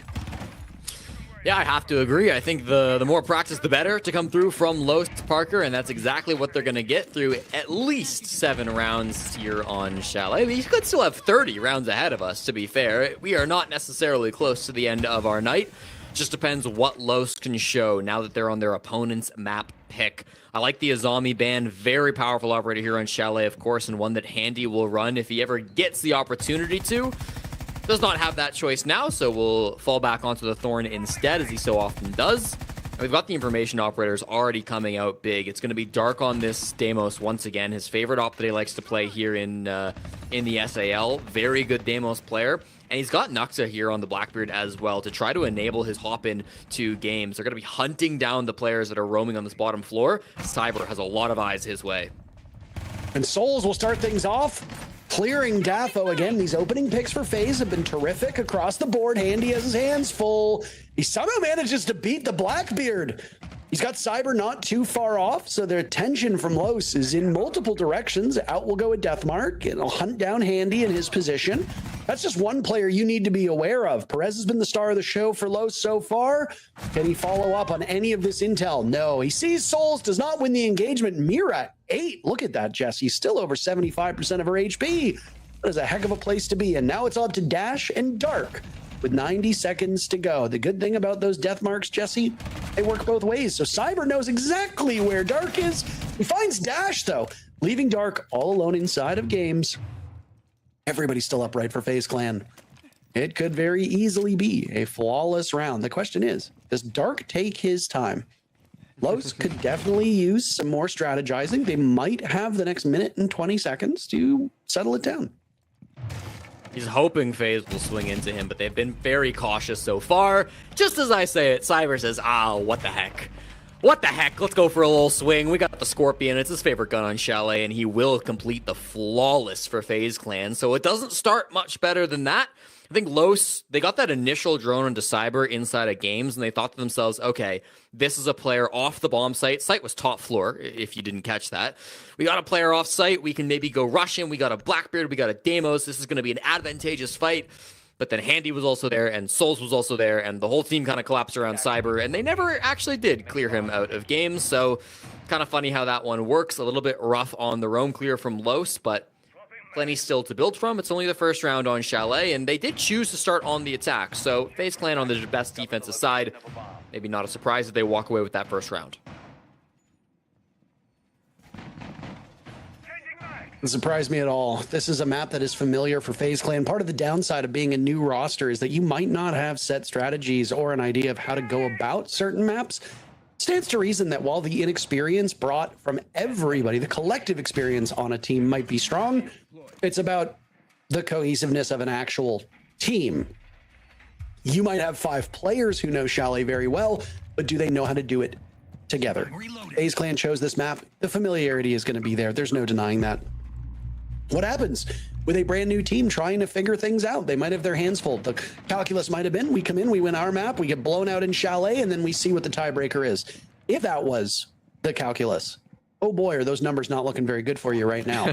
So if you're FaZe Clan, just stay steady. And again, if what we saw some of on map 1 holds true for map 2 here, FaZe might not be playing at full strength. Well, someone's in library. Dart can tell that, and I can tell you it's just the Mez player KDS that was likely showing up on that tracker. He will get scanned now by the Solid Snake, so they'll know his position. Just playing on the other side of things here is relatively alone. Of course, has some players in the hallway beside him, but will have to fight this incursion all by himself there as the jump in comes from the Blackbeard. He wins the first fight, and also the teammate from below. Vidaking's got the vert angle to make sure it is no more than that. They take down KDS Parker, but they pay heavily for that. Perez with that 417. While you don't see the Twitch run this gun anymore, you forget that it's still an absolute powerhouse of a weapon. And I mean, Cyber finds that out as he thought he was safe by Chimney. Goodbye to him. Dash and Perez will now need to work together. Final EE1D will go off. Still 2 of those ROU units in hand for Perez, or ROU projectors, so he can wall off some of this bomb site. He could cleave this A bomb site right in half. Doesn't have control of above. Dash does, though. So they've been able to push these FaZe players away. I actually kind of like this setup for Los. It's not as bad as the numbers would suggest. This one nade could do wonders for them. If they can clear out the back bar position, it could be huge. It's just Vidaking standing back there on the smoke. He's got one more Toxic Babe. They want to coordinate this with Perez jumping in. If they can manage to get this space, force Vidaking to move, it could work a pick. But he stays alive. Outside the building, they are 2 separate at this point in time, and they know exactly where these 2 remaining players on Los are. 45 seconds for Los to figure this one out. Dash is the defuse kit. So at some point, being on that top floor, he will need to drop. It really hinges on Perez winning this engagement, but they're both rats. They're fighting on the ground. Handy wins that because he has the M870 in hand, a perplexing weapon to deal with at a pro level. Very seldom seen. Out will come the sidearm. Can he find his 3rd kill against Dash? Dash knocking at this bar door. This Los team might need a drink after this matchup, Jesse. And while Dash is staring down the place to get it if needed. Just prolonging the inevitable. FaZe Clan with 3 players, none of them really moving an inch. Vidaking pops up. There we go. 2 in a row to start for FaZe. Yeah, tough round. I mean, it all comes back to that library push once again, Parker. They tried to catch FaZe Clan off guard by quickly jumping in with the Blackbeard and the Snake Scan, but unfortunately that push in through library was more blatant than Muda. So in the end, FaZe Clan are able to lock that one down, looking confident, only allowing 2 kills through 2 rounds. Yeah, I mean, this might be too early for a timeout, but I wouldn't have been surprised if we saw it get busted out. This Los team is kind of floundering here. And I mean, they're bringing information, they're bringing shields, they're bringing all the operators that you are used to seeing on a Chalet execute. It's just not working. And again, attacking is a little difficult. This is FaZe's map. You presumably chose the easier side and you are still struggling with it. So I think for Los, this might be something that where they bit off a bit more than they could chew. And again, they're a newer team. This is going to happen. But this is an issue that will resurface at the major. If the map pool of Los is still quite small, they might have qualified for this major a little bit earlier than they expected, and they are going to have their hands full against opponents that might be a bit more experienced. The potential here on this Los team is high. They've got some really extraordinary players on the roster, and they can definitely compete at the top of this region. Just maybe not after being a team for a month and a half. They're going to need some more time to cook. They've got a couple weeks now until they ship off for Salt Lake City. They might even boot camp somewhere in North America. Who knows? All of that will help them a lot. And of course, getting to play FaZe in an official match, a team that they probably know well from scrimming in the region. This will help them prepare for the major. Wow, Parker, I am seeing a Ying, I'm seeing an Amaru, the Snake, the Doke, the Glaz. This is going to be a fun execute. That's all I can tell you. They're going to be likely trying to get up that main hatch to get into dining. That's likely going to be where Dark tries to push with this. At the same time, with these Candelas and the smokes, they're going to cause chaos, trying to make sure that they can kill these site players. They likely won't have top floor control, but it doesn't matter. If they can disorient their opponent enough, make some chaos, they could still get a plant down. Oh, here he comes, and there he goes. Right through the hatch, and goodbye. Handy punishing Dark. Read that one like a book. It really just comes down to duels, too. They are missing most of their shots. Again, strategy-wise, you need to be able to land your shots. Dafo understood that. He picks up 2 kills. Hugely important for his team. Into a 3v3 now. KDS on the move, Dash on the move, Dash down below, still searching for his very first kill. Slow's team is very close to the bomb site. Are they able to make anything with it? That is the question. Dafo dies, so now Nuxka will be the only one to watch Dash should that diffuse kick get planted. FaZe Clan still have control from above, so it's been a bit of a role reversal. Dash on the board. Nuxka's gone. Vidiking having a terrific day. My goodness. FaZe Clan continue their winning ways. They really do, Parker. A solid first quarter to come out from FaZe Clan. You look back at that rush, it definitely gets read nicely, but it's not unsalvageable from Los in that 3v3, you know? It's kind of a small thing, but I was a bit curious to see Dafo bringing can openers on the Ying rather than a second set of smokes. It really made it difficult to get a plant down, and yes, there was a warden on the other side, but they managed to take down KDS eventually through the midst of that. If they have a second set of smokes in that, maybe you can do something with the Glaz, maybe you can do something with the plants, but they're just out of utility on that first set. Once they go for that rush and it doesn't work out, they don't get the plant down, they kind of struggle to recover it. Sure, they have site control, but with full top-down control, FaZe Clan are just way too strong in that position. Vidiking eats up those last couple of kills, puts his team into a strong position. Now 5-0 from the captain of FaZe Clan, and an early tack timeout from Hugzor, desperate to get his team back on track. Only 4 rounds will separate them from the first phase of the major. 3 kills in that round, more than what they'd accomplished in the 2 previous. So things are definitely trending in the right direction, but structure-wise, I mean, FaZe are just running around, playing with their food. I liked the attempt from the Amaru to slingshot through that hatch. It was read by FaZe Clan, and I mean, it's not, unless you've seen this in a scrim, there's probably not enough VOD footage to know that that's coming from a relatively new team. So, I mean, FaZe Clan are just prepared for about everything, and it's working mighty good. I don't really know what more there is to say about this FaZe team that we didn't say in the T-Law and now here in this Los match. This team is just, they're everything. All the players are doing well. There's really nobody underperforming on FaZe Clan, either in the kills department or the utility department. Strategy's been good. They've been fragging really, really well in the opening rounds. I mean, constantly getting first bloods was a huge reason why they were able to overcome T-Law in the match that preceded this. So if they can continue this, if FaZe Clan can continue to hold map control as well as they have, because they're not really giving up any crucial parts of the map, then they're going to be mighty fine defending. Kind of surprised to see a Mira ban come out. I mean, I don't know if there's anything necessarily a lot stronger they could have banned. You could maybe say the Thorn, the Ellis been played a lot, the Smoke, the Kaid, I don't know. They had a lot of options, but the Mira was only brought for this top floor defense from FaZe Clan, and if you remember, we didn't even really see the Mira windows being used because all the action happened down inside of bar, down inside of games. In any case, it won't be available to Souls anymore, and he flexes over towards the Mozzie as the rest of his team's lineup does stay the same. Could allow him to get a little bit more aggressive and maybe even support the roam of Cyber even better down inside a bar. He's just below the site in dining to start this round. And the players on Los will have once again the same task. How do you roam clear these players out of their positions? How do you get yourself into a strong spot to attack this top floor? It seems like, at least early, their answer is, we're not even going to worry about the roam. We're just going to push from Solar, but we'll see.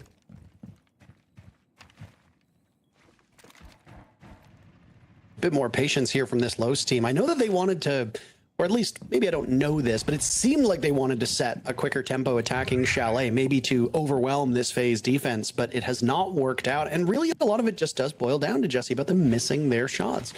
The previous round was a great example of it. They actually had the read and the jump on FaZe Clan, but they could not land their shots, and sometimes that's all that matters. What can they do here? Dash exploiting a weakness, but Vidiking has been the king of this top floor. The bomb site's actually up here, so it stands to reason that he'd be in this position. Perez taking up map control quickly, but again, FaZe Clan have not really given up any parts that are of incredible importance. Souls is looking for a flank, but there's two pairs of eyes from Los in that direction. That means that there's only one player from Los looking elsewhere. That's great for FaZe Clan. Have two of the remaining opponents tied up on one guy. That allows the other three to find themselves in more favorable positions. Perez is just so good. Daffo will give Los the advantage. This timeout is working so effectively, and now Souls, the player who was isolated downstairs, no real impact on the round, will have to stop this. Good news for him. Nuxka and Perez, very low on HP. That Roni doesn't do a lot of damage, but one or two bullets will be all it takes. The problem is that the cross is being held in the window to his right, and that is enough. Daffo locking down the split, not allowing him past, and Los is finally on the board. Kind of a messy round, Parker. They end up just walking in through the office balcony, and it gets a little bit scary. They lose the man advantage, but again, they don't lose their head in the midst of that. You know, they're happy to kind of reaggress in towards those top floor players. They bide their time a little bit. Perez, I think, by far the most important player in that round. Wasn't really finding success before round 4, but is able to step up in through Solar. He hits a beautiful shot onto Vidiking, handing him his first death here on Chalet. At the same time, Cyber goes down too, so they start to really work back that man count advantage. The window position was perfect from Daffodil. Nuxka, of course, just inside of Master as well, coming up kind of through Solar is a really important player too. So everything comes together in the low man count situation from Los. They make things panic. They make things scary to come out from their side. And FaZe Clan into chaos can't really hold on to that round. More thought out, a more deliberate execute. Maybe not quite as quick. I mean, Hugzord is a great coach, and he's a seasoned former player as well. If he can read what FaZe Clan is doing, an inexperienced team like Los is might not be able to diagnose it, but Hugzord has been here before. He's played against FaZe Clan tons of times across different rosters, different teams, both as a competitor and as a coach. He might be able to get a pretty good vantage point on this and relay that information to a younger team that is trying to do more than, you know, just figure out their opponents. If you don't really know Chalet, which maybe Los doesn't, there's 1,000 things going through their mind right now. They might not be processing all of the small moves that FaZe makes. And more importantly, each player's only seeing their own perspective. Hugzord likely sees everybody's perspectives and will have a better read on what FaZe is doing and how to respond to it. So if that was Hugzord, kudos to him. They still have surrendered the opening picks 2 rounds in a row, but the trades have been much quicker for Los, and they will do it again this round. KDS dying to a nade, but not before Dash has been taken off the board. Yeah, that's an important pick, frankly, both ways. You do hate to lose the Sens, but you've gotten control of really Library now after that pick onto KDS. You can take this space. They haven't jumped in just yet. There is a potential for someone to retake, but this top floor is a lot less threatening now that KDS has been removed from it. Cyber's still here playing on the Ego window Mez. Sees the player above him. Doesn't really have a great escape route. Cyber loves playing this position. He has often found himself on this window. It was a big spot for him back at SI. Continuing to swing and will get away. The cover on the window, I think Nuxka just using his crossbow, so he gets a bit of a timing there, and Cyber does escape. Vidiking's been sensational, but he just stands still as he gets assassinated by Nuxka. Look at that visual inside of the lobby, and Los is finding so much value here. Now goes Handy. Things have been troubling for FaZe Clan. They had a terrific start, but the last round and a half has been abnormally poor for them. Souls and Cyber now, the last two standing, outnumbered by FaZe Clan. And on the ground, there's Souls controlling that Scorpion really well, expecting a quicker follow-up on the door. It does not come to be. He'll now rotate into bar, staring at the hatch. He hears them above. Down goes Cyber. Souls will need to clutch out. Another beautiful play. He has no real read on these last two players. He still knows one is upstairs. The other should be by the front door, right? That's where he heard them before, but never got confirmation. Now he'll know exactly where Perez is. Going down the library stairs. A bit of a delayed reaction. Impact will go off. It does not connect onto Perez. They are double stacked, but keep in mind, the sidearm from the Deimos does so much damage. Trapped in the back. Souls has to fight his way out of this one. Perez has the defuse kit, but does it himself with gun in hand. 2 in a row for Los. The gap between these teams now just 1 round. Beauty. And honestly, Parker, it feels like they've calmed down. That seems to be the biggest thing after that tack timeout, after that chat with Hugzord. They're just taking things one at a time. They're clearing Mez, then they're pushing through to that top floor. They're pressuring Cyber off the building. They're getting a pick inside the site. Why not? They're really just taking things step by step. They're not panicking. They're not going too quickly into some of these roamers. They're isolating these fights. They're making sure the picks that they get cannot get traded back. That's the biggest thing. Getting their own trades and denying trades to their opponents. You said it yourself. The entries are still being found by FaZe Clan a lot of the time, but there's immediately an answer back from Los. If somebody is dying, they're dying for a reason. You're getting something out of that death. You're getting a pick back, or you're at least getting some space or something. You're wasting some util. It's been really nice to see Los bounce back these last couple of rounds. They've been far and away better than their first 3 pushes. Just seems like the team is a bit more on the same page. They're a bit calmer. They're managing to work themselves into positions where they're capitalizing off this FaZe Clan aggression. I think there's no doubt FaZe Clan believe themselves to be the better team in this matchup. I think there's no doubt that FaZe Clan expect to 2-0 this matchup. And if you can catch them maybe playing a little over aggro, maybe not respecting some of the angles that you're pushing or the angles that you're holding, well, it can absolutely work out for you. And so far, Los have done a good job battling this one back.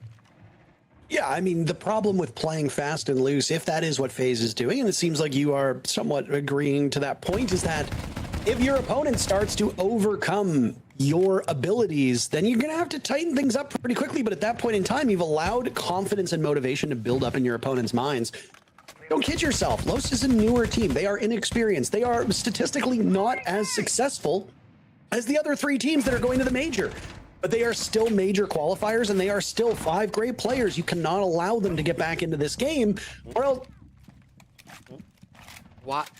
He just had to fall off the other way, Parker. I don't think he expected that fall to kill him, to be fair. I mean, that's a very common... I feel like every new player in Siege walks off that roof at least once and I mean, the look on his face was like, what have I done? So again, a real match is a pressure cooker. Do keep in mind that if these players woke up this morning not thinking they had a chance to make the major, some of these players are probably still super psyched about making it. They might have other things on their mind and might still be grappling with the situation they find themselves in. So we cut them a little bit of slack, but yeah, that's a bit of a sloppiness from Perez. Ends up being kill credit for Handy in the midst of that, so he was the one to get the down. He will get credit for it. Soul's captured 2 drones on Mozzie, by the way. He's been playing with those a little bit. Got good information for FaZe Clan, and especially as you see him switching around, 1 in Solder, 1 on the mid floor. That intel could be the difference maker. Lots of intel for Los too. The Grim pings are coming out, and of course they've still got Dark here on the Dokkaebi. No more logic bombs to play with, but if you can get a kill on an isolated player, might be able to hack some cams, might be able to do something with this. Trying to find this space. 60 seconds to go, and they're yet to find a frag here in round 6. Upside down repel now is... Oh my, they come to blows. FaZe Clan still with the lead. That's KDS and Daffo off of the board. They trade. There's been a lot of trades here, and Bailiff kills. Don't even get me started. Vidaking dies at the hands of Nuxka, who along with Dark will need to win the round to tie things up for Los. Or this comeback will have been good enough for 2 rounds to maybe situate themselves on the other side of Chalet in a favorable spot. Dark gets caught out by Soul. Cyber grabs Nuxka, and the first half is in the book, with FaZe Clan regaining their 2-round lead. Very strong first half from FaZe Clan. Now they get to move on to the better side, but we don't have to ramble ourselves. We've got Milos and Alfama to break down that first half. Rambling on your behalf, Jesse. Don't worry about it here. FaZe Clan in the advantage 4-2 on their defensive half. And Leo, looking at the way that FaZe were playing, they seemed quite comfortable. They didn't really have like this sort of all put together strategy that they have to apply, this 1-2 timing, whatever that they're doing. Do you think they're hiding something for the future, hiding their power levels and keeping it down? I think they don't need. Honestly, I think it's pretty simple. The strategy is put Vita King on a shield, on a shotgun, put him on smoke. He's going to make all the rotates. He's going to make everything. And then put the rest of the team either on information denial, on Mozzie, and the rest on traps. And they just run around the map. They have extended setups, and they fight for every entry into the building. That makes them very stretched. But the thing is, they win every gunfight. So if you look at the rounds that happen, almost actually every single round in defense, they win the opening engagements. And whenever they get traded again. So you look at this, every single entry point is getting contested instantly. Look at this. This was a trade, an instant trade afterwards. 4v3. Once again, here, this was a rush. They're ready for the rush as well, although they're spread out. It's a consistent issue that Lost have had, was to find a way to get into the building without losing a player. And that's just the way FaZe Clan have been playing the entirety of the defense. I think that Lost had certain good ideas, whether it was the rush, whether it was the direct take onto Solarium to try and avoid the roamers. That was the right play.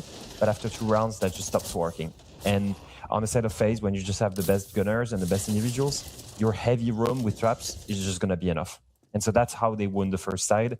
Now going to the attack, they will be proactive. They will have, I think, much more of a strategy depth as Lost. They can vary the pace, the rushes, the full takes, the limited takes on the bomb side. So I'm not too worried about them. But yeah, so far, very difficult for Lost to get into the building. 6 opening death in a row. Well, now going to this attacking side, FaZe with a veritable cornucopia of choice that they can really pluck from. What do they want to play? How do they want to play it? And what strategies they want to hide?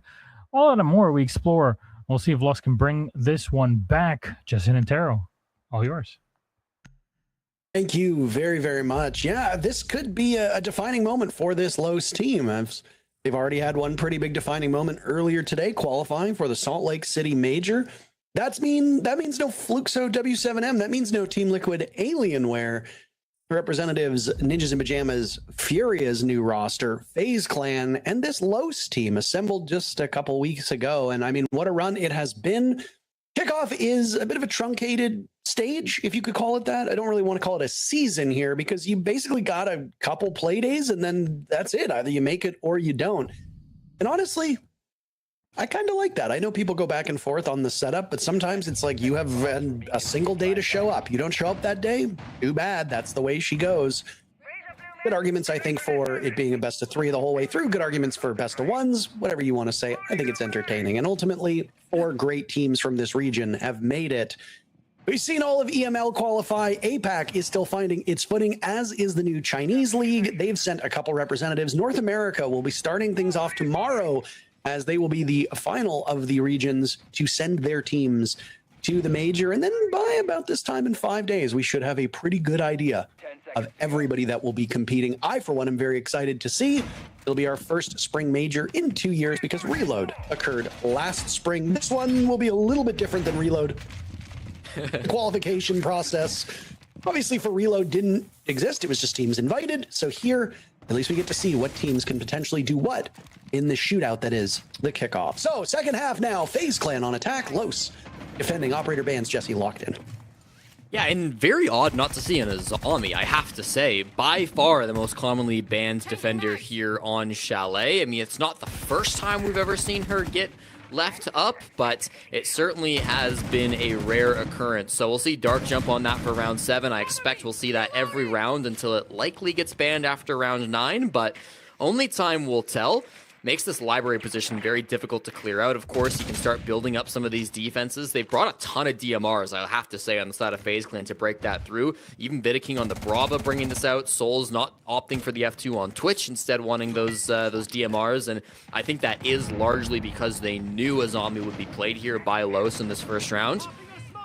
Dealing with much the same problems that Los were on their attacks, right? The bomb site's up above, but there's a roamer down here in games, and this has really been the first point of contact. Perez struggling to stay alive, but finds the opening pick. This Thorn, mighty, mighty good. Pick rate up quite high, and look at that intel gained from this solid snake. So Cyber will have to jump on in and hope that the Thorn is not as accurate as could be. Down goes Dash to Vidaking. Dash having a bit of a rough day, but again, on the roll, you expect that. The remainder of Perez now finished off. Vidaking clearing the way for Cyber to get into the map. Vidaking still holding court now inside a lobby, staring at the double door. Also at the kitchen door.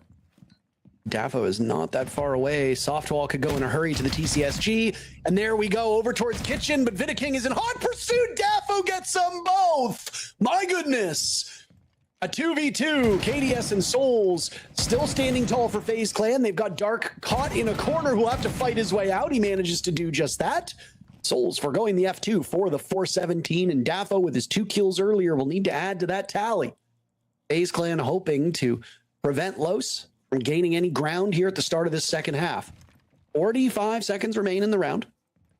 Diffuse kit upstairs, and Daffo is going to walk ever closer to these players, Jesse. He was the best player before today started. I believe he lost that title to Perez, but still is an extremely capable young man. PCSG in hands, and is in a good spot to isolate these picks, frankly. Know exactly where he is now. Just do not double stack. You're giving him individual plays. Daffo shredding through KDS, and now he has to deal with Souls. I like Daffo's chances here. I like him an awful lot. EMR versus Slug Shotgun. Which one comes out ahead? Sidearm in. Pistol out, Daffo wins it. You gotta be kidding me. A rare bit of mistakes from FaZe Clan as they failed to identify his position and then give him isolated fights. Vidiking, really the first culprit for that, failing to follow up on the Goyo inside a kitchen quickly enough, allowing that opportunity for Daffo to keep himself in this round, and FaZe Clan lose because of it.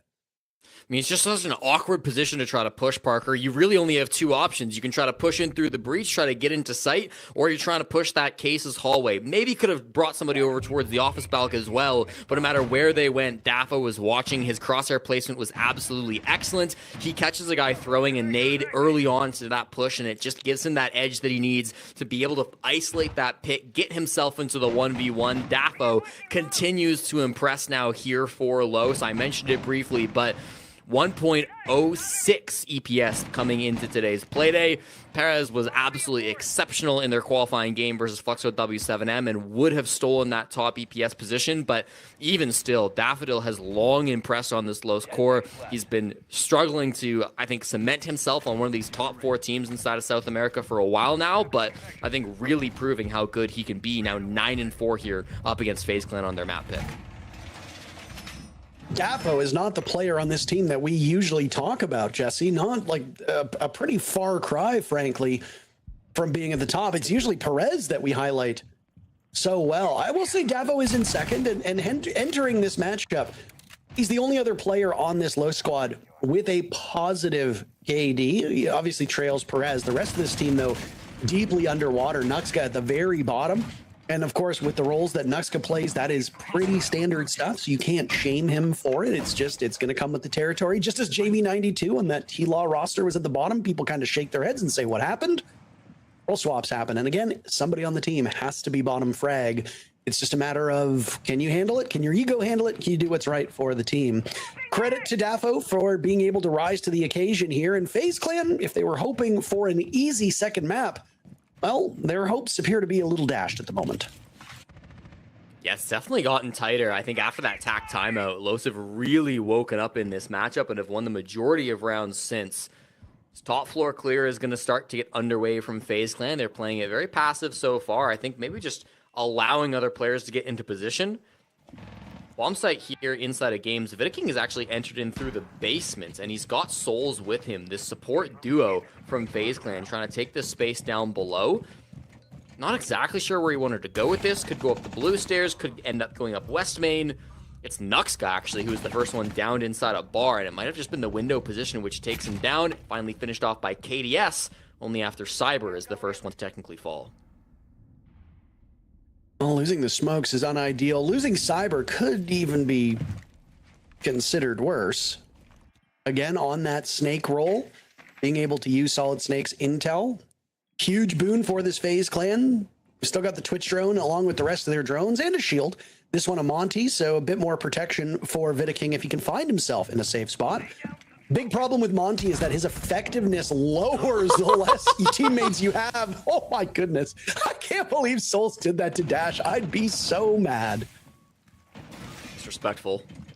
On the swing in, wins the fight. Now you've got good top floor control, Parker, and Vidiking will sprint through up above to try to secure this for his team. KDS already doing damage inside of Library, but there's 30 seconds to go. They need to be able to convert this sooner rather than later. The players inside the bomb site will be ready for this push, and it's only a one-man lead. It's now looking for something through these hatches. Not a ton of time to go. Soul's watching over top. He doesn't have the kit, so that's okay. Vidaking is looking for his opening. He finds a player over by the pool table, guns him down. Souls dies to Perez, so that might be it for the upstairs coverage. Dark hit with the drive-by over on blue stairs, gets the kill, immediately vacates. Now it's KDS to cover. Time runs out as Vidaking gets killed with a second left on the defuse clock. Not enough coverage there for FaZe Clan, and Los have tied things up. Yeah, it ends up just being a scrappy late round, Parker, and who else but the hero of this game, Dafo, once again steps up to stop that plant from Vidaking. It's expertly played. He's just positioned himself. He was initially going for a flank, actually. He was top floor. He rotated all the way up through Master, through Piano. He ends up in that low man count situation, kind of retaking that top floor. He ends up fighting a bit up there with his teammates' help, and then comes back down. He ends up, I think he was vaulting over the... No, he just drops down into bar through the hatch, stops that plant as Vidaking is putting it on the ground, and really does all the work that he has to, bring himself up to 10-4 and tying the game 4-4. This has just gotten really scary for FaZe Clan, Parker. It looked like they were running away with this, but now they're in serious danger of taking us all the way to our third map. I mean, a stunning result from Los. FaZe Clan will need to recenter themselves here. If they were not giving this their full effort at this point in time, they surely have to change that, right? You cannot allow your opponent to get this deep into the match. And what a contrast it was from those first couple rounds. Hugzord calls the timeout, and since then, FaZe Clan has only won a single round, if my numbers are correct. Yep. I know he took a lot of flack for his coaching on that old Team Liquid roster, but you've got to give him some credit here. This looks like he was able to break the momentum so effectively, whether it was giving his team a shot in the arm or just simply calling what was happening. This looks like a completely different Los team after that timeout, and you got to imagine Hugzord played a big part in it. Well, the belief is that Dafo can frag no matter what he's playing, so they throw him on the worst gun in the game, so the other players can maybe start to get active in the kill feeds as well. I joke, Perez has actually been very good this game as well, and even the other three I think have had their moments. Dark continues to have big impact here on the Azami, as it's potentially the last round that he'll be able to play this operator. Games control taken pretty quickly from Cyber, of course, using this snake. Also gets the opening, and one more, why not? Dark goes down, and that will be a huge 2K entry from the oldest player in the SAL, getting that early advantage now for FaZe Clan, and getting a lot of space with it too. Reloading, cover me. Incredible stuff, but there's Los trying to keep this close. Dash on the board, down goes Handy. Let's go far enough back with Dafo side by side. FaZe Clan thrived by taking this top floor control earlier on this bomb site. Now, this time, they have yet to gain that control. In fact, FaZe Clan, with 90 seconds to go, are all quite spread out. They've still got time to settle this. I wouldn't be too worried if I was FaZe here, but if you want to pull something off, you're going to have to take top floor control. Cyber and Vidaking now working together as Cyber gets droned in and will use his own gadgetry. He's got the read of one in bathroom. That is just such a strong gadget. Also gets the read on the other over towards closet. That leaves just a single member of Los off that radar. Down goes Dash. Nuxka next will follow. Dafo will need to clutch this one out. Jesse Cyber killing just about everybody. Look at Dash back from the dead. 50 seconds to go. 2 players remain. They are outnumbered by FaZe 2-1. Vidaking will take... Sorry, Jesse, I know you wanted to talk here, but Vidaking just decides to sweep through both? Okay. What timing that is. FaZe Clan wins the round. And yeah, I mean, KDS, I know KDS, you don't always look enthused to play this game. I get it. But that sure seemed like he was a little letting off a little bit of steam there. FaZe Clan regain the lead. Cyber so good on this snake. We've talked about it all day long, Parker. It is his best attacking operator. He's played more rounds on snake than anyone else in the SAL, and you can see the value he gets out of it. Not only is it the information in that mid-round on the player's top floor, but it's the space that he gets for free. Even if he pulls out his scanner and sees nobody on it, now he knows, great, I can jump in the game's window. I can push towards blue stairs. And then once he finally finds those players, great, he's got the F2. He is hitting those heads 7 days a week. Cyber does everything that he has to do for his teammates there. In the end, Vidaking finds those last 2, just jumping into that trophy window, gets those last couple of kills onto the defenders, grouped up on the trophy stairs, and brings FaZe Clan back into a round lead. I think that's an important one to build the confidence back. Put your foot down and stop this comeback from Los, at least after they've managed to tie things up. Oh, absolutely. And that looked like FaZe Clan being quite uniform. The way that Vidaking and Cyber were able to work together on that top floor when the numbers were still in a bit of scary territory where Los still had a fighting chance was excellent. It does go to show you the strength of Snake and his gadget. Again, if you are playing this game and you have not played him in ranked or quick play, etc., you need to give him a whirl. He's a great operator on his own. Obviously, he excels when you're using that gadget with another teammate. But still a great selfish operator. They will be present for the remainder of this half as he gets banned out by Los. The Thorn has been removed by FaZe Clan. Good to see the Irish operator getting more prominence. Thorn obviously getting a buff several months ago, and now she has found a very good spot in the meta. And honestly, I think people were always sleeping on that gun. Cyber dies after all he did in the previous round. He's gone as Perez hits him, and the Lion is no more with 2 minutes and 30 still on the clock. Snake crutch. All right, I've said it. They banned it out. Right. What's he supposed to do? No, of course, unfortunately, the Cyber does go down early. You talk about the Thorn ban. Really surprised not to see the Azami, but again, FaZe Clan just happy to play infinite DMRs. They brought more of them out. Cyber had one before he went down. KDS with the 417 as well. The Dokkaebi will bring one, so they've got plenty of answers to these Kiba barriers. They will have to keep playing these operators with the DMRs in order to not get really suppressed by this Azami that can play all around the top floor. This top floor defense has been solid so far from them. They've still got, I actually don't have anybody roaming down below. They've got a pretty heavy pressure over towards Library with this roam, but as far as the map control that FaZe Clan have been able to take so far, it really isn't a whole lot. Trying to work their way into Solar now. They've still got the logic bombs, and they've got lots of throwables, nades, and flashes alike. They've got to be able to use this to take the space. King on 10 kills, Souls on 9 kills. These are eye-watering numbers with still plenty of rounds to go. Nitrocell goes, and Vidaking just narrowly avoids it. Flashes out Dash. Mexico's not far removed. Could have provided some support if need be. A little over a minute still to go in this round. FaZe Clan could go to series point here with a win. If not, we go all 12. Dash outdueled by Handy, an ego challenge from a number of Los players. None of them go in their direction. Dark still keeping this one going, though. He and Daffo last standing, and now it'll be Daffo, the man of the hour, to clutch this one out against 2 players from FaZe Clan. It's been a spirited effort from Los, and Daffo has been inarguably their best player here on Chalet. With that TCSG in hand, can happen twice. Flashed out inside the bomb site, on the ground, dancing around it, still flashed. Souls will get the job done. FaZe Clan moves to series point.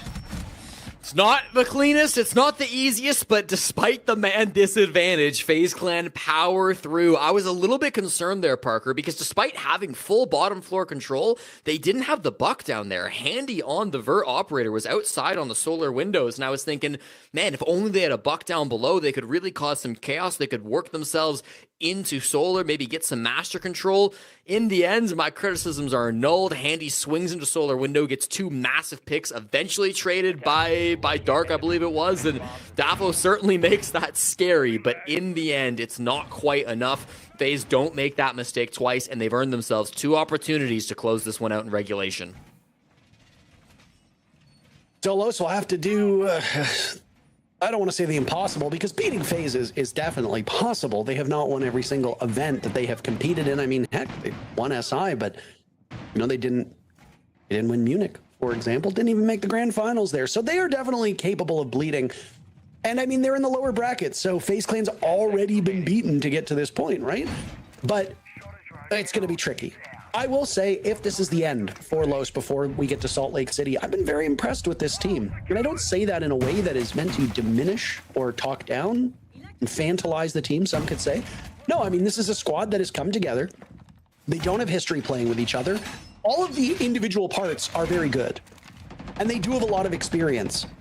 But coming together as a team for a kickoff, that's really challenging. It's what made a squad like, say, 5 Fears over in North America, who have a very good shot at making the major, even more impressive, because when you get players that don't have a ton of experience with each other, and they are able to get together and immediately qualify for an event, there's some kind of magic there. So credit to Los for being able to hang, but I mean, FaZe are FaZe, and right now it sure looks like FaZe will be able to win one of the remaining 2 rounds. I've said this before, though, and I don't want to eat any more hats, but FaZe in excellent position to close this one out.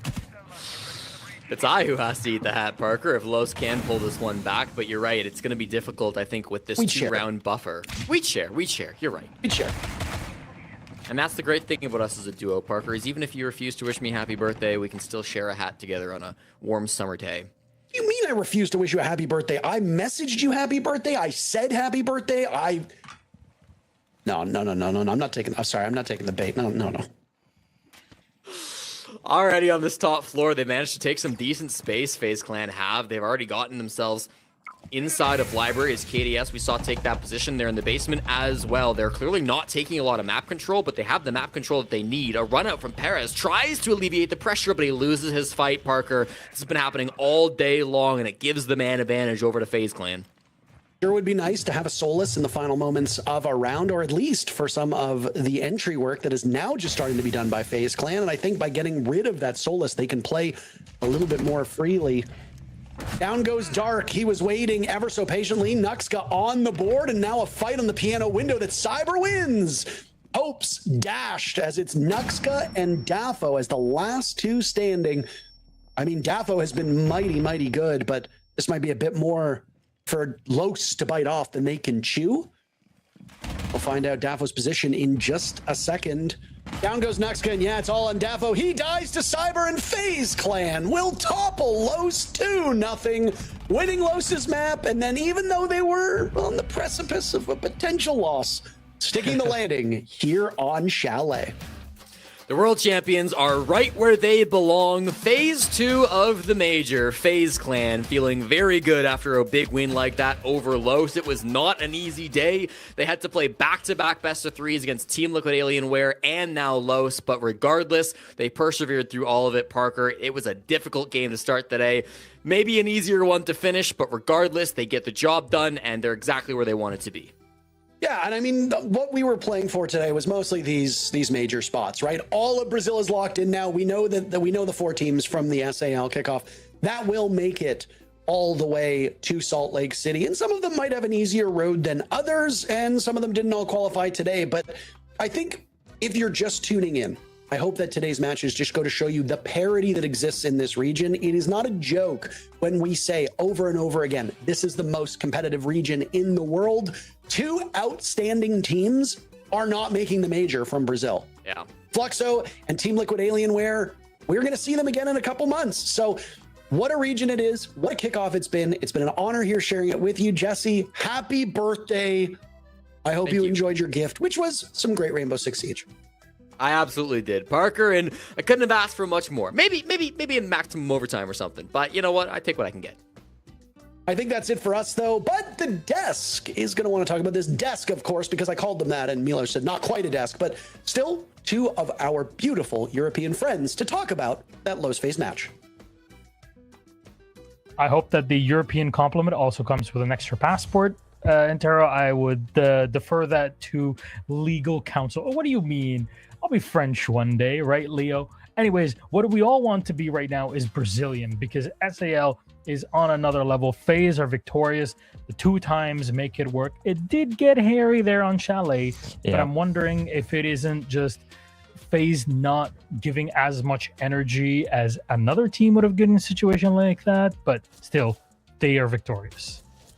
Yeah, to be honest, you know, on the back of just proving exactly like on Labs that you just can't defeat Los by just, you know, swinging everything and just overall playing a TDM game. They have great players. They have players able to clutch. The clutch from Dafo, for example, on Goyo just was a great example of it, right? I thought that Los gave in a fight. You know, they just did not give up. They wanted to fight. They were willing to, despite having had to wait for 3 hours after gaining the ticket for Salt Lake City. I think they really took this as a great rehearsal for what was waiting for them at the major. FaZe Clan still very much in control. I mean, whenever they're in cruise mode, even though they are playing the same operators again and again and the same strategies over and again, they're just so perfect in their execution that it's really tough to actually defeat them. However, a couple of gaps that were found, a couple of moments where they actually lose the opening engagements when they switch to attack, and I thought that was overall a great play from Los to be able to do that and to be able to force them into an actual matchup. some of these rounds look way closer than they should have been. You look at these rounds, for example, that were stolen away by Los on the very last second. Those are the type of stuff that FaZe will have to fix when they go to the major. But yeah, overall, I guess an expected result for FaZe to come out of the lower bracket winning and gaining that third seed from SAL, making the upper bracket. And a big upset and a big surprise of today really is Los. Their ability to defeat Fluxo W7M completely stunned them. And then their ability also to give in a fight to FaZe Clan, a decent one. It was not an absolute stomp. I thought that was pretty good from them. And it is giving us good signs for looking at their performance for the major. And I will go back to one thing that Jesse said that I think makes a lot of sense. And that is the ability for them to go to phase 1, face 3 CNL teams, face 2 APL teams, face the worst NA team, and Falcons, of course. Just NA. Yeah. In general, just face weaker opponents where they can actually build international legitimacy, more experience, warm up into the major. I actually think that it might be a good thing for them.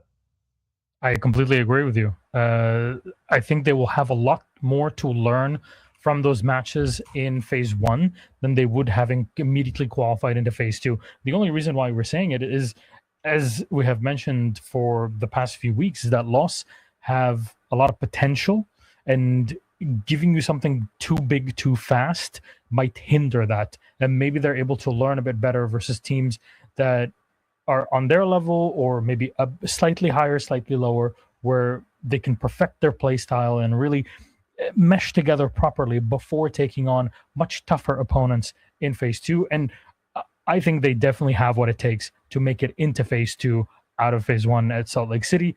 They'll be definitely a gatekeeper, if anything, qualifying into phase 2. I'll put my hands up in the air. I hope that it will be the case. That'll at least give us a very interesting Salt Lake City and all of the analysis that goes with it.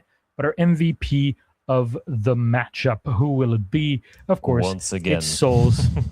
No two ways around it. He's great. What can I tell you? No, you can put him in any situation. This man is gonna come out on top.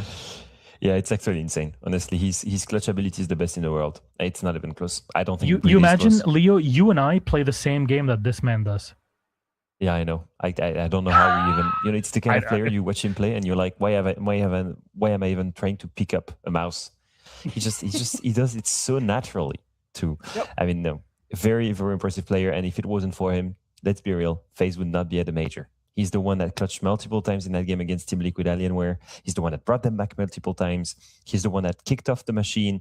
And when he came to this game again, to making them all the way qualify to phase 2 of the major, he was once again the MVP. Backline, no matter the fact that he's a flex support, no matter the fact he has to play ace or play the TCSG, he will be ruling.